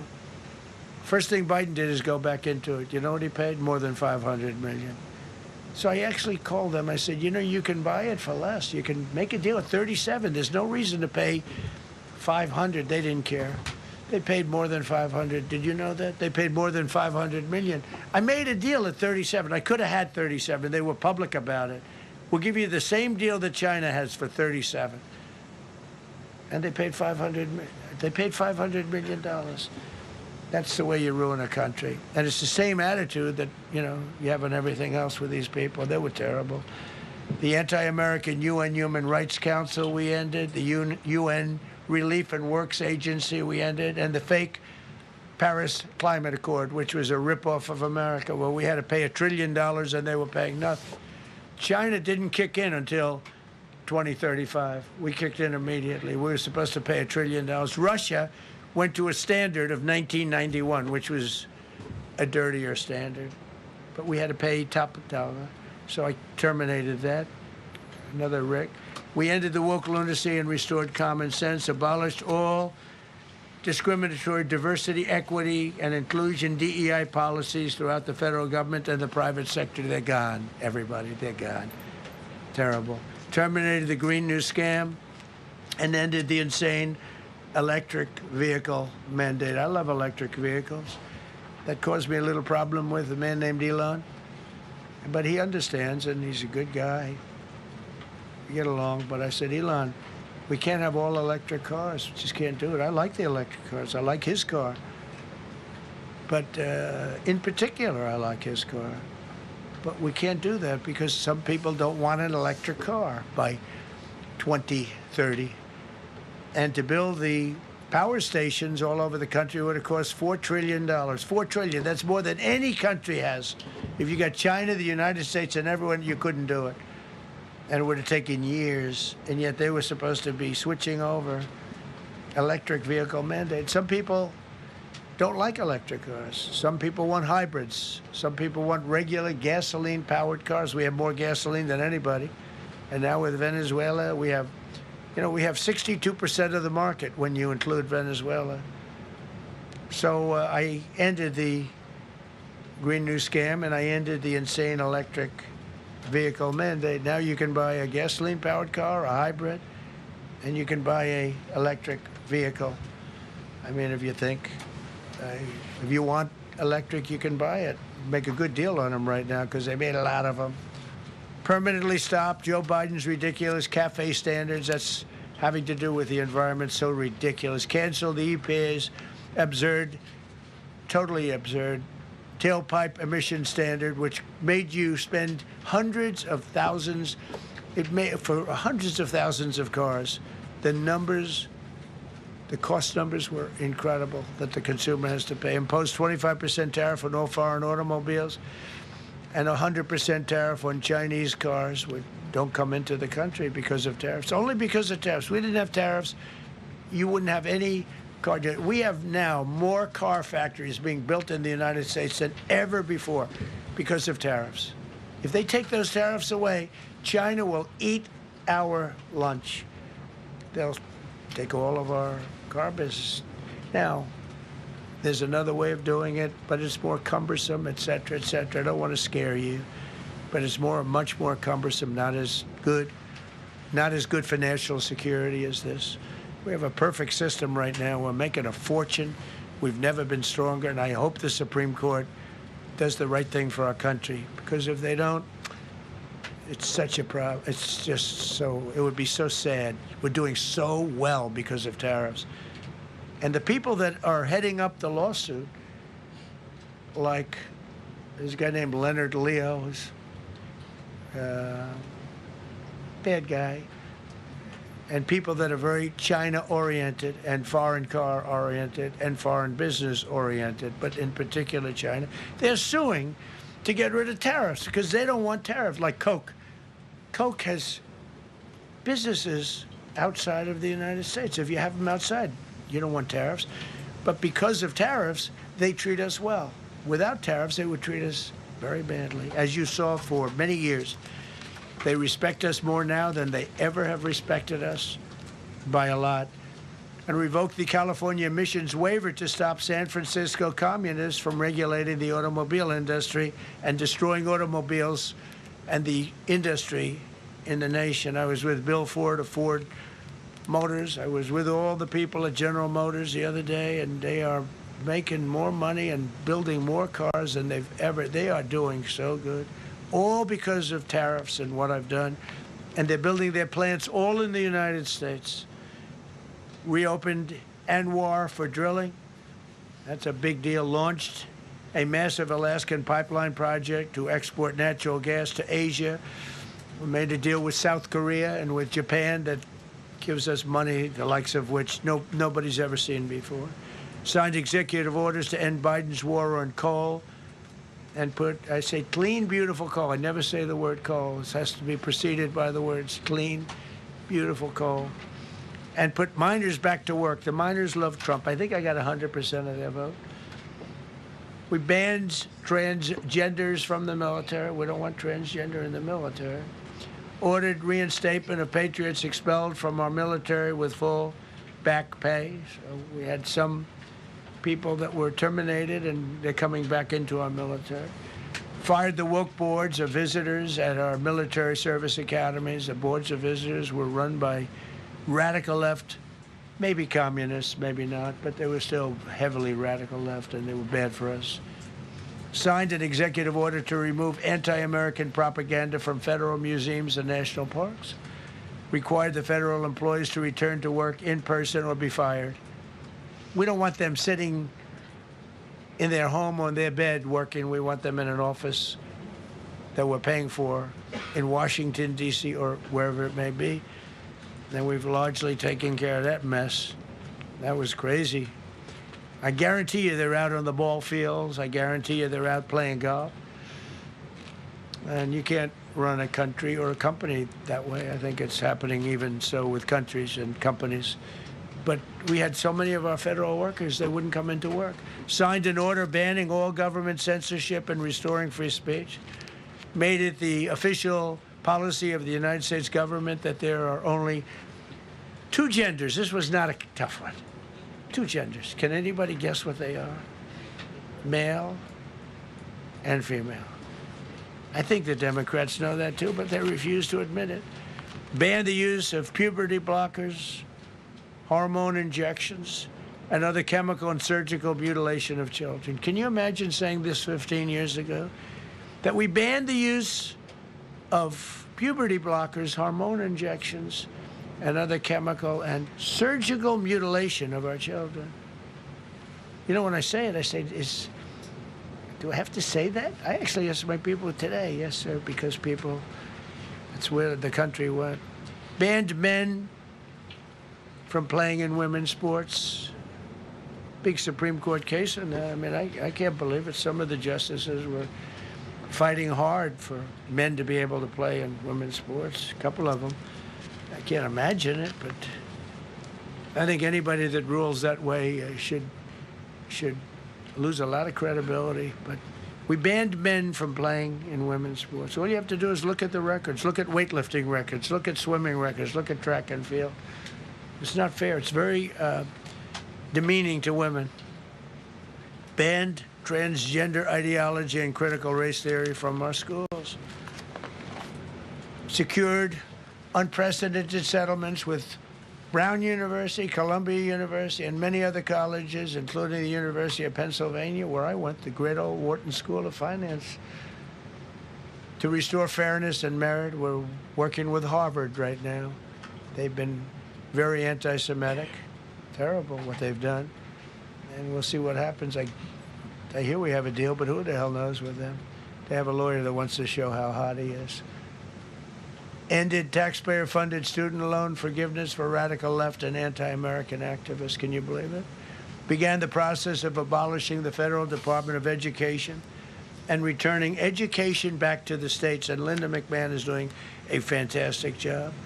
Ended Joe Biden's weaponization of our government and removed his hand-picked radical left Marxist prosecutors from the Department of Justice, like deranged Jack Smith. He's a sick son of a bitch. They gave me the worst of the worst. And here I am. How did that happen?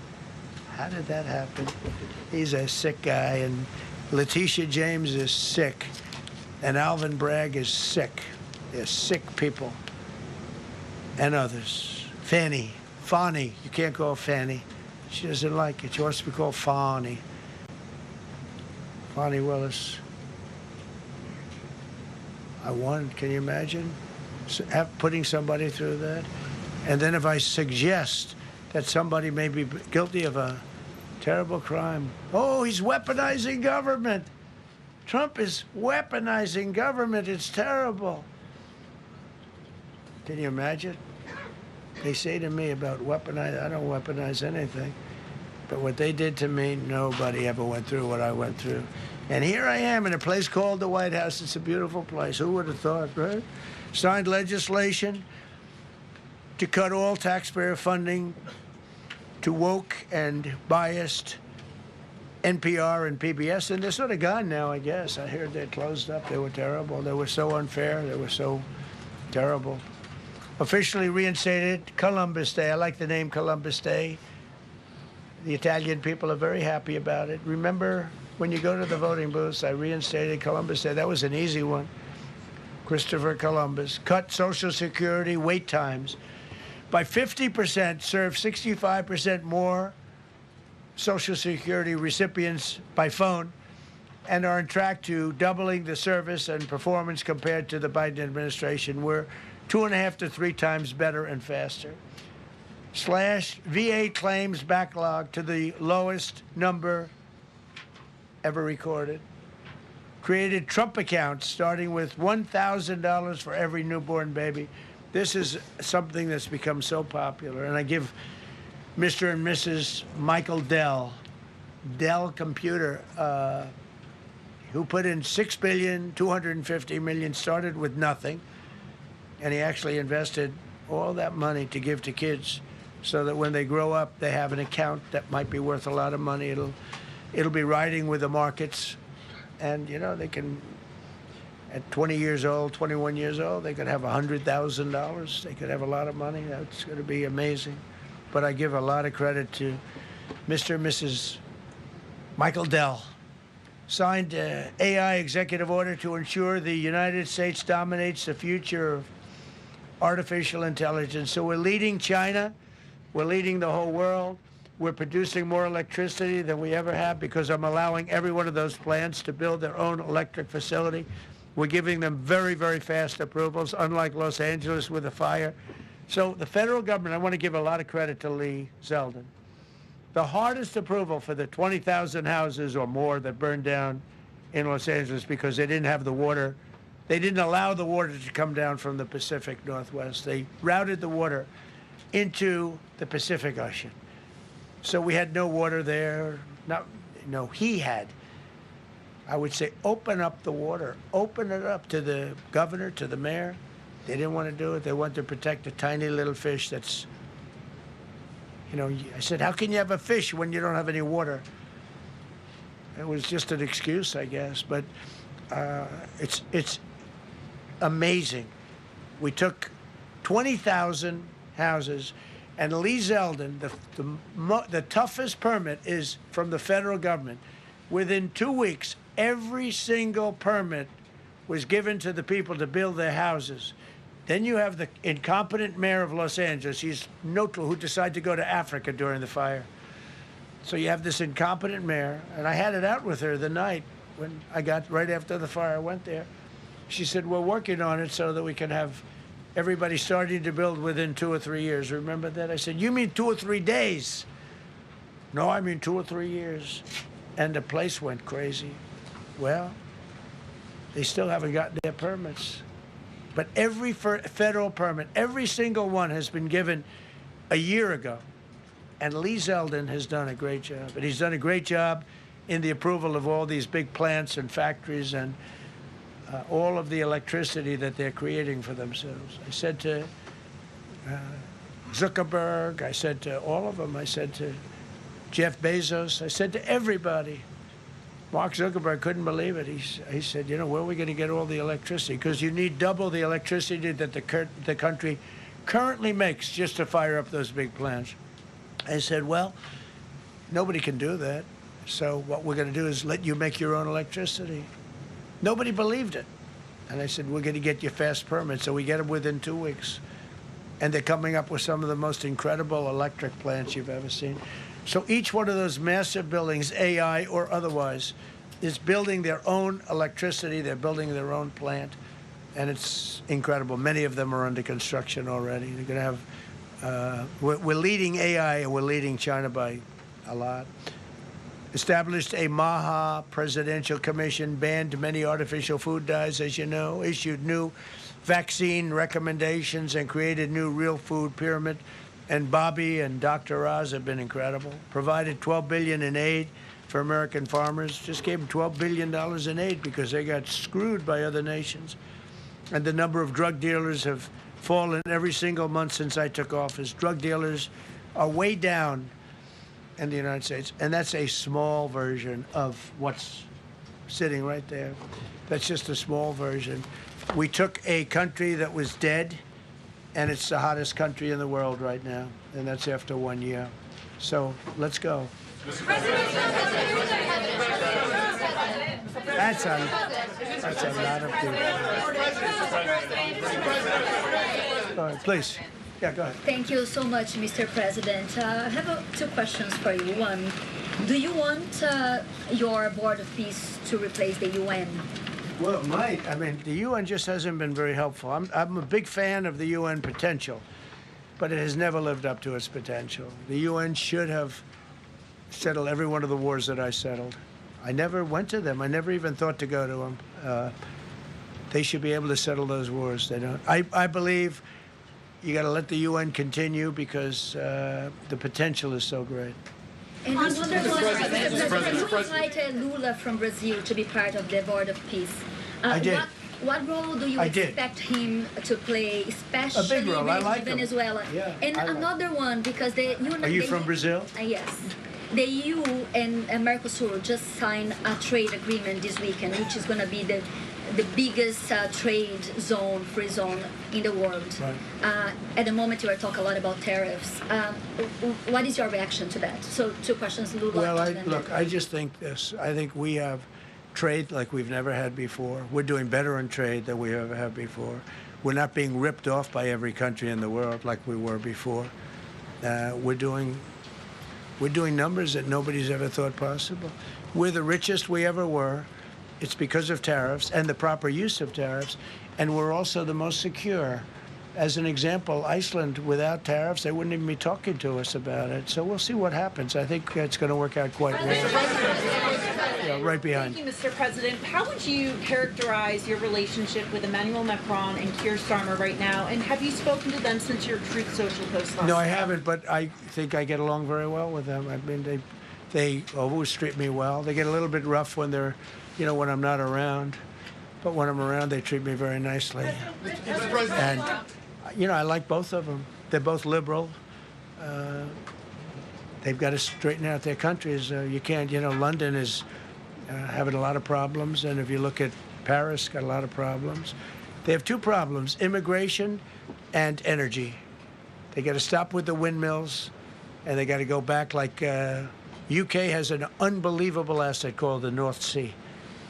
Norway uses it, makes a fortune. They have a better section of it, and they don't do it.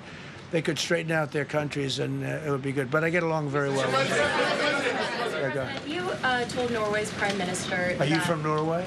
No. You look like you would be from. She looks like she's from Norway. Go ahead. You told Norway's prime minister that you not winning the Nobel Peace Prize made you feel less obligated to think purely of peace. Well, I lost a lot of respect for Norway. And I believe very strongly that Norway controls the Nobel Prize. But you have to understand, I settled 8 wars. I've had every one of those wars, every participant wrote, I didn't ask them to do it. They sent in strong they make recommendations for that. But I settled 8 wars. No president's probably ever settled 1 war. I don't know, think of it. I did 8. the reason I do it is because it's easy for me to do. And I didn't do it for a Nobel Prize. I did it because I'm saving a lot of lives. I'm trying to settle the final one. I'm trying to do Russia-Ukraine. And when Russia's ready, Ukraine's not. When Ukraine's ready, Russia's not. But they're losing 25,000 people a month on average. And I'm trying to get that one done. But no, I feel that Norway has tremendous control over who gets the Nobel Prize, despite what they say. How far are you willing to go to acquire Greenland? You'll find out. Mr. President, Kevin Hassett has said that those $2,000 tariff rebate checks would be up to Congress to decide whether or not to disperse that. Do you agree with Kevin Hassett on that, or do you think you can do that unilaterally? No, I don't think we would have to go the Congress route, but we'll find out. The reason we're even talking about it is that we have so much money coming in from tariffs that we'll be able to issue at least a $2,000 dividend and also pay down debt for the country. But we'd do a $2,000 dividend to the people of our country. We would probably set a limit of, income limit where it made sense. But we will be able to make a very substantial dividend to the people of our country. I believe we can do that without Congress. Last night on Truth Social, you said that the British plan to hand the base of Diego Garcia over to Mauritius and then rent it back was an act of great stupidity. Previously, you've backed that deal. Is it now your position that the deal should not go ahead? I think that they, when they originally were going to do it, they were talking about doing some concept of ownership. But now they're looking to essentially just do a lease and sell it. And I'm against that. It's a reasonably nothing like Greenland, but it's a reasonably important area of the globe. Not to anywhere near Greenland, but I think they should keep it. I don't know why they're doing it. Do they need money? Mr. President, with your support to the Syrian government, most probably you avoided another civil war and a bloodshed in Syria, especially after the fall of the regime. I did a good job. And, the Syrian government, the last 2 weeks, had to use some force to implement its force on specific areas. And well, with to keep the prisoners, the terrorist prisoners, which are some of the worst in the world, at bay. So they were able to keep that.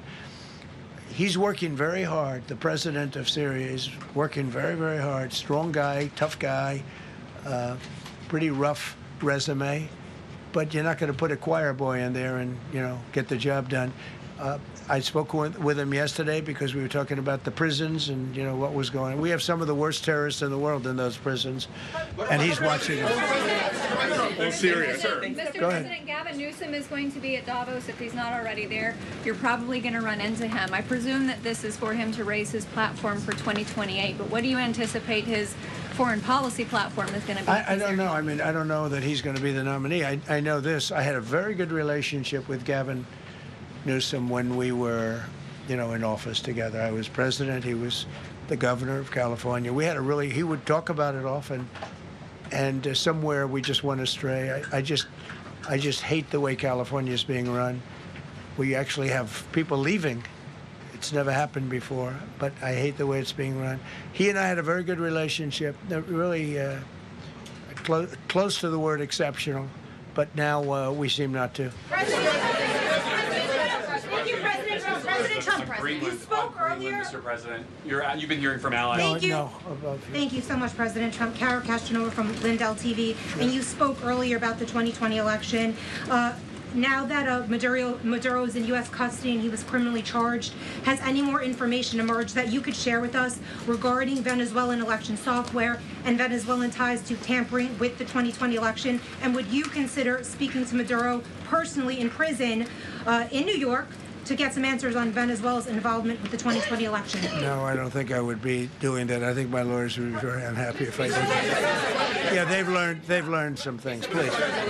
What happens to the tariff threat to Greenland if the Supreme Court comes out and rules against you on the tariffs? And well, I'll have to use something else. I mean, look. Are you willing to use force? Take a look at the word license. Take a look at other things. I mean, we have other alternatives. But what we're doing now is the best, the strongest, the fastest, the easiest, the least complicated.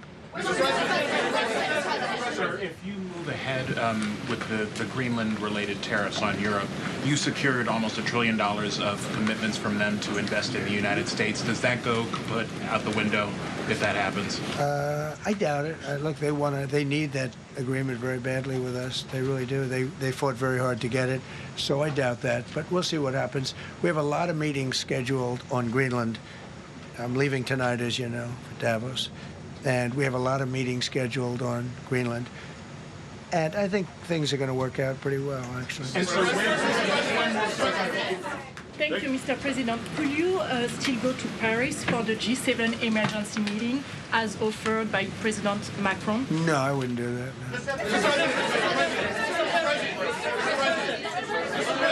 No. Because, you know, Emmanuel's not going to be there very long. And, you know, there's no longevity there. He's a friend of mine. He's a nice guy. I like Macron. But he's not going to be there very much longer, as you know. And I think, you know, I have meetings with the people that are directly involved, not some of the people you're talking about. Thank you so much. Thank you so much, Mr. President. Happy New Year. I've never seen this room like this. Is this a celebration of the first year? Yes. Have you ever seen it? I've never seen this many. I hope we have a very good. I hope we have a very good structural floor. You know, this used to be a swimming pool. You're sitting over a swimming pool. I could see that happen. But we need a good structure here, don't we? Huh? Yeah. Mr. President. Thank you so much, Mr. President. Happy 1 year anniversary. Thank you. And my question is on Syria. The Kurds, as the most loyal U.S. partners, facing attacks by some Syrian elements within the Syrian government. Will you do to ensure the Kurdish rights protected and their effective forces against terrorism in Rojava, Syria continue, as the Kurdish see you as a president does not abandon his allies? Well, I like the Kurds, but just so you understand, the Kurds were paid tremendous amounts of money, were given oil and other things, so they were doing it for themselves, more so than they were doing it for us. But we got along with the Kurds, and we are trying to protect the Kurds. That's correct. Ahead of your speech in Davos, can you give us a preview of what we can expect as far as, you know, laying out the plans for Americans to be able to buy homes? I think more than anything else, what I'm going to be speaking about is the tremendous success that we've had in 1 year. I didn't think we could do it this fast. Think of it, it's just now 12 months, and you know, I say it often, we have the most successful country in the world. We have the hottest country anywhere in the world by far. And this country would have been absolutely stone cold dead. And I'm going to be talking about it. I'm going to be, because, you know, a lot of them could use some of the advice as to what we did. They need energy. You take a look at their energy policy, they're going to destroy themselves with what they're doing with the windmills and all the nonsense. They need energy help badly, or they're going to be in big trouble, and they need immigration help badly. How much longer do you want to go? We have a call with... I do? I have a very important call with President Erdogan, who I like a lot. All right, one or two more questions. Go ahead. Thank you, Mr. President. During Go your ahead, second... please. Go ahead. One question about Red. Yes? Thank you, Mr. President. The red blouse. Go ahead. You talked a lot at the beginning of this about the economy, some positive economic indicators. Polling shows a majority of Americans don't feel the economy is doing well. Are you worried you're making the same mistake as President Biden? No, I hope I don't make the same mistake as him. Look, I inherited a terrible, it's a great question, because we inherited a terrible, terrible mess between the border, between all the problems. The whole country was falling apart. And in 12 months, less than 12 months, in 12 months, we have the strongest border we've ever had.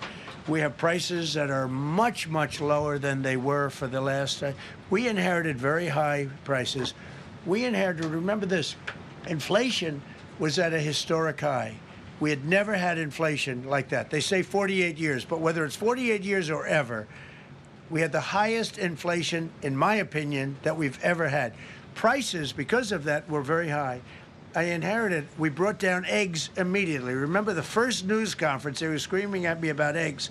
I was in the position for 2 days, and we brought eggs down to lower than what they were before. And by the way, they continue that way. We brought the prices down from when I came into office and from what Biden had, way down. We're going to bring them down further. But the job we did is a miracle. One of the reasons I'm doing this today is to explain. We inherited a mess, and we've made it a beautiful, beautiful picture. Think of gasoline at $1.99 in many states. $1.99 a gallon. It was $4.50, $5, in some cases $6 or $7. We're at $1.99. And energy is so big that with energy, everything else comes down. But the prices are coming way down. And we're going to bring them down further. But we started up here with these guys. We inherited a country that was broken.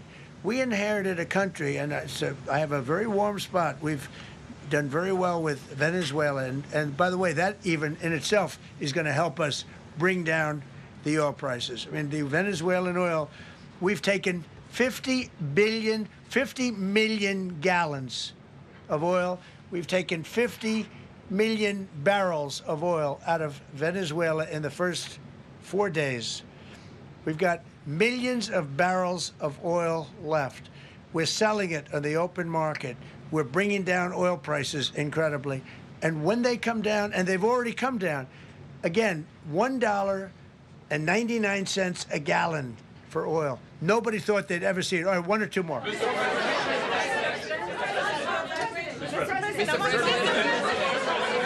Go ahead, go. Yes. I want to ask you about Iran. Is the military option still on the table? And can you assure us that the killing in Iran has stopped? And when regard to the Peace Council, which members have to pay $1 billion? So with Iran, are you from Iran? No, I cover the White House. Where are you from? I'm Palestinian American. So with Iran, they were going to hang 837 people. And I let them be known that, and we let them know that if that happens, that will be a very bad day for them. And they decided not to do it. They didn't hang the people. I can't tell you what's going to happen in the future, but supposedly they've taken that off the table. But they were going to, last week, they were going to hang on Thursday or Wednesday. They were going to hang, I think, 837 people. And they didn't hang anybody. So we're just going to have to see what happens with Iran. Is the military option off the table?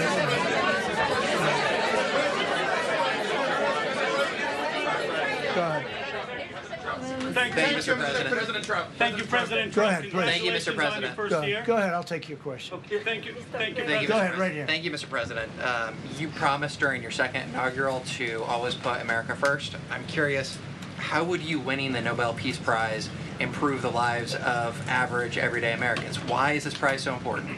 It wouldn't improve the lives of any. What improved the lives of people are people that are living. I saved probably tens of millions of lives in the wars. You know, if you add up the numbers, just if you look at any one of those wars, you're talking about millions of people. You multiply it times 8. But when you look at India and Pakistan, that could have been 10, 15, 20 million people. Could have been more than that. So I saved millions of people. So that, to me, is the big thing. What? You suggested a moment ago that perhaps the reason why a positive story about the economy isn't getting through is because of, bad communications people. But are average Americans wrong to still feel high prices? And how much longer does the White House hope that they? So I think a lot of people are listening to the fake news a little bit. And I'm not blaming anybody. I think I blame ourselves. I think we've done a much better job than we're able to promote. We're not promoting. We're doing a great job, and we're sort of letting the promotion take care of itself. One of the reasons I'm doing this news conference, I think it's important. We have taken a mess and made it really good. It's going to get even better. But if you look at prices from a year or a year and a half ago, you look at the Biden prices, they were way up through the sky. And, they use the word affordability. They just say affordability, and they don't talk about it. They created the affordability problem, and we are solving it. We have solved a lot of it. Again, everybody agrees in this room, I think, gasoline prices have come per gallon way down. When that happens, everything else comes down, but they've come down way down. Many of the groceries have come way down. It's all happening, and it's happening strong. But if you go back a year and a half, 2 years, take a look at those prices and look at the prices now.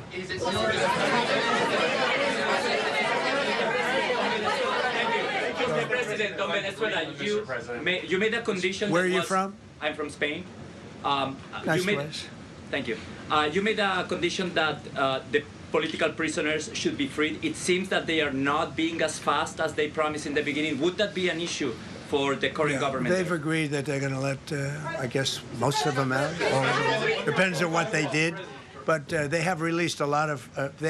Released a lot of political prisoners in Venezuela. Mr. President, earlier on last year, you had mentioned, you had indicated that you wanted to take back the Panama Canal.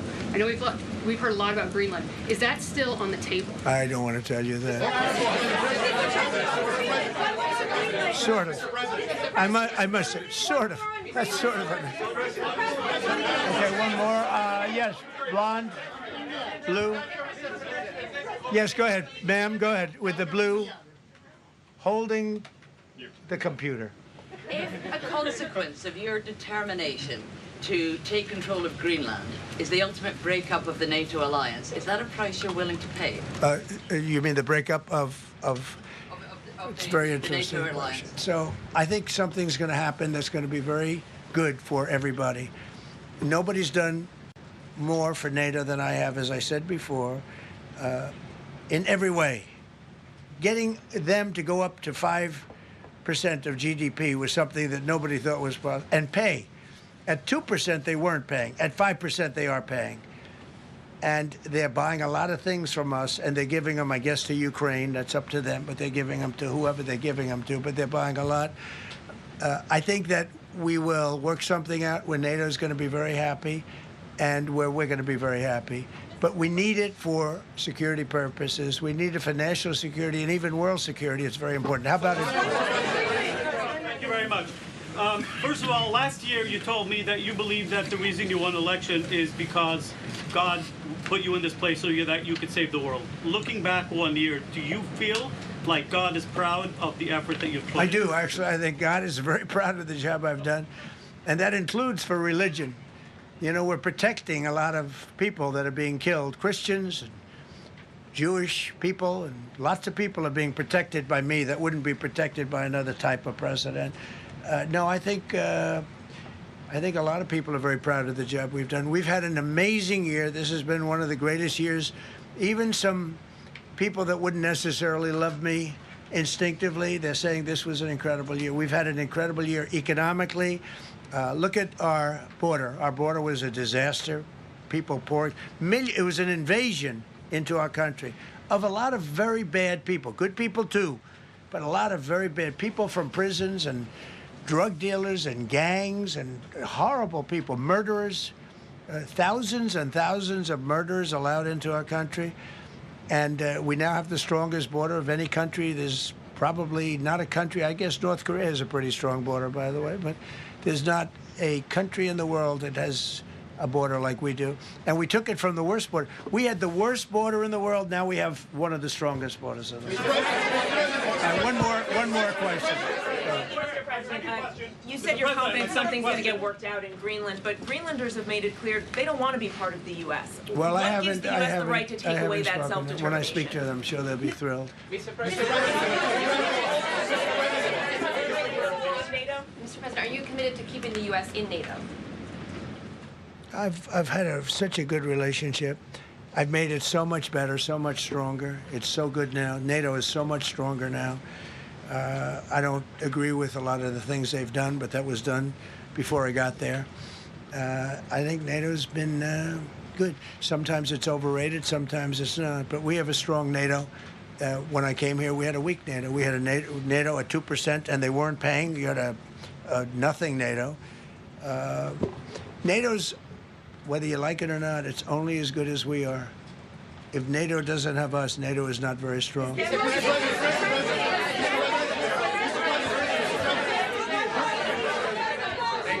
you. Yes, no, behind you, please. Thank you, President Trump. Yes, go ahead. Greatly appreciate it, sir. We heard a long list of accomplishments from the last year. Could you cherry pick the top three? And then looking forward, what are your three most important priorities in 2026? So I think the building of a really powerful military has been a great achievement, and that would include the Venezuela thing. That would include the attack on Iran and the wiping out of the nuclear threat. I think that's been really amazing what we've done militarily. I think what we've done in business has been incredible. We have $18 trillion coming in. Plants are being built all over. Thousands of plants are being built all over the country. 18 trillion is a record. No country has ever come anywhere even close to that. I think that's a record.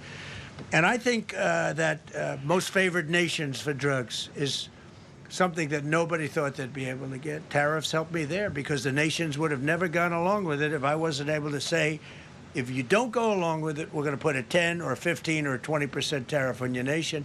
And they went along. And our drug prices are going to come down at numbers never even seen before, never even thought possible before. So those would be three things. Thank you. Thank you all very much.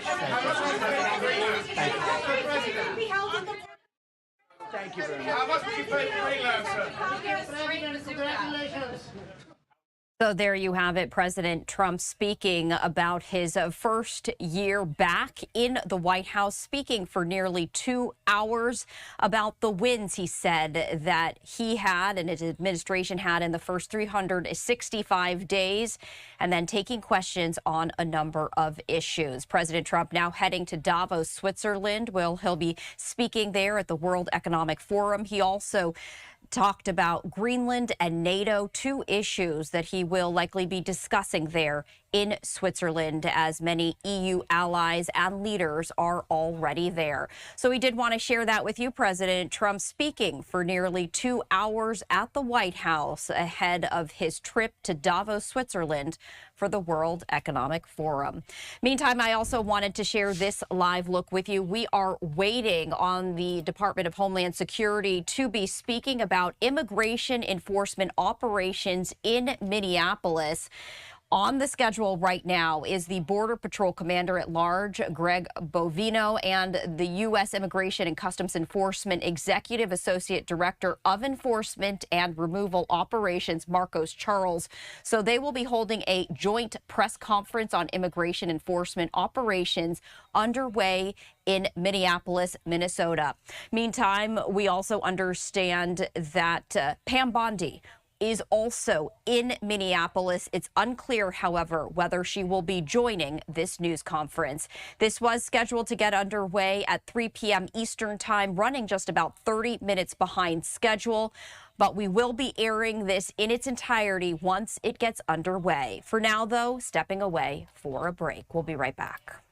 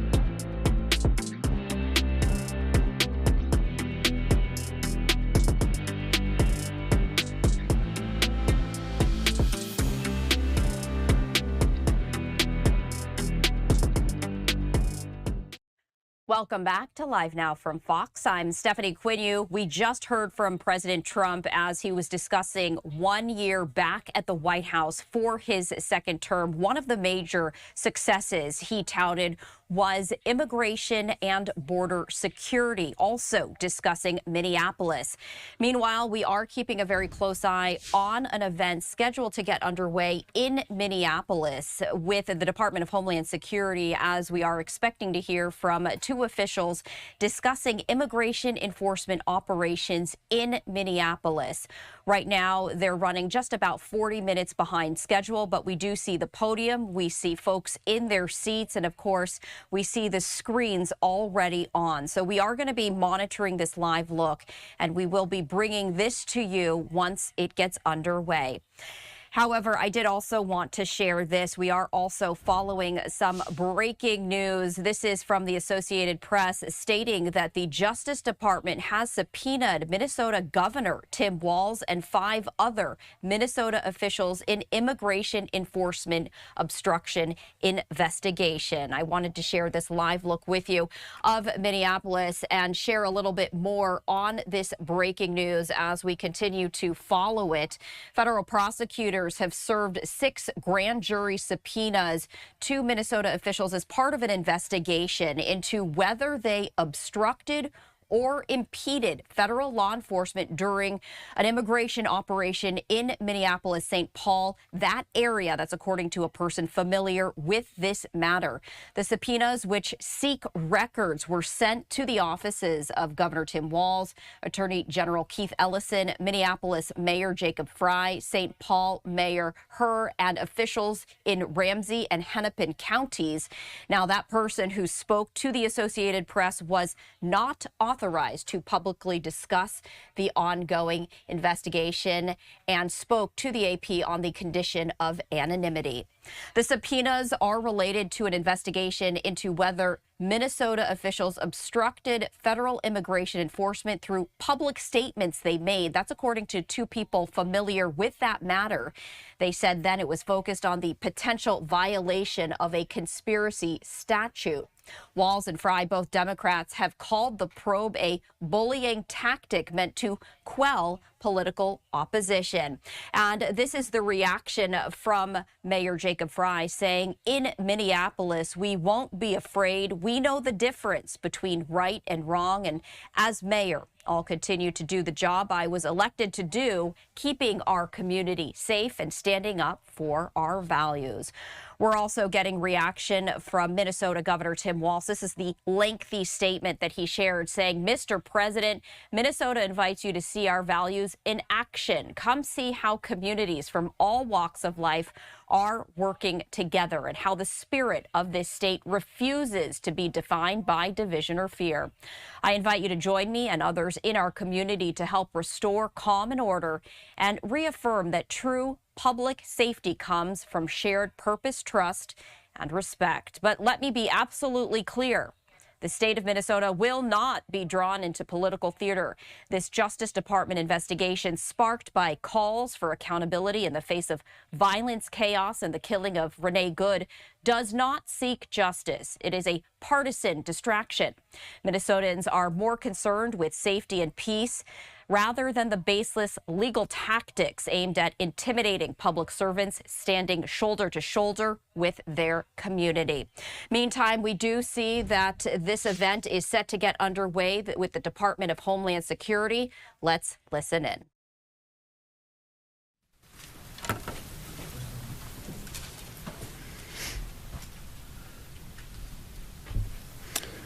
All right, good afternoon.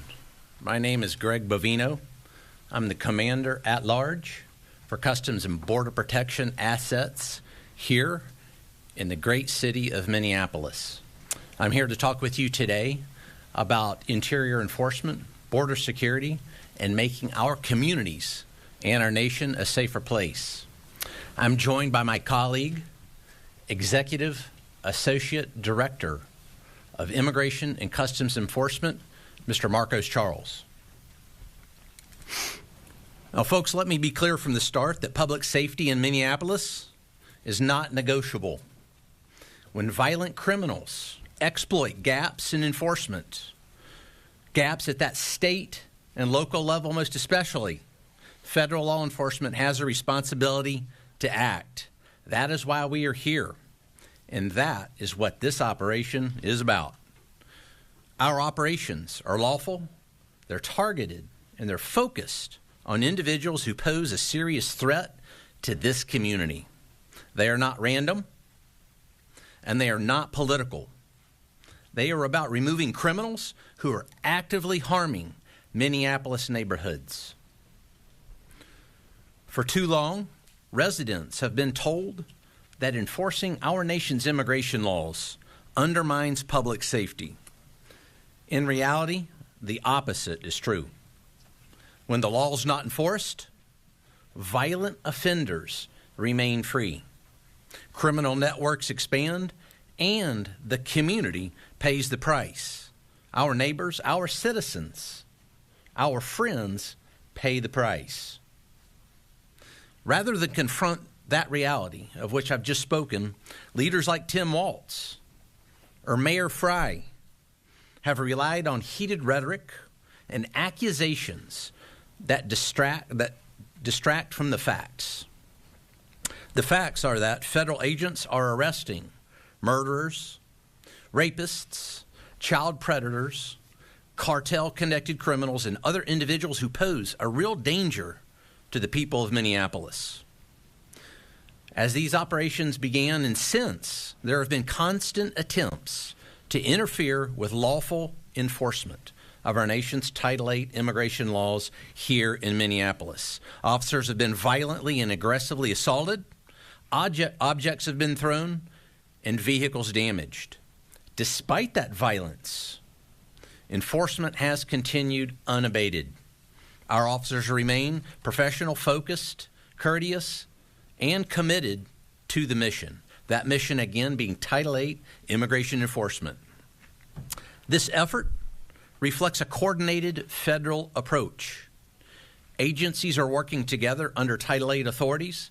Agencies like the United States Border Patrol, Immigration and Customs Enforcement, and many other allied law enforcement agencies, FBI, DEA, ATF, and many others have came together under this operation, under this umbrella. We share intelligence and execute operations in a unified manner. That coordination is essential to effective enforcement and public safety. Since the start of this operation, we have arrested some of the most dangerous criminal offenders operating in Minnesota. In the entire state of Minnesota, we have arrested some of the most violent criminal offenders right here in this city.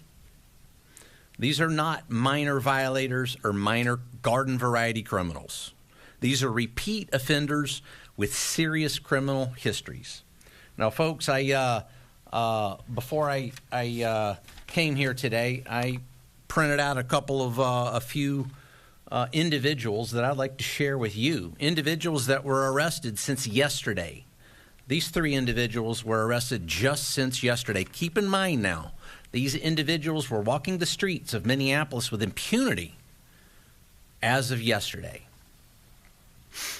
We've got Hovai Kumaye, a criminal illegal alien from Laos, a registered sex offender convicted of sex offense against a child, including fondling and failure to register as a sex offender. This individual was walking the streets of Minneapolis just yesterday. This individual right here.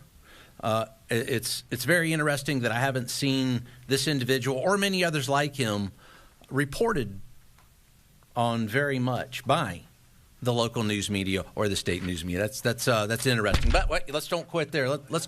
No, you can't. Let's continue here. We've got Samuel Aravelo Hernandez, a criminal illegal alien from Guatemala, charged with rape and lewd or lascivious acts with a minor.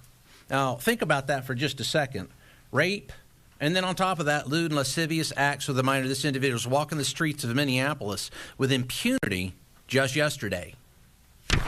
Let's don't quit there. Let's keep on there. We've got Annabelle Gomez, a criminal illegal alien from Honduras, previously arrested for criminal sexual conduct and domestic assault.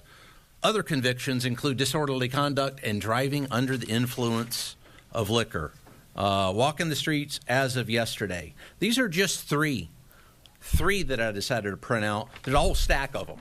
There's a whole stack of these. As a matter of fact, when we look over the past year at the 10,000 that have been arrested here in Minneapolis and Minnesota, that stack is enormous.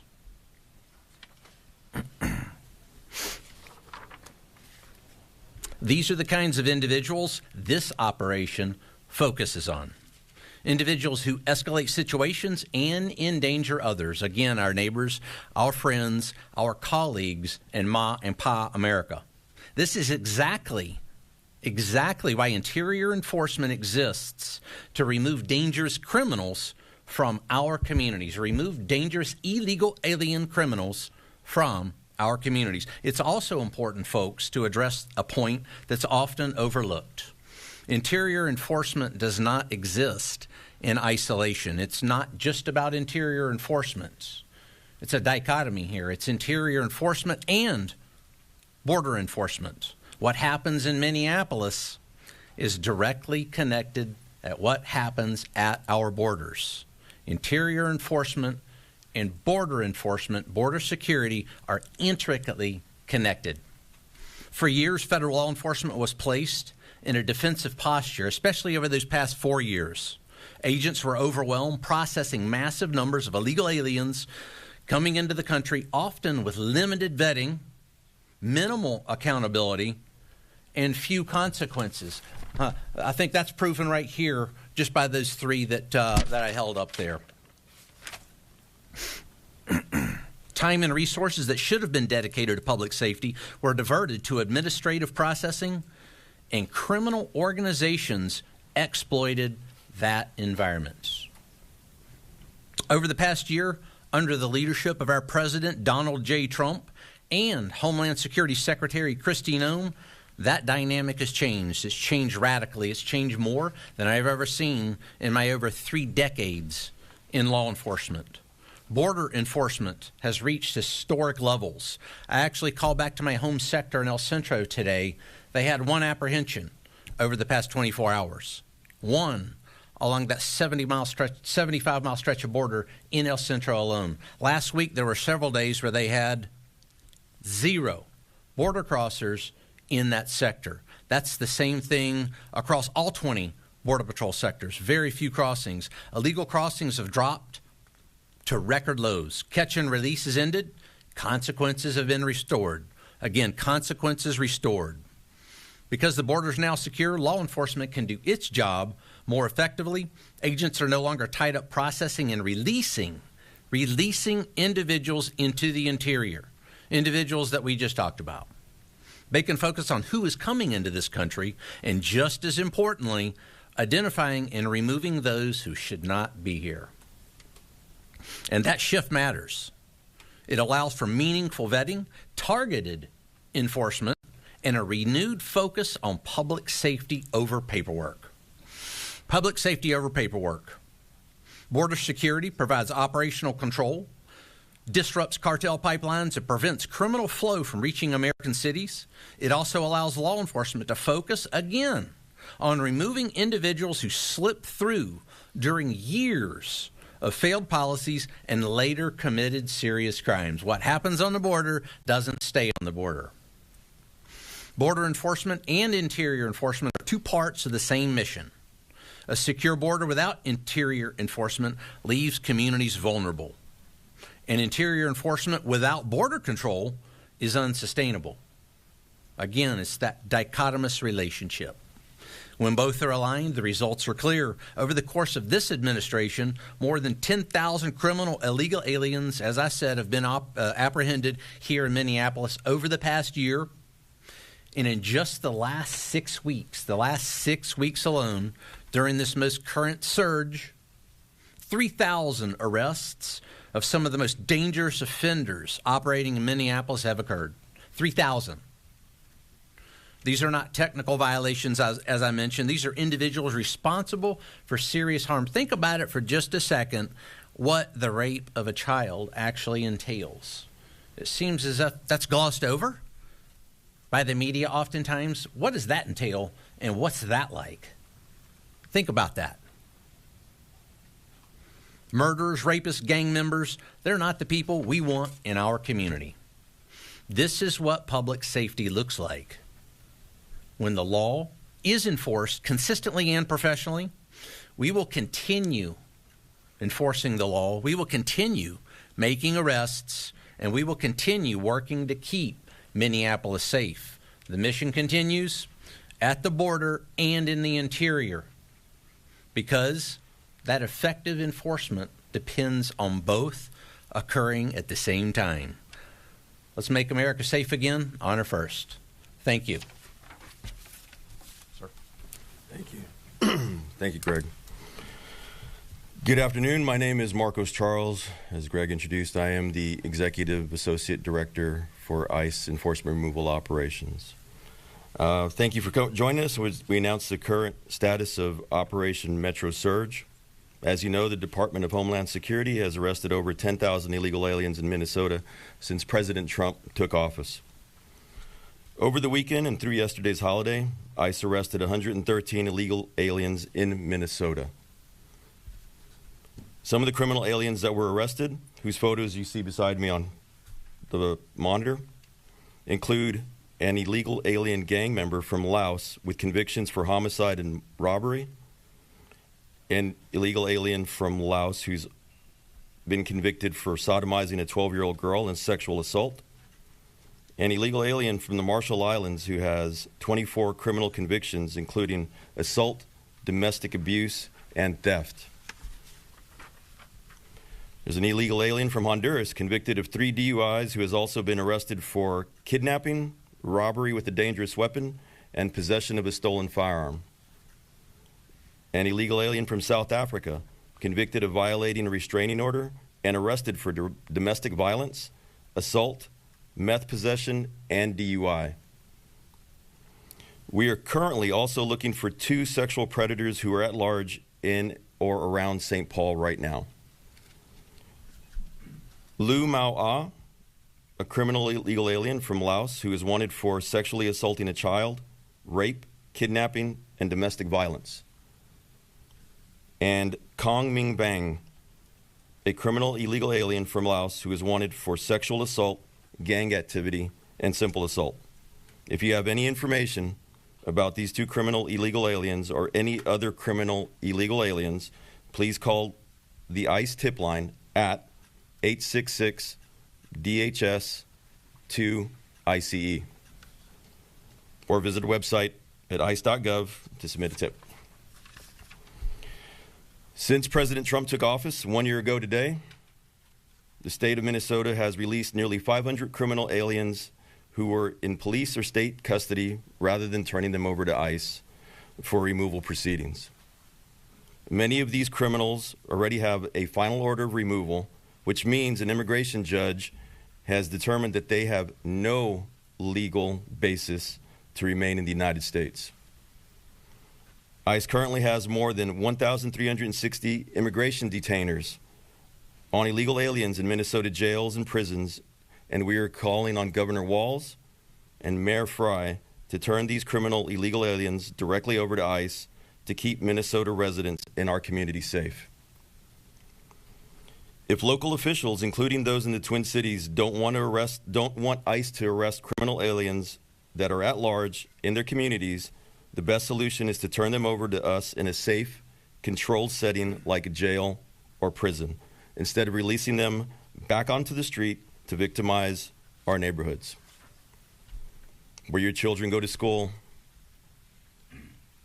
where your parents live, and where you worship, shop, and spend time with your loved ones. The holiday weekend's arrests reflect ICE's commitment to public safety and responsible enforcement. When criminal illegal aliens threaten the Twin Cities or any other city in America, we act decisively to remove them from the community in a controlled and lawful manner. Our goal is simple. We're here to protect the American communities from people like the ones you see here on the monitor. Thank you.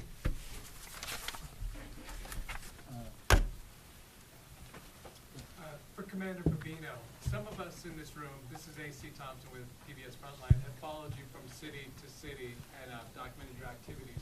How is what you're dealing with here different than what we've seen in other places? Well, Mr. Thompson, thanks for the question. We've been in many cities, as you know. We've been in Los Angeles, Chicago, Charlotte, New Orleans, and now, obviously, Minneapolis. So what we've seen that's a bit different here is the organization of some of the groups. The groups are a bit better organized. They've got some excellent communications, and that coupled with a very poor response from the mayor and the governor, those two things coupled together make that a difficult operating environment at times. And the reason I say that is I just came from Operation Catahoula Crunch there in Louisiana, in which state and locals, including the governor, the mayors, the police chief, worked in close concert for us to do what my colleague here, Marcos Charles, said, and that's remove violent offenders, bad people and bad things from the streets. And in doing that, I had one act of violence against Border Patrol, one notable act of violence against Border Patrol in a month. Here, I've lost count. I've already lost count of how many. I believe we had a vehicle ramming today. We had one yesterday in which 2 illegal aliens decided that it would be a good idea to ram Border Patrol agents and then take off. And in doing so, they hit a civilian vehicle as well. Those 2 were apprehended. So it's that collusion and corruption between elected officials and these anarchists that are intent on creating violence for law enforcement. You know, I see a lot of this that mirrors what happened in 2020 right here in this city when they decided to try to burn the city down. It's that same type of rhetoric, that same type of support by those elected officials. So that's very different than what I just witnessed in Louisiana, the place that I just came from. Senator Bovino, question for you. Will, I'm with Waterhawk.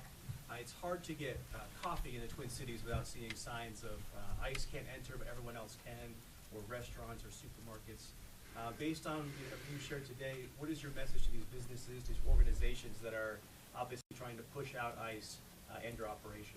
Sure. And this goes to anyone, not just those businesses and organizations. Don't fall victim. Don't fall victim to that heated rhetoric and those lies that are often spouted by, say, a Mayor Fry. Mayor Fry actually told his police force to fight federal agents in the city. And you should have even seen the look on O'Brien's face, Chief O'Brien. His eyebrows actually raised at that one. So don't fall victim to that. Our Border Patrol agents, our ICE officers, our parents, they're citizens. They enjoy the rule of law just like everyone else. So to deny them a cup of coffee or lawful commerce seems to be absolutely opposite of what we would expect in a lawful, orderly society. Did we like what happened with the church there a couple of days ago when individuals came in and disrupted almost violently a church service? Absolutely not. Same thing. We should treat each other with respect, dignity, and that is why we are here in this city as we take those violent criminals off the streets. That's respect and dignity. This is for you as well, Commander Bovino. At a press conference today, we heard from several local police chiefs who said that they support ICE, but that certain ICE tactics are making their jobs, keeping their own communities safe, that much harder. What's your response? I would say that those tactics are born of necessity. What we do is legal, ethical, and moral. Everything we do every day is legal, ethical, moral, well-grounded in law. So I would impugn upon those police chiefs and anyone else, elected representatives, and you have to remember, many of these police chiefs do work for the Mayor Frys of the world, that turn over those illegal aliens, those criminal illegal aliens. You know, let me hold these up again, so it's just so we don't forget this, because it seems like it always gets forgotten. Rape, lewd and lascivious acts against a child. So Mayor Fry is having police chiefs worry about tactics while we're after these type of people. I think that they're asking the wrong questions and their priorities are misplaced. Let's work. Wait, I'm not done yet. Let's work together. And we've said this from the very beginning. We want to work together with local police chiefs and the rank and file. And believe it or not, folks, we work very well together with the rank and file we have in every single city we've been to, whether that's Los Angeles, Chicago. A lot of rank and file gave us a lot of good information on a lot of good criminals, a lot of bad criminals there in Chicago. And then we proved it again in New Orleans. Let's work together to take individuals like this off the street. Had we worked together from the very beginning, perhaps we wouldn't be in the city by the thousands conducting operations that those police chiefs, those mayors, and those elected representatives refuse to partake in. If I could just follow up, though, real quick. If I don't think the argument from a lot of people, I think you'd be hard-pressed to find anyone who doesn't want criminals who are alleged to do these things out of these communities. I mean, no one wants that. I think where a lot of the criticism comes in is within the tactics that you see ICE and others engaging in, that it's ordinary citizens who are not sex offenders or rapists getting swept up in. So what do you say to that? Sure. Where you're talking about these ordinary citizens, mom, pa, America, that get swept up in what I see. I'm out on the streets just as Marcos Charles here is. We're on the streets with our troops almost every day. And what we see when folks get swept up, as you say, oftentimes it's those agitators, those rioters, and now I'll call them anarchists, that actually cause mom, pa, America to sometimes be near, at, or involved in a very tense situation when they shouldn't even be. There's no need for that violence that we see against law enforcement. And again, it seems as the only people that are really dialing down that rhetoric is the federal law enforcement entities that just want to conduct legal, ethical, and lawful law enforcement missions in this city to take out those violent criminals, bad people, and bad things. Thank you.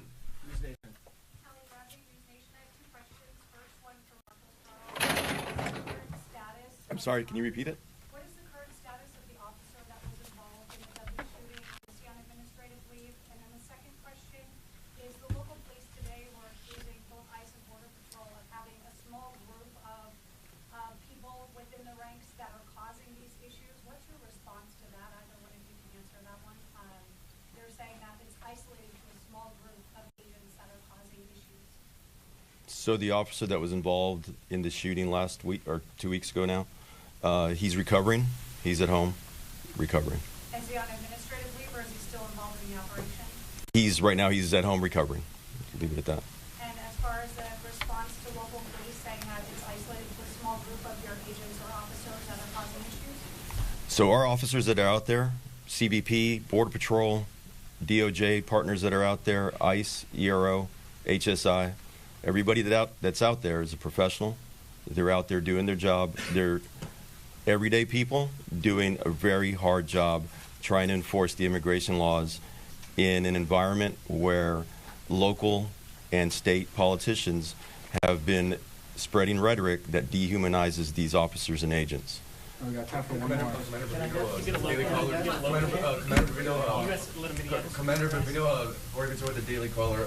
Earlier today, Brooklyn Park police chief said that his department is receiving endless of calls from American citizens saying that their civil rights are being violated by federal agents. And the police chief also went on to say that some of his off-duty officers are also being asked for their immigration status, and one officer was boxing. That's according to the police chief. I just wanted if you had a response for the Brooklyn Park police chief. Sure. Again, our Border Patrol agents, ICE officers, and those allied federal law enforcement agencies are out there conducting Title VIII immigration, the Title VIII immigration mission. And I'll tell you, when you have a mayor and a police chief, O'Hara, that say call 911 when ICE or Border Patrol's in the neighborhood, and then they wonder why the 911 system is overwhelmed with superfluous calls superfluous calls for assistance when that is not true. So we're going to continue to be out in the community, and we're going to continue to conduct that mission, that legal, lawful Title VIII mission. And again, I've been out with my Border Patrol agents. Marcos is out constantly with his troops, And what I see out there is a very professional, prudent, and thoughtful law enforcement action. And if somebody needs to use the 911 system, then do it. But let's don't encourage anarchists to utilize a 911 system that hurts other Americans that may need to use that system. A law enforcement professional should know that. Thank you, Russ.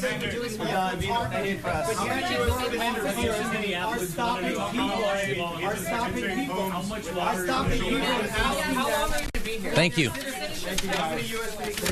Sir, you talk about, why don't you answer that question, sir? Sir, why don't you answer that question? You're not just going to get to call on whoever you want. All right, as you see there, some reporters at the last minute still trying to shout some questions towards those DHS agents speaking there on immigration enforcement and operations that are happening in Minneapolis. Of course, this all comes on the heel of the death of Renee Good. She was the 37-year-old woman who was shot by an ICE agent just about 2 weeks ago at this time. And so we've been continuing to follow this story and also some of the protests and demonstrations that have been happening there in the city in the wake of all of this. And I want to put this up on your screen. This is from Attorney General Ellison. As this news did come out a bit earlier today that the U.S. Department of Justice has now served grand jury subpoenas to 5 Minnesota government offices. This, of course, does include Governor Tim Walz's office, Attorney General Keith Ellison's office, the Minneapolis Mayor Jacob Fry's office, and St. Paul Mayor's office as well. And so we'll continue to keep you updated on the very latest, but this is the statement we have there from AG Ellison, saying less than 2 weeks ago, federal agents shot and killed a Minnesotan in broad daylight. Now, instead of seriously investigating the killing of Renee Good, Trump is weaponizing the justice system against any leader who dares to stand up to him. Today, my office has received a criminal grand jury subpoena from the Department of Justice. It is a subpoena for records and documents related to my office's work with respect to federal immigration enforcement, not for me personally. Everything about this is highly irregular, especially the fact that this comes shortly after my office sued the Trump administration to challenge their illegal actions within Minnesota. Let's be clear about why this is happening. Donald Trump is coming after the people of Minnesota, and I'm standing in his way. I will not be intimidated, and I will not stop working to protect Minnesotans from Trump's campaign of retaliation and revenge. And so once again, that's the very latest, as we just heard there from those DHS immigration enforcement agents speaking on some of those operations that are happening in Minneapolis. Wanted to make sure we brought that to you here on Live Now from Fox. We are in a new hour. I want to thank my colleague Stephanie Quinu, who was with you for the last few hours. My name is Christina Evans. I'll continue to be with you and do the same. We're going to slide away for our first 2-minute commercial break. Stay right here with us.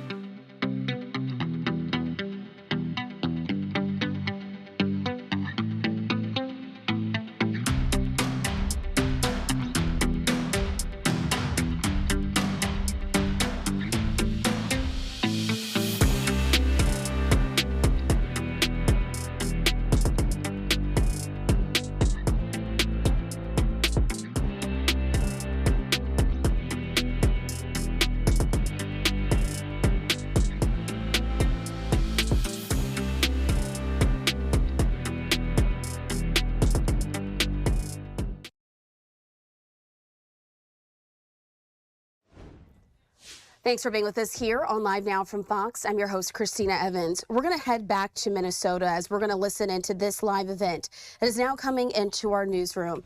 And so right now we're hearing as the Department of Justice said Sunday that it's investigating a group of protesters in Minnesota who disrupted services at a church where a local official with U.S. Immigration and Customs Enforcement serves as a pastor. Right now we're hearing from folks speaking out about that. Let's listen in. The streets of St. Paul, Minneapolis, and surrounding suburbs, and including outstate Minnesota, where they have literally kicked in people's doors. They have dragged people out of their homes.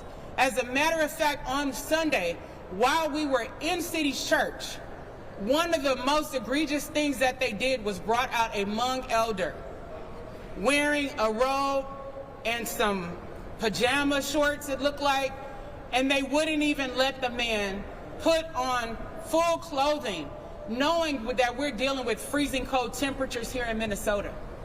And they did the same to a Liberian immigrant by the name of Garrison in North Minneapolis, where they kicked in the man's door and came in with big guns and took him out. And then NPR reported that when he got to the detention facility, they took trophy photos with him, like he was a slave or an animal that they caught out in the wild. And he wasn't the only one that they did that to. So somebody tell me, how is it acceptable for David Easterwood to be a pastor when he is condoning this kind of conduct?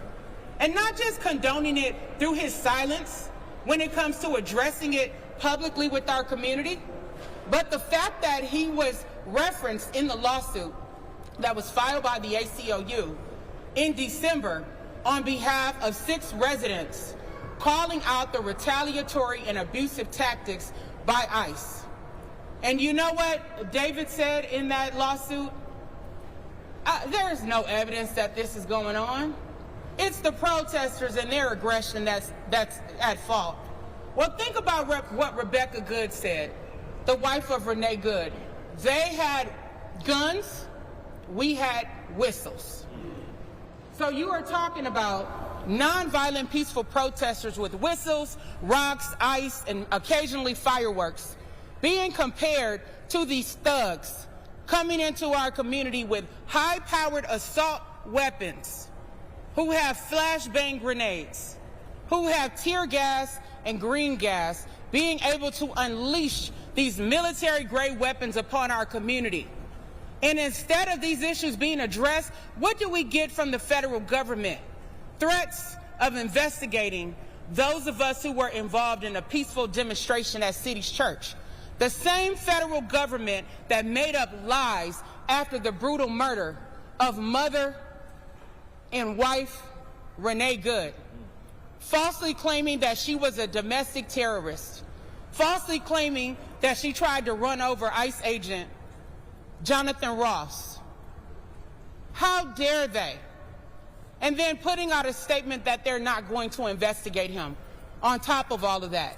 And what did the Vice President of the United States say, who is also a lawyer? That this man has total immunity, which is false under the law. So these people need to be called out and they need to be held accountable for continuing to assault the very people who are standing up for freedom, justice, and equality.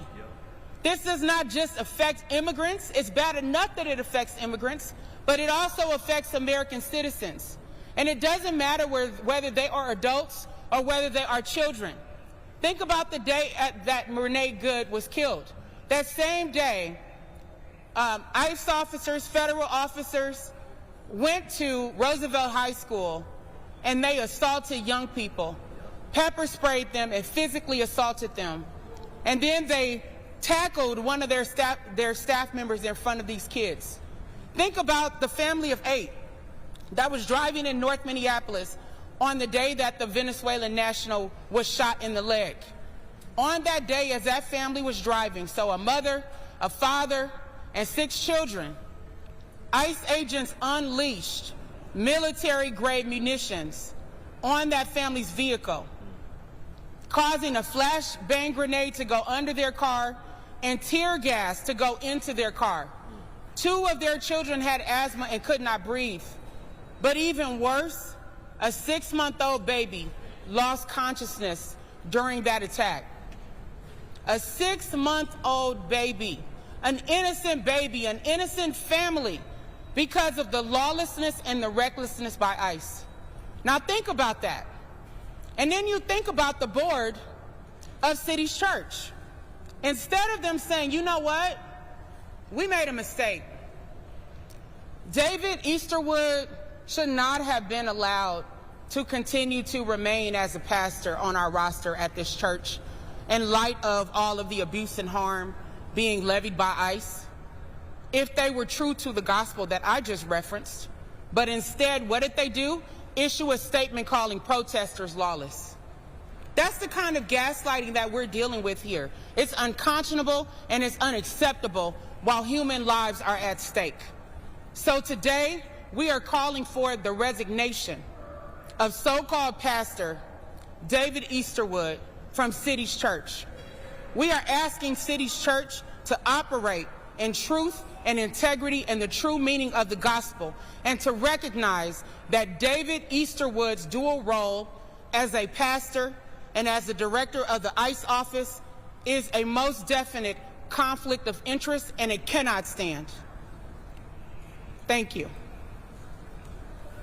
So with that, I am calling up next Monique Cullors-Doty, who is the co-founder of Black Lives Matter Minnesota and one of the co-organizers of the demonstration that we held at City's Church on Sunday.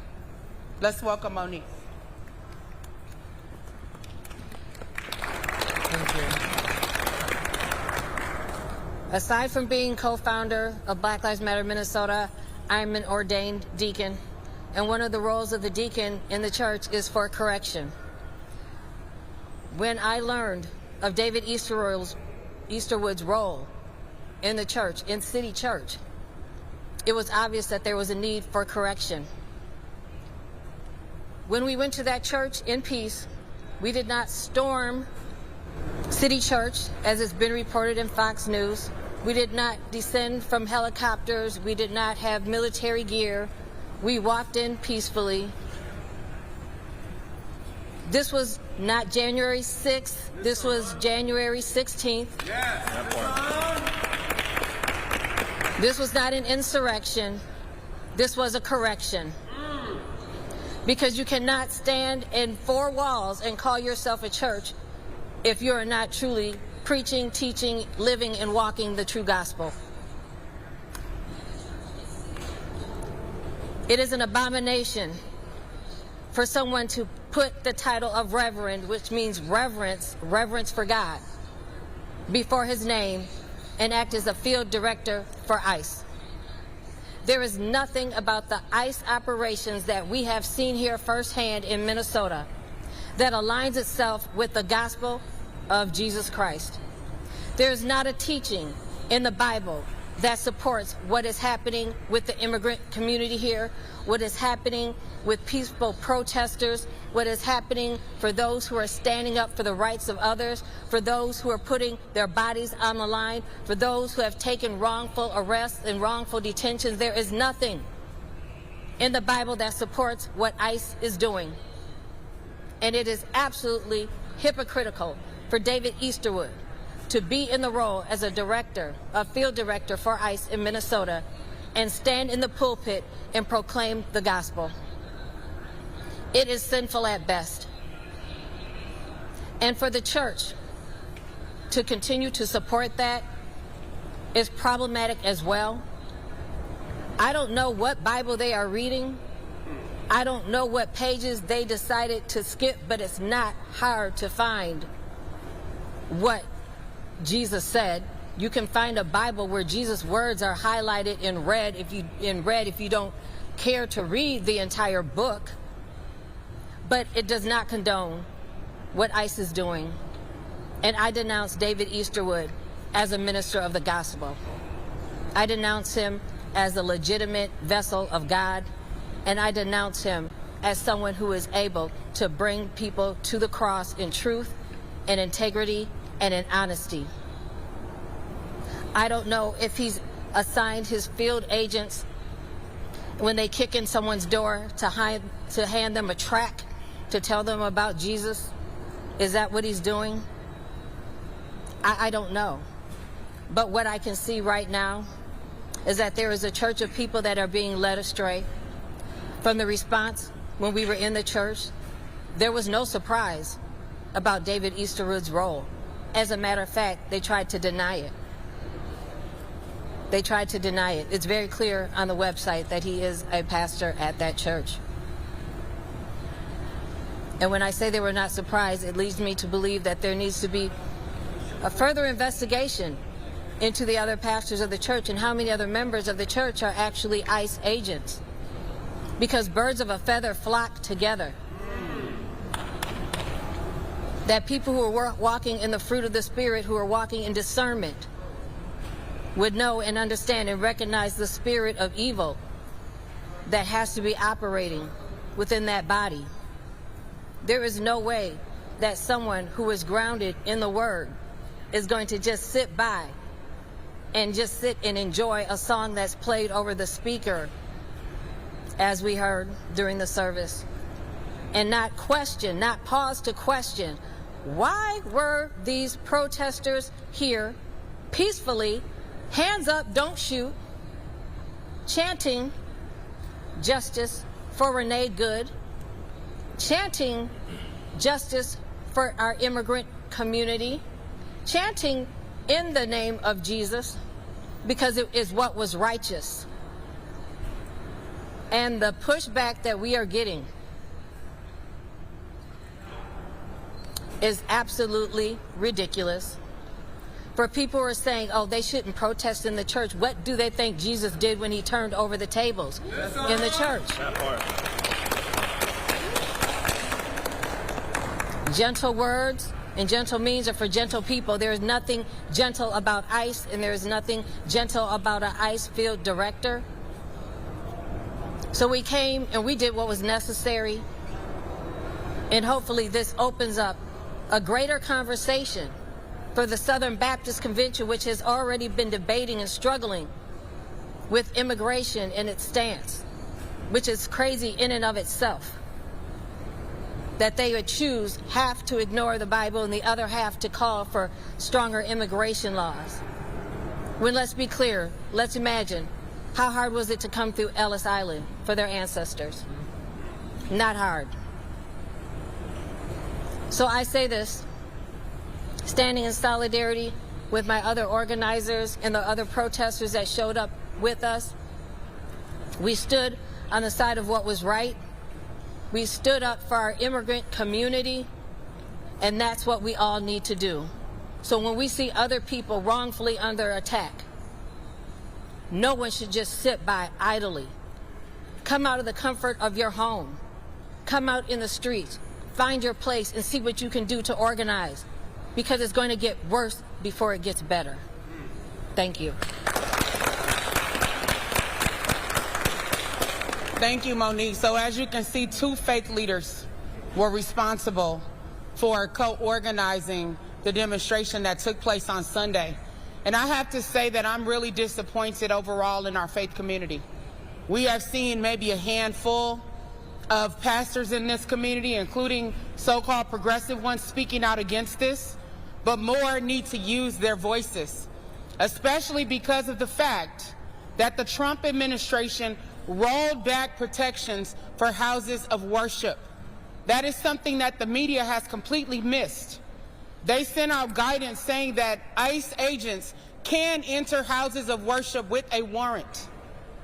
ICE agents have also arrested people in the parking lots of churches, waiting around for people to come out, which has had an impact on our immigrant community because many of those churches have fewer people attending because they are afraid.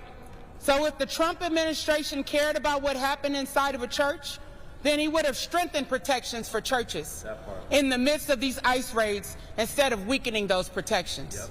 But we need our faith leaders to speak out. We see you at Target, but we need to see you on the front lines of this fight as well, calling out accountability for the federal government for their lies and manipulations and their abuse. Next, we will hear from Trahern Cruz, who is the co-founder of Black Lives Matter Minnesota and was also one of the protesters at last Sunday's demonstration. Let's welcome Trahern. Jesus said, love thy neighbor, but the actions from ICE are very hateful right now. And for a pastor to be the director of a hateful organization in our community and having a church in a very diverse community, the city of St. Paul is one of the diverse communities in the country. And so for a pastor to be conducting ICE raids in a diverse community is very, very, very hypocritical to us. We came in, and the organizers came in saying, hands up, don't shoot. Hands up, don't shoot. But when Dylan Roof was in a church with black people, he prayed for them and then he shot them and killed them. During the 60s, we know about the Birmingham era, where black churches continued to be bombed and bombed. We just came in for discussion, a discussion about humanity.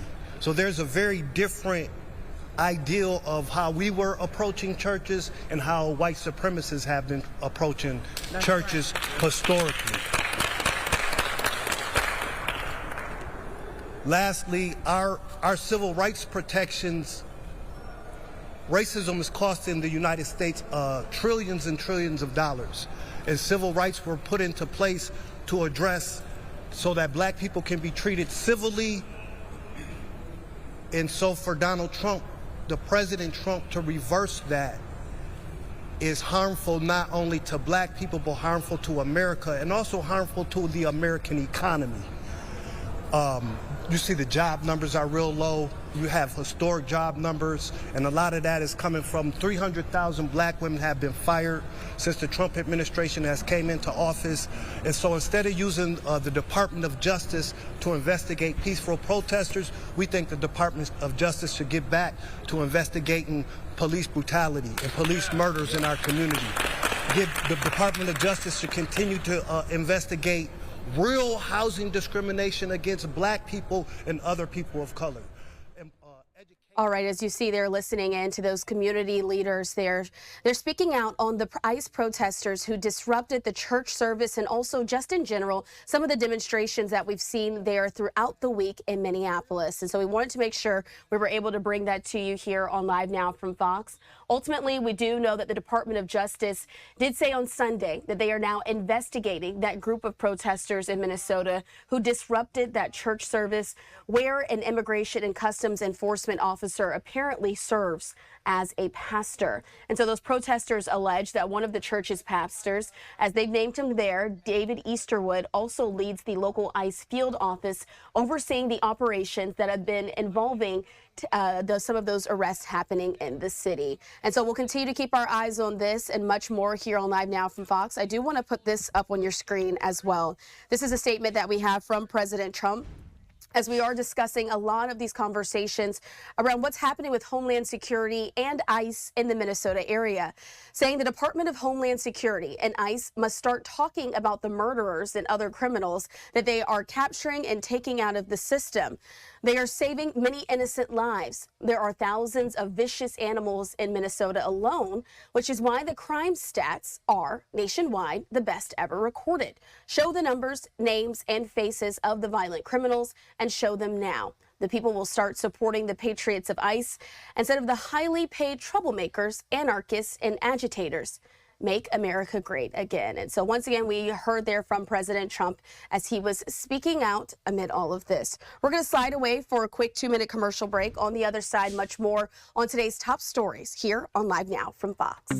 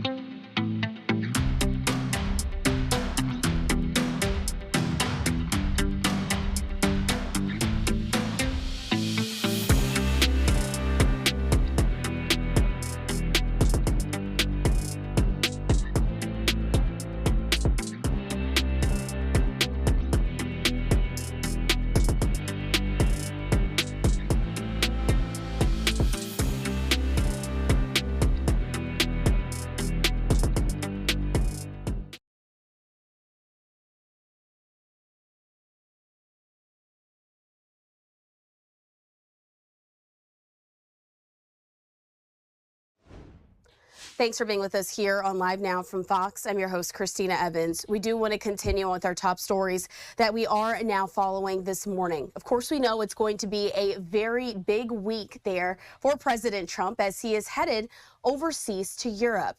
And so it was this morning. You may have seen it on social media. President Trump said today that he was sharing private text messages from the French President Emmanuel Macron and the NATO Secretary General Mark Rutte on social media. And so I want to put those up on your screen in case you missed it there at home.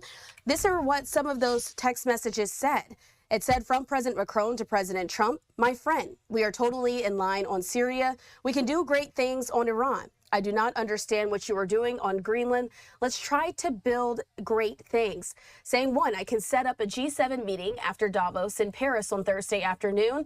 I can invite the Ukrainians, the Danish, the Syrians, and the Russians in the margins. Let us have a dinner together in Paris together on Thursday before you go back to the U.S. and signing it, Emmanuel. And of course, we know that that conversation that President Trump did put out on social media has sparked a lot of conversation.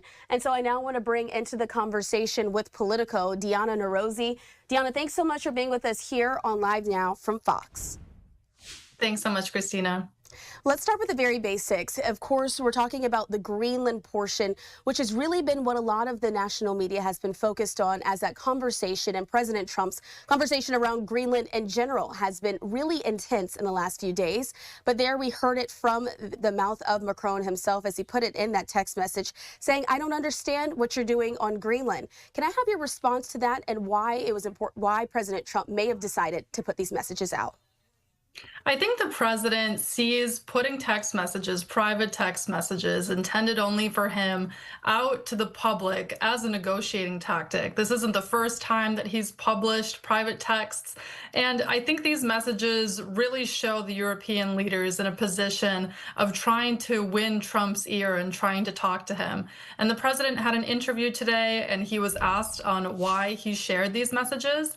And he said, "It just made my point.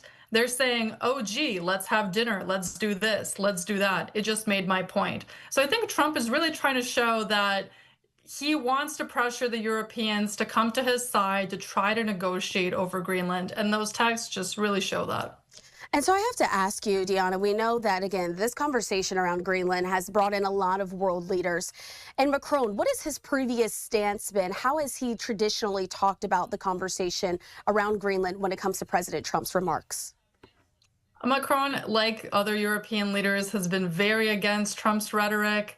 And I think you can see that in his text message. He mentions all those other countries as well. And I think in this message and in his strategy, he's trying to be like this arbiter of peace. He's trying to bring in the Ukrainians, the Russians, the Syrians to try to make this like a more global peace conversation and trying to say, you know, Donald, we don't have to do this. We can have more peace in the world. And so this is actually a message that he had from last month on December 23rd. He said he reaffirmed France's unwavering support of the sovereignty and territorial integrity of Denmark and Greenland, saying Greenland belongs to its people. Denmark stands as its guarantor. I join my voice and that of Europeans in expressing our full solidarity. And so that conversation is going to continue to be interesting as President Trump, of course, has doubled down saying that he needs Greenland for, quote, national security reasons here in the United States. So how is this unrelenting position that he's had going to likely affect some of those relationships with the European nations? All of this, of course, amid the major meetings that are going to be happening on the continent this week. I think this will be maybe the #1 conversation happening in Davos. And he said that he is going to likely have a meeting or a dinner with these European leaders. He said he's not going to accept Macron's invitation to go to Paris, but that he will be talking to these top leaders in Davos, I think on Wednesday. So there's going to be conversations. And I really think that if Trump has been bluffing this whole time, and I do think he's serious about acquiring Greenland, but bluffing about his military strategy, the extent that he's willing to go here, I think this could be an opportunity for him to strike a deal. And if the Europeans give just a little bit, he'll say the Europeans folded, and this is a win for him. And so we're looking at some of those images also there of Greenland. But Deanna, I want to go back to these text messages really quickly to dive into just a piece more of what we're talking about. And it's the portion where he talks about a potential G7 meeting after Davos ends. He says, I can invite the Ukrainians, the Danish, the Syrians, and the Russians. You've mentioned that already, talking about the fact that he's listed these other leaders. But why? Why those particular nations? Why would those leaders be invited to the table to have this conversation? Well, I think the Danish is self-evident. They're the #1 country in the Greenland conversation. The Russians and the Ukrainians are still at war, and Emmanuel Macron and Trump have had good conversations. They've had good peace negotiations about that war in the past. So it's just bringing those parties together. And the Syrians, with the recent news and the conflict happening there, this is another opportunity for Macron to say, we can talk about these other conflicts, we can be partners, you don't have to go after Greenland like this and ruin our relationship. And so I want to put this up on the screen as well from Fox. They're highlighting some of what is happening there in Greenland, saying cold shoulder, thousands rally in Greenland's capital city chanting, Greenland is not for sale. This is after President Trump has doubled down on the U.S. initiative to acquire the country. The protest is reportedly the biggest demonstration in the nation's history. So this is certainly, again, continuing to make waves, not only there in Greenland, but in other parts as well. And so as we're talking about this, we're talking about Davos in general. What other things are you looking forward to as those meetings are going to get underway? Anything interesting on President Trump's schedule that we should be paying attention to? I think the two things would be his speech that he's going to give, and he's hinted that he's going to be making a major announcement on affordability and specifically housing affordability in the U.S. So I think we're going to see maybe something about mortgage rates and the 50-year plan that he's been talking about, or maybe something else. And secondly, just this rhetoric around Greenland and this meeting that he's going to have with the European leaders. If it's going to be an escalation or if there's going to be kind of, maybe a deal struck, maybe some warming of relations, and maybe we'll see Trump step down a little bit. And of course, if you've been watching LiveNOW as well today, we've been paying close attention and we listened into the full White House press briefing where President Trump appeared as again, special guest. That's how he sort of talked about it. Anything stick out to you from that press conference he held? It was a very long speech that he gave, I think an hour and 20 minutes. But what really stuck out, specifically on Greenland, is that he wasn't pushing it.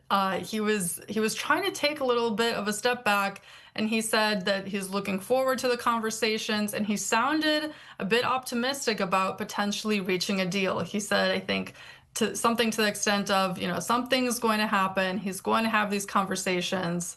So to me, it looks like there may be a de-escalation here. All right. It'll certainly be interesting to watch as all of this unfolds. And so we want to thank, as always, Deanna Narosi with Politico for joining us here on LiveNOW from Fox to break down the latest headlines. Thanks so much. Thank you. All right, wanted to make sure we were able to bring that to you here on LiveNOW. We do have to quickly get out to this live event that just got underway there in our nation's capital. We do know that Venezuela's opposition leader, Maria Corina Machado, had just met with some of those officials on Capitol Hill. A press conference is now ongoing. Let's listen in. And es un privilegio, give me a second, we'll do it in Spanish. Es un profundo honor poder habernos reunido con María Corina Machado, una de las líderes más grandes que yo he tenido el privilegio de conocer en mi vida. La nueva libertadora. All right, as you're listening in here on LiveNOW, they're going to be going in and out of Spanish. They just finished up a portion in English. He said he's going to repeat that in Spanish. So just hang on with us here. This will continue to go in both languages. Let's continue to listen in. Y por eso, y por también, obviamente, las Fuerzas Armadas de los Estados Unidos y el liderazgo del presidente Trump, Venezuela está más cerca que nunca en reobtener su libertad y su soberanía. Pero requiere el liderazgo de esta valiente líder, esta tremenda mujer, que sin duda, cuando el pueblo pueda una vez más elegir sus líderes, va a ser la presidenta legítima, democráticamente electa de Venezuela, y es un privilegio y un honor recibirla acá en el Congreso de los Estados Unidos. Let me turn it over to, doesn't need introduction, a dear friend, a freedom fighter, and one of the people that I'm privileged every day to share this battle for the national security interests of the United States and for freedom around the world. Congressman Carlos Jimenez. Thank you.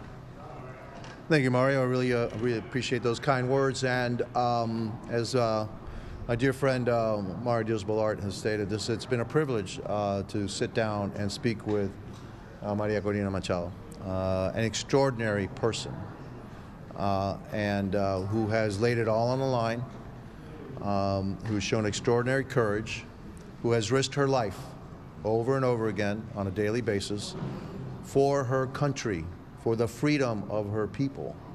And so a lot of people talk about that, but not too many people really, have to face, dire consequences of putting where their money where their mouth is, and putting their actions where their mouth is. And nobody has done it more than Maria Corina Machado. She is the undisputed leader of Venezuela.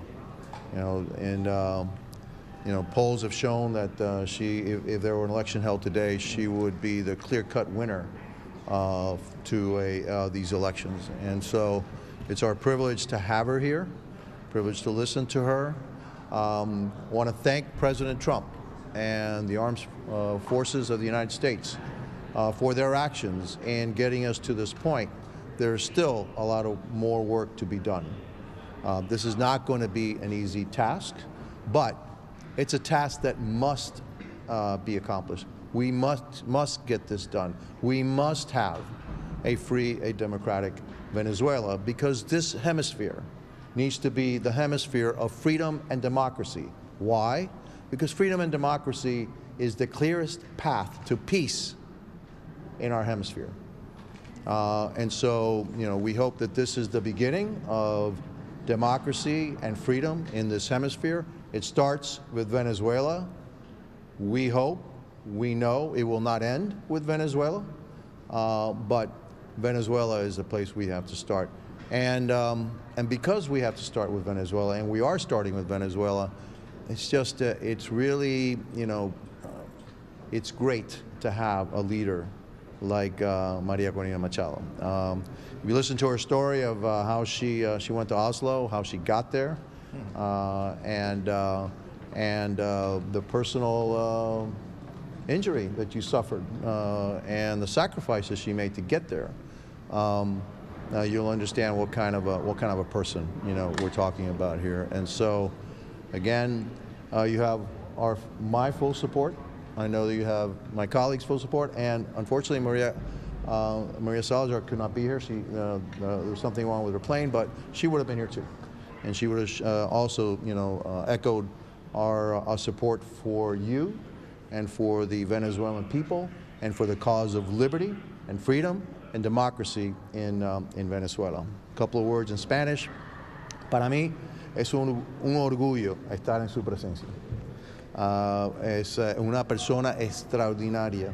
En la historia no hay muchas personas como usted, que ha sacrificado todo para la causa de la libertad de su pueblo, de Venezuela. Pero también la causa de la libertad y democracia ha demostrado que es algo que se debe luchar y es importante para los ciudadanos de Venezuela. Y por eso estoy declarando que siempre va a tener mi apoyo. Yo estoy seguro que si mañana tuviéramos una elección en Venezuela, usted va a ser la presidenta de Venezuela. Todas las encuestas lo notan. Y es porque el amor que tiene el pueblo venezolano para usted. Porque ha demostrado con sus acciones, no solamente las palabras, pero con sus acciones, que usted es una persona extraordinaria y está luchando, y el amor que usted tiene por el pueblo venezolano. Y espero que muy pronto vamos a tener una Venezuela libre y democrática, porque la paz, el mejor paso para llegar a la paz es la democracia y la libertad. Y por eso también nosotros estamos dedicados a este hemisferio. Este hemisferio debe ser el hemisferio de la democracia y la libertad, para tener paz en nuestro hemisferio. Y por eso yo soy, aunque soy cubano, nací en Cuba. Yo soy representante. All right, as you see, they're still listening into this press conference that features several lawmakers as well as Venezuela's opposition leader, Maria Corina Machado, as she's meeting with them on Capitol Hill. As you're listening in here, this is going back and forth between English and Spanish. We still want to hold on to this shot because we don't want to miss any of the English portion, but continuing to give you that update. We do expect Maria Corina Machado to speak in just a few moments. Stay right here with us. Venezuela, mi amiga, nuestra amiga, María Corina Machado. Muchísimas gracias, Carlos. Muchísimas gracias. Gracias, Mario. Thank you so much. It's a huge honor to be here on behalf of the Venezuelan people and also our president-elect, Edmundo González Urrutia, to tell you first and foremost that Venezuela will be free. And once we liberate Venezuela, we will keep working and we will have a free Cuba and a free Nicaragua. And as you were saying, for the first time in history, we have the Americas free of communism, of dictatorship, and narco-terrorism. This is a historic moment. And we wouldn't be here if it wasn't for, yes, the commitment, resilience, generosity and courage of the Venezuelan people, but also because we have counted with the support, vision, and courage of incredible leaders, such as the President of the United States, Donald Trump, and members of this honorable Congress. Our friends, Mario Díaz-Balart, Carlos Jiménez, and María Elvira Salazar, trusted the Venezuelan people from day one. When many thought our struggle was impossible, when many thought it was impossible to defeat this narco-terrorist regime, when many told us to give up, you trusted the Venezuelan people for the right reasons, because freedom always prevails. Ours is an existential fight for life. It's an ethical fight for the truth, and it's a spiritual fight for good. And that's why we will prevail. So I want to thank the American people most of all. We're here in the House of the People. It's such an honor to be in this institution. We share the principles, the values that build this nation that are the same that our founding fathers believed and defended in Venezuela, and those that will turn our country into the strongest ally the United States have ever had in the region. And once we do that, once we achieve a democratic and free Venezuela, we will see millions of our children coming back home. And that's our goal. That's the force that moves us. It's the force of love, which is the most powerful possible. So thank you very much. I am very grateful. We wouldn't be here if it wasn't for true believers in freedom and democracy. And once again, thank you to the American people, to the American government, and to the American Congress. Thank you. En español. Para nosotros es un honor estar aquí y poder compartir en esta casa, que es la Casa del Pueblo de los Estados Unidos, un momento histórico. Y les vengo a decir que Venezuela será libre y será gracias al pueblo de Venezuela, su coraje, su resiliencia, su organización, su profundo amor por la libertad y por nuestra tierra.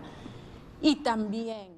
All right, as you see, they're listening in to the Spanish portion of Maria Corina Machado's speech there on Capitol Hill. We're going to continue to listen in. She might take questions from reporters, or any of the lawmakers behind her might also answer a few questions after she wraps up these remarks there during the Spanish portion. Let's continue to listen in. Presidente electo Edmundo González Urrutia, al presidente Donald Trump, a su gobierno, al secretario de Estado Marco Rubio, y por supuesto al Congreso de los Estados Unidos, representados en muchos senadores y representantes que han acompañado nuestra causa, y muy especialmente a nuestros tres grandes amigos, Carlos Jiménez, Mario Díaz-Balart y María Elvira Salazar, que está no físicamente pero espiritualmente con nosotros aquí hoy, y que desde el primer día y hasta el final han confiado en el pueblo de Venezuela. Yo soy una más de un movimiento enorme, inédito, que ha despertado y unido un país y que está decidido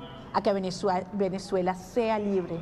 Como les decía, transformarla en el principal aliado que ha tenido los Estados Unidos en la historia, en este hemisferio, para que nuestros hijos puedan regresar a casa.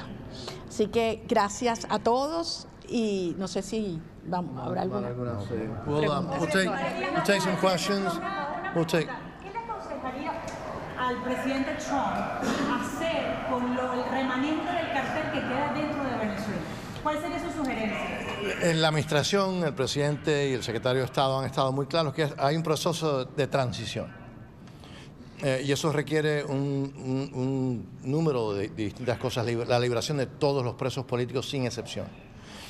Y comenzar ese proceso, pero que esté muy claro. Esto es un proceso de transición.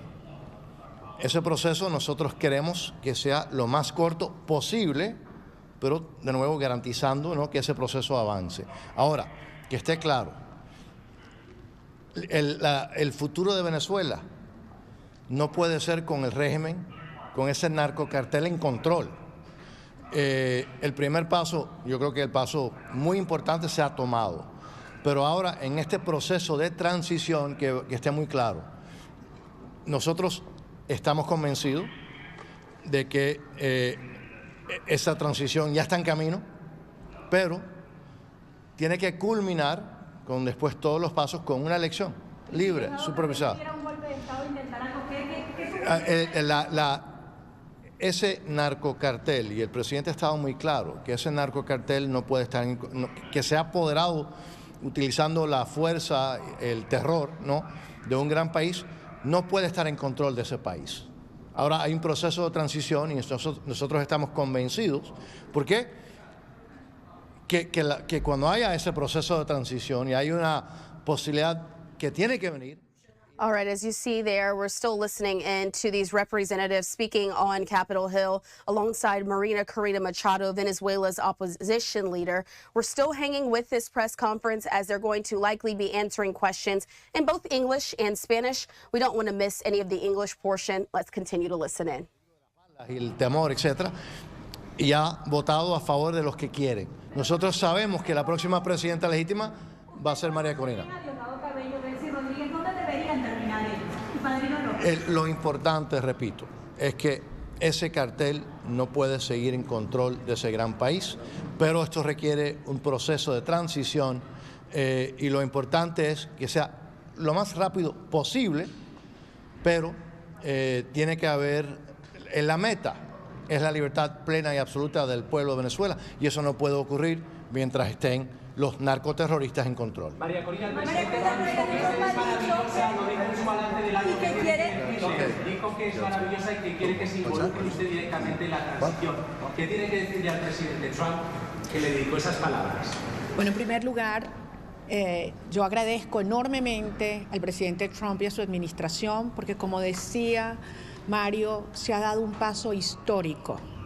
El 3 de enero comenzó un proceso de desmontaje de una estructura criminal que no solamente le ha cobrado miles y miles y miles de vidas de venezolanos, sino también de ciudadanos norteamericanos y de otros países, estadounidenses y de otros países.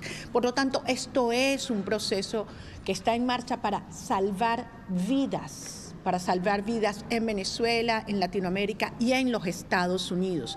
Quiero repetir un punto que decía Mario. El cartel no es estabilizable, jamás será normalizable, porque lo esencial es la gente, la prioridad es la gente y el bienestar de los ciudadanos de los Estados Unidos y de los venezolanos es lo que le preocupa al presidente Trump y de eso se trata. ¿Cómo podemos darle la prioridad a atender a nuestra gente que tanto sufre? Los presos políticos que al excarcelarlos no están liberados, y quiero insistir en este punto. En Venezuela te pueden sacar de la cárcel y no eres libre, torturados, perseguidos, que todos los que han tenido que verse obligados, forzados a dejar su país puedan regresar para construir una gran nación. Porque además quiero insistir en esto, lo decían los dos representantes, no hay transición con represión. No puede haber transición con represión. Lo primero es desmontar un aparato represivo que al final es lo único que le queda a la señora Delcy Rodríguez y al régimen. En ellos que se aguantan. Entonces, este es un momento donde hay que mirar hacia adelante. Se ha dado un paso histórico. El jefe de este cartel está enfrentando la justicia de los Estados Unidos. Se le ha enviado una señal inequívoca, no solamente al régimen venezolano, sino al mundo entero, a los criminales del mundo, y también un mensaje a los venezolanos. Y quiero decirles algo, no sé si ustedes están al tanto, pero esta mañana ha tenido lugar una movilización única en el centro de Venezuela, a pesar de toda la represión, en el centro de Caracas.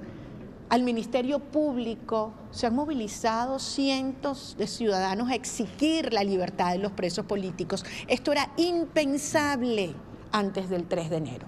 Hay un país que sabe que no está solo, que contamos con ustedes y que los venezolanos le decimos al mundo pueden contar con nosotros también.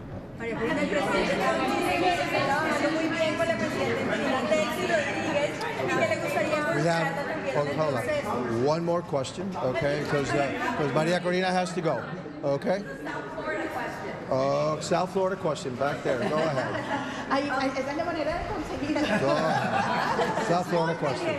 If you could respond in Spanish and Espanol. En español, okay. Have you tried to advocate with lawmakers here on the Hill regarding the immigration status of Venezuelans who are here in the United States? And also, do you have any plans to meet with the Venezuelan diaspora in South Florida? Okay, that's for you. No, that's for her. What is your message to the Venezuelans whose TPS expired just under a year ago? Where do they go from here? Is it safe for them to return after having to leave Miami? Well, thank you very much. I will say it in English and Spanish. Yes, I hope to meet with the Venezuelan diaspora in several parts of the United States and the world, but my main objective is to return to Venezuela as soon as possible. I had a mission that I have to accomplish. That's why I decided to get out of my country with all the implications it had. But I'm looking forward to go back as soon as possible. And it's not only about concerning about and worrying about the situation of the Venezuelans abroad, but working on it. But Elvira Salazar is not here today physically with us, but she's working on La Ley Dignidad that would give protection to Venezuelans and other people from other nationalities until they can come back home. Because our objective, and I want to insist on this, is we want the Venezuelan people that were forced to leave to come back home. And that's going to happen once we have democracy in Venezuela. Millions will come back home. Thank you. Thank you. Thank you. Thank you all. Thank you all. Let me just say hello to her. All right, as you see there, we were waiting to see if we could hear from Venezuela's opposition leader, Maria Corina Machado, speaking there on Capitol Hill after meeting with additional lawmakers. We do know that the opposition leader has had several high-profile meetings throughout the last few days. And so we also want to do this. There's some breaking news that is just now coming into our newsroom. This is reported from the Associated Press. I'm going to put this up on your screen. They've since put this out on their X account, saying breaking news there that U.S. forces in the Caribbean Sea have seized a 7th sanctioned oil tanker. This as the Trump administration moves to control Venezuela's crude oil. And so this just came down a few minutes ago. But what we know is that those U.S. forces apprehended their 7th oil tanker in the Caribbean today as the Trump administration is continuing its enforcement of the quarantine of sanctioned vessels there in the region. The U.S. personnel, which was made up of officials from the United States Coast Guard, along with the Navy and Marines, seized this vessel as well, quote, without incident, according to the U.S. Southern Command. They also shared this 20-second clip of that operation. I'm going to play that out for you right now.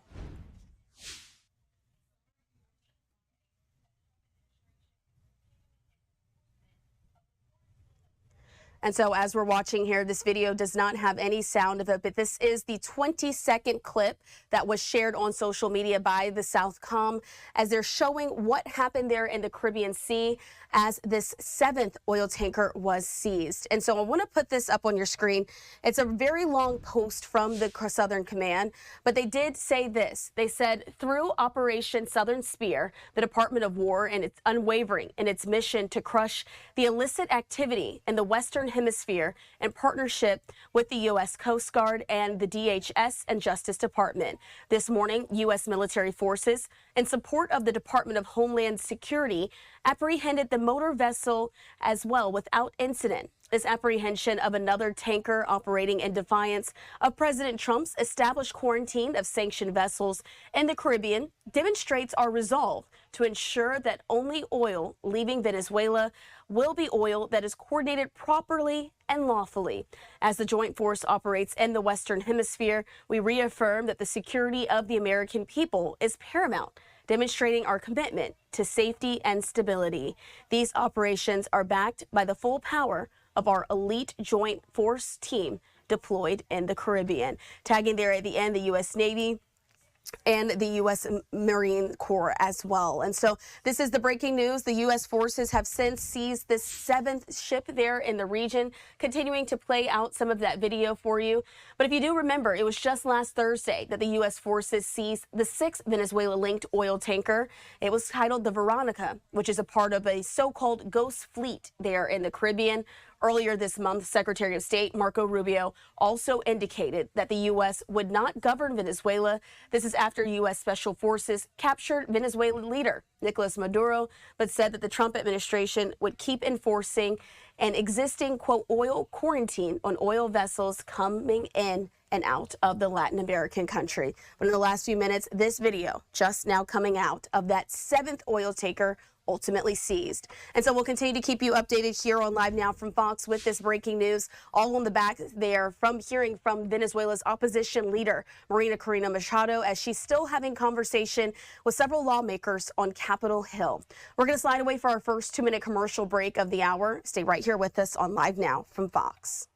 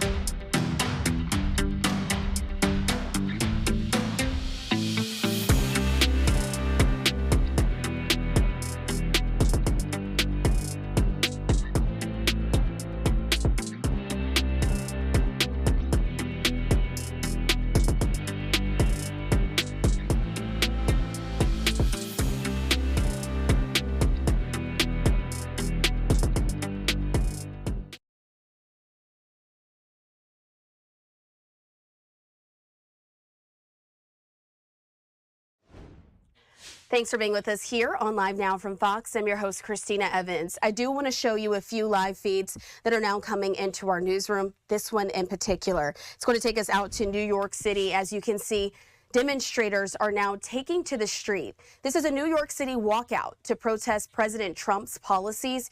You can see several signs there and flags being held. And so we wanted to make sure that we're keeping you up to date with the very latest on some of these protests that are happening around the country. Let's lift up the audio for just a second here to see how it sounds.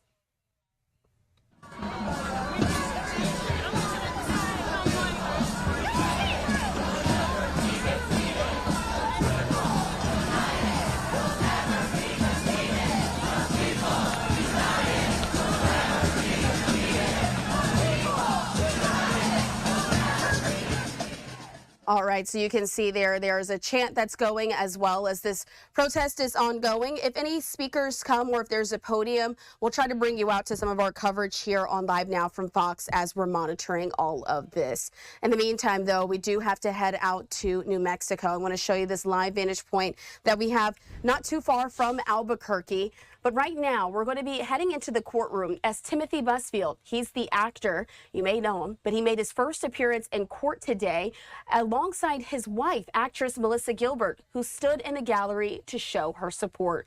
The 68-year-old, though, is in the courtroom right now as state prosecutors are making their case to the judge for keeping Busfield behind bars, with the defense arguing as well.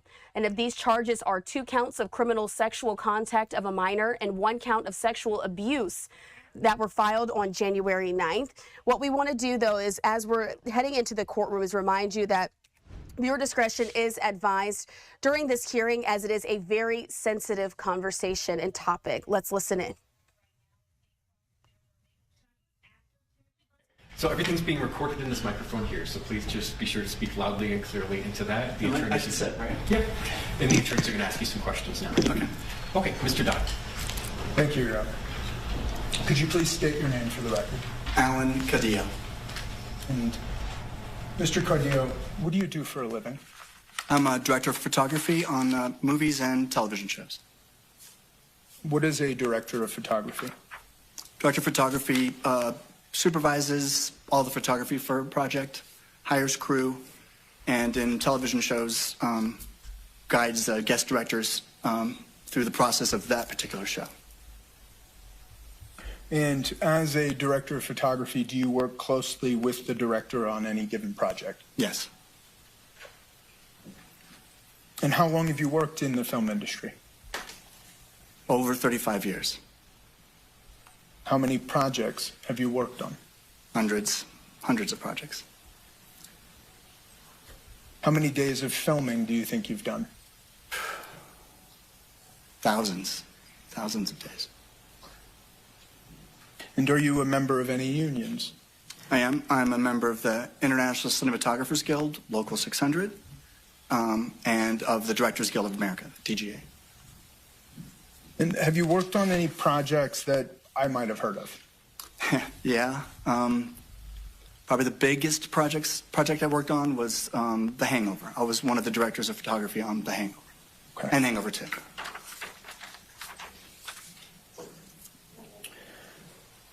Now, I want to turn and I want to talk about The Cleaning Lady.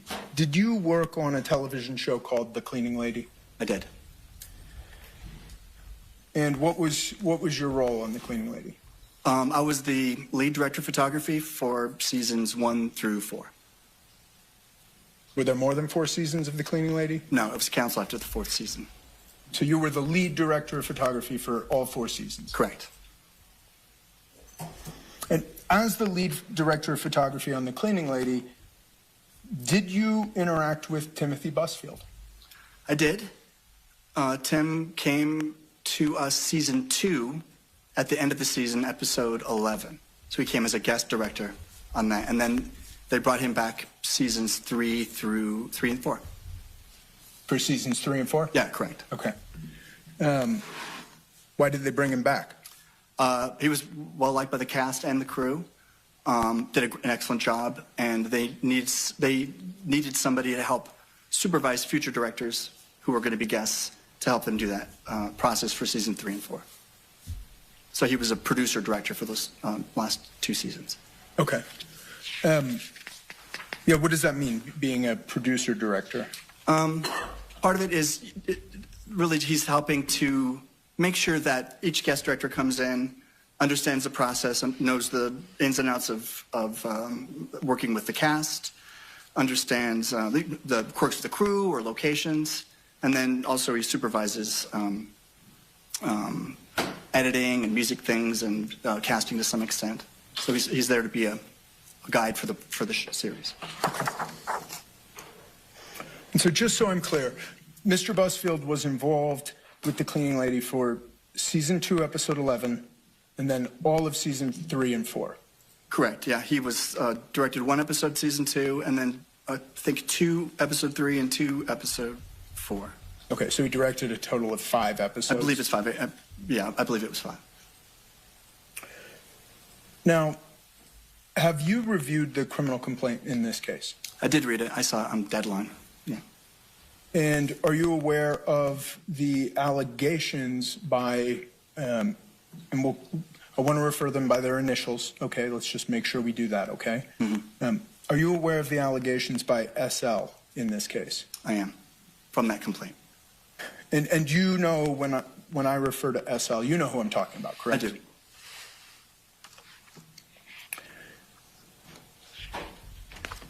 And based on your review of the criminal complaint, what is your understanding of the nature of the allegations in this case?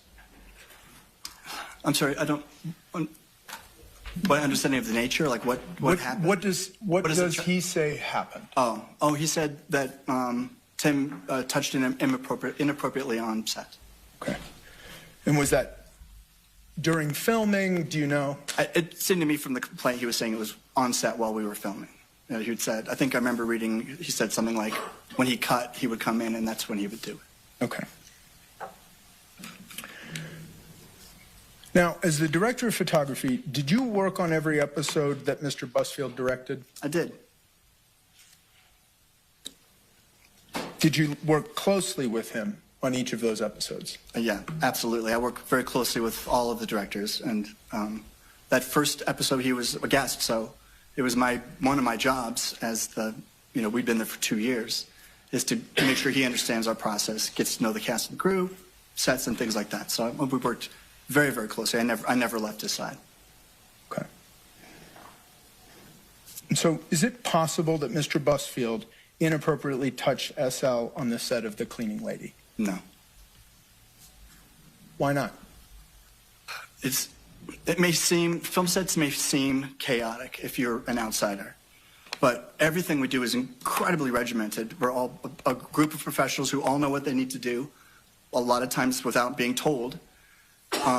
And at any given time, if the child was on set, there was at minimum of 10 people there on the set with them. It's just how it works. There's 2 cameras, 2 camera operators, 2 focus pullers, 2 boom guys, a prop person, a hair and makeup person, the studio person would usually be there, the first assistant director, 2 dolly grips. And that's for every take, for every shot, always. Especially with the children, because we had such a limited amount of time with the children. If they were on the set, we would bring them on and start rolling. Because once the rules are such, if we go over, that's it, we're done. And we have to not shoot the scene and go over and spend a ton of money. So every second of their time was regimented. We often wouldn't even rehearse with the children. Especially with these young guys, they weren't the best actors. They were, perfect look for the show, but they weren't the best performers. So we would rehearse with a stand-in, which was an adult, and then we would just bring them in and have them do the part. So they a lot of times they wouldn't even be there for rehearsals.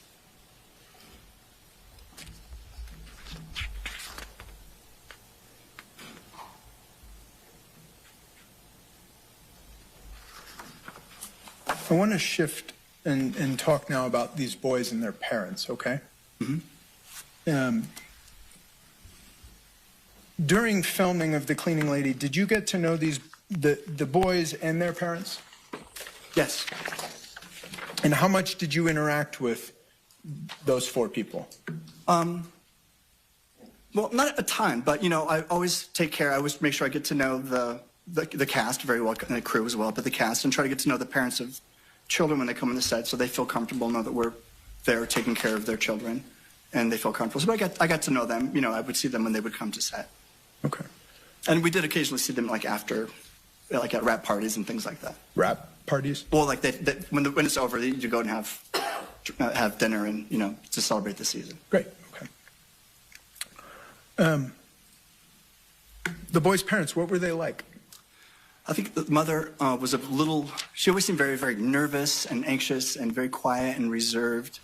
The father was very aggressive, really very talkative, but didn't really seem to say much, just very aggressive, very kind of alpha male sort of guy.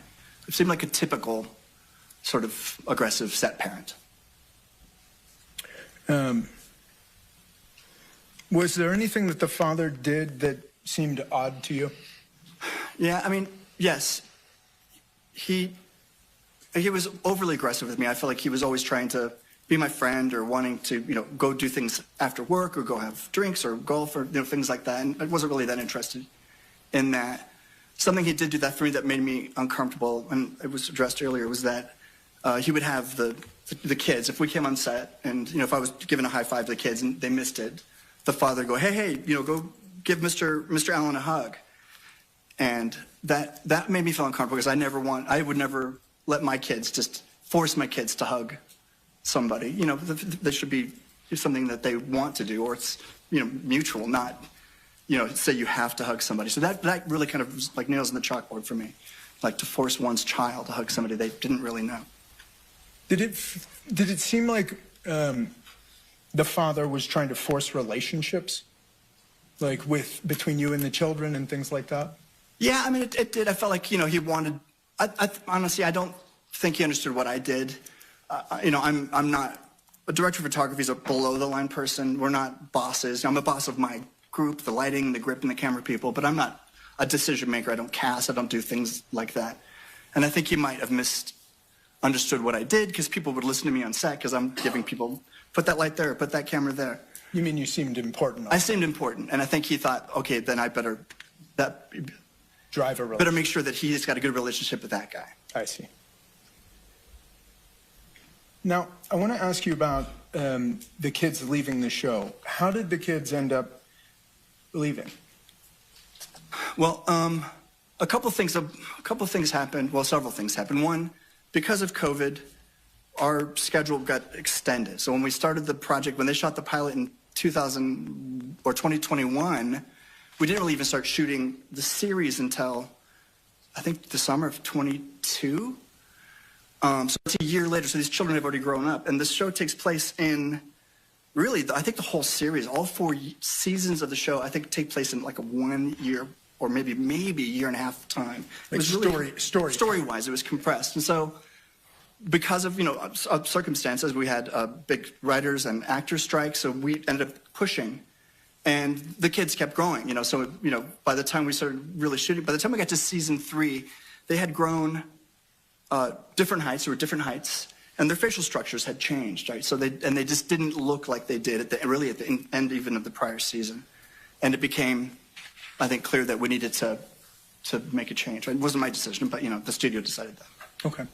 And have you heard about how the parents took it when they were informed that the children were not be coming back? I did hear. I was not there when that happened because we had already finished. That happened after we were starting season 4. Okay. Well, prepping season 4, not shooting. And I heard that they took it very badly, that they were very, very upset. Now, I want to ask you just one additional line of questioning. How much pay did the kids get for each episode? I honestly can't say. I'm not, like I said, I'm the working guy, not the producer. Sure. I had heard that it was, like around 50 to 60 grand, something like that. Per episode? Per episode. I think that was between the two. Combined? Combined, yeah. Okay.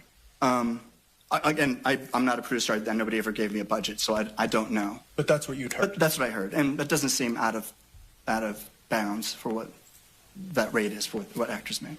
Okay. And how many episodes were there in season 1? Season 1 was 10 episodes. And how many episodes were there in... All right, we were listening into this hearing as the actor Timothy Busfield is appearing for the first time in court. We were listening in as this is a detention hearing as well. So we want to make sure we brought that to you here on Live Now from Fox. But we do have to pivot to yet another live event that has just now gotten underway. Let's listen in as the California Senator Alex Padilla and Senator Schiff are now speaking out after they conducted an oversight visit at a California City ICE detention facility. She's well aware of the scenes happening, not just in Minneapolis as we speak, but elsewhere in the country. It began here in California, particularly the Los Angeles area became sort of a test case. We've seen Chicago and Portland and North Carolina, other regions of the country, in terms of what's happening in communities. But we've increasingly been hearing from constituents, from families of folks who have been detained, about concerns of the conditions in a lot of these facilities. And so that's what prompted the visit today. So I think we've all seen so much trauma that has happened around the country with these indiscriminate immigration raids, the heartbreak, the families separated from one another, the loss of life as we saw in Minneapolis. That's one trauma. When you walk inside these walls, you experience a different trauma. You get to see what happens to folks who are apprehended by ICE. As far as I can tell, the vast majority of the folks in this detention facility have no prior criminal history. Many of them that we spoke with were picked up at their immigration appointments. So they were doing what they were supposed to do to become citizens or establish a lawful presence. And at those appointments, they were picked up, separated from family. We talked to wives separated from husbands and separated from their kids. And I think the most frequent feedback we got was the inadequacy of the medical care that they were receiving. I spoke with one woman who is diabetic. It was on her intake form. She's been here for 2 months and has yet to receive treatment for her diabetes. That is very frightening. And others with other serious medical conditions that have not been attended to.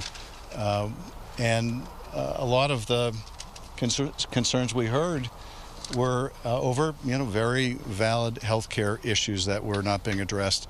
The staff here has acknowledged there have been gaps, and as this facility has grown in the number of detainees, there have been, as we could hear today, any number of problems.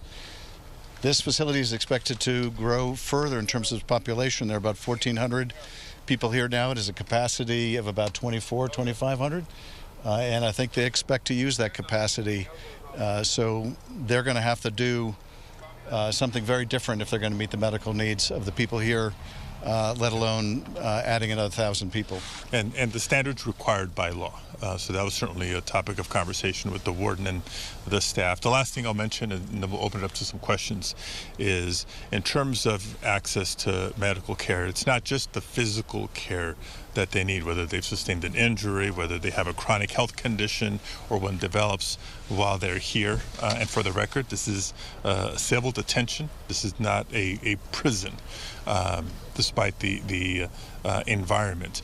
But the equal concern for mental health care.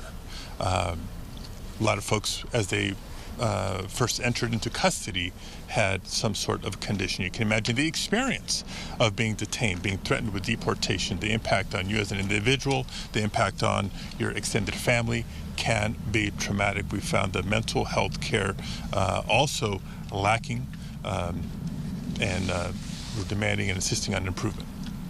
How would you describe the actual conditions in which people are living here? Is this dormitory style? Are they individuals in individual bunks, individual cells? How are these 1,400 people being housed in here? Well, just sort of high level, to start with, separation, men in one section, women in another section. Second, the point I'm making, when you're in ICE custody, it's a civil detention. It's an immigration related case.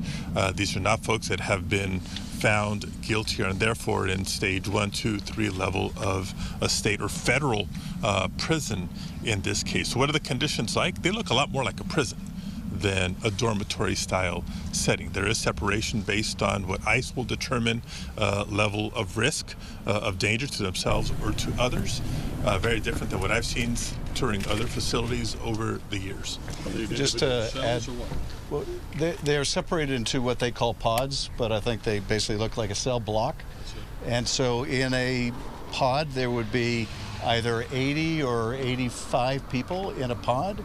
The pods would have tables in the middle. They would be surrounded by the cells. There would be 2 per cell. There is an area that we also visited, which they call administrative segregation. We would call it isolation or solitary. They're the same structure of a pod, except there's nobody in the common area. They're all isolated, one person to a cell. And there's some other small differences in those cells. They have a larger glass window for observation, but that's the fundamental structure. Adequacy of the food, how often they're fed, frequently, any problems with the meals or anything else they're fed? Well, we've heard a number of reports that the water they drink smells bad. There have been public reports of mold in the water. We heard from detainees who said there was mold in their food. One described a salami or bologna sandwich that was moldy. Many described getting stomach aches from drinking the water here. That was some of the feedback we received on the food. Senator Padilla, what has DHS, were you able to talk to DHS officials who are running the facility itself, told them about what the inmates, the people who are being detained here are saying? What have they said about how they're going to improve the quality of at least staying here as long as they are here? Look, sadly, we've got a lot of we're working on making it better. We're working on making it better, whether it's something as simple as the food, whether it's the temperature, whether it's the medical attention. So I'm living here even more concerned than I was when I arrived. And to underscore the point, if the administration is true to their word, the population here is only going to grow. So the need to address nutrition, medical attention, mental health care, all the above is only going to grow. No assurance. So if you, we know that people from LA are ending up here. Are you concerned about that? Them being so far away from the city, access to counsel, family. How do you feel about that? Yeah, no, that is absolutely a concern, not just for people from within the state of California that have to travel long distances maybe to see a family member, but I've met a number of detainees here from elsewhere in the country, from other regions of the country, so that access to their counsel prior and certainly to their family member is only exacerbated with that effect. So that's part of the follow-up that we have. Why are people being sent here from other states when we also hear reports of people from California being sent to other states? So if you're saying improvements need to be made, do you approve of the DHS appropriations? There have been now 6 deaths in custody just so far this year in the last 3 weeks. And I think the number was 32 last year, which was a high. Yeah, that was the record high. You talked about concerns about healthcare. You talked about standards, legal standards, or at least ICE's standards. How do you see getting those enforced? And just speak to the death issue a little bit. Well, in terms of getting the standards enforced to make sure that they're being upheld, that requires oversight. And, it should be more than just the 2 of us coming out to a detention facility without the power of a subpoena. Congress should hold hearings on the conditions in these detention facilities. We should be, fully investigating the deaths that are reported to find out, were these preventable, what were the circumstances. There really ought to be vigorous oversight, but like so much else going on right now, whether it's the shooting of Ms. Good in Minneapolis, there's going to be no investigation of that apparently. Only an investigation of her family, but not of the circumstances in which she was shot and killed. And I think it's fair to say, likewise, there's very little appetite among our colleagues, our Republican colleagues, to do oversight of detention facilities. What happens with them? How do we hold them to account? Senator Padilla asked the staff here, You say things are improving, that you're filling the gaps. What kind of metrics can you offer us? How can you show us? And the short answer is we don't have any way to measure whether things are getting better or worse. We're getting feedback from those who are detained here. We're getting obviously a very different view from those who are on the staff here and with ICE. And we ought to do a lot more as a Congress to get to the truth. Let me just add to that prior question, because I do think it's important to recognize it isn't just the two of us. There's a number of the California congressional delegation, House members, who have individually and in pairs or small teams visited a number of facilities, including this one, over the several months. I think what we're trying to underscore here is the Republican majority in Congress, both the House and the Senate, is failing, absolutely failing, or refusing to live up to their oversight responsibility to hold a separate but co-equal branch of government accountable. So if our questions will not be responded to in hearings back in Washington, D.C., if our formal inquiries at the top levels of the administration won't be responded to, then we'll have to continue to do the in-person oversight on our own as part of everything that we can do to improve conditions to lawful standards and hold this administration accountable. Another thing that's important to note, I don't know if this makes it better, I think it actually makes it worse. This is a private-run facility, right? This is a contractor-run facility. It'd be different if it was an actual federal department or agency that was running the facility, but that notwithstanding, our job remains the same. All right, we'll have Nikki from Fox. Guys, please, some order. Thanks so much. So, both of you, if you say improvements need to be made to this facility, do you approve of the DHS appropriations bill that was released this morning, or will you support it? I don't plan on supporting it because at first review, and it was released just before we arrived here today, I have yet to see any additional sort of guardrails or protections language in that measure that would keep all the DHS activity that I've seen out of policy, out of control. We want to rein it in, and I haven't seen that yet. Well, and I'll just add that, and I feel very much the same way. This is not a problem of lack of money. ICE has been given in that reconciliation bill tens of billions of dollars, $87 billion. There's no shortage of resources. They have more money than the military of a lot of countries around the world. What is lacking, I think, in terms of ICE around the country are standards to be held accountable to. And a willingness to hold folks to account for meeting those standards. But this is not a resource issue. They've got a ton of money, and the question is, how are they using that money? How much of that money is being wasted, and how much of that money is going into these indiscriminate raids or militarizing our cities in a way that make people less safe, not more? And let me just wrap up. Let me just wrap up by saying sort of the bigger picture here. Our nation's immigration laws are outdated. They need to be modernized. The whole system needs to be modernized. We agree we need a safe, secure, humane, and orderly border. We need to modernize how people who want to try to come to the United States are considered for that. We need to do justice by the millions of immigrants who have been in the United States for long, long periods of time without criminal convictions. They deserve a pathway towards legalization and eventual citizenship. But as we apply the laws as they currently exist, they have to be done within policy. It has to be done within the letter of the law. It has to be done with respect to civil rights, due process rights, and the Constitution, and that's what we're here to do. Guys, final question for Wendy. Final question for Wendy here, please. Today, and the woman that you talked to that was today that has diabetes and hasn't gotten treatment, you talked to her just now.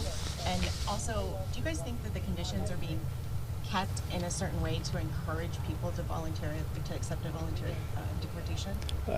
That's been a concern of mine, frankly, coming here, even before getting here. That is, people are so worn down, and they feel like they're in prison, and many of them have committed no crime apart from being here undocumented. And yes, I think you're going to find people who decide, I'm just not going to fight it anymore. The appeal is going to take too long.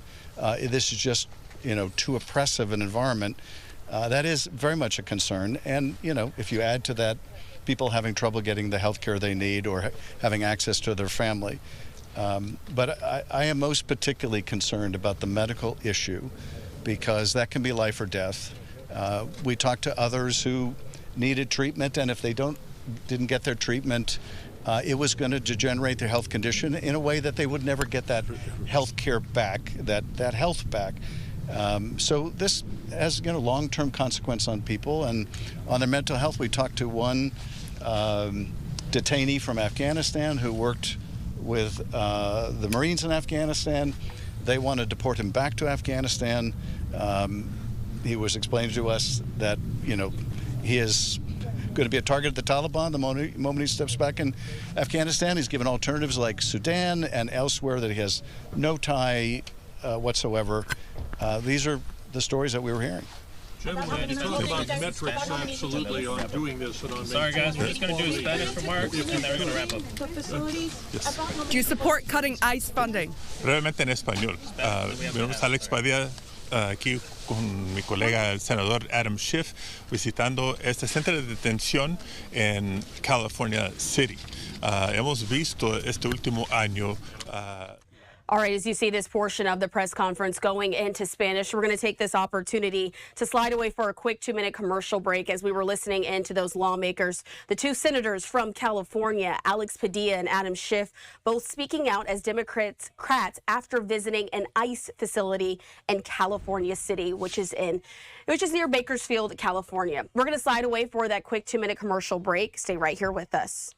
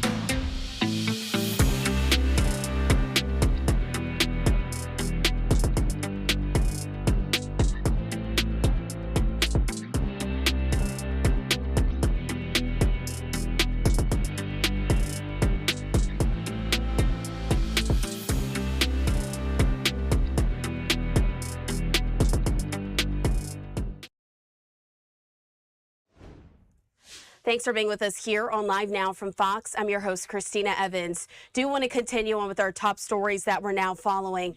And this next one is going to be taking us down to the Atlanta, Georgia area. I want to show you this live vantage point that we have there over the city.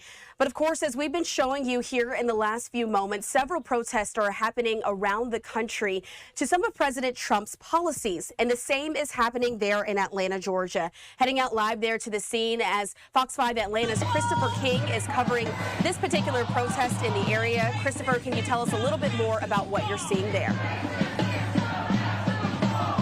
Well, Christina, what I can tell you is Hurt Park here in downtown Atlanta is right in the heart of the Georgia State University campus. Hundreds of students, hundreds of protesters are out here. They're chanting "No justice, no peace." They're carrying signs. The students want an end to ICE raids. Organizers call this a National Day of Action. Students from 12 colleges and high schools are protesting around North Georgia and right here in Metro Atlanta. They're speaking out against the Trump administration's controversial immigration enforcement policies. The most high-profile ones in Minnesota. Most recently, ICE agents arrested a U.S. citizen at his home in Minnesota. This nearly 2 weeks after an ICE agent shot and killed Renee Good in Minneapolis. Agents claim she was trying to run them over. We spoke with a student at a rally at Kennesaw State University earlier today. Take a listen. People's needs. We need to fund housing. We need to fund education. We need to fund healthcare. There should be no reason why people are going hungry in this country, why people are homeless in this country, and we're spending trillions of dollars. Now, these rallies come 1 year after the start of President Donald Trump's second term. President Trump spoke this afternoon at a news conference marking the first year of his second term.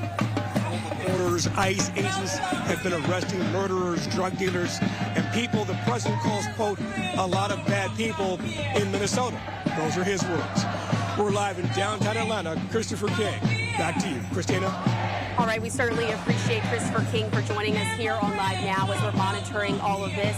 Very loud there at that protest, but we appreciate you for joining us here on Live Now. So in the meantime, we are going to continue on with our coverage. I do want to put this up on the screen. This is from our partners there at Fox 5 in Atlanta.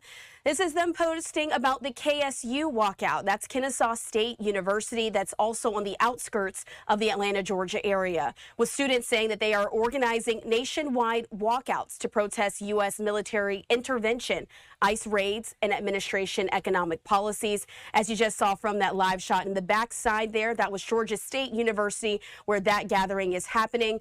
That, of course, is the Central University in the downtown Atlanta area. We are going to slide away for a quick 2-minute commercial break, but leaving you with this, a live look at the skyline there in Atlanta, Georgia. More coverage here on Live Now continues after this.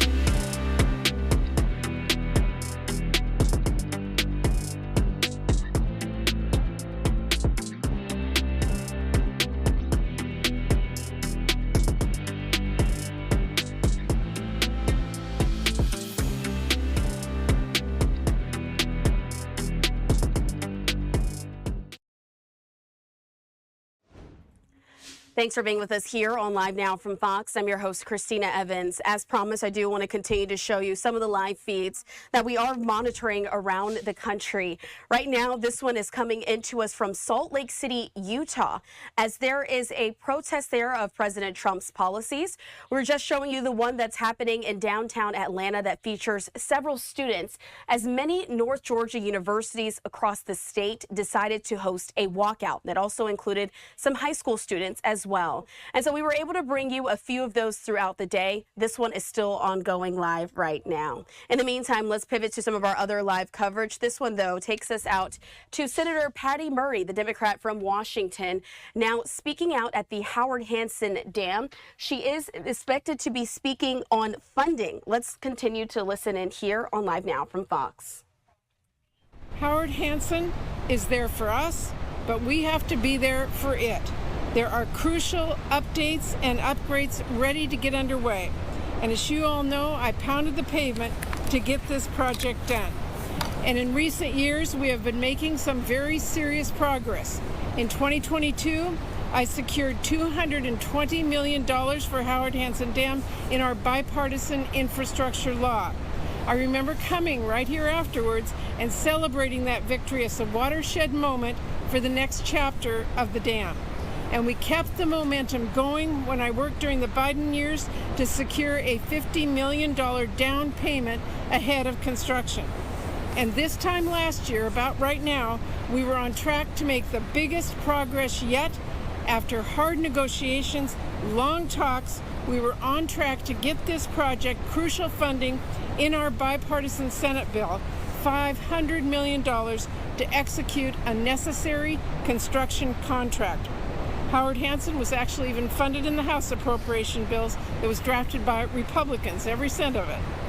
This was an effort that was years in the making. But then, of course, Donald Trump and Russ Vought came in and took a wrecking ball to that project.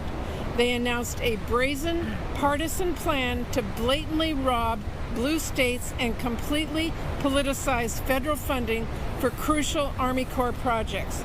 And part of that scheme was to completely zero out Howard Hansen funding. No heads up, no explanation after, just sheer partisanship. Truly one of the most blatant acts of political thuggery I have seen from an American president in my time in the Senate. Now, of course, when I see a problem like that, I don't just get angry, I got to work. You would think Trump would learn by now, but they never do. Whenever someone tries to get me to roll over, I roll up my sleeves instead. And that's exactly what I did for this project. I wasted no time. I called out Trump's corrupt BS. I called on my colleagues on both sides of the aisle, and I made it clear to anyone and everyone I was not going to let this stand. No way. It wasn't easy, but when has it ever been?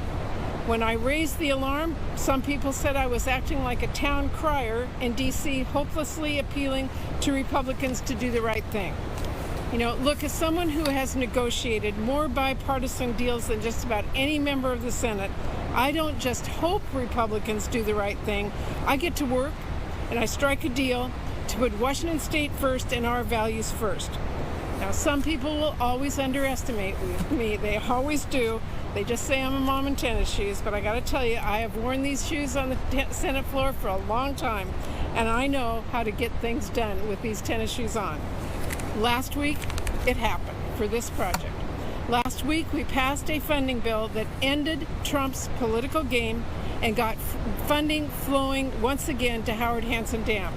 Last week, I secured $190 million for the Howard Hansen Dam so we can finally begin construction on this critical project to protect our communities from flooding and to make sure long-term water reliability for over 1 million people.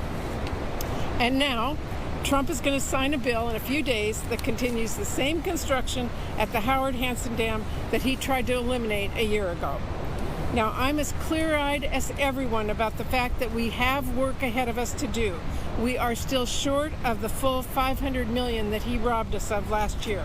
But we won a huge rebuke of Trump's effort to cut Howard Hansen, a huge chunk of change to get this construction going, and I secured language, so you know, that allows us to get started with these funds while we continue to fight for the rest. And I'm going to promise all of you right now, I will not stop fighting to get the money for this project until this construction is done. I will fight for this project down to the last penny. And my message to Donald Trump, don't mess with our water and don't mess with our fish. Just like salmon, I'm never giving up. We're going to muscle upstream and get this project and win this fight. So thank you all so much for joining me today, and more importantly, for fighting with me, all of you. All right, as you see there, listening in to the Senator Murray speaking on funding the Howard Hansen Dam. We're going to slide away for our final 2-minute commercial break and continue to listen in after this.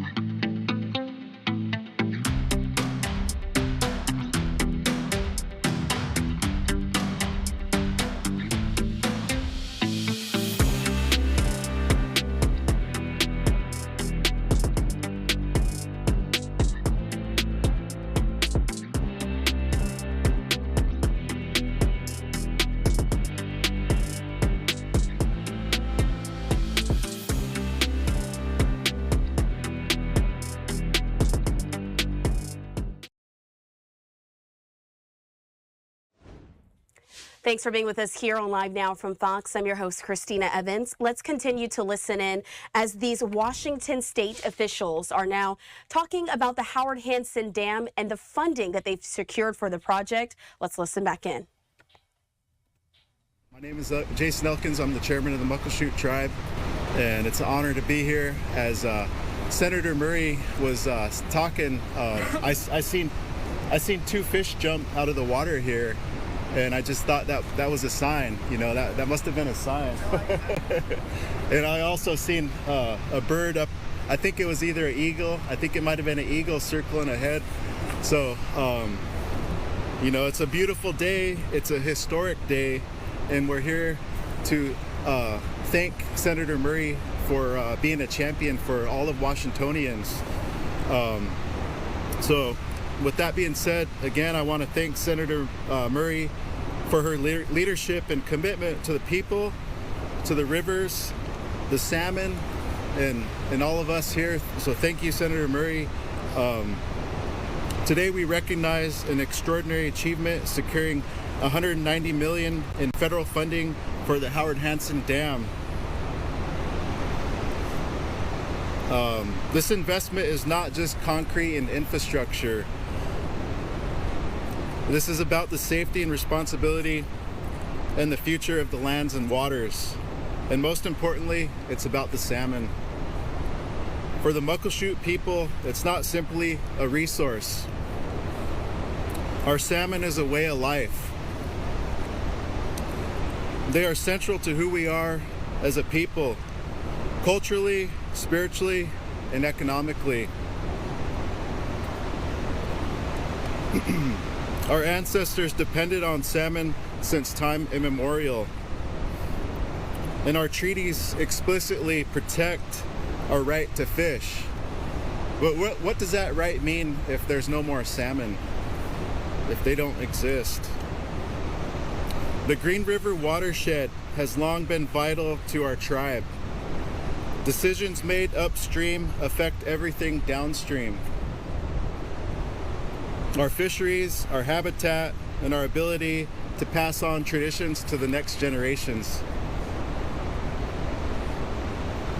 When infrastructure fails or is neglected, the salmon are the first to suffer. And when the salmon suffer, our people suffer. That is why this funding matters so much to us. The work being done at Howard Hansen is critical to reducing the flood risks for surrounding communities, but it is critical to protecting the fish habitat and protecting the fish passage, improving water management and supporting long-term salmon recovery efforts. This investment reflects on an understanding that public safety and environmental responsibility must go hand in hand. Senator Murray has consistently shown that she understands this connection. She has listened to tribal nations, she has stood up for treaty rights, and she has worked tirelessly to ensure that federal projects recognize both the human and environmental impacts. We know that restoring salmon runs will not happen overnight. It requires sustained commitment and science-based decision-making. The true partnership with the tribes is critical.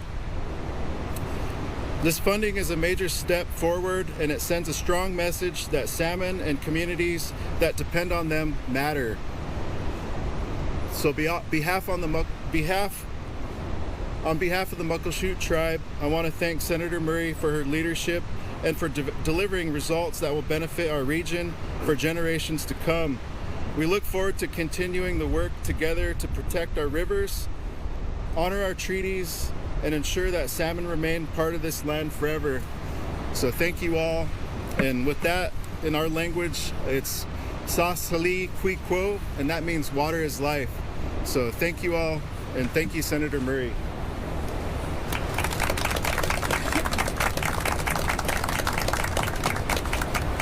Next up, I would like to introduce the Tacoma Public Utilities Board Chairman, John O'Loughlin. Thank you, Jackie. Really impressed by the words of Senator Murray and the Muckleshoot chairman, and those words are meaningful. But I think the people that are going to benefit from this will probably little note or long remember those words. But what they're going to remember and what they're going to feel is the impact of the work that gets done because of this. So thank you, Senator Murray, for your hard work in bringing this investment to our community. The additional water storage project that this capacity will bring means Tacoma will be prepared for the expected 50% increase in number of people we serve over the next 20 years. That's a staggering number, and those sorts of projects take a long time to put in place. The Senator's efforts in Washington, D.C. over many years have made it possible for the TPU team here at the Headworks and in Tacoma to deliver water reliably to our communities. The investment in this project is a key to our region's economic vitality for years and years to come. So thank you again, Senator Murray, for your unwavering support and leading your colleagues in getting this project to the finish line. Thank you. And now I'd like to introduce